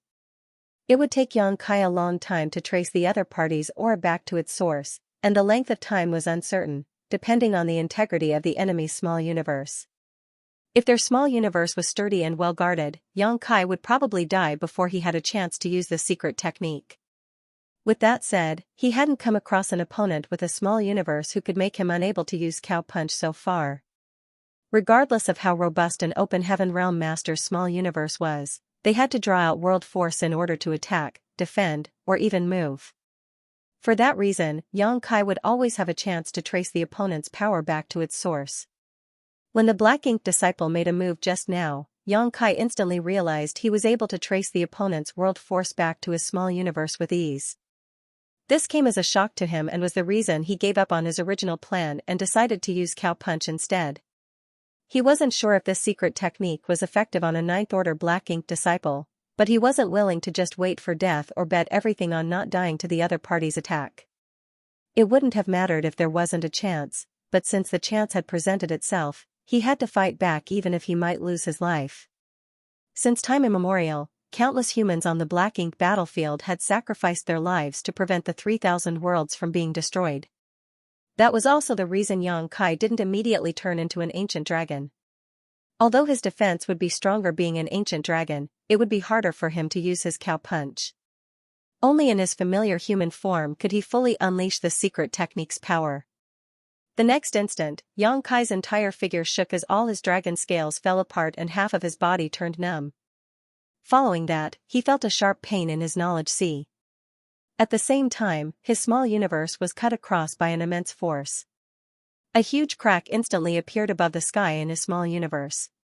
At that instant, Xianxia's body, soul, and small universe were struck at the same time. There was no denying that the Black Ink disciple's attack was horrifying. Xianxia really felt like he was dying. His mind was a mess, his vision had turned dark, and he couldn't even support his own weight.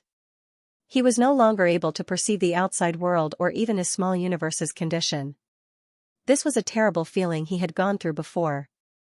He couldn't help but recall the moment when his body was destroyed by great demon god Emotion back in the star boundary. That was the exact feeling that he was going through at that moment. Chapter 5373, Deaf Translator, Sullivan and John Translation Checker, Pew Pew Laser Gun Editor and Proofreader, Leo of Zion Mountain and Dale Lidgerke's Xianxia was killed in the final battle against the great demon god Emotion. It was thanks to the immortal tree that he was able to rebuild his body and return from the dead. If he was killed this time though, there wouldn't be another immortal tree for him to refine. He would be gone for good. Right after he sent out his cow punch secret technique, the sword light that had slashed across him started shaking violently, as though it had been struck by an immense force. Following that, the ninth-order Black Ink disciple separated from the sword light and collapsed. At this moment, he sported a horrified expression. His world force and his Black Ink strength had become incredibly unstable. Even the sarcomas on his body started swelling and exploded, causing the black pus to scatter everywhere. His robust restorative power quickly healed the sarcomas, but they soon exploded again, creating a kind of gruesome cycle. The Black Ink disciple seemed to be going through excruciating pain. A dark illusory phantom of his small universe appeared behind the Black Ink disciple. As someone in the Ninth Order Open Heaven realm, there was no denying that his small universe was vast and magnificent. His ample world force suggested that he indeed had the heritage of the Ninth Order Open Heaven realm, however, his small universe seemed to be in chaos right now. The entire small universe seemed to be enduring a violent storm and on the verge of collapse, with the balance of the seven elements in a complete mess. Seeing that, old ancestor Xiao and the Eighth Order Open Heaven Realm Master, who was rushing over to save Xianxia, became startled. The humans and the Black Ink clansmen around them were perplexed as well. Soon, the cycle of the five elements in the Black Ink disciple's small universe broke with yin and yang descending into chaos. No. The sarcomas on the black ink disciple's body continued to explode and his expression twisted in disbelief and despair. He couldn't believe that instead of being killed by the old ancestor, or even an 8th order powerhouse, his life was ended by a mere 7th order brat's punch. If he knew this would be the outcome, he wouldn't have sent himself to hell.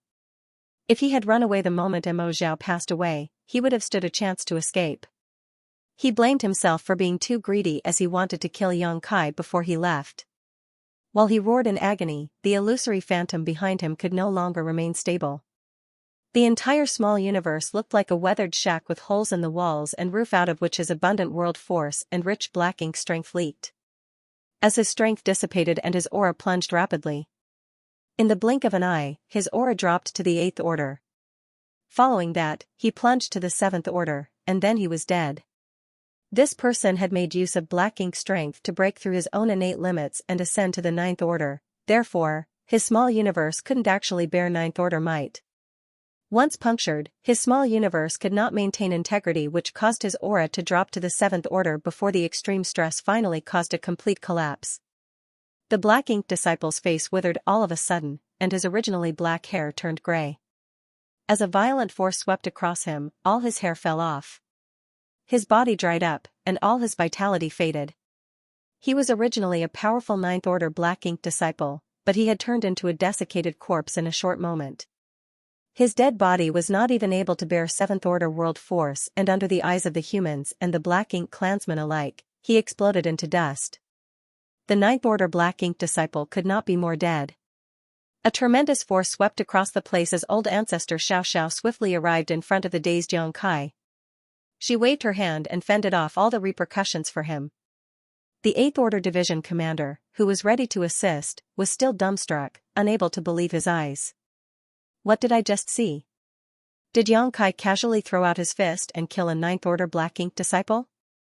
Although the person was a black ink disciple, he was still a 9th order open heaven realm master, not a 1st order or 2nd order one. Even if the 8th order open heaven realm master had been the target of such a master instead, he wouldn't have been able to counterattack. How did Yang Kai, a 7th order open heaven realm master, achieve this? Was it because the black ink disciple was on his last legs? It didn't seem like that was the case, as his imposing attack earlier suggested that he still had the strength to fight. Although the black ink disciple was clearly badly wounded, no one could underestimate his power, so how did Yang Kai manage to kill him? Unable to figure out the reason behind it, this 8th order open heaven realm master fell into a daze. On the other hand, after giving it some thought, old ancestor Xiao soon realized what had happened. In fact, she too was astonished to see Yang Kai killing a 9th order black ink disciple with just a light punch. Nevertheless, she soon understood the whole chain of events. Previously, the black ink disciple made a move to kill some 8th order open heaven realm masters following Mo Zhao's order. Unfortunately, the humans already had some arrangements. 5 8th order masters appeared from their hiding place and joined forces with an injured 8th order division commander to engage in a life-and-death battle with the black ink disciple. During the intense battle, the black ink disciple managed to kill an 8th order open heaven realm master, and after Mo Zhao's death, he killed another one while attempting to flee. In other words, 2 8th order masters had lost their lives because of him. Despite just breaking through to the 9th order, this black ink disciple was able to fight with 6 8th order open heaven realm masters on his own and even killed 2 of them in a short time, which went to show how powerful he was. With that said, he had to pay a huge price for these results and was badly wounded during the fight. The 2nd 8th order open heaven realm master who passed away had even burned his blood essence to stop him from fleeing. Even though the black ink disciple killed him on the spot, he was still held down for a moment, which gave old ancestor Xiao a chance to hit him with her palm strike from a distance, causing him to spit blood. That palm strike wasn't just an ordinary attack though, it was a secret technique that targeted an enemy's small universe. All the cave heavens and paradises had at least one such secret technique that had varying degrees of effect. The fundamental source of an open heaven realm master's power was their small universe, so these sorts of secret techniques were extremely powerful. If one's small universe wasn't sturdy enough, it would most likely be shaken if hit by such a technique, not to mention it was old ancestor Xiao who had acted this time. This kind of secret technique was useless on Emo Zhao as the Black Ink clan physiology was different from that of humans. They didn't have small universes, so the secret technique was harmless to them. However, when dealing with a Black Ink disciple, this type of secret technique was especially lethal. The old ancestor's attack had caused the Black Ink disciple's small universe to descend into chaos and brought it to the brink of collapse. While running away, the Black Ink disciple made a move to attack Yang Kai with his sword light, but it never crossed his mind that Yang Kai would seize the chance and use his cow punch. It could be said that without the old ancestor's attack which broke holes in the Black Ink disciple's small universe, Yang Kai couldn't have immediately found an opening to strike at. It was thanks to the old ancestor's attack from afar that the Black Ink disciple's small universe was exposed. Yang Kai had developed cow punch based on his mastery over the Tao of space, and it was the very pinnacle of secret techniques that targeted an enemy's small universe, superior to any technique the cave heavens and paradises possessed. His all-out attack was just enough to be the last straw that broke the camel's back. Of course, it also had something to do with the fact that the other party was a Black Ink disciple. If the other party had been a true Ninth Order Open Heaven Realm Master, with a firm and robust small universe, Yang Kai wouldn't be able to kill him even if he managed to land his cow punch. It could be said that many reasons and coincidences came together to allow a Seventh Order Master like Yang Kai to kill a Ninth Order Black Ink disciple. However, at this moment, Yang Kai didn't even know what he had done. His mind was still a mess, and the sword chi was still eating away at his body and soul. It was only a while later that the sword chi was dispersed from his soul, allowing Yang Kai to regain his senses, though his head was in so much pain that he felt like he was dying. At the most critical moment, the soul-warming lotus had once again saved him from certain death. All of a sudden, old ancestor Xianxia was heard announcing, "Yang Kai has killed the Ninth Order Black Ink disciple. The Black Ink clan is destined to die." It wasn't that the old ancestor wanted to give him credit by proclaiming his contribution at this point, she just wanted to shatter what remained of the Black Ink clan's morale. Emo Zhao and the Ninth Order Black Ink disciple were dead, so the Black Ink clan was leaderless and unable to resist the humans any longer. After old ancestor Xiaoxiao made the announcement, she tossed Yang Kai at the 8th Order Division commander and ordered, "Send him back to the pass." The next instant, she charged towards the old turtles. The old turtle squad had sealed off a large area of void through their warship's unique arrays, but given the old ancestor's eyesight, she could clearly see the situation within. At this moment, 10 Seventh Order Open Heaven Realm Masters from the Old Turtles were locked in an intense battle with a Territory Lord with support from the rest of their squad, but all of them were injured. Of course, the Territory Lord wasn't in good shape either. It had come to a point where there was no turning back for both parties, unless the Old Turtles were willing to open up the barrier. Since they had no idea what was going on in the outside world, they wouldn't dare to open up the barrier. There were bound to be some people who would lose their lives soon. The moment old ancestor Xiaoxiao arrived, she extended her hands and tore the barrier apart. As her world force surged, she condensed a giant hand from it and grasped the Territory Lord before clenching her fist. All of the wounded Territory Lord's bones were crushed in an instant, leaving him more than half dead. Having done enough, the old ancestor tossed the barely breathing Territory Lord to the old turtles before flying towards her next target. Now that both the Royal Lord and the Ninth Order Black Ink disciple were dead, there was no one capable of matching her on the battlefield. It was the best time for her to deal the death blow to the remaining Black Ink clansmen. Chai Fong and his squad members were going all out and were prepared to sacrifice themselves to kill the Territory Lord when their opponent was suddenly crippled by the old ancestor. After a moment of astonishment, they broke into a state of ecstasy. "The old ancestor is peerless. The old ancestor is the most powerful." All the old turtle squad members started cheering as their morale soared. Since the old ancestor had arrived to lend them a hand, it was apparent that the Royal Lord was dead. Previously, they had been tangled up in a battle with the Territory Lord within the barrier, so they were unaware of what was going on in the outside world. While they were shouting, Chai Fong pushed out his fist and smashed the Territory Lord to pieces. The opponent's vitality soon dissipated. He was really dead now. Chai Fong guffawed, for he had also killed a Territory Lord now. He had been envious of Yang Kai who had killed Territory Lords before, however, being less powerful, he was unable to replicate this feat therefore, he was ecstatic about having his wish granted now. Although it was largely thanks to the old ancestor's help, he was the one who dealt the final blow. All the old turtles were elated as well. On the other hand, young Kai was still in a dazed state. First of all, he had become sluggish after he was badly wounded. Secondly, he was astounded by the old ancestor's words earlier. He silently digested it and turned to look at the 8th Order Master, who had been supporting his weight and bringing him to Great Evolution Pass. Old Lu, what did the old ancestor say just now? He suspected that he had misheard it.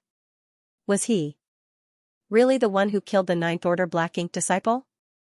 Sullivan, original title, Killing the 9th Order Black Ink Disciple Chapter 5374, A Frustrated Chapu Translator, Sullivan and John Translation Checker, Pew Pew Laser Gun Editor and Proofreader, Leo of Zion Mountain and Dale Lidger Keys. There were only several dozen 8th Order Open Heaven Realm Masters in Great Evolution Pass, so young Kai could recognize all of them. Therefore, he was grateful that this 8th Order Master had immediately tried to come to his rescue earlier, even though the latter didn't manage to arrive in time. The 8th Order Open Heaven Realm Master surnamed Lu smiled. Don't you know what you did? Young Kai thought that he certainly knew that, but he had no idea what happened after he pushed out his fist. He thought he was dead, so it surprised him that he had survived. Moreover, he was astounded by the old ancestor's words. Both nervous and expectant, he asked, Old Lu, did I really kill the 9th Order Black Ink Disciple? Old Lu chuckled, it's a lot of military merits. Why would the old ancestor joke about it? Yes, you killed the 9th Order Black Ink Disciple with a punch. Young Kai gulped, I've killed someone in the 9th Order with a punch. Even though the 9th Order Master was a Black Ink Disciple and severely wounded, he was still an extremely powerful being. Young Kai still couldn't believe that he had ended the life of someone in the 9th Order. Since his arrival at the Black Ink battlefield, he had killed quite a number of territory lords. However, he didn't even have the qualifications to stand before masters like the Royal Lords or a 9th Order Black Ink Disciple. But now, he had managed to kill an enemy in the 9th Order. Young Kai grinned as he wanted to guffaw, but his action irritated his wounds, especially the one on his abdomen which was caused by the 9th Order Black Ink Disciple. Golden blood spurt from various places all over his body. Old Lu took a look at the sword wound and said, recuperate with peace of mind when you go back to Great Evolution Pass. It might be difficult to treat your wound. After all, it was an attack from someone in the 9th Order. At this moment, there was a big cut that ran from Young Kai's shoulder to his abdomen. His flesh had rolled up, which revealed the golden bones in his body. Horrifying sword chi still lingered around the cut and eroded his flesh. Despite having incredible restorative abilities as a 70,000-meter ancient dragon, this wound wouldn't just heal by itself like most others. Beyond just the visible wound, there were a lot of hidden injuries as well. In fact, Old Lu was surprised that Young Kai had survived the attack at all. As they spoke, they arrived at Great Evolution Pass. The barrier opened up, and Old Lu set him down on the wall as the soldiers in the pass watched them with admiration and respect. Old Lu said with a smile, get some rest and watch us kill all those bastards. Young people like Young Kai had done a lot, so the older generation couldn't fall behind on the battlefield. After finishing his words, Old Lu returned to the fight. Young Kai didn't protest. In fact, he had lost all combat strength now and would only be a burden if he insisted on returning to the battlefield. It was a shame that he was unable to fight until the end of the war, but the joy of killing a 9th Order Black Ink Disciple soothed his dejectedness. Noticing the admiring stares around him, Young Kai wore a faint smile while warning himself to be low profile instead of showing off. It was pure luck he was able to kill the 9th Order Black Ink Disciple, not a result of his own hard work and effort. Nevertheless, he could hardly contain his excitement. Soon, Young Kai managed to figure out how the Black Ink Disciple died. The Black Ink Disciple really could only blame himself for being unlucky. He had made the wrong decision by targeting Young Kai instead of just fleeing. In fact, he would have dealt significant damage had he just set his eyes on the 8th Order Masters instead. Then, Young Kai turned to look at the 8th Order Open Heaven Realm Master beside him and smiled modestly. After a nod, he called out, Senior Cha. The person seated beside him was none other than Cha Pu. When the division commander saw Young Kai's expression, the corners of his brow twitched as he muttered, just laugh to your heart's content if you want.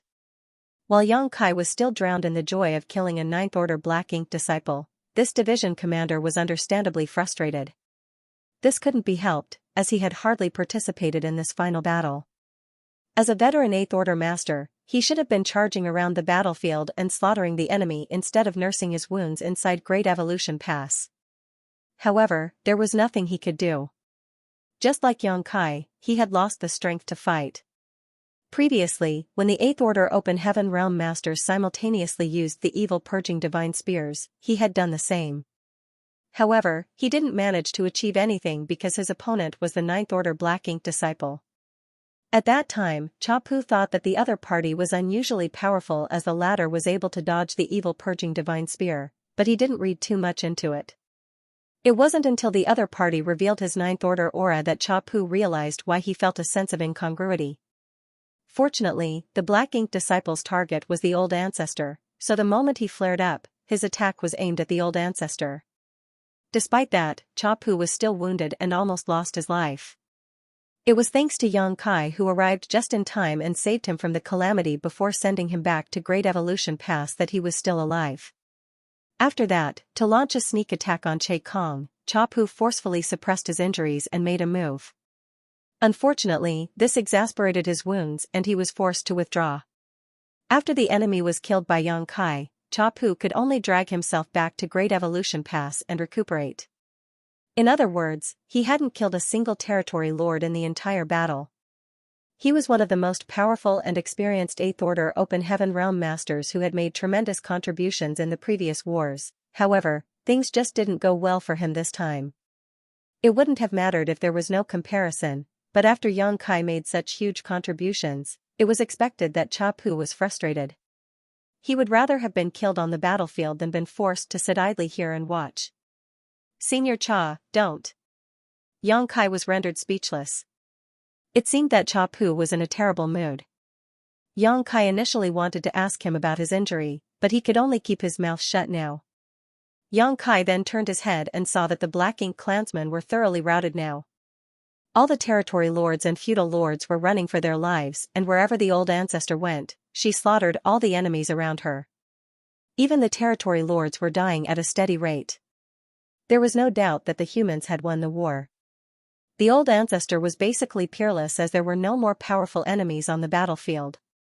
None of the territory lords could survive once she set her eyes on them, and within just a few breaths, she had managed to kill 5 of them. The human race was victorious. Now, they just had to mop up the rest. There were still about 300,000 Black Ink clan soldiers, including a number of territory lords and feudal lords. Hence, it wouldn't be easy to wipe them all out, and it was likely that some of them would manage to flee. It was difficult for the humans to chase after them. After such a prolonged fight, while many Black Ink clansmen had lost their lives, the humans had suffered immense losses as well. Those who survived were all soaked in blood and thoroughly exhausted. Now, the humans could only seize the chance to kill as many enemies as possible. Xianxia saw Dawn, the Profound Wind Squad, several powerful army commanders, and a lot of other familiar faces. However, Huang Xingyang was nowhere to be found. The territory lord who had dealt with her was missing as well. It wasn't certain if he had been killed or had run away. Was her soul clone destroyed? Xianxia couldn't help but feel apologetic. In order to shake off the territory lord a while ago, he summoned Huang Xingyang's soul clone using her feather. However, the soul clone's power was only equivalent to a peak 7th Order Master. She had done a great job holding that territory lord back, but it was expected that her soul clone would not have survived. Xianxia wondered if the destruction of the soul clone would have any impact on Huang Xingyang's true body. It seemed he would have to head to the No Return Pass and apologize to her when the dust settled. After letting out a breath, he set himself at ease. It had taken the humans a lot of effort to come to this point. Countless millennia had passed with the humans enduring hardship all this time, devising plans and seeking an opportunity to act. Today, they finally managed to completely uproot the Black Ink clan from an entire theater. After this great war, everything should come to an end on the Black Ink battlefield. The soldiers from the Great Passes could return to the 3,000 worlds. None of them had returned to their homes for far too long. Perhaps many of them had even forgotten about what the 3,000 worlds looked like. After pulling himself together, Xianxia started examining himself. There was a big cut that ran from his shoulder to his abdomen. Sword chi was seen swirling around the horrifying wound. His soul had been damaged as well. To kill Che Kong, Yang Kai clashed with the other party using his divine sense and injured himself. After that, the Black Ink disciple exacerbated the injury in his soul.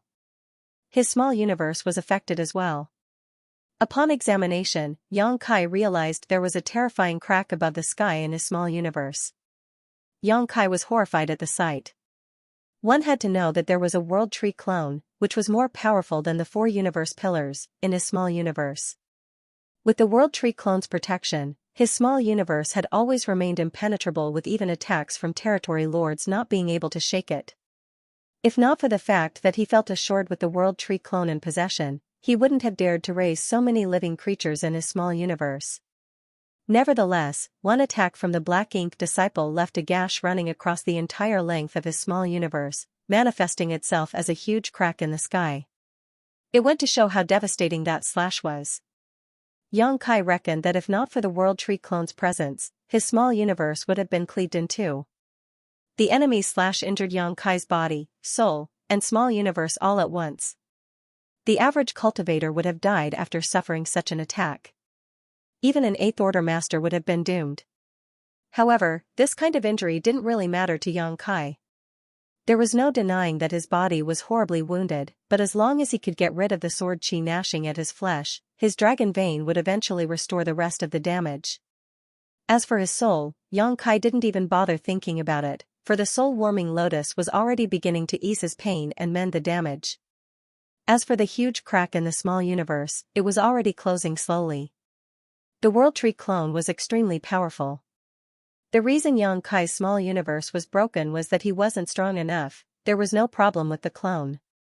With the clone's presence, it was just a matter of time before the crack healed. It could be said that these injuries, which would be fatal to any 8th Order Open Heaven Realm master, didn't matter to Yang Kai. After he was done with the examination, he realized that he just had to get rid of the sword chi and the damage would heal on its own. Then, he gave it a try and became dejected, for he realized that he was unable to get rid of the powerful sword chi on his own. Now, he couldn't even restore his body. Left with no choice, he could only wait for the old ancestor's return so he could ask for her help.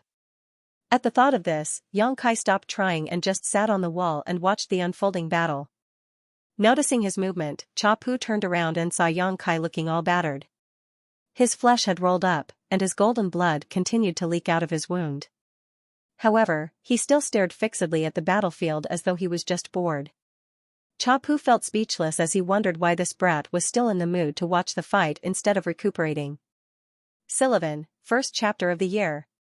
Chapter 5375, Getting His Confidence Shattered. Translator, Sullivan and John. Translation checker, Pew Pew laser gun editor and proofreader, Leo of Zion Mountain and Dale Lidgerkeys. A dilapidated warship moved across the battlefield and entered Great Evolution Pass. A figure jumped out of the warship and directly landed on the wall. Then, he brusquely sat down beside Yang Kai and panted. He looked just as battered as Yang Kai. However, he flashed a smile at Yang Kai and teased, "You look terrible, brother Yang. Are you all right?" Despite his caring tone, Yang Kai could see the smugness behind his gaze. After giving it some thought, Yang Kai soon realized why the other party behaved in such a way, so he replied with a smile, "I'm fine. The injury doesn't matter. You look badly wounded as well, so you'd better focus on recuperating now, brother Chai." The person was none other than Chai Fong, squad leader of the Old Turtles. The warship that had returned from the battlefield belonged to the Old Turtle squad. The Old Turtles' warship was extremely robust, and all the members had specially cultivated defensive secret techniques. Usually, they had enough stamina to last for the entire war. However, in order to hold down a territory lord previously, they activated a powerful barrier on the warship and entrapped the enemy. In that area of sealed void, they engaged in a life-and-death battle with the territory lord. By the time that battle ended, the Old Turtles had suffered immense damage. Their warship was almost destroyed, so they had no choice but to leave the battlefield. In fact, many human soldiers had retreated from the battlefield as they were no longer able to fight. If they insisted on staying on the battlefield, they wouldn't be useful at all and instead would be a burden. Even though Chai Feng was severely wounded, he was energetic.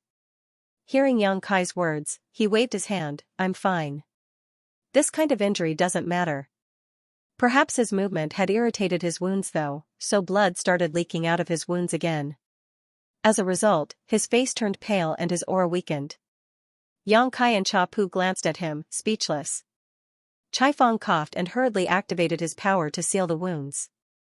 Pretending to be nonchalant, he remarked, "The territory lord was indeed powerful. It's hard to heal these wounds, so I guess it'll take me a long time to recuperate." While Yang Kai remained silent, Cha Pu didn't bother to respond to him.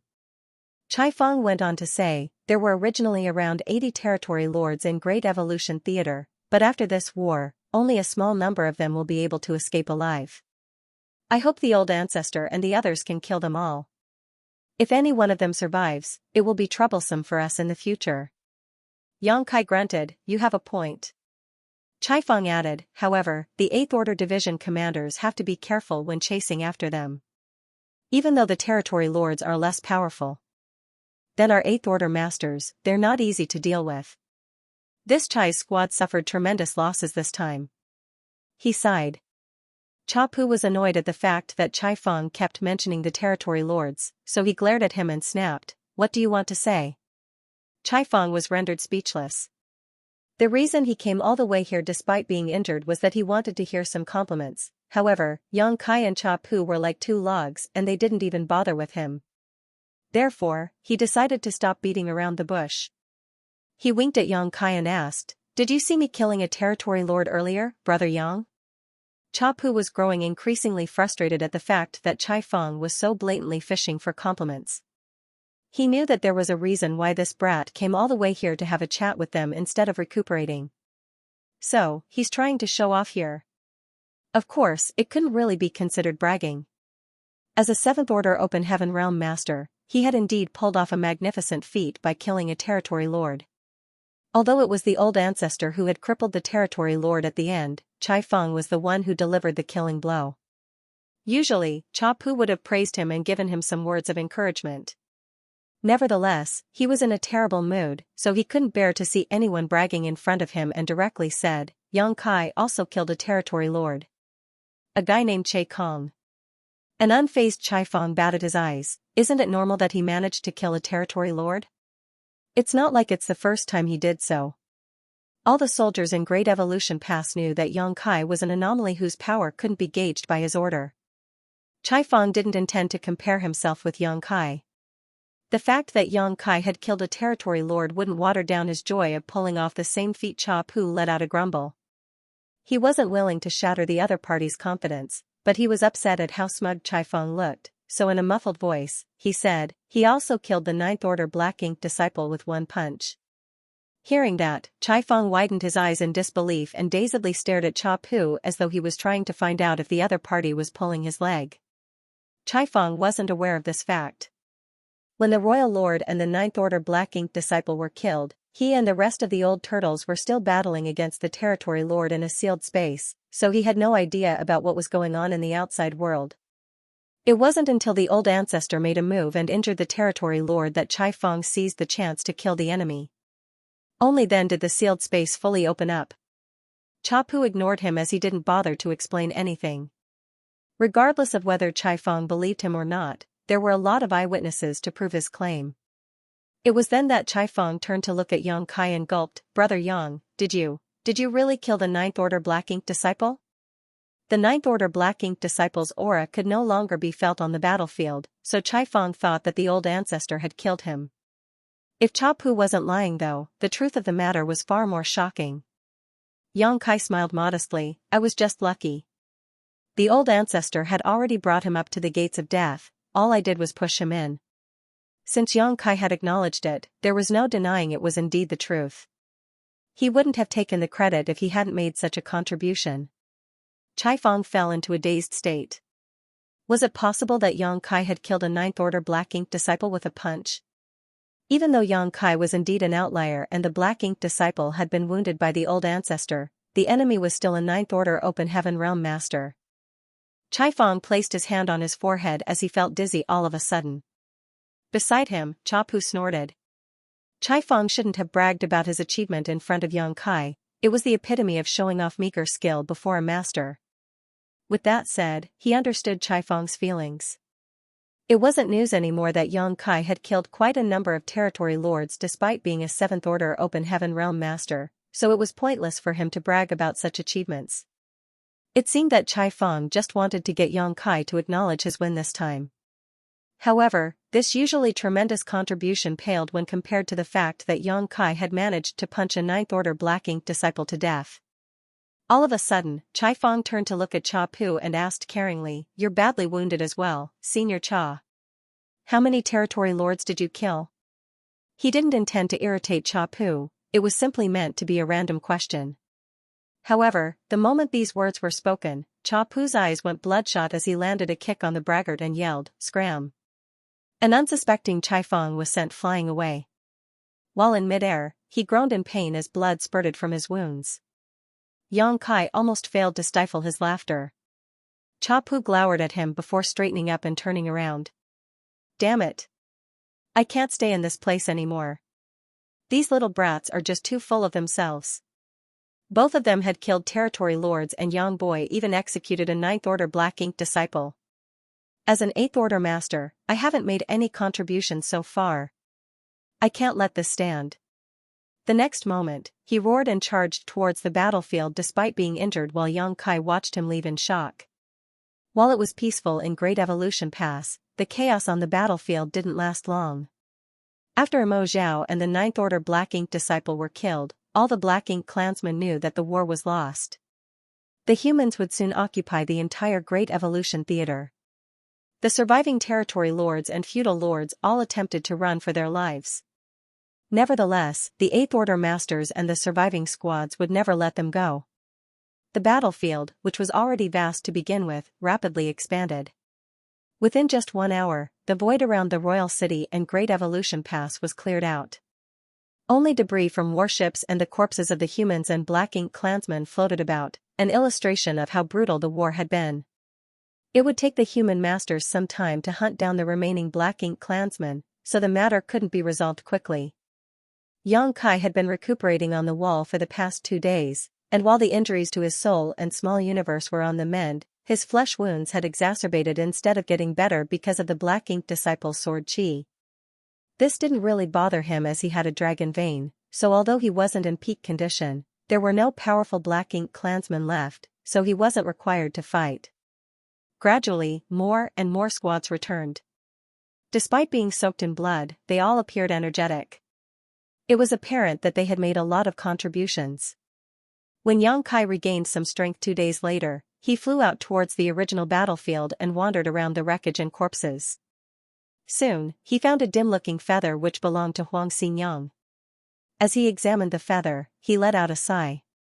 Just like what he had expected, Huang Xinyang's soul clone had been destroyed as this feather had lost all spirituality. The feather now looked tattered and had almost broken in half. The power of Huang Xinyang's soul clone was equivalent to a peak 7th Order Open Heaven Realm master. Although she could exert more power than others in the same relative realm as a divine spirit, this was just a soul clone after all. Holding back a territory lord was already the best she could achieve. Yang Kai had no idea what happened to the territory lord who dealt with her soul clone as, at that time, he was focused on fighting with Che Kong, so he couldn't pay attention to other things. After Che Kong was killed, Mo Zhao was subsequently felled. Following that, Yang Kai was attacked by the 9th Order Black Ink disciple, so he didn't have time to find out what happened to the soul clone. Now, the Black Ink clan had lost the war and the 8th Order masters and the old ancestors had left to hunt down the surviving enemies. Even if those territory lords had survived for now, their fate was essentially sealed. Yang Kai stored the feather and decided that he would pass it back to Huang Xinyang when he visited the no-return pass in the future.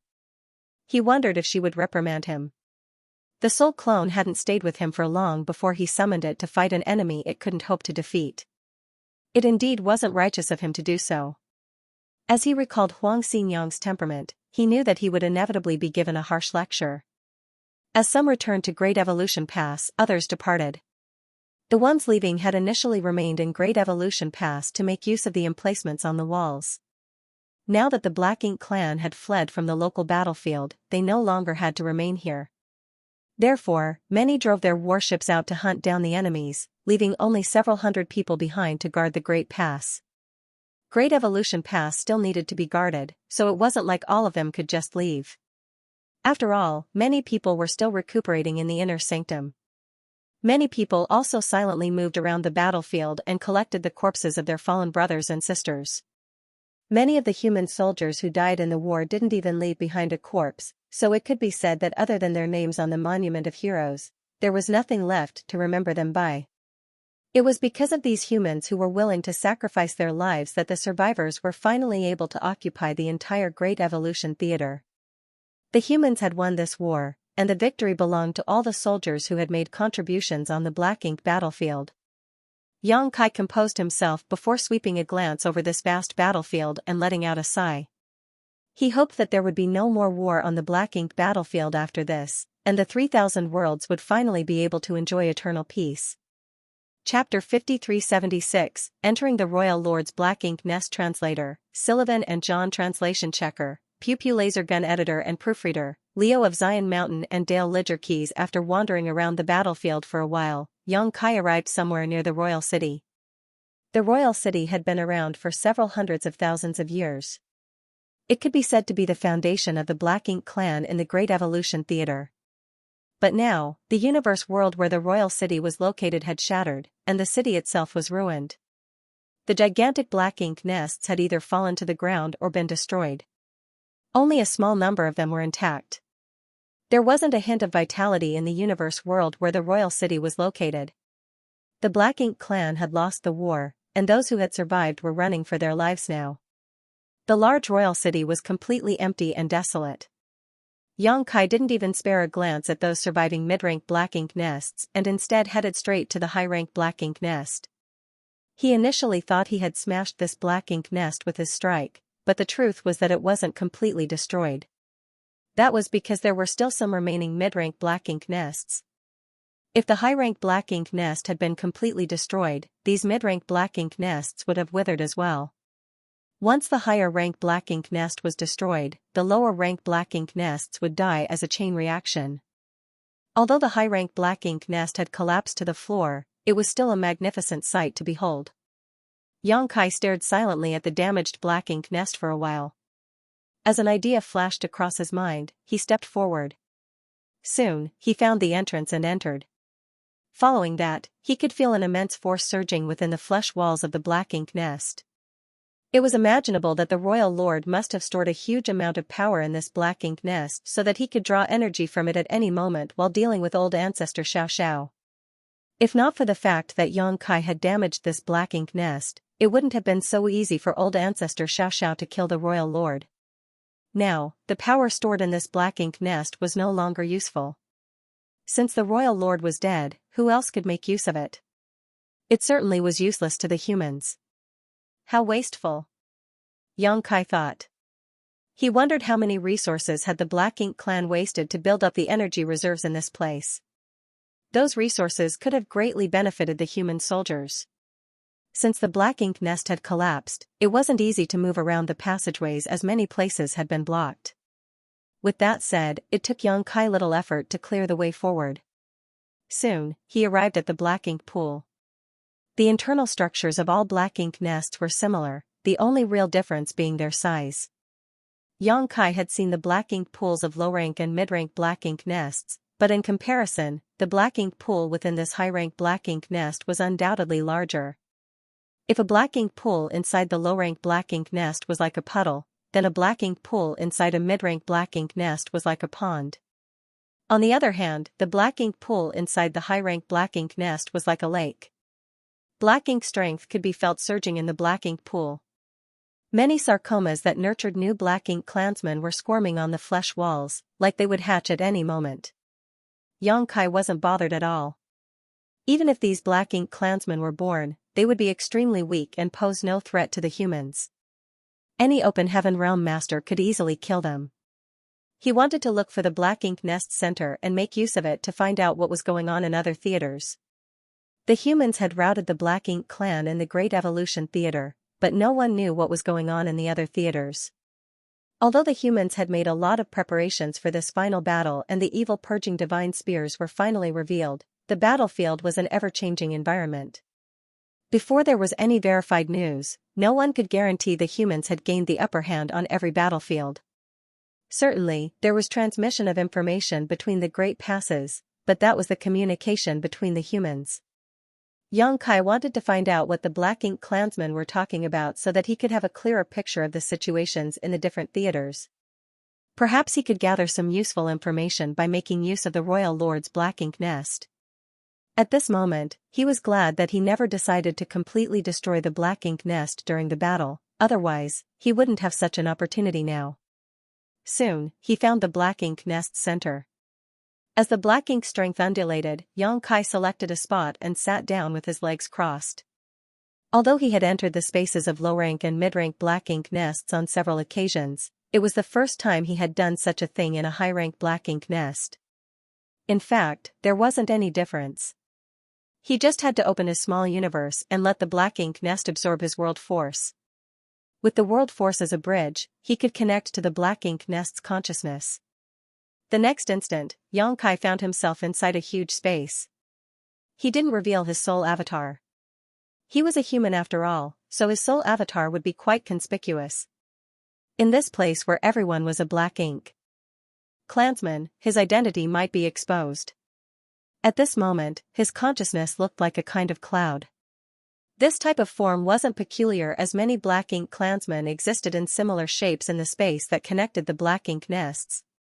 The instant Xianxia entered this space, he felt the chaotic fluctuations of divine senses all around him. At the same time, he could read a lot of messages. The humans have gone all out this time. They have developed an artifact that emits a very pure light that can restrict Black Ink strength. The territory lords under Imobu Royal Lord have suffered immense losses. We need help in the Xianyuan theater. Many of the soldiers are dead. Can any royal lord lend us assistance? The humans have arrived at the royal city. We might lose it at this rate, the humans have gone mad. They've even driven their great pass to this place. The Azure Nether Theater is at risk of falling. As the divine senses communicated in this space, they revealed the fact that the Black Ink clan was in a state of despair. Most of the divine senses were flustered and it was apparent that the Black Ink clan were in perilous situations in various different theaters. Numerous royal cities even seemed to be on the verge of destruction. Only a small number of divine senses remained calm and collected, however, affected by the atmosphere, they still appeared a little uneasy. The humans had launched an all-out crusade this time. There were over 100 great passes in an equal number of theaters. Several million human soldiers had made a move, so there was no turning back.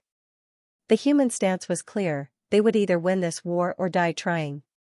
With the help of the great passes and the evil purging divine spears, and coupled with the advantage they had accumulated over the past several hundred years, the humans marched forward in these theaters and rendered the Black Ink clan powerless to counterattack. The evil purging divine spears had been widely employed, causing a large number of feudal lords and territory lords to lose their lives. Without the feudal lords and the territory lords to take charge, the Eighth Order Open Heaven Realm Masters could let loose. As long as they managed to gain the upper hand on the battlefield, they could assist the old ancestors and join forces to deal with other territory lords. They could also try to destroy the high-rank Black Ink nests to cripple the enemy forces. On the battlefield, one party could gain the upper hand by achieving a breakthrough, and the humans had found a way to do that. Therefore, the Black Ink clan was in danger in every theater. In the weaker theaters, the royal cities were on the brink of being occupied, so they had no choice but to ask for help. However, at this point, none of the theaters could lend a hand to other places, for they couldn't even save themselves. Even if they still had the power to offer help, it was unrealistic to do so as there was a long distance between the theaters. These pieces of bad news were like music to Xianxia's ears.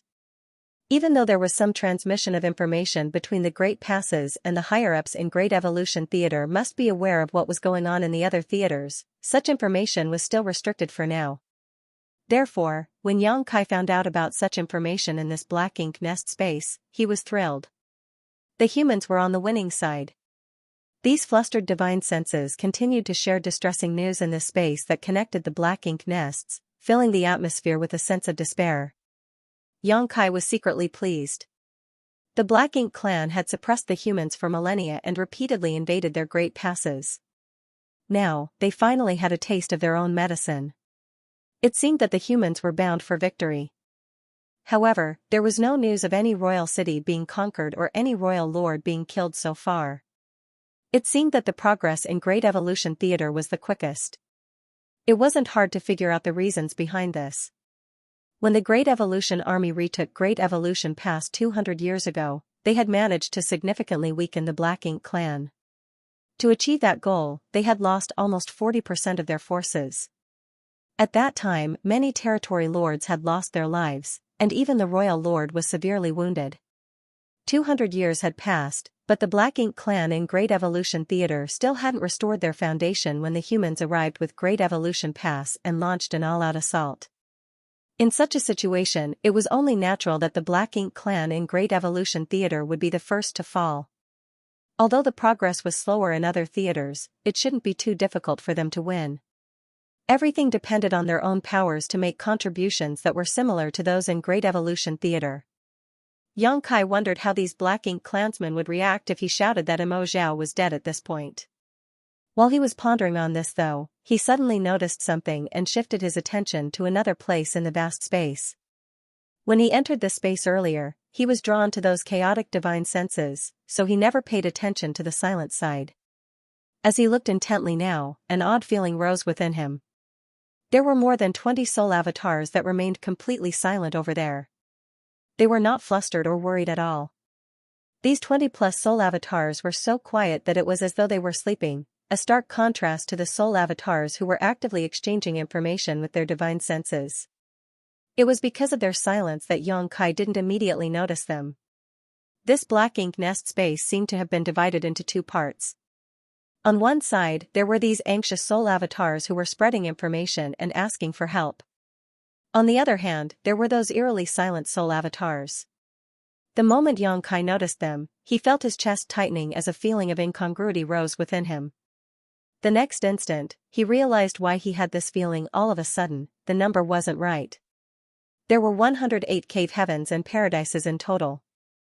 Every cave heaven or paradise corresponded to a theater. However, the actual number was fewer than that because the Dragon Clan's Dragon Pool and the Phoenix Clan's Phoenix Nest had occupied two places that belonged within the cave heavens. Meanwhile, the two clans stayed in the no-return pass. In other words, there should be 106 theaters on the Black Ink battlefield. Although Xianxia hadn't counted, he believed that there were over 100 soul avatars, whose divine senses were communicating with each other, that had gathered together. Since these soul avatars were able to enter the space, it meant that they had made use of a high-rank Black Ink nest in the respective theaters. The number of the soul avatars and the number of theaters should have matched. However, what about these extra 20 or so soul avatars? Where were they from? Chapter 5377, More Than 20 Royal Lords. Translator, Sullivan and John. Translation checker, Pew Pew Laser Gun Editor and Proofreader, Leo of Zion Mountain and Dale Lidgerkeys. Xianxia initially thought that those soul avatars came from some other theaters. Old ancestor Xiao had told him that not every theater only had one old ancestor and one royal lord. In some theaters, there was more than one old ancestor and royal lord. If there were 2 or 3 royal lords in a given theater, then it was reasonable that there were more than 20 extra soul avatars here. However, the moment he realized how formidable those soul avatars were, he knew something was amiss. Despite being restrained, those silent soul avatars were extremely powerful. Even Xianxia was no match for them. Although he was a 7th Order Open Heaven Realm Master, his soul was equivalent to that of an 8th Order Master's. Other than the old ancestors, only the royal lords were more powerful than he was when it came to their souls. These more than 20 soul avatars belonged to royal lords. Xianxia was shocked. Why are there so many royal lords here? This was quite unusual. One had to know that the humans had launched attacks on all the royal cities with their great passes, so the royal lords definitely had to take command of the war. Perhaps they also had to fight with the old ancestors, so why would they even have time to let their soul avatars sit idly here? It might be understandable if there were just 1 to 2 of them, but there were over 20 royal lords here now. With the intense battle against the humans raging, even a single territory lord was indispensable on the battlefield, let alone a royal lord. There was no way they would just sit back and do nothing in their black ink nests. On the other hand, those over 100 flustered soul avatars were not powerful. All of them were just feudal lords, which was considered normal. What's going on?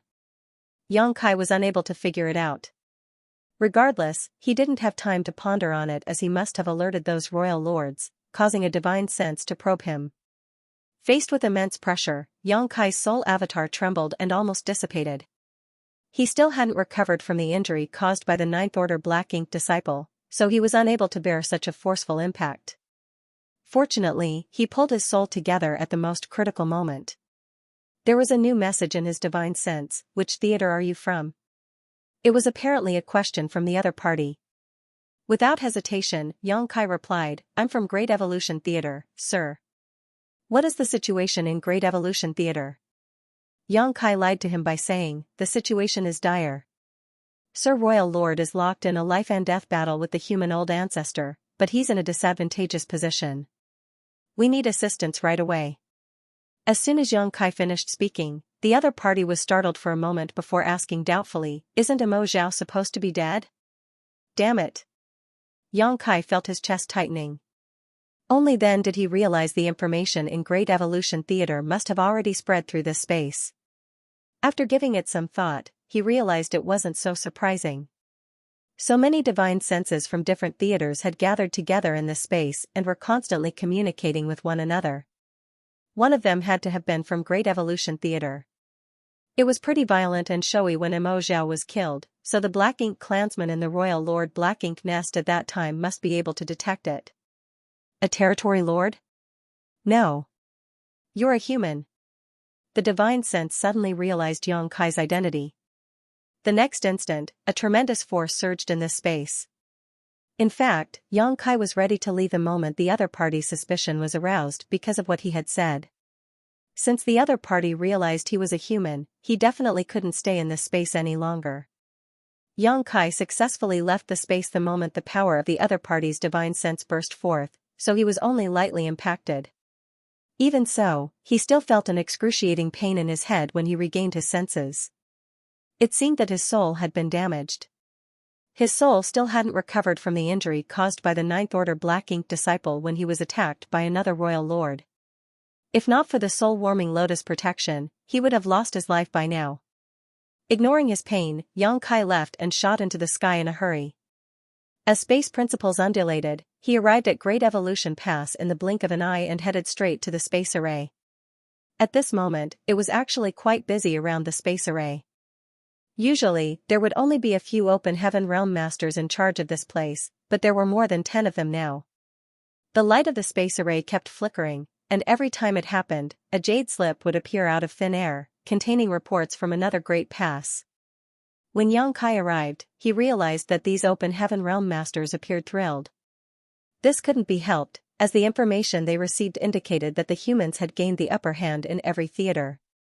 In some of the theaters, the royal cities would be conquered soon. When a Seventh Order master saw Xianxia rushing over with a worried expression, he quickly greeted him and asked, "What's wrong, junior brother Yang?"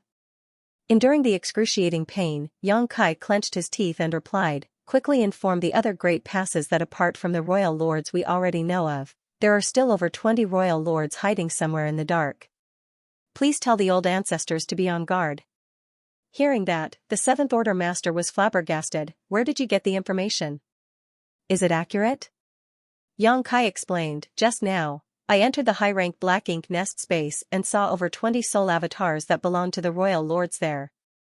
The reason they haven't participated in the war must be that they're waiting for a chance to deal a fatal blow to the old ancestors. On the battlefield, the threat of hidden royal lords was lethal. The reason Great Evolution Pass was lost 30,000 years ago was that Emo Zhao appeared all of a sudden after hiding in the dark all along. When the old ancestor from Great Evolution Pass was engaged in battle with the veteran royal lord, Emo Zhao suddenly appeared and joined forces with the royal lord to kill the old ancestor. Previously, the Ninth Order Black Ink disciple had wanted to do the same by concealing himself, However, old ancestor Xiao became vigilant after receiving a warning from the Snow Wolves squad before their demise, which was why the Black Ink disciple failed to achieve his goal. It could be said that the message sent from the Snow Wolf squad in their last moments had been critical to the war. If not for their warning, those from Great Evolution Pass wouldn't have been on guard for a second Royal Lord, and things wouldn't have gone so smoothly for them. Just one hidden Royal Lord had caused the loss of Great Evolution Pass 30,000 years ago. Now, there were over 20 such Royal Lords. If the Black Ink clan managed to achieve their goal, many old ancestors would lose their lives. Once some of the old ancestors were dead, the human soldiers would be in danger. Therefore, the expressions of these Open Heaven Realm Masters, who were still elated a moment ago, changed drastically when they heard what Xianxia had said. The Seventh Order Open Heaven Realm Master, who spoke to Xianxia just now, yelled, quickly spread this information around. Jade slips were soon engraved with such information and sent to the other great passes as the light of the space array repeatedly flickered. It wasn't until 1 hour later that all 105 jade slips were sent out. Everyone in the Grand Hall held their breath. They were no longer as joyful as before, and the atmosphere had instead turned solemn. They stared fixedly at the space array as they were worried that they would receive some bad news. However, Xianxia furrowed his brows at this moment.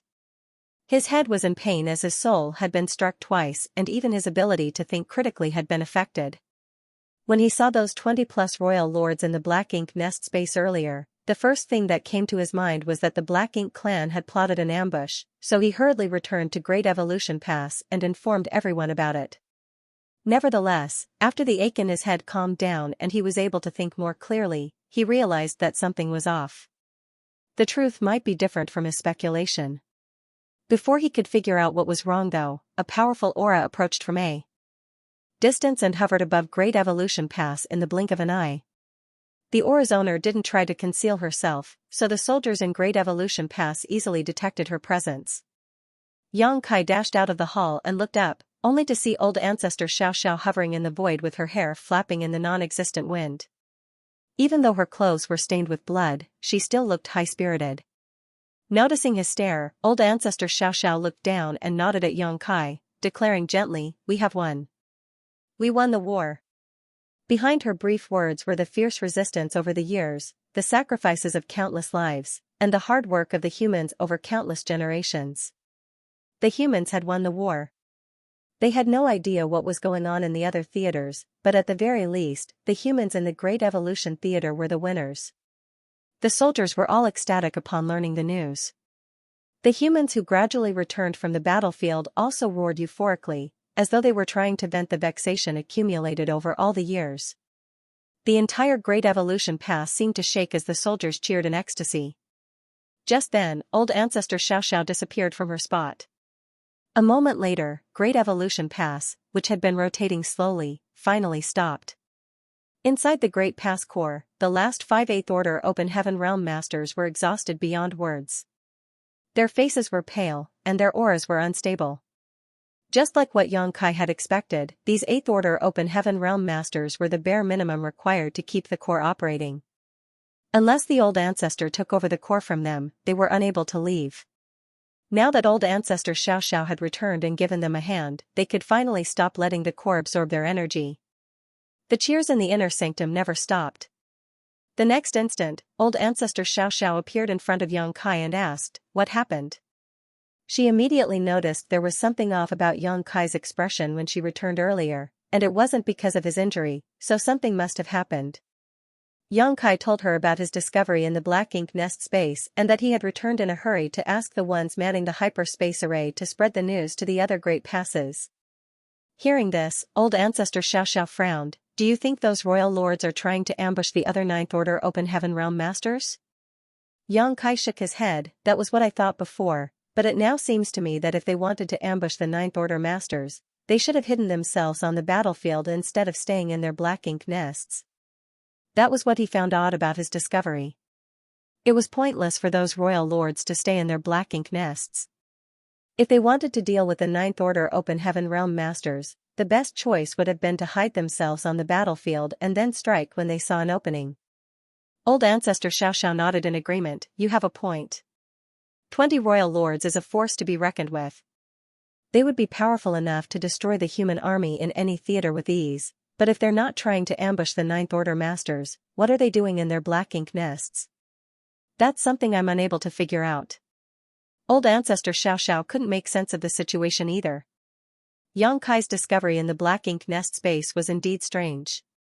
A moment later, old ancestor Xiao raised her hand and shot a thread of world force into the void. Soon, that flash exploded and shone brightly. Yang Kai took a look and speculated that she was trying to gather all the soldiers together. It had been 2 or 3 days since the human soldiers started hunting down the fleeing Black Ink clansmen. They had killed all the Black Ink clansmen that they could kill, so it was pointless to continue chasing after those they were unable to catch. After old ancestor Xiao was done with this, she said, "Let's wait. Since we're not intelligent enough, we'll just wait for Big Head Xiang and Big Head Me to come back and see what they think of this matter." In the Great Evolution Army, Xiangshan and Mi Jingluan had the sharpest strategic minds. In such a situation, the best solution would be to wait for their return. Soon, the old ancestor shouted another order: "Prepare the space array to send out 8th Order masters to different theaters so that they can assist as needed." "Yes." All the Open Heaven Realm masters in the Grand Hall replied at the same time. Chapter 5378, like watching a show. Translator, Sullivan and John. Translation checker, Pew Pew laser gun editor and proofreader, Leo of Zion Mountain and Dale Lidger Keys. Everything was ruined in Great Evolution Pass. When they launched an attack on the Royal City previously, the Great Pass was faced with a counterattack of unprecedented intensity. Even though the old ancestor was in charge of their defense, a lot of cracks still appeared in the shields after the heavy bombardment. The attacks from the Black Ink clan rained down on the entire Great Evolution Pass and shattered all the buildings. Besides the most important places in Great Evolution Pass like the Grand Hall where the space array was located, only the Monument of Heroes and the cemetery remained intact. Although the humans had won the war, they had paid a huge price. 2 days after old ancestor Xiao sent a signal to gather all the soldiers together, the humans, who had left to chase after the fleeing Black Ink clansmen, gradually returned. After the war, all of them were in high spirits. The courtyard that belonged to the Dawn was a mess, but Yang Kai didn't bother to clean up and just sat down on the floor and started recuperating. The damage to his soul had a huge impact on his ability to think clearly, so he still couldn't make sense of what he had seen in the Black Ink nest space. He felt that he had neglected something. Old ancestor Xiao had helped him resolve the sword chi that lingered in his flesh wound, and he felt much better after 2 days of recuperation. As he had a powerful dragon vein, such a flesh wound didn't bother him. There came a moment when Yang Kai opened his eyes and looked in a particular direction as a group of familiar people came into his sight. The Dawn Squad members had returned. However, some people were missing. There were 50 members of Dawn before they set off. Excluding Yang Kai and Feng Ying, who had just ascended to the 8th Order Open Heaven Realm, there should have been 49 people now. Nevertheless, only 31 people returned at this moment. Among the 7th Order Open Heaven Realm Masters, only Shenao, Yu Ziyu, Bai Yi, Blood Crow, and Miao Fei Ping survived. Ning Qizhi and Renbing Bai were nowhere to be seen. Those who had returned were soaked in blood with varying degrees of injuries. Yang Kai's pupils shrank at this sight. He knew it was impossible that all of the Dawn would come back unscathed because it was the final battle in the Great Evolution Theater. Dawn had to engage a territory lord and pin him down, so it was inevitable that some of them would lose their lives. However, when he saw that so many familiar faces were missing, Yang Kai felt a sharp pain in his heart. Ning Qizhi, who was one of the founding members of Dawn, had escaped from death's door in the previous war, but he couldn't come back alive this time. Since the founding of Dawn, they had experienced countless battles, but other than the war in the Royal City 200 years ago where Chi Tai Chu had lost his life, there had never been any other deaths. However, some 30% of Dawn's members were gone for good now.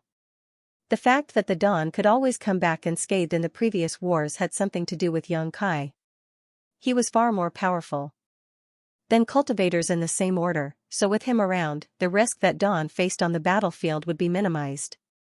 Before they were even hit with a crisis, it would be resolved by Yang Kai. Nevertheless, he wasn't by their side during this war, for he had a more important role to play. He was the one who damaged the high-rank Black Ink nest and destroyed the mid-rank Black Ink nests. He was also the one who killed Che Kong and the Ninth Order Black Ink disciple. Without Yang Kai, a pillar of strength in Dawn's squad, their collective power had weakened, and on such a chaotic battlefield they couldn't ensure everyone's safety. With Xianxia leading the way, over 30 people stood in front of Yang Kai and cupped their fists. Xianxia said solemnly, "We've returned, squad leader. Fortunately, we did not fail our mission. We managed to kill 1 territory lord, 34 feudal lords, and about 5,000 mixed Black Ink clansmen. Just like the territory lord who fought with the old turtles, the one held up by Dawn ended up getting crippled by old ancestor Xiao. Xianxia and the others took advantage of that opening to kill him on the spot. Then, as the Black Ink clan routed and ran, Dawn pursued them and killed many. It wasn't until they saw the old ancestor's signal that they returned." Yang Kai nodded gently, "Many thanks for your hard work. The human race has won this war, and peace has come to the Great Evolution Theater. All of you should get some rest and recuperate." "Yes." All of them responded and sat down in different places to treat their wounds. None of them mentioned the deceased. It wasn't that they had forgotten about them, but it was unnecessary to bring it up. All the soldiers on the Black Ink battlefield were prepared to sacrifice their lives if need be. As they went through repeated wars, they knew that they might lose their lives at any moment. Death wasn't something to be afraid of for the human soldiers, dying without making a difference was. It was silent in the courtyard as over 30 people recuperated in silence. However, Yang Kai gently let out a sigh. While he had expected it to be a tragic war, it surprised him that so many had lost their lives. Even a special operations squad like Dawn suffered such immense losses, so what about the ordinary squads? How many from the Great Evolution Army had survived this war? The Great Evolution Army was founded over 300 years ago when 2 groups of soldiers departed from Wind and Cloud Pass and Azure Void Pass and headed to Great Evolution Pass. At that time, all of them were equipped with the finest arms and armaments. There were 60,000 soldiers and 128th Order Division commanders in total. 200 years ago, they managed to retake Great Evolution Pass, but they had suffered tremendous losses. Only some 78th Order Masters and 30,000 to 40,000 soldiers remained. How many of them were still alive now? Previously on the battlefield, while the auras of the territory lords withered, Yang Kai could also detect the deaths of 8th Order Open Heaven Realm Masters. There were bound to be casualties in any war, especially when it was a war that would determine the future of the 2 races. It was expected that a lot of people would lose their lives. With that said, all the sacrifices were worth it. Their deaths could be traded for peace in the future. The reason the humans had been toiling away over the millennia was to ensure that future generations wouldn't have to trod down the same path. The survivors could cheer for their victory while the dead would be remembered forever. Yang Kai emptied his mind and focused on his recovery. It wasn't until old ancestor Xiao summoned him that he opened his eyes. The main conference hall had been impacted during the war, and it was nothing but ruins now, so a temporary one had been put up on the same spot. When Yang Kai arrived, the 4 army commanders had gathered together in the hall, with the old ancestor present as well. Among the 4 army commanders, Xianxia and Mi Jingluan didn't seem to be injured at all. On the other hand, Lu Zhiping's face was pale and her aura was unstable. It was apparent that she was wounded. Ouyang Lai was the most severely wounded among them. He must have gotten into a fierce battle with the territory lords as his head had clearly been smashed in. Yang Kai could even see several cuts on his forehead and some cracks on his skull. It could be said that he was just a step away from being killed. As Yang Kai looked at his injury, he was secretly astounded, thinking that this army commander was really too reckless. Noticing his stare, Ouyang Lai glared at him and snorted, "I killed 2 territory lords, so some degree of injury is inevitable." Yang Kai didn't know what to say as he saluted all of them. Mi Jingluan cut to the chase, asking, "Did you enter the royal lord's Black Ink nest?" Yang Kai nodded. "I was curious, so I decided to find out what the Black Ink clan's reaction in the other theaters was. I was surprised to discover something else." Xianxia ordered, "Tell us what you saw in detail." Yang Kai quickly narrated his experience in the Black Ink nest space. Upon hearing his story, all of them exchanged solemn glances. Lu Zhiping frowned. "You said there were over 120 soul avatars that had gathered together in that Black Ink nest space?" "Yes." Each Royal Lord Black Ink nest corresponded to a soul avatar. In other words, there were at least over 120 high-rank Black Ink nests spread across the entire Black Ink battlefield. Do you think they're trying to ambush the old ancestors? Xianxia frowned. That was the first thought that came to my mind, but after giving it some consideration, I realized that shouldn't be the case. If they wanted to ambush the old ancestors, they should have hidden themselves on the battlefield instead of staying in their Black Ink nests. He had told old ancestor Xiaoxiao the same thing before, but he still couldn't figure out why things had been that way. The humans from all the different theaters began the crusade at the same time. When we clashed with the Black Ink clan in the Great Evolution Theater, wars had also broken out in the other theaters. Regardless of which theaters the 20 royal lords you saw were hiding in, they shouldn't have just loitered about in their Black Ink nests even if they didn't hide themselves on the battlefield. What are they trying to achieve? Mi Jingluan scowled. Even though he was quick-witted, he was unable to see through this strange incident. He didn't ask if Xianxia was mistaken, for the latter couldn't be so negligent when it came to such an important matter. Moreover, Xianxia's soul cultivation was basically on par with an 8th Order master's. If he could have made such a basic error in observation inside the Black Ink nest space, his cultivation over the years would have been in vain. Therefore, they didn't doubt Xianxia's statement. What they were unable to figure out was the intention of those over 20 royal lords and their whereabouts. Furthermore, were there only 20 additional royal lords? That was the number of royal lords that Xianxia could detect, but was that really all? Could there be even more royal lords hiding in the dark? Xianxia was unable to make sense of the situation as well. Just then, old ancestor Xiaoxiao spoke up. Regardless, we've shared this piece of information with the other great passes, so the 9th Order masters will keep their guard up. Even if those royal lords really want to launch a sneak attack, they might not achieve their goal.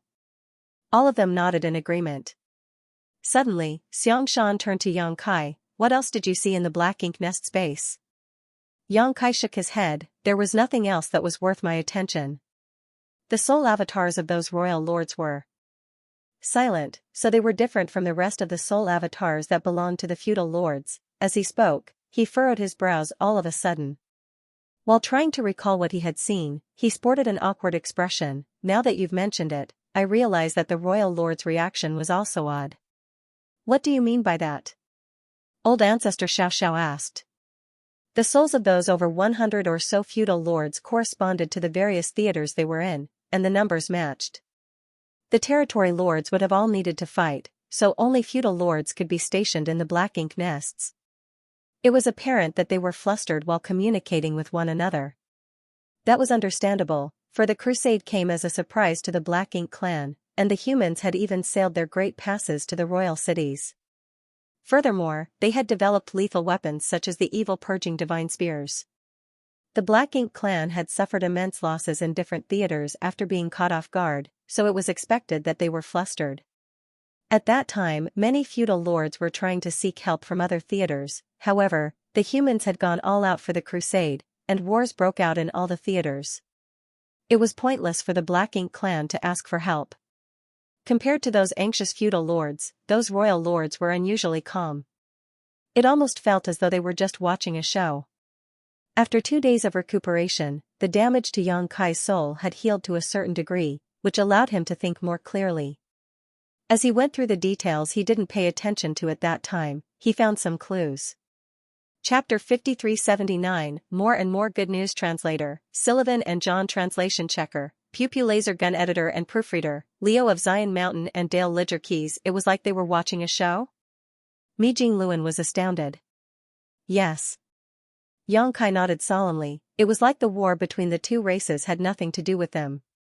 If I hadn't examined them out of curiosity, they wouldn't have shifted their attention to me. At that time, he felt that something was off, so he examined the place where the royal lords had come together. It was at that moment when he caught the attention of one of the royal lords. His 8th Order divine sense exposed his identity.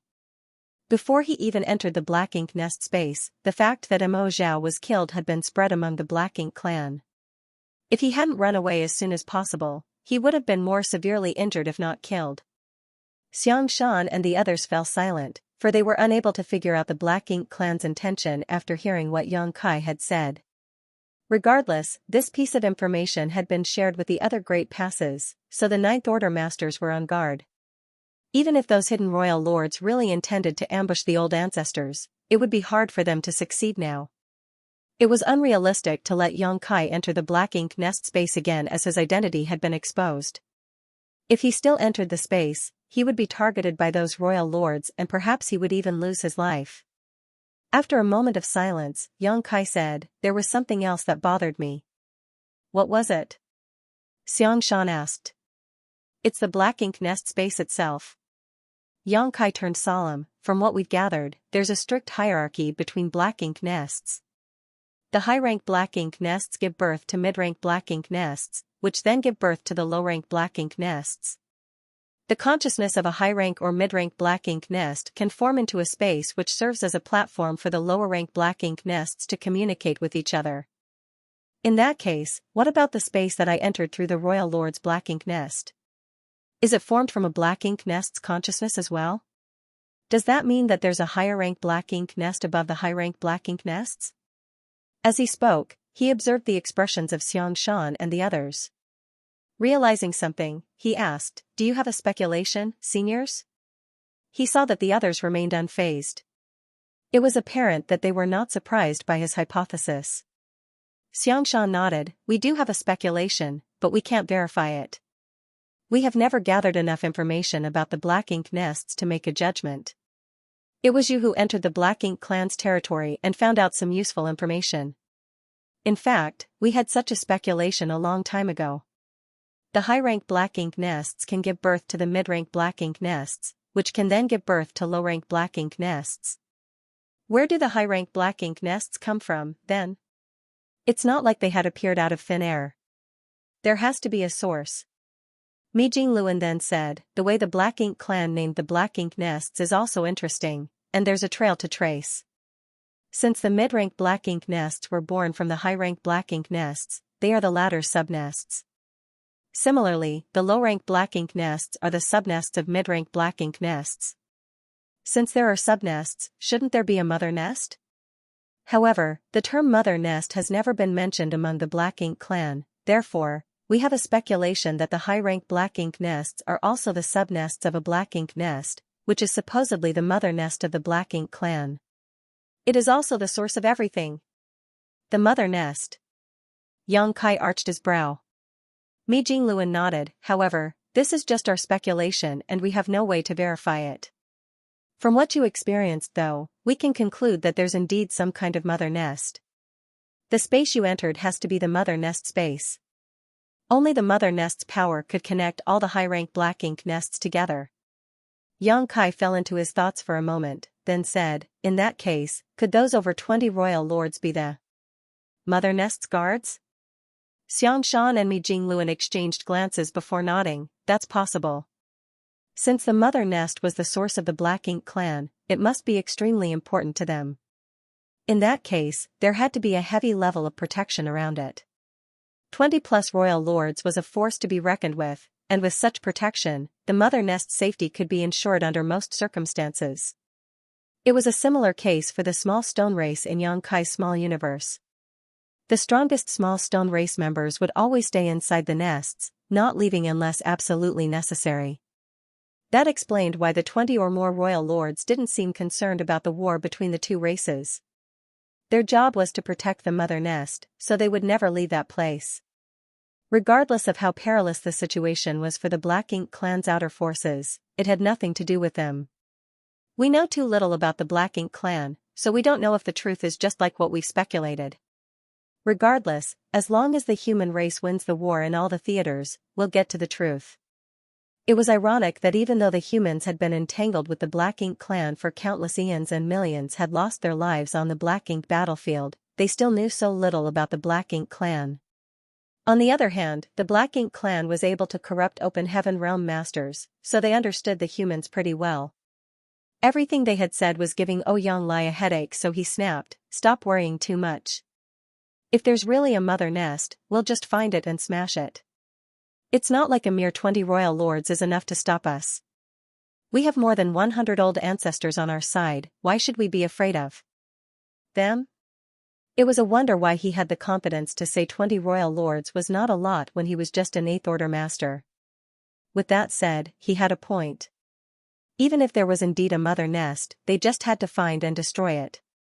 At the end of the day, they had the power to do so. During the discussion, a voice reverberated across the entire Great Pass all of a sudden. Blue Sky Pass has won. The royal lord has been killed. Most of the territory lords fell in battle. The royal city has been ruined. Blue Sky Pass has won. The royal lord has been killed. Most of the territory lords fell in battle. The royal city has been ruined. Blue Sky Pass has won. The royal lord has been killed. Most of the territory lords fell in battle. The royal city has been ruined. The person repeatedly made the announcement. Great Evolution Pass had originally fallen silent, but when they heard the announcement, they started cheering so loudly that the entire Great Pass seemed to be shaking. Blue Sky Pass had won. The royal lord was dead. The royal city was destroyed. There was no denying it was good news for the humans. Even though the dust had settled in the Great Evolution Theater, the average soldiers knew nothing about the situations in the other theaters. The 8th Order Open Heaven Realm Masters who had returned were doing their best to restore their strength so that they could head out to other Great Passes through the space array to provide reinforcements. The victory in Great Evolution Theater wasn't much of a surprise as the Black Ink clan here had basically been defeated 200 years ago and were forced to hide inside their royal city. They even used thousands of low-rank Black Ink nests to build a defense line made of Black Ink strength around the royal city. Faced with a battered and cowering Black Ink clan, there was no way Great Evolution Army wouldn't win given all the advantages they had. Even though they were surprised by the sudden appearance of a 9th Order Black Ink disciple, it wasn't enough to turn the situation around. It could be said that before the crusade started, the Great Evolution Army had the confidence that they would definitely win this war. Although they were ecstatic about the victory, they were not surprised. However, the news they had just received was different. In addition to the Great Evolution Theater, the human race had conquered another theater. Everyone believed that it was just the beginning. As the war continued to unfold, more and more good news would come from the other theaters. The voice had come from the Space Array Hall, and as the announcement was made, a messenger was also coming over in a hurry. A moment later, a 7th Order Master dashed into the main hall. He was a member who was responsible for protecting the space array. With an excited expression, he said, "Blue Sky Pass has won. The news has been spread to all the Great Passes." Xianxia laughed, "Give it to me." The 7th Order Open Heaven Realm Master stepped forward and respectfully held out a jade slip. After taking the jade slip, Xianxia scanned it with his divine sense and smiled brightly. Mi Jingluan and the others took turns to read the content in the jade slip, and they were all elated. The good news from Blue Sky Pass had diminished their worries about the mother nest. Furthermore, it was pointless to worry about it now. If the Black Ink clan really had hidden arrangements, they would be revealed soon enough. 3 days later, more good news arrived. The same 7th Order Open Heaven Realm Master's voice reverberated across the entire Great Evolution Pass again. Yinyang Pass has won. They killed 87 territory lords and the Black Ink clan survivors are on the run. The royal city has been shattered. A few days later, there was another piece of good news. Azure Void Pass has won. The old ancestor single-handedly beheaded the royal lord with his sword. Wind and Cloud Pass has won. Myriad Demons Pass has won.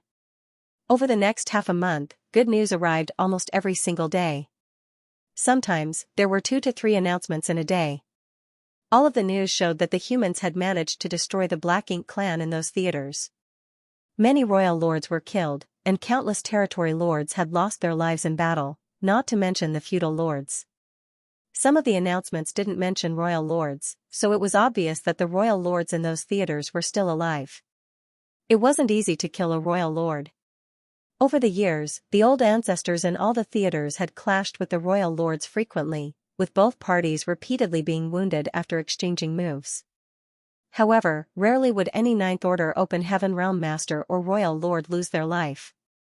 The fact that they were able to kill so many royal lords this time was largely thanks to the evil purging divine spears. The old ancestors were not equipped with evil purging divine spears because these artifacts were not harmful to the royal lords. The Ninth Order old ancestors had to depend on their own heritages if they wanted to kill the royal lords.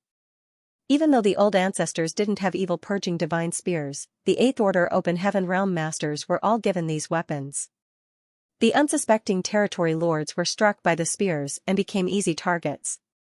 Once enough territory lords were killed, some of the Eighth Order Open Heaven Realm Masters were able to assist the old ancestors.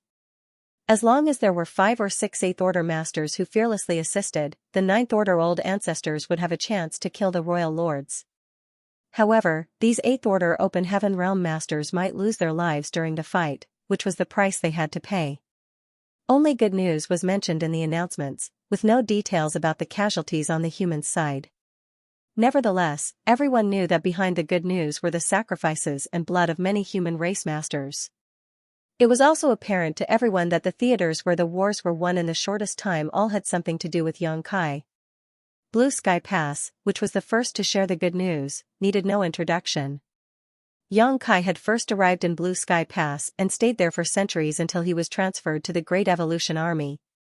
It was a similar case for Yinyang Pass, which was the second to share the good news. Xianxia had been to Yinyang Pass to carry out an important mission and not only provided them with great assistance but also managed to do serious damage to the Black Ink clan's territory. It was the same case for Myriad Demons Pass. Xianxia had stayed there for a while to study the 2-eye secret techniques under the old ancestor of Myriad Demons Heaven. He had paid quite a bit of military merits for that opportunity. In these 3 theaters, Xianxia had found the entrances to the Universe Cave Heavens and Universe Paradises outside of those great passes, which the humans then used to set up different traps to slaughter large numbers of Black Ink clansmen, especially territory lords. It could be said that the Black Ink clan had suffered immense losses in these 3 theaters before the crusade even began. Blue Sky Pass forward base was built halfway to the royal city, and was connected to the Great Pass by a pair of universe arrays. If the humans wanted to attack the royal city, they could transfer people around with far more convenience than any other theater.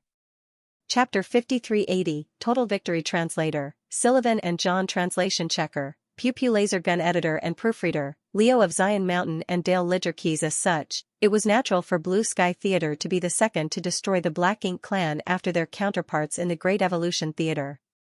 It was also understandable that those from Azure Void Pass and Wind and Cloud Pass could also pull off similar feats immediately after them.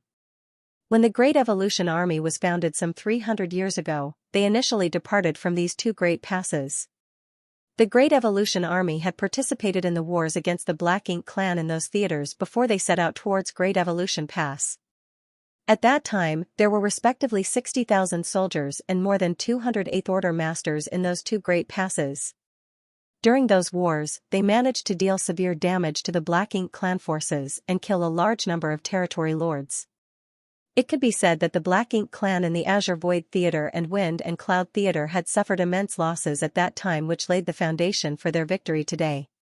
More and more good news arrived from the other great passes, and of course, Great Evolution Pass wasn't the only receiver of such good news. The great passes would spread the news to other places upon receiving the information. After Great Evolution Pass won their war a while back, they immediately sent the news to other great passes in the vicinity so that they could boost the human soldiers' morale.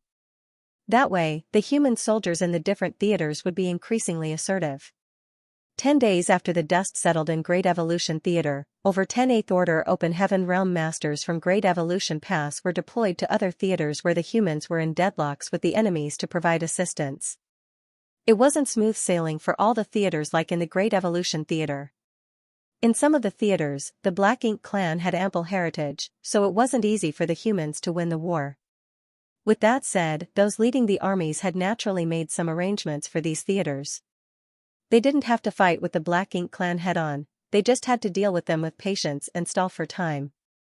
When victory was obtained in the other theaters, there would be powerful masters who could be sent as reinforcements. For example, those in Great Evolution Theater had won their war fairly early on, so they were able to send aid to those theaters that were caught in stalemates. A dozen or so Eighth Order Open Heaven Realm Masters was a force to be reckoned with. Moreover, many Seventh Order Masters were carried along inside their small universes. Although only a dozen or so Eighth Order Masters were deployed from the Great Evolution Theater, they were accompanied by some 200 7th Order Open Heaven Realm Masters. Furthermore, this was just the support from Great Evolution Pass. The other Great Passes from different victorious theaters were able to help out as well. When the wars were settled in those theaters, even more human masters would be free to render assistance in the theaters where wars were still ongoing. This kind of support would only increase like a rolling snowball. How was the Black Ink clan supposed to fend off the humans under such circumstances? As long as there were 2 or 3 Great Passes that could send reinforcements, any theater could easily break the stalemate they found themselves in. This kind of large-scale support operation had never been seen before. At the very least, not before Xianxia's arrival at the Black Ink battlefield. The Great Passes were far away from each other, so even though they were connected by space arrays, it was expensive to transfer humans around. Given the scarcity of resources, they couldn't afford to do so. Furthermore, the more powerful a person was, the more expensive it was to send him or her to another Great Pass through the space array. In the past, even if they just wanted to send over 10 8th Order Open Heaven Realm Masters to the nearest Great Pass, all the reserve resources from a Great Pass would be used up. Without any resources left, how were the humans supposed to cultivate? How would they treat their wounds if they were injured? How would they repair the damaged warships? Therefore, even though the humans had a method to send assistance to other theaters, they were unable to do so due to the lack of resources. But it was different now, for the Great Passes had all accumulated a massive amount of resources over the past few centuries. Moreover, they had acquired a lot of resources after conquering the royal cities. Therefore, they had sufficient resources to transfer people around freely. The humans' plan was that they would support their neighbors whenever they could. In simple terms, they would only try to support the Great Passes nearest to them. That was because the longer the distance was, the more resources would be required to power the hyperspace arrays. Although the humans were not short on resources, it was not like they could easily squander them all away either. As such, Great Evolution Pass only needed to send out a small number of people because the neighboring Azure Void Pass and Wind and Cloud Pass had mostly destroyed the enemies, so help wasn't really needed. The Great Passes nearest to the theaters where the humans were in deadlocks with the enemies spared no effort to lend their counterparts a hand. As long as an 8th Order Open Heaven Realm Master was still able to fight, they would be redeployed as soon as possible. Even some of the old ancestors headed to different theaters to help out. It was no different from a nightmare to the Black Ink clan. They were initially able to hold back the humans and even counterattack in some theaters, but with a sudden influx of 8th Order and 7th Order Open Heaven Realm Masters, the situation instantly became treacherous. When the 9th Order Old Ancestors began appearing in other theaters, the deadlocks instantly turned into massacres where the Black Ink clansmen were slaughtered. On the other hand, Old Ancestor Xianxia remained in Great Evolution Pass. The information Xianxia had discovered in the Black Ink nest space made her feel a little uneasy, so she didn't dare to leave this place at this point. She was worried that something terrible would happen in the Great Evolution Theater if she wasn't around. Furthermore, she had been forced to overexert herself in order to kill Mo Zhao as quickly as possible, so she had suffered some serious injuries as well. This went to show that it wasn't easy to kill a royal lord no matter the condition they were in. Mo Zhao had never managed to heal from his wounds over the years while Old Ancestor Xiao was at peak strength, but it still took her a great deal of effort to swiftly kill the enemy. It was expected that it was even harder for the other old ancestors in the theaters where the royal lords were perfectly healthy. Xianxia didn't leave the Great Evolution Theater either. It wasn't that he wasn't willing to lend a hand, but rather he couldn't. When they came up with a list of people that would be sent to other theaters, Xianxia ranked first among the 7th Order Masters because he was far more powerful than those in the same order and was even able to fight with territory lords after transforming into an ancient dragon. No one would neglect him. If he was sent to another theater, he would prove to be just as useful as an 8th Order Master. However, when Xianxia tried to keep him inside his small universe, he realized he was unable to do so. When he tried to forcefully do so, he realized that his small universe was on the brink of bursting. It didn't take long to figure out that because Xianxia was so much more powerful than others in the same order, with a small universe that was significantly bigger and heavier than an ordinary 7th Order Master's, trying to carry him inside another small universe just wasn't feasible. Moreover, the damage to Xianxia's soul hadn't healed, and Old Ancestor Xiao also needed him to remain so that he could help with Her recuperation. The wars in the other theaters were still raging, while it was peaceful in Great Evolution Pass.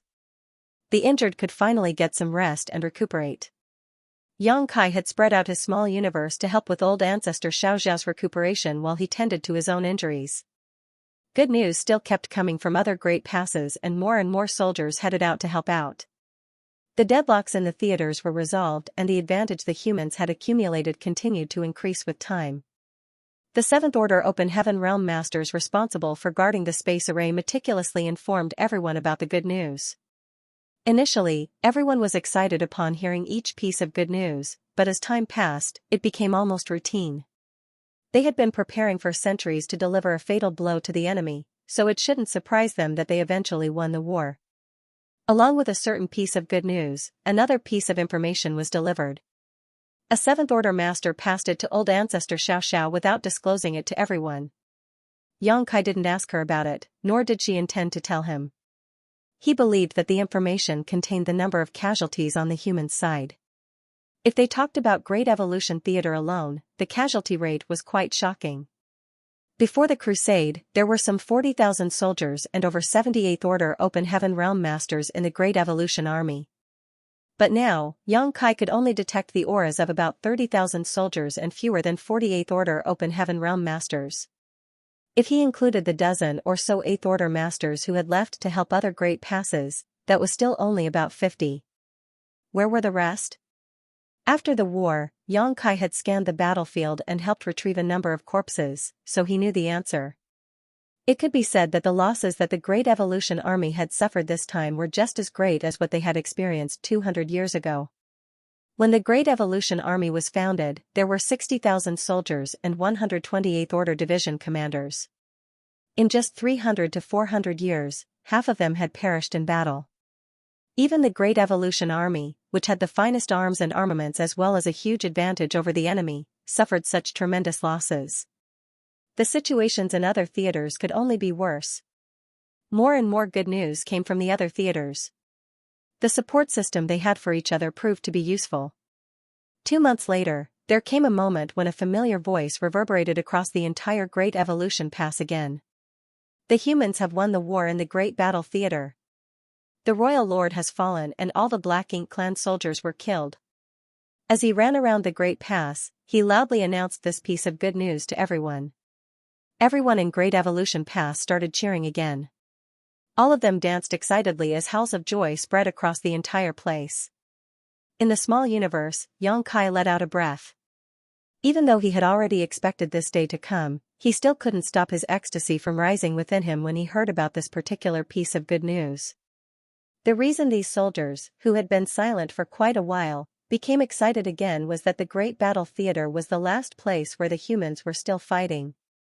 In the past 2 months, they had received good news from over 105 theaters, with the latest report coming from the Luoxing Theater 3 days ago. 3 days later, good news from the Great Battle Theater arrived. At this point, the humans had gained total victory on the Black Ink battlefield as they had occupied all the theaters. Furthermore, according to the good news, all the Black Ink clansmen had been wiped out. It was a very rare statement as only 3 out of over 100 reports had used such wording. It wasn't easy to wipe out all the Black Ink clansmen in a given theater. Even Great Evolution Pass was unable to achieve this. The Great Battle Theater was the last place where the humans managed to achieve it. It certainly had something to do with the fact that they had a lot of reinforcements from the other theaters. There was no way the Black Ink clan could fend off hundreds of 8th Order and thousands of 7th Order Open Masters who arrived at the battlefield from different great passes. Recalling something, Xianxia turned to look at old ancestor Xiaoxiao and asked, "Old ancestor, you told me before that there were 2 9th Order Open Heaven Realm Masters and 2 Royal Lords in the Great Battle Theater." Old ancestor Xiaoxiao nodded. It seems that one of them escaped. Only one Royal Lord was mentioned in the good news, so it was apparent that the other one had run away. Doing a quick count, aside from the ones he had seen inside the Black Ink nest space, Xianxia reckoned that about 50 to 60 Royal Lords had fled. That was indeed a worrying number, for they were not feudal lords or territory lords. If those Royal Lords gathered together, no great pass would be a match for them. In the past, they were in charge of their royal cities where they had many subordinates and their own black ink nests to worry about, so they wouldn't easily leave. In this way, the human old ancestors were able to pin them down. But now, their royal cities had been shattered, their armies killed, and their black ink nests destroyed. Even though they appeared to be in a sorry state, they had actually broken free from their restraints. Now, they were able to move around freely. Xianxia couldn't help but feel worried. Those surviving royal lords would surely prove to be a threat to the human race in the future. Chapter 5381, Borrowing the Soul-Warming Lotus Translator, Sullivan and Victor N. Translation Checker, Pew Pew Laser Gun Editor and Proofreader, Leo of Zion Mountain and Dale Lidger Keys. Just when he was worrying about this, old ancestor Xiaoxiao suddenly said, "The news from theaters everywhere show that there is only one royal city in each theater, and only one high-rank black ink nest in each royal city." Xianxia listened with doubts as his eyes narrowed and asked, "No exceptions?" The old ancestor shook her head and replied, "No exceptions. Moreover, there are no extra royal lords that we have not accounted for participating in all the theaters." Xianxia was silent and sighed, "That's not necessarily good news." Old ancestor Xiaoxiao did not say anything, but lowered her eyes and pondered. When Xianxia reported what he found in the black ink nest space, old ancestor Xiaoxiao asked Great Evolution Pass to send another message to the other Great Passes, telling the other old ancestors to be on the lookout for a possible surprise attack. By now, every theater had been pacified. The Black Ink clan was badly beaten with many killed and wounded. More than half of the royal lords were killed, and no additional royal lords participated in the battle. All the royal lords who participated in this battle were those who had been fighting with the Ninth Order Open Heaven Realm Masters in their theater already, and there were no unfamiliar faces. It was fortunate that there were no interferences on the battlefield, otherwise, there was no way that the human race army could be victorious in such a short time. The 20 or so royal lords Xianxia saw were undoubtedly real as well, yet, they did not hide in the shadows, waiting for an opportunity to sneak up on the old ancestors. In the royal city of each theater, there was only one high-rank black ink nest, even in the great battle theater. There were 2 royal lords there, and since there are 2 royal lords, there should be 2 high-rank black ink nest, but there was only one. It seemed that the 2 royal lords shared a high-rank black ink nest, or one of the royal lords did not have his own black ink nest. This was indeed not good news for the humans. There were exactly as many theaters as there were high-rank black ink nest. But how many divine senses did Xianxia see in the black ink nest space at that time? 120 to 130. There should be as many high-rank black ink nests as there were souls in that space. This meant that the 20 royal lords who were watching from the sidelines were not involved in the war at all, and their black ink nests remained undiscovered by the humans. Where could they be hiding? Could the previous speculation about the mother nest be true? Were they really the mother nest's guards? Then, where was the mother nest? Xianxia suddenly had a bad feeling that the war between the 2 races was far from over. Other than that, the dozens of royal lords that escaped from the major theaters were an immediate problem. Now that it was confirmed that there were at least 20 more royal lords and corresponding high-rank black ink nests that were not discovered, these issues needed to be resolved. Xianxia couldn't help feeling vexed. He had thought that after this great battle, the black ink battlefield would be completely pacified, but now this unforeseen situation had popped up. This black ink clan situation was more complicated than anyone had expected. Xianxia suddenly remembered the phrase, "Black Ink Eternal," that Mo Zhao shouted before he died. As a royal lord, Mo Zhao should have known the secrets of the Black Ink clan. He naturally knew that even if the Black Ink clan of all the other theaters fell, the Black Ink clan would not be easily defeated. At that time, Xianxia had scoffed at him. The cries of a defeated enemy were laughable, especially when they were about never being defeated. However, now it seemed that everyone had underestimated the Black Ink clan, including the old ancestors. Although there were still unseen problems, it was a fact that the Black Ink clan were defeated in the major theaters. When the news of the victories in all the other theaters was received, the entire Great Evolution Pass fell into a celebratory mood. Old ancestor Xiaoxiao left to discuss important matters with the army commanders, while Xianxia kept his small universe and recuperated in silence. A few days later, Xianxia felt clear space principal fluctuations coming from the grand hall where the space array was located, followed by Xianxian's aura. The reinforcements deployed by Great Evolution Pass were led by Xianxia, who brought about a dozen 8th Order a few hundred 7th Order masters to support other Great Passes. They had finally returned. Xianxia departed with more than 10 8th Order masters, but only returned with 7. Those 8th Order division commanders who did not return would probably never return. This made Yang Kai angry as so many people had died, yet the Black Ink clan endured. When would this war finally be resolved? This also made him realize that he was still too small and weak. He thought that after this battle he could return to the 3,000 worlds and the star boundary. That he could spend his days with his parents, return to his beautiful wives, frolic in the rivers and gaze up at the stars. Now, it seemed that he had to quickly break through to the 8th Order in preparation for another war. He had a vague sense of urgency in his heart, like the entire human race was facing a huge challenge ahead.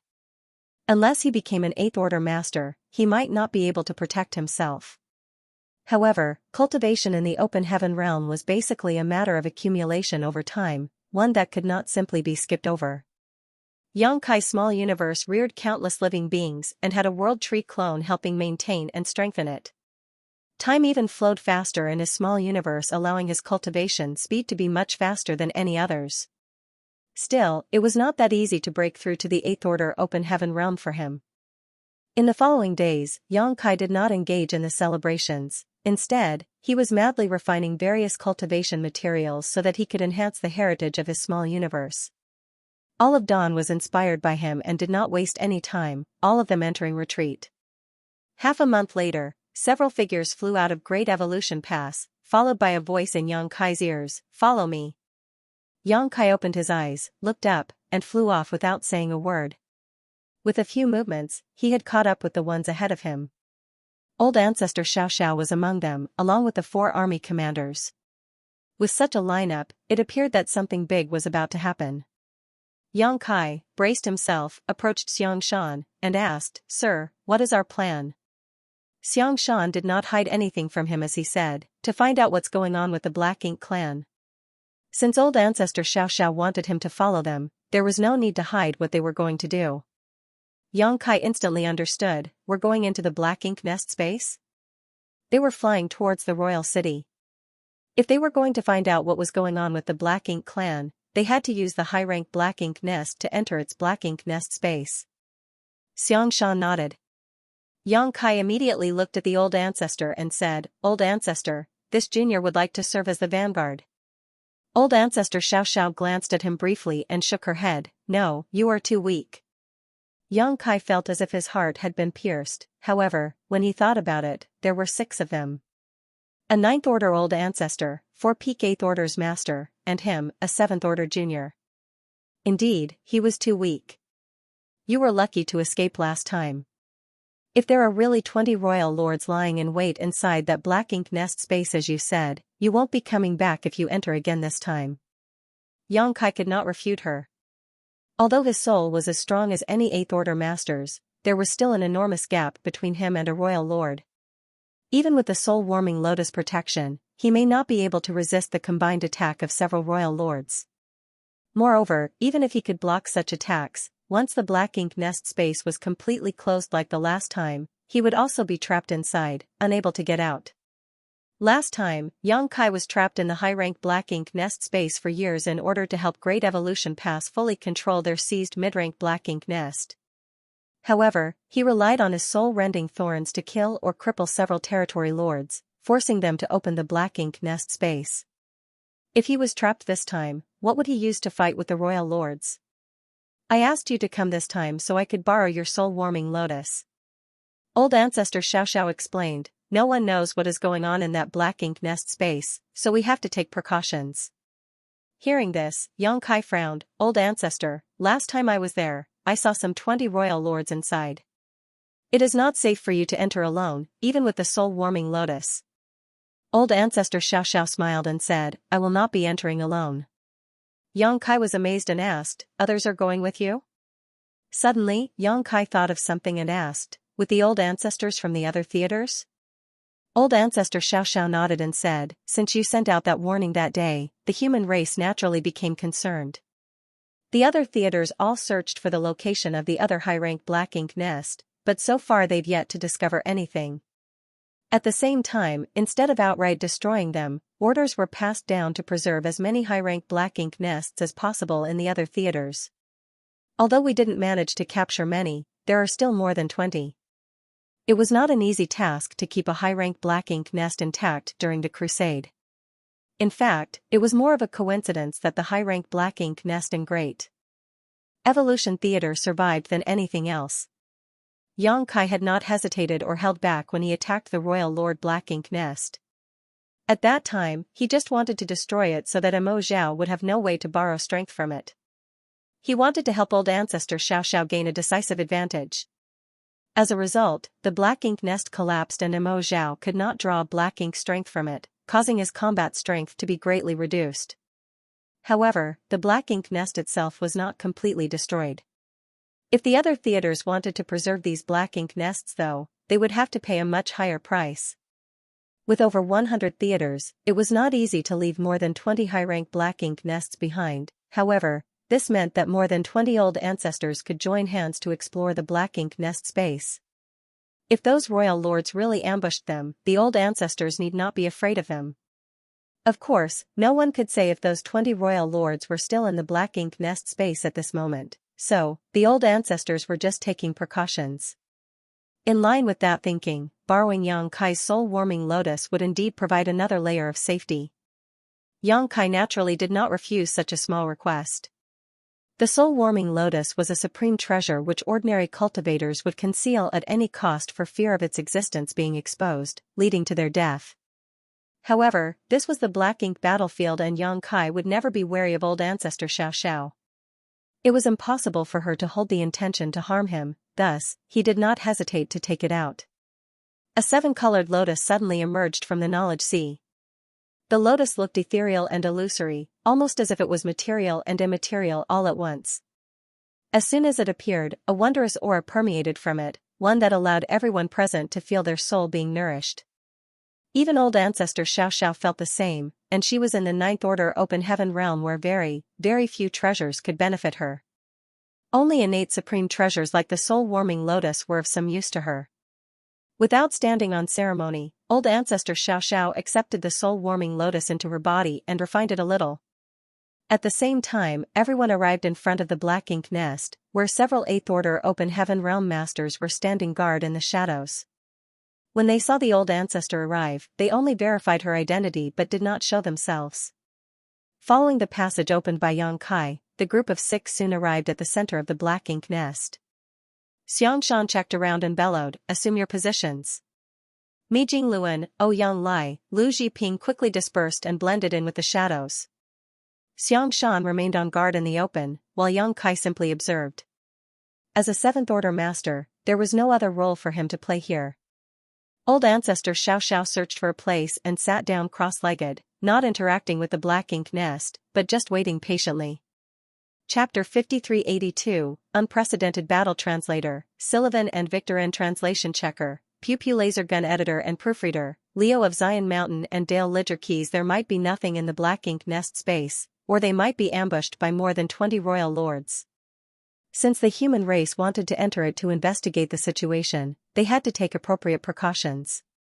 If only 1 or 2 old ancestors entered it, then it would be difficult for them to defend against the potential dangers. Xianxia was not sure how the old ancestors worked out the details, but when one's cultivation had reached their realm, such trivial matters were naturally not difficult for them. Xianxia and Xianxia waited silently on the side. It was only after half an hour or so that old ancestor Xiao suddenly opened her eyes. The time had arrived. In the next moment, her small universe opened up and world force emerged and was swallowed by the black ink nest. Using her world force as a bridge, old ancestor Xiao mentally connected to the black ink nest and instantly entered the black ink nest space. At the same time, at the high-rank black ink nests in 21 other theaters, 21 other old ancestors did the same. In an instant, there were 22 more figures in the black ink nest space. The moment old ancestor Xiao's soul entered the black ink nest space, both Xianxia and Xianxia's expressions changed as they gasped. This could not be helped as at that instant, both of them could not sense old ancestor Xiao's soul, as if it was completely annihilated. Xianxia immediately coldly snorted. The Black Ink clan was prepared. Yang Kai also realized immediately and remarked, the Black Ink nest space has been sealed. The last time his soul avatar was sealed in the Black Ink nest space, he was in such a state where his physical body was still alive but it contained no soul. That frightened Yang Lai, who was guarding him, as he thought something had happened to Yang Kai. While he was trapped in that Black Ink nest space, Yang Kai was totally unaware of what happened in the outside world. Now that he had seen what happened to old ancestor Xiao, he immediately understood it was similar to his situation at that time. Xianxia nodded solemnly, must be. Yang Kai's expression turned ugly. The old ancestor had just entered, and the Black Ink nest space had been closed off. With more than 20 surviving high-rank Black Ink nest, the Black Ink clan must have noticed and realized that the humans might use those high-rank Black Ink nest to make some moves. Since the Black Ink clan had already anticipated this, it must be dangerous for the old ancestors to enter the Black Ink nest space. However, they had to enter as there were too many uncertainties about the Black Ink clan.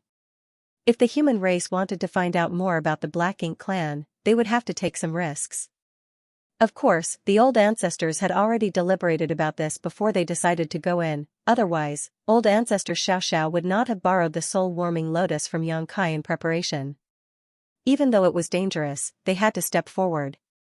Only by entering the Black Ink nest space could they tear off the veil of mystery that hid the Black Ink clan. Yang Kai's brows furrowed. There was no way for others to help in this situation. The old ancestors had to rely on their own strength. Meanwhile, inside the Black Ink nest space, powerful soul avatars were revealed, 22 of them. Naturally, these were the Ninth Order Supreme Masters of the human race, and they revealed themselves almost at the same time. However, before the Ninth Order Open Heaven Realm Masters could investigate the situation, a fierce wave of spiritual energy rushed in from all directions.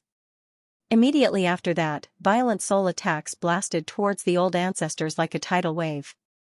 There was no fancy soul secret techniques, it was just a simple brute force attack, similar to what Yang Kai previous did to Che Kong. This was the simplest, most direct, and brutal kind of soul attack. In an instant, the old ancestors' soul avatars were enveloped by violent storms. Muffled grunts could be heard and several old ancestors' aura suddenly weakened. This is bad. Just by stepping into this place, several old ancestors' soul avatars were already injured. Soon, each of the old ancestors quickly summoned their defensive artifacts to guard their soul avatars. Soul-type artifacts were rare, and defensive soul-type artifacts were even rarer. Nonetheless, they were all old ancestors, and had lived more than long enough to have acquired some rare artifacts. In a flash, various forms of defensive artifacts blossomed with dazzling lights and enveloped the old ancestors' soul avatars. The soul attacks coming from all directions were instantly blocked, causing the light halos to ripple continuously. So many! Only now were the old ancestors able to check the situation here, but with one look, the old ancestors exclaimed, there are too many. There were 50 royal lords gathered here. That was more than twice the number of human masters. There was a huge mistake in the intelligence report. Or maybe it was not a mistake, but what Yang Kai saw at that time was not all the hidden royal lords the Black Ink clan possessed. This time, the Black Ink clan sent more royal lords to ambush the humans who entered to investigate the situation. None of the old ancestors were fools, so they immediately understood the situation. What's more, the 50 they saw today, was that all there were? Perhaps, but then again, perhaps not. Although they were taken by surprise, and some of their soul avatars were injured, the old ancestors did not panic. It could be said that before entering this place, everyone had already expected the worst. What they now saw confirmed their previous suspicions. The battle between the two races was far from over. The Black Ink clan still had a very powerful force lurking in the shadows. Although the humans had won every war in all the various theaters, that was only a surface victory. Having realized this, the purpose of entering this space had been achieved. 22 against 50, that was a huge difference in numbers. Additionally, this was the enemy's home turf.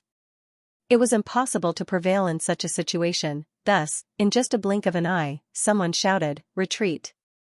The next moment, someone said, we can't get out, the space here has been sealed. Another old ancestor roared, then we break through it. Even if this black ink nest space was the domain of the Black Ink clan's mother nest, there had to be a limit. When Xianxia was trapped previously, it was only naturally that he couldn't get out because he was nowhere near strong enough to forcefully break through the sealed space. Now however, this place had 22 human old ancestors. When unified, there was nothing in this world that could suppress and seal them. This was also the reason why the old ancestors wanted to act together. Xianxia's last encounter in the Black Ink nest space made them wary. The Black Ink clan seemed to be able to control the opening and closing of the Black Ink nest space, which they had planned for. Not to mention, the 50 Royal Lord's soul attacks would also have a significant impact on this space. Perhaps there were more Royal Lords in the Black Ink clan, but even if there were, they likely did not dare to move, otherwise, this space may not be able to withstand the stress. The old ancestors were all veterans of countless battles, so although the situation here was unexpected, and there were twice as many enemies as allies, they quickly stabilized their formation and gathered in one place. With their soul defensive artifacts covering all sides and resisting attacks from all angles. Some old ancestors even used soul secret techniques to counterattack those royal lords. At the same time, streams of light flashed into existence. Naturally, it was the old ancestors summoning offensive artifacts, and each one of them was very powerful.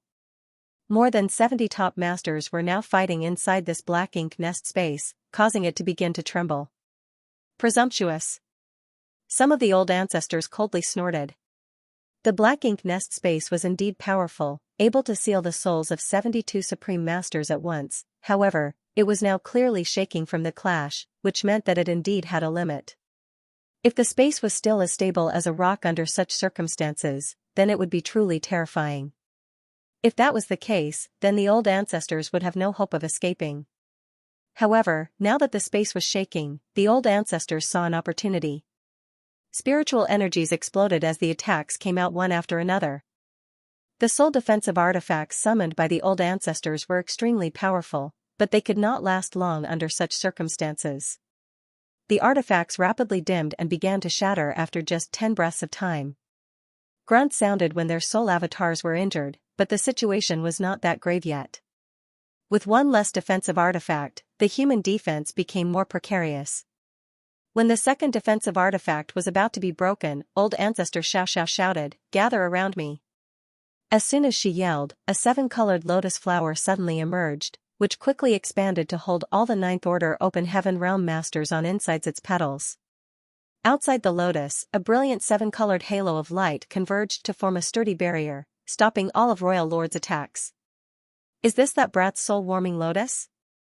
An old ancestor recognized the origin of the lotus and exclaimed, "A supreme treasures of the universe is indeed extraordinary."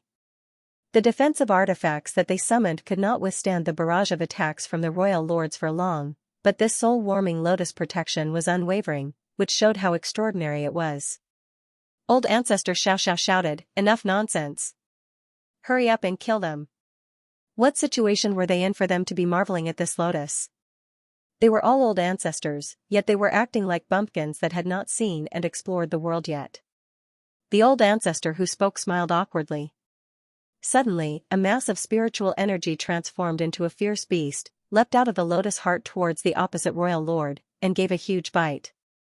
Although it was a quick burst, it managed to viciously tear into the royal lord's soul avatar before it dissipated. "Wastes. I dare you to fight one-on-one." An old ancestor shouted with indignation. In a one-on-one fight, the old ancestors were not afraid of these royal lords.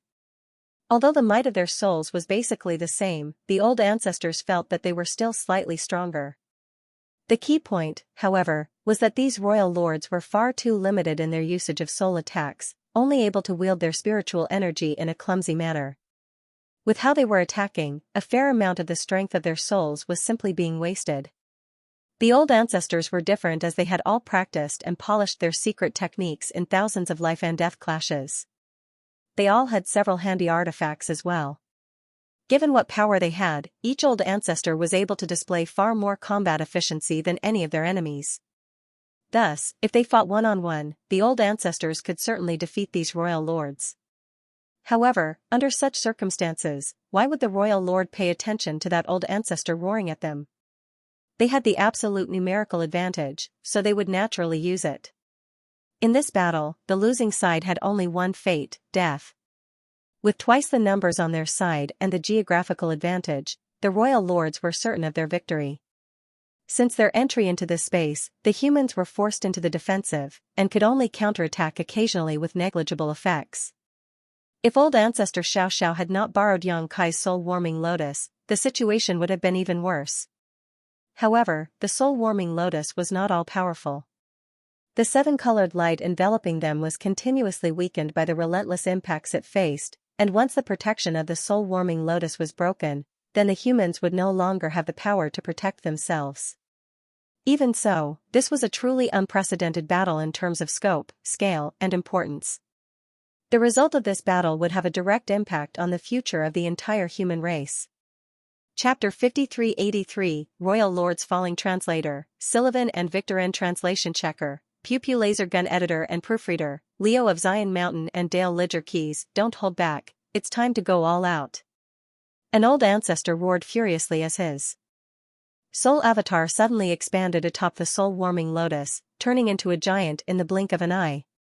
The giant reached its hand out of the protection of the soul-warming lotus and was quickly cut to pieces by the soul attacks from the royal lords. However, it soon recondensed. The giant made a low roar like a wounded beast. His arm was torn apart, which meant his soul avatar was wounded. Furthermore, any damage to the arm of his soul avatar was also damage to his soul. He remained undaunted though and firmly grabbed a royal lord on the periphery. The royal lord went pale and was about to flee when suddenly a mysterious force shot out and caused him to freeze in place. Not only that, he also felt his soul avatar receiving a huge shock and he was overwhelmed by an indescribable pain. Inside the soul-warming lotus, an old ancestor's soul avatar surged with demon chi, an ominous aura pulsing from his as he smiled treacherously. Such obvious features could only come from Myriad Demons Heaven. In fact, this was the old ancestor of Myriad Demons Cave Heaven that Yang Kai had once met and studied the two-core eye secret techniques under for a time. The left eye of the Myriad Demons past old ancestor turned into a golden vertical slit that radiated an imposing aura as it reflected the soul avatar of a royal lord. It was his secret technique that made that royal lord freeze. His right eye was pitch black, and wherever its gaze landed, a large area of space was covered in darkness that swept up several royal lords. If Yang Kai were here, he would have been amazed by this sight. He had cultivated Myriad Demons Heaven's two-eye secret techniques, and his attainments in them weren't bad. However, he had never used them like this. This showed the differences between Yang Kai and the Myriad Demons past old ancestor in terms of their attainment in these two-eye secret techniques. Since these two-eye techniques were the core secrets of Myriad Demons Heaven, they naturally had their unique features. With one person's power against several royal lords, the Myriad Demons past old ancestor was also a bit overwhelmed and his soul avatar was violently shaken. It would not take too long for his eye secret technique to be broken. Still, it was enough. The big hand that reached out and caught the royal lord directly in his palm clenched fiercely at that moment. A mournful howl sounded as the clutched soul avatar almost directly collapsed. However, at the critical moment, other royal lords intervened and broke the enormous hand, saving the royal lord within. Even so, despite this royal lord surviving the attack, his soul avatar became very dull. He had obviously been seriously injured. Just two old ancestors were able to launch a near-deadly attack by joining forces. There were several other old ancestors who used their own methods to attack the royal lords who were affected by the Myriad Demons past old ancestor's black purgatory eye, damaging several of them. No one remained idle, neither the royal lords nor the old ancestors. Soul avatars were struck one after another as all sorts of exquisite soul secret techniques and soul-type artifacts clashed inside the black ink nest space. This type of battle was far more dangerous than ones in the outside world. After all, this involved their soul. Thus, the slightest mistake would spell death for them. The seven-colored light of the soul-warming lotus protection was wavering and its brilliance was weakening at a rate visible to the naked eye. Once the protection of the soul-warming lotus collapsed, with the space here still sealed, the old ancestors who entered here would definitely meet tragic ends. Everyone was attacking their opponents furiously except for old ancestor Xiaoxiao. Firstly, she needed to use most of her strength to keep the soul-warming lotus protection up. Secondly, she was looking for the right opportunity to strike. In this kind of fight, timing was critical and chances were fleeting. However, old ancestor Xianxia was able to seize any opening around her. Her ninth order open heaven realm insight was enough to capitalize on such opportunities. 3 breaths later, when myriad demons pass, old ancestor once again used the demon eye of annihilation to freeze a figure he was focused on. Old ancestor Xianxia grit her teeth, let out a war cry, and shot out a golden light from her forehead. When the golden light appeared, the aura of her soul suddenly weakened, and even her soul avatar lost part of its form. This was a serious injury that not even an old ancestor could easily restore. However, it was still worth it. When the golden light shot out, it directly struck into a royal lord who was locked down by the myriad demons' heaven old ancestor's high secret technique. In the next instant, the intense golden light penetrated deep inside the royal lord's soul avatar, drawing a deafening cry of anguish from his lips as his soul avatar rapidly weakened. In the blink of an eye, the might of his soul dropped from that of a royal lord to a territory lord's. With the follow-up attacks of 2 other Ninth Order masters, this royal lord's soul avatar was blasted apart. The black ink nest space, which was already trembling, shook even more violently. All the royal lords were shocked by what had just happened. Although they had injured a few old ancestors in the 24 breaths or so since the battle began, the first to fall was actually one of them. That was when they outnumbered the humans 2-1. They were alarmed at just how deadly these humans were. What was that golden light? It was undoubtedly that golden light which had the power to condemn a royal lord to death. Of course, the royal lord was not killed directly by the golden light, but rather due a series of attacks. Not only were the royal lords surprised by this outcome, many of the old ancestors were also astonished. No one expected old ancestor Xianxia to have such a terrifying trump card. Only 2 of the old ancestors, who were good friends with old ancestor Xianxia, looked at her with concern. It was as if they had guessed the nature of the golden light, so they were both happy and a little worried. If what they suspected was true, then that golden light, which had a great killing power, also has a considerable impact on its user. It was a soul-rending thorn. If the old ancestor could pass on to Xianxia the method to refine and use soul-rending thorns, then she would naturally be able to use them as well. In order to refine this artifact, one needed to imbue a thread of their soul into it, and in order to activate it, a secret technique which sacrificed a large portion of their soul was required. For tens of thousands of years, old ancestor Xianxia had kept and nourished 3 soul-rending thorns in her knowledge sea. She had never used them, as once these things were used, she would deal significant damage to herself in order to deal critical damage to an enemy. If she was not careful, she might get herself into a bind instead of killing the enemy. The last time she thought of using a soul-rending thorn was when she last fought against Mo Zhao. She would have used it if Xianxia could not cut off Mo Zhao's link to his black ink nest. At that time, there was a great risk of using a soul-rending thorn because there was still the Ninth Order black ink disciple on the battlefield. Fortunately, Xianxia did not disappoint her and destroyed the royal lord's black ink nest, thereby cutting off Mo Zhao's source of power. She did not use one of these vicious artifacts to kill Mo Zhao, but she had no choice but to use one now. In fact, before entering this space, old ancestor Xianxia was already prepared to use the soul-rending thorns because the black ink nest space was a battlefield of the soul. The effect of the soul-rending thorns could be fully displayed here. Xianxia did not spend much time nurturing his soul-rending thorns yet. At that time, he was able to cripple and even kill several territory lords and 8th Order black ink disciples despite his soul only being roughly on par with an 8th Order master's.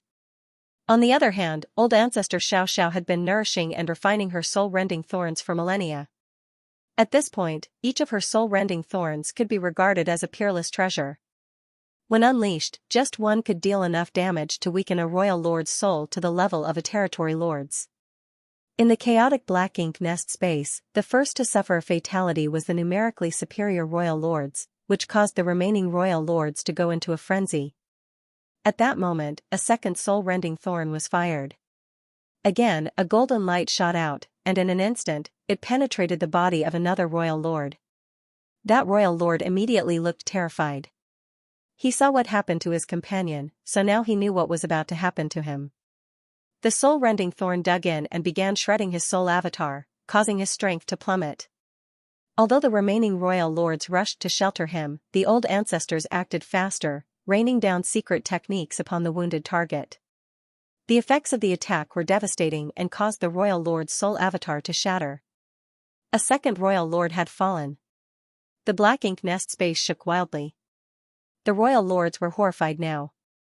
The myriad demons cave heaven old ancestor shouted, Xianxia, I'll trap them, you kill them. After he said that, the demon eye of annihilation reappeared. This time, instead of using the black purgatory eye, the myriad demon's old ancestor used all his efforts to activate this eye secret technique. Old ancestor Xiao cursed to herself, how old is this great aunt now? How dare you call me Xianxia? Fortunately, we're all ninth order masters and there are no juniors around, otherwise, wouldn't those damn brats all die laughing? Though she was snarling to herself, her actions remained swift. The third golden light shot out. All the royal lords tried their best to dodge, but the myriad demon's old ancestor, who had fully committed to using his demon eye of annihilation, proved to be too much. He locked his sights onto one of the fastest retreating royal lords and captured his figure in the vertical golden slit of his eye. In the next moment, the vertical slit actually rotated and turned into a horizontal line. At the same time, the royal lord who was targeted felt that his soul avatar warp and distort, like it was being crushed and torn apart all at once.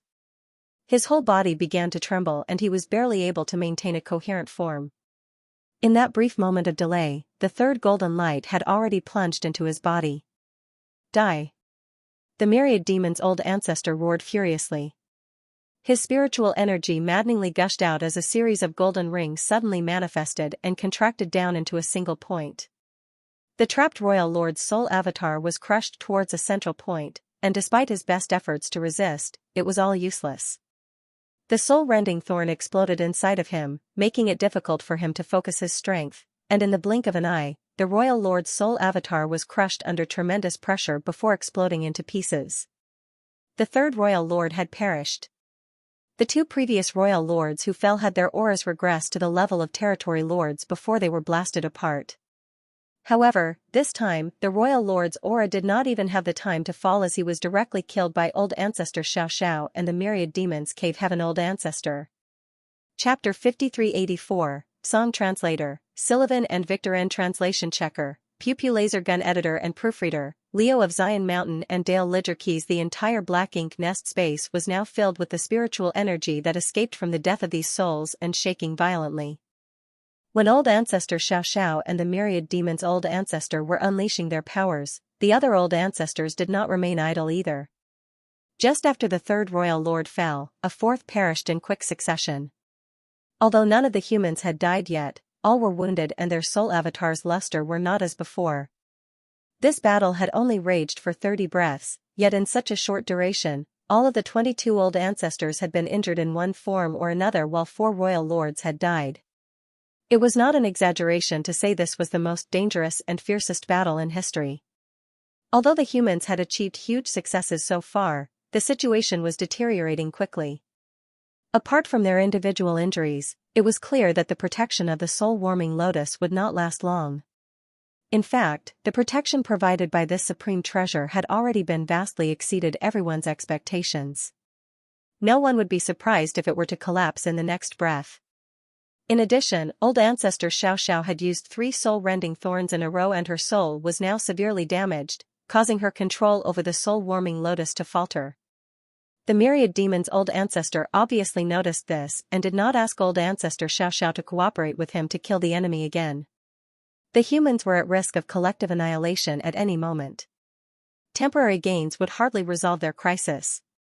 All the old ancestors realized that if they did not break the black ink nest space and escape from this entrapment, they would all fall the moment the soul-warming lotus protection collapsed. An old man suddenly stepped forward and said, "No wonder my right brow kept twitching today. So, it ends here. My fellow Taoist brothers and sisters, stand guard for me one last time." A ninth order open heaven realm master turned his head to look at him and exclaimed, "Ping you, enough nonsense." The old man bellowed, "I am from Bright King Cave. Heaven and soul attacks are not this old master's strength. I'm not much use here, but if I can open a way for my fellow Taoist brothers and sisters, then I would not have lived in vain."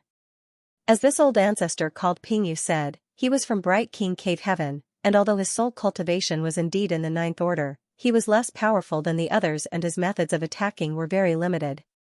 Simply put, the role he could play on this kind of battlefield was minimal, and he felt that he was not of much use to the rest of his brothers and sisters.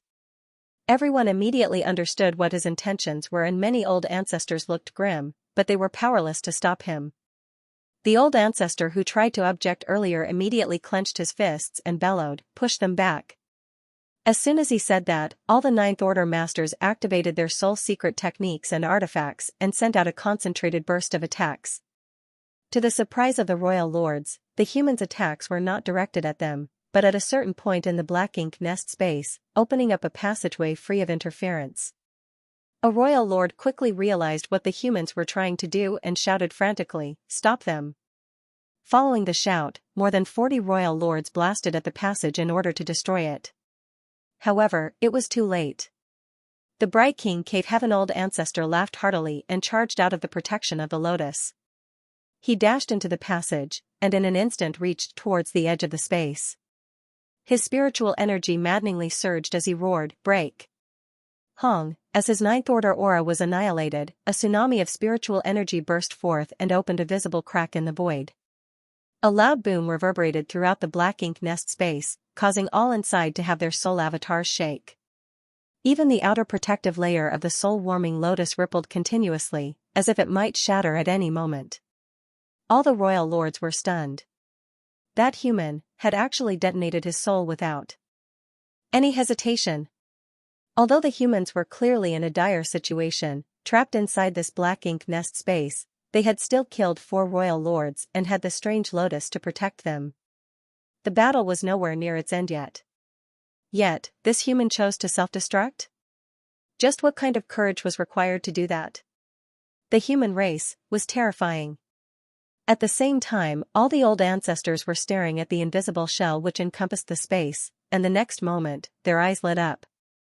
The Bright King old ancestor's self-detonation was not in vain. A crack had developed on the shell, and although it was not large, it was still a crack. The power of the ninth order open heaven realm master's self-destruction was unimaginable. When the 4 royal lords fell earlier, it only caused this space to shake violently, but Bright King Cave Heaven's old ancestors' targeted sacrifice immediately tore the space open. "Go!" some old ancestors roared. If there was a break in the sealed space, then there was a way out. So, why hesitate to leave? However, before they could make a move, the royal lords frantically counterattacked. They were no fools and immediately understood what the humans were trying to do. If they let these ninth order masters escape, their entire ambush would become a joke. They had the humans trapped and outnumbered 2 to 1, yet 4 royal lords had perished, and although one of the humans also fell, that was due to him sacrificing himself, not their own efforts to kill him. All of a sudden, soul-warming lotus protection started to waver and the old ancestors found themselves stalled in place. During this momentary delay, the crack on the shell was filled with a powerful force and was quickly closing up. All old ancestors seethed with anger when they saw this happen. No one expected that this space could repair itself so quickly. Now their hopes of escape had evaporated. The protective glow of the soul-warming lotus had already faded to almost nothing, and it would surely be gone in less than 5 breaths. Once that happened, while they could probably take some of the royal lords down with them, the entire group of old ancestors would surely perish as well. When the Bright King Cave Heaven old ancestor self-destructed, a gap tore through the black ink nest space. Far away in the depths of the void, in an unknown place where the human race had not set foot for countless eons, a surge of energy fluctuations disturbed the countless years of silence. This fluctuation was extremely faint and came and disappeared almost instantly. A withered figure with almost no aura at all was disturbed by this fluctuation and suddenly opened his eyes. This figure could almost be regarded as a corpse. There was hardly any life in his body, which was now extremely withered with only skin and bones remaining. Anyone who saw him would not think that he was still alive.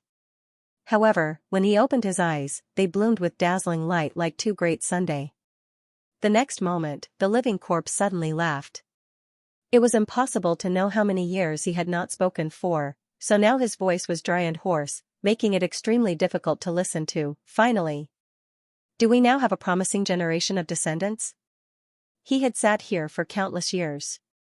At the beginning, there were some like-minded friends to chat with, but after so many years and without any resources to supplement themselves, his companions had fallen one by one. Now, he was the only one left to guard this place and slowly became a living dead. He did not dare to die so easily, and he could not leave, otherwise all their efforts would be in vain. He did not know how many years he had been asleep as this place was devoid of all sound and light. However, just with those brief energy fluctuations, he was able to gain a lot of insight into what had happened. Someone's descendants had begun to counterattack, and had touched the root of the Black Ink clan, otherwise, it was impossible for the calm that had lasted for so many millennia to be broken. He had waited for untold generations for the human race to reach this point. The wait had been so long that even he felt despair. Today, when this ray of hope appeared before his eyes, he began to cackle happily. As he laughed, he suddenly raised his hands into the dark and slowly said, "Mo, you are the ancient supreme being of the Black Ink clan, why cause trouble for the little ones?" His hand was nothing but skin and bones when it was raised, but in the blink of an eye, his physique was restored and it became like flawless jade. The calm within void was completely broken in the next instant as the boundless darkness started to stir and surge towards the jade-white hand. As the hand crept forward, it began to crumble, and when it plunged into the heart of the darkness, only bones remained. It was the small skeletal hand that stirred up the entire surrounding space. There was a harsh wave of spiritual energy coming towards the Ninth Order Master, which was more powerful than anything a Ninth Order Master could produce, along with an angry roar, "Song! How dare you interfere? You court death." The living dead man called Song scoffed, "Until I destroy you, old thing, I dare not die so easily." As he spoke, his hand slapped down onto the endless darkness. Inside the Black Ink nest space, the soul-warming lotus protection was so weak that it was barely visible. All the Ninth Order Open Heaven Realm Masters knew that they were on the verge of death. They knew that they already had no hope of escaping from this place, so, they steeled their resolve to kill as many royal lords before they fell. They had already come to terms with dying, but even if they all perished, they wanted to ensure that the Black Ink clan did not feel any better. The human race was gaining strength with each generation, so even if they all fell here, there would be more Ninth Order Open Heaven Realm Masters in time to take their place. The only thing that old ancestor Xianxia felt a little regretful over was that when she died here, the soul-warming lotus would be left behind. She was worried that Yang Kai would blame her for this. Still, she set aside those worries as she was about to die anyways. Kacha, the sound of something shattering suddenly reverberated in everyone's heart. After old ancestor Xiao had summoned the soul-warming lotus, they had held on for 30 breaths of time before its protection finally broke. All the royal lords were overjoyed, but soon, their smiles froze. At the moment the soul-warming lotus protection shattered, the Ninth Order Open Heaven Masters all shot forward with overwhelming murderous intent. Each of them pushed all the might from their souls without reservation, clearly not caring about their own lives. This confused the royal lords. It was as if the humans thought that they had the advantage over them. Just like the old ancestor who detonated his soul previously, the royal lords realized that these old ancestors were not afraid of death. "Kill!" roared the royal lords. The human race was not afraid of death, and likewise they were not. Today's deaths were just the materials to lay the foundation for the future. Supreme Masters from both races no longer concerned themselves with surviving, only caring about slaughtering more enemies before they crossed the gates of death. Just before the two sides could engage in the final clash though, the entire Black Ink nest space suddenly shook violently, and the shaking this time was an order of magnitude greater than when the Bright King Cave Heaven old ancestor self-destructed. Sullivan, do note that MO is also known as Ink. In case there are those that are confused because you've read MTL or the Ross. Chapter 5385, You Are Not Worthy. Translator, Sullivan and Victor N. Translation Checker, Pew Pew Laser Gun Editor and Proofreader, Leo of Zion. Mountain and Dale Ledger Keys. It happened so suddenly that no one knew what was going on. The Supreme Masters of both sides who were about to fight to the death all stopped and took a step back, looking at each other warily. They were not afraid of death, but the anomaly in the Black Ink nest space made them wary. After all, no one knew if the other side had set up some kind of trap. Kacha! Another shattering sound was heard, this one much louder than before. All the old ancestors and royal lords looked up, but as soon as they gazed into the distance, they were all stunned. The crack opened by the bright king cave heaven old ancestors that had just closed, opened up again for some reason. The old ancestors were overjoyed. The reason why they decided to fight the royal lords to the death was because they had no hope of escape. Now that the crack had opened up again though, there was hope. Why should they die if they had a chance to live? They did not know why the crack opened again, but what surprised them most was that the crack seemed to open up much wider than when their fellow old ancestor self-destructed. Through the crack, they caught a glimpse of some vague images. There was no time to hesitate, so the myriad demons' old ancestor bellowed, "Let's go." As soon as he shouted, blood flowed from his right eye. He was currently a soul avatar, so it shouldn't be possible for him to bleed. What flowed from his eyes was his own forceful burned soul essence. This moment, he was going all out. Blackness suddenly filled the space and wrapped up a number of royal lords who were in the way. The other old ancestors immediately did whatever they could to interfere with the royal lords while leaping towards the crack in the sky. Old ancestor Xianxia had already sacrificed a large part of her soul and had to be carried away by another old ancestor. Many of the royal lords saw this and were extremely unwilling to let the humans escape. They turned their raging spiritual energy into a boundless onslaught to cut off the old ancestors' escape route. Without the protection of the soul-warming lotus, the Ninth Order Open Heaven Realm Masters' soul avatars were faltering and some of them may not be able to escape at this rate. Realizing this, one of the old ancestors turned towards the royal lords instead of heading to the crack, and a violent and fierce power burst from his soul. He decided to stay behind and follow in the path of the bright king cave heaven old ancestor. By detonating his soul in the faces of the royal lords, he could buy a moment of time that the others would be able to use to escape. Just as he did so though, an even more powerful soul was already rushing towards those royal lords. Halfway there, his soul avatar ignited, making him look like a raging ball of flames. Great Battle Pass has 2 old ancestors, it can afford to lose one. Get out of here. All of you. The one that had rushed out was an old ancestor from Great Battle Cave Heaven. He was now burning his soul using some kind of sacrificial secret technique. There was no turning back for him now.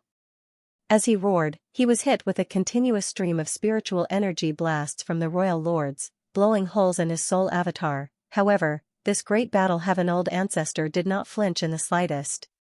In the blink of an eye, he had already rushed to the place where the royal lords had gathered and his soul avatar flashed a fierce smile as he roared, "Burn!"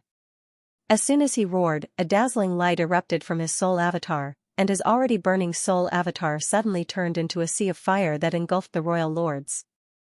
The first few royal lords caught by the soul fire howled in agony, while the others tried to dodge in a fluster. However, they were too late. Their spiritual energy was like fuel for this soul fire, and the more they tried to extinguish it, the more intensely the flame burned. The flames did not discriminate and were rapidly catching up to the 20 surviving old ancestors who were fleeing towards the crack. Seeing that the soul fire was about to reach them, old ancestor Xiao, whose soul avatar was almost transparent, forced whatever power she had left into the soul-warming lotus and formed a thin barrier, covering the many old ancestors. The next instant, everyone rushed out of the crack and disappeared. The black ink nest space was left in shambles. A sea of fire covered the entire black ink nest space, engulfing everything in flames. The royal lords did not dare to remain any longer and rushed towards the crack, dragging their injured comrades along with them. Within a breath, this black ink nest space went from an intense battlefield to suddenly being devoid of anyone, leaving only raging flames behind.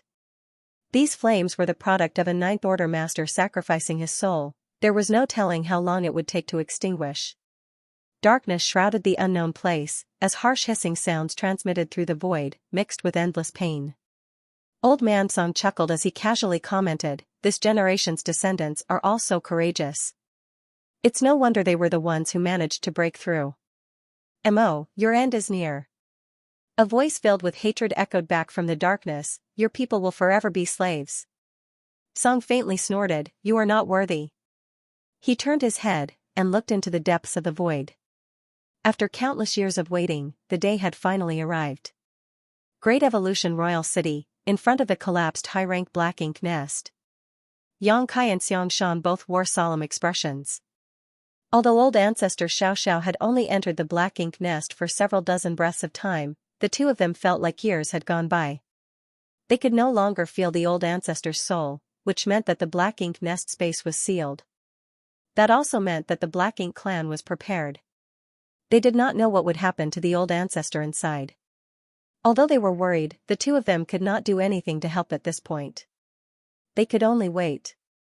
They thought it would take some time, but who would have thought that just several dozen breaths later, the two of them once again sensed old ancestor Xiaoxiao's soul. They quickly looked over and the old ancestor also rapidly opened her eyes. Yang Kai and Xianxia's faces changed dramatically. Old ancestor was injured, extremely seriously injured. Her face was as white as paper and she winced painfully as the aura of her soul fluctuated unsteadily. Yang Kai and Xianxia could not even imagine that in just a short duration of several dozen breaths, an epic battle must have been fought in the black ink nest space. It was a battle between 22 old ancestors and 50 royal lords. In this short battle, 4 royal lords and 2 old ancestors had fallen. The black ink nest space also had a strange crack opened in it. Old ancestor Xiaoxiao obviously did not intend to explain anything but quickly took some spirit pills and stuffed them into her mouth before weakly saying, "During the time I enter retreat to recuperate, Commander Xianxia, heed my words, the war is not over. The Black Ink clan still has very strong forces hidden in the shadows." Xianxia's face changed slightly before he cupped his fist and bowed, "Understood." If the old ancestor was so afraid, then the Black Ink clan's hidden forces must be extremely dangerous. Old ancestor Xiaoxiao then turned to Yang Kai and said, "You, come with me." Upon saying this, she shot towards Great Evolution Pass followed by Yang Kai. The old ancestor was so badly wounded that she had to use the power of his small universe to heal her wounds. Naturally, Yang Kai was used to this. After following her back to Great Evolution Pass, Yang Kai immediately spread out his small universe and let the old ancestor enter to recover. He could feel that old ancestor Xiaoxiao's soul was badly injured. He just did not know what had happened to her in that black ink nest space. Fortunately, there was no need to worry about her life. The soul-warming lotus was still with the old ancestor, and with it, no matter the damage, her soul would quickly recover. Furthermore, there was the difference in how fast time flowed in Yang Kai's small universe, so it should not take long for old ancestor Xiaoxiao to fully heal. If old ancestor Xiaoxiao was in such a state though, then what about the other Ninth Order Open Heaven Realm Masters? After all, old ancestor Xiaoxiao was not the only one who entered the black ink nest space this time. It seemed, this time, some of them must have fallen. Yang Kai's heart sank when he thought of this. When the human race launched their crusade across the 106 theaters, dozens of royal lords were killed without any losses among the Ninth Order Open Heaven Realm Masters. Of course, it was inevitable that some of them were injured. However, this time, it was almost certain that some Ninth Order old ancestors had fallen. The confrontation in the black ink nest space was just that dangerous. While Yang Kai was assisting the old ancestor heal, the celebratory atmosphere in Great Evolution Pass slowly changed. Xianxia, as the head of the army, intentionally reversed the atmosphere. People tended to let their guard down if they continued to celebrate. If a battle really began, then they would be caught off guard. Although it was a bit cruel to deprive the soldiers of this moment of joy, it had been like that for countless years. The human race had always been like that, constantly under the pressure of the Black Ink clan, forced to forge ahead while never compromising. Within a few days, 2 shocking messages reached Great Evolution Pass from other great passes. Bright King Cave Heaven's old ancestor had died in the black ink nest space. Great Battle Heaven's old ancestor had also perished in the black ink nest space. It was said that 22 Ninth Order Open Heaven Realm Masters had gathered to explore the black ink nest space, however, the Black Ink clan had laid an ambush. The moment the old ancestors entered it, the black ink nest space was sealed and 50 royal lords attacked together. The old ancestors fought valiantly and managed to kill 4 royal lords despite terrible odds. Bright King Cave Heaven and Great Battle Heaven's old ancestors sacrificed themselves in order to give the other old ancestors a chance to escape. 2 old ancestors had died in battle. The entire human race mourned for this loss. Now not only Great Evolution Pass, but all the humans knew that the war with the Black Ink clan was far from over.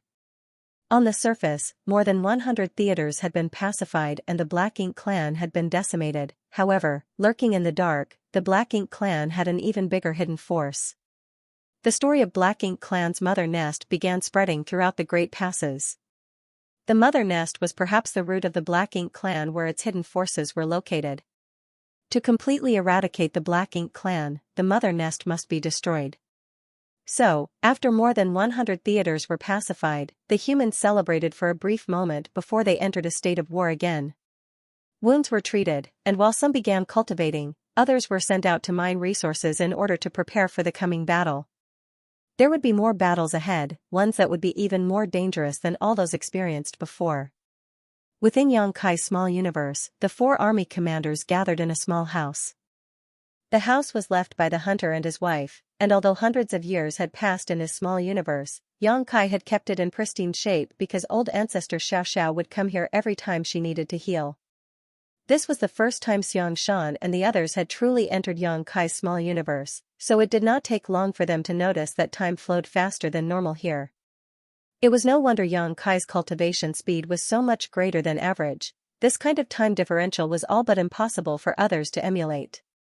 Chapter 5386, Bad News, Good News. Translator, Sullivan and Victor N. Translation Checker, Pew Pew Laser Gun Editor and Proofreader, Leo of Zion Mountain and Dale Ledger Keys. They could also perceive that the world force within Xianxia's small universe was extremely refined, unlike what ordinary 7th Order Open Heaven Realm Masters could have. This was probably the effect of the World Tree clone, which was able to purify world force. This was also one of the reasons why Xianxia's small universe was different from the other 7th Order Open Heaven Realm Masters in terms of weight. It also allowed him to showcase power that should not be seen in his cultivation realm. The purer and denser one's world force was, the more power they could exert. Although there was some envy, no one felt sore about it. The World Tree clone was very beneficial, but it was only the most effective in Xianxia's small universe. Even if an 8th Order Master obtained it, it would only enhance their own strength. Unlike Xianxia, whose small universe had time flowing at a different rate compared to the outside world, and could amplify the World Tree clone's effectiveness to its limits. Although 8th Order and 9th Order Masters were the main forces of the human race today, 7th Order Open Heaven Realm Masters such as Xianxia were the hope for the human race's future. That was why when Xianxia obtained the World Tree clone in the Blue Sky Theater, Ding Yao and others did not take it, but rather, allowed him to keep it. Old ancestor Xiaoxiao still looked pale. Her injuries were so severe that even though she had the soul-warming lotus and was using Xianxia's small universe to recuperate, the wounds did not heal so easily. However, her condition was much better compared to when she just returned from the Black Ink nest space. At this moment, old ancestor Xiaoxiao was telling Xianxia and the others about what happened in Black Ink nest space. The 4 army commanders all listened solemnly. Although a lot of information had arrived from other great passes already, it was far less detailed than what old ancestor Xiaoxiao was telling them. 22 old ancestors collaborated to probe the Black Ink nest space, but they were ambushed by 50 royal lords as soon as they entered. The ensuing battle was so intense that neither the old ancestors nor the royal lords could hold anything back. In the end, the old ancestors managed to kill 4 royal lords while 2 of their own sacrificed themselves to allow the rest to escape. In just a few dozen breaths of time, 6 top masters from the 2 races perished. When the human race intentionally did not destroy those 22 high-rank Black Ink nests, the Black Ink clan must have guessed our intentions to enter the Black Ink nest space to pry for information. Thus, they gathered a number of royal lords in advance for the ambush, old ancestor Xiaoxiao said softly. Xianxia frowned and said, the battle reports from earlier indicated that the royal lord that used to be at the Yinyang Theater was among those who escaped. Did old ancestor feel her aura in the Black Ink nest space? Not all royal lords were killed in the previous Grand War across the 106 theaters. Roughly half of them were killed, while the other half escaped. Now, no one knew where they were hiding. The royal lord of Yinyang Theater was known to be one of the survivors. Yinyang Pass was originally the place where old ancestor Xiaoxiao was assigned, and she had fought with that royal lord for tens of thousands of years, so they could not be more familiar with one another. However, later when the Southern Army commander of Yinyang Pass, Wu Qing, broke through and reached the 9th Order, old ancestor Xiaoxiao was given the mission of retaking Great Evolution Pass. Now, Wuqing was at Yinyang Pass, serving as its old ancestor. Wuqing had just advanced to the Ninth Order, so compared to the rest of the old ancestors, he was not very strong. Although he was unable to kill the old royal lord when they fought at the Yinyang Theater, the royal lord found herself outmatched when Wuqing was joined by several Eighth Order Open Heaven Realm masters. Thus, she eventually fled into the void, her whereabouts now unknown. The reason why Xianxia asked this question was because he suspected that the royal lords who ambushed the humans in the black ink nest space were not the ones who escaped from the other theaters. Old Ancestor Xiaoxiao shook her head and replied, "I didn't feel her aura." Xianxia frowned and replied, "Then the problem is very serious." In recent days, I had also queried the other old ancestors who were involved. I asked them similar questions, but none of them felt any familiar auras among the 50 royal lords that participated in the ambush. In other words, among those 50 royal lords, not one was an old acquaintance of the surviving 20 old ancestors. Old Ancestor Xiaoxiao declared solemnly, those royal lords were all fresh faces. Their strength was there, but they were unable to fully display it. It was as if they did not have much experience in fighting. Although the battle only lasted several dozen breaths of time, old ancestor Xiaoxiao had tens of thousands of years of combat experience, so she was easily able to notice such details. At the time, she was too busy fighting and preserving her life to pay attention to this, but now, looking back, there were many questions that were unanswered. She knew what Xianxia was trying to determine. If there were 50 royal lords who they had never seen before, plus those who had escaped from the theaters, that meant that there were almost 100 royal lords still alive. It was a terrifying force. What made it even more unbelievable was that these royal lords did not have much experience in fighting. It was as if their strength was attained totally from intense cultivation rather than being built up through millennia of tempering in war. The fact was, if it was not for those royal lords' clumsiness in battle, the old ancestors would not have been able to rally themselves so quickly to defend and then counter-attack. Additionally, if those royal lords had concentrated on just one or two old ancestors at a time, they would have been able to kill all of them very quickly. However, they did not do that. Instead, they all just wildly pushed their spiritual energy to bombard them indiscriminately. Such a way of fighting could only be described as foolish. And I suspect that the Black Ink clan has more forces hidden than what we've seen. Old Ancestor Xiaoxiao frowned with worry. Lu Zhiping remarked softly, "There are more of them?" 100 royal lords was already a problem. If there were more of them, then how could the Black Ink clan be eradicated? The Black Ink clan still has its limits. For instance, that Black Ink nest space was not impregnable. With 50 royal lords and 22 old ancestors fighting, the clashing of spiritual energy shook that space quite violently. It looked like that was the limit of what that space could withstand. If there were even a few more, it is difficult to say whether that space could endure the impact. The Black Ink clan was able to estimate the limit of the Black Ink nest space's tolerance. However, when the Bright King Cave Heaven old ancestor self-destructed his soul, he managed to exceed that limit and tear open a crack in the Black Ink nest space. The Black Ink clan must not have expected that a human race master could be so decisive. Mi Jingluan understood and said, "So, Black Ink clan may not only have 50 hidden royal lords, they simply deployed 50 because that was the limit the battlefield could handle." Ouyang Lai smacked his lips and said, "That's bad." There is good news though. Old Ancestor Xiaoxiao's expression suddenly became a little odd and she appeared to be contemplating something before she murmured, "We may not be the only ones fighting this war." What does Old Ancestor mean by that? Lu Zhiping asked curiously. Old Ancestor Xiaoxiao replied, "In fact, at the end of the battle, the soul-warming lotus protection had been shattered, and we were already on the verge of death. We were preparing to go all out in a final battle to the death with those royal lords. However, at that critical juncture, the sealed Black Ink nest space cracked open once again." Mi Jingluan gasped. The power released by the two races was so strong that it went beyond the limit of what the Black Ink nest space could withstand. Old Ancestor Xiaoxiao shook her head and explained, "The gap was opened from the outside." Everyone was stunned when they heard that. A gaping hole opened from the outside and saved the lives of 20 old ancestors at a critical moment. Who opened it? How was it opened? No one knew. However, this was also the reason why Old Ancestor Xiaoxiao said that their present army might not be alone in this war. That crack opened at a very timely moment. If it had opened a little later, more of the old ancestors would have been killed and injured. What surprised old ancestor Xiaoxiao was that through the crack, she vaguely saw a big hand that looked like it was made of white crystal jade. It was a pity that she could not see it clearly because the power was too chaotic and the event was so short-lived. The only thing that was certain was that the hand was the source that opened the black ink nest space. Without that hand, there was no way they would have escaped from that space. Interesting, Xianxia suddenly smiled inexplicably. In addition to the other armies from the other theaters, there is actually another party that is fighting against the Black Ink clan. Mi Jingluan's eyes lowered and pondered aloud, is this other party hostile or friendly? Yang Lai looked at him as if he was a fool and said with disdain, if that power helped the old ancestors get out of trouble, isn't that obvious as to whether it was hostile or friendly?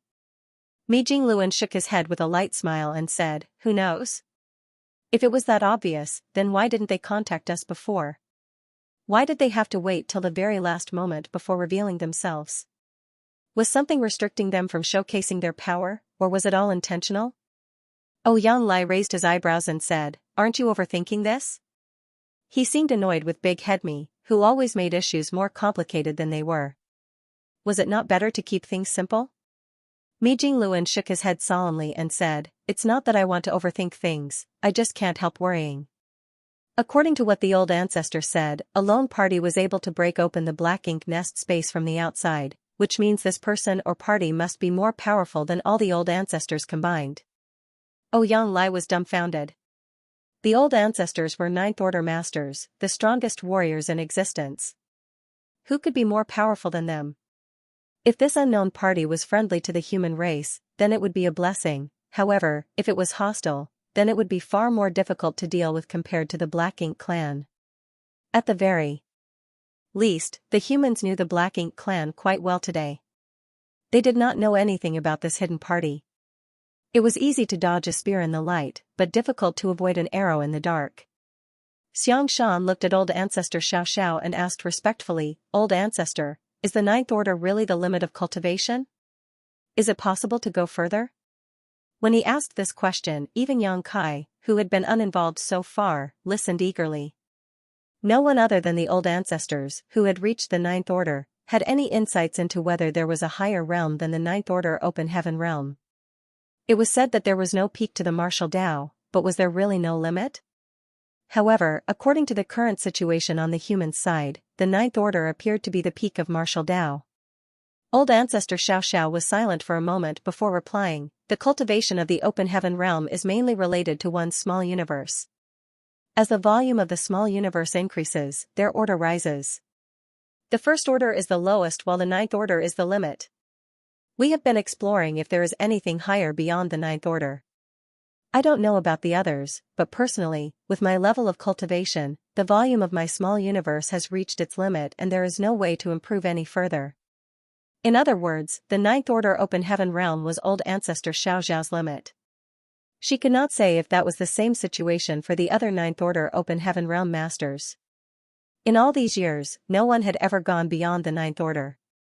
No one had ever seen any power beyond the Ninth Order. Old ancestor Xiaoxiao then added, moreover, in regards to that party that helped us escape, we do not know how powerful or what realm they were in. The situation was too chaotic and there was no way to perceive it accurately. Even if the other party is stronger than us, perhaps they have not transcended the Ninth Order. After a lifetime of cultivation, the concept of Ninth Order being the peak was deeply rooted in their psyches.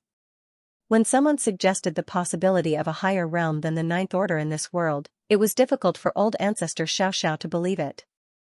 After all, she had made this judgment based on thousands of years of her own experience. End of chapter 5386.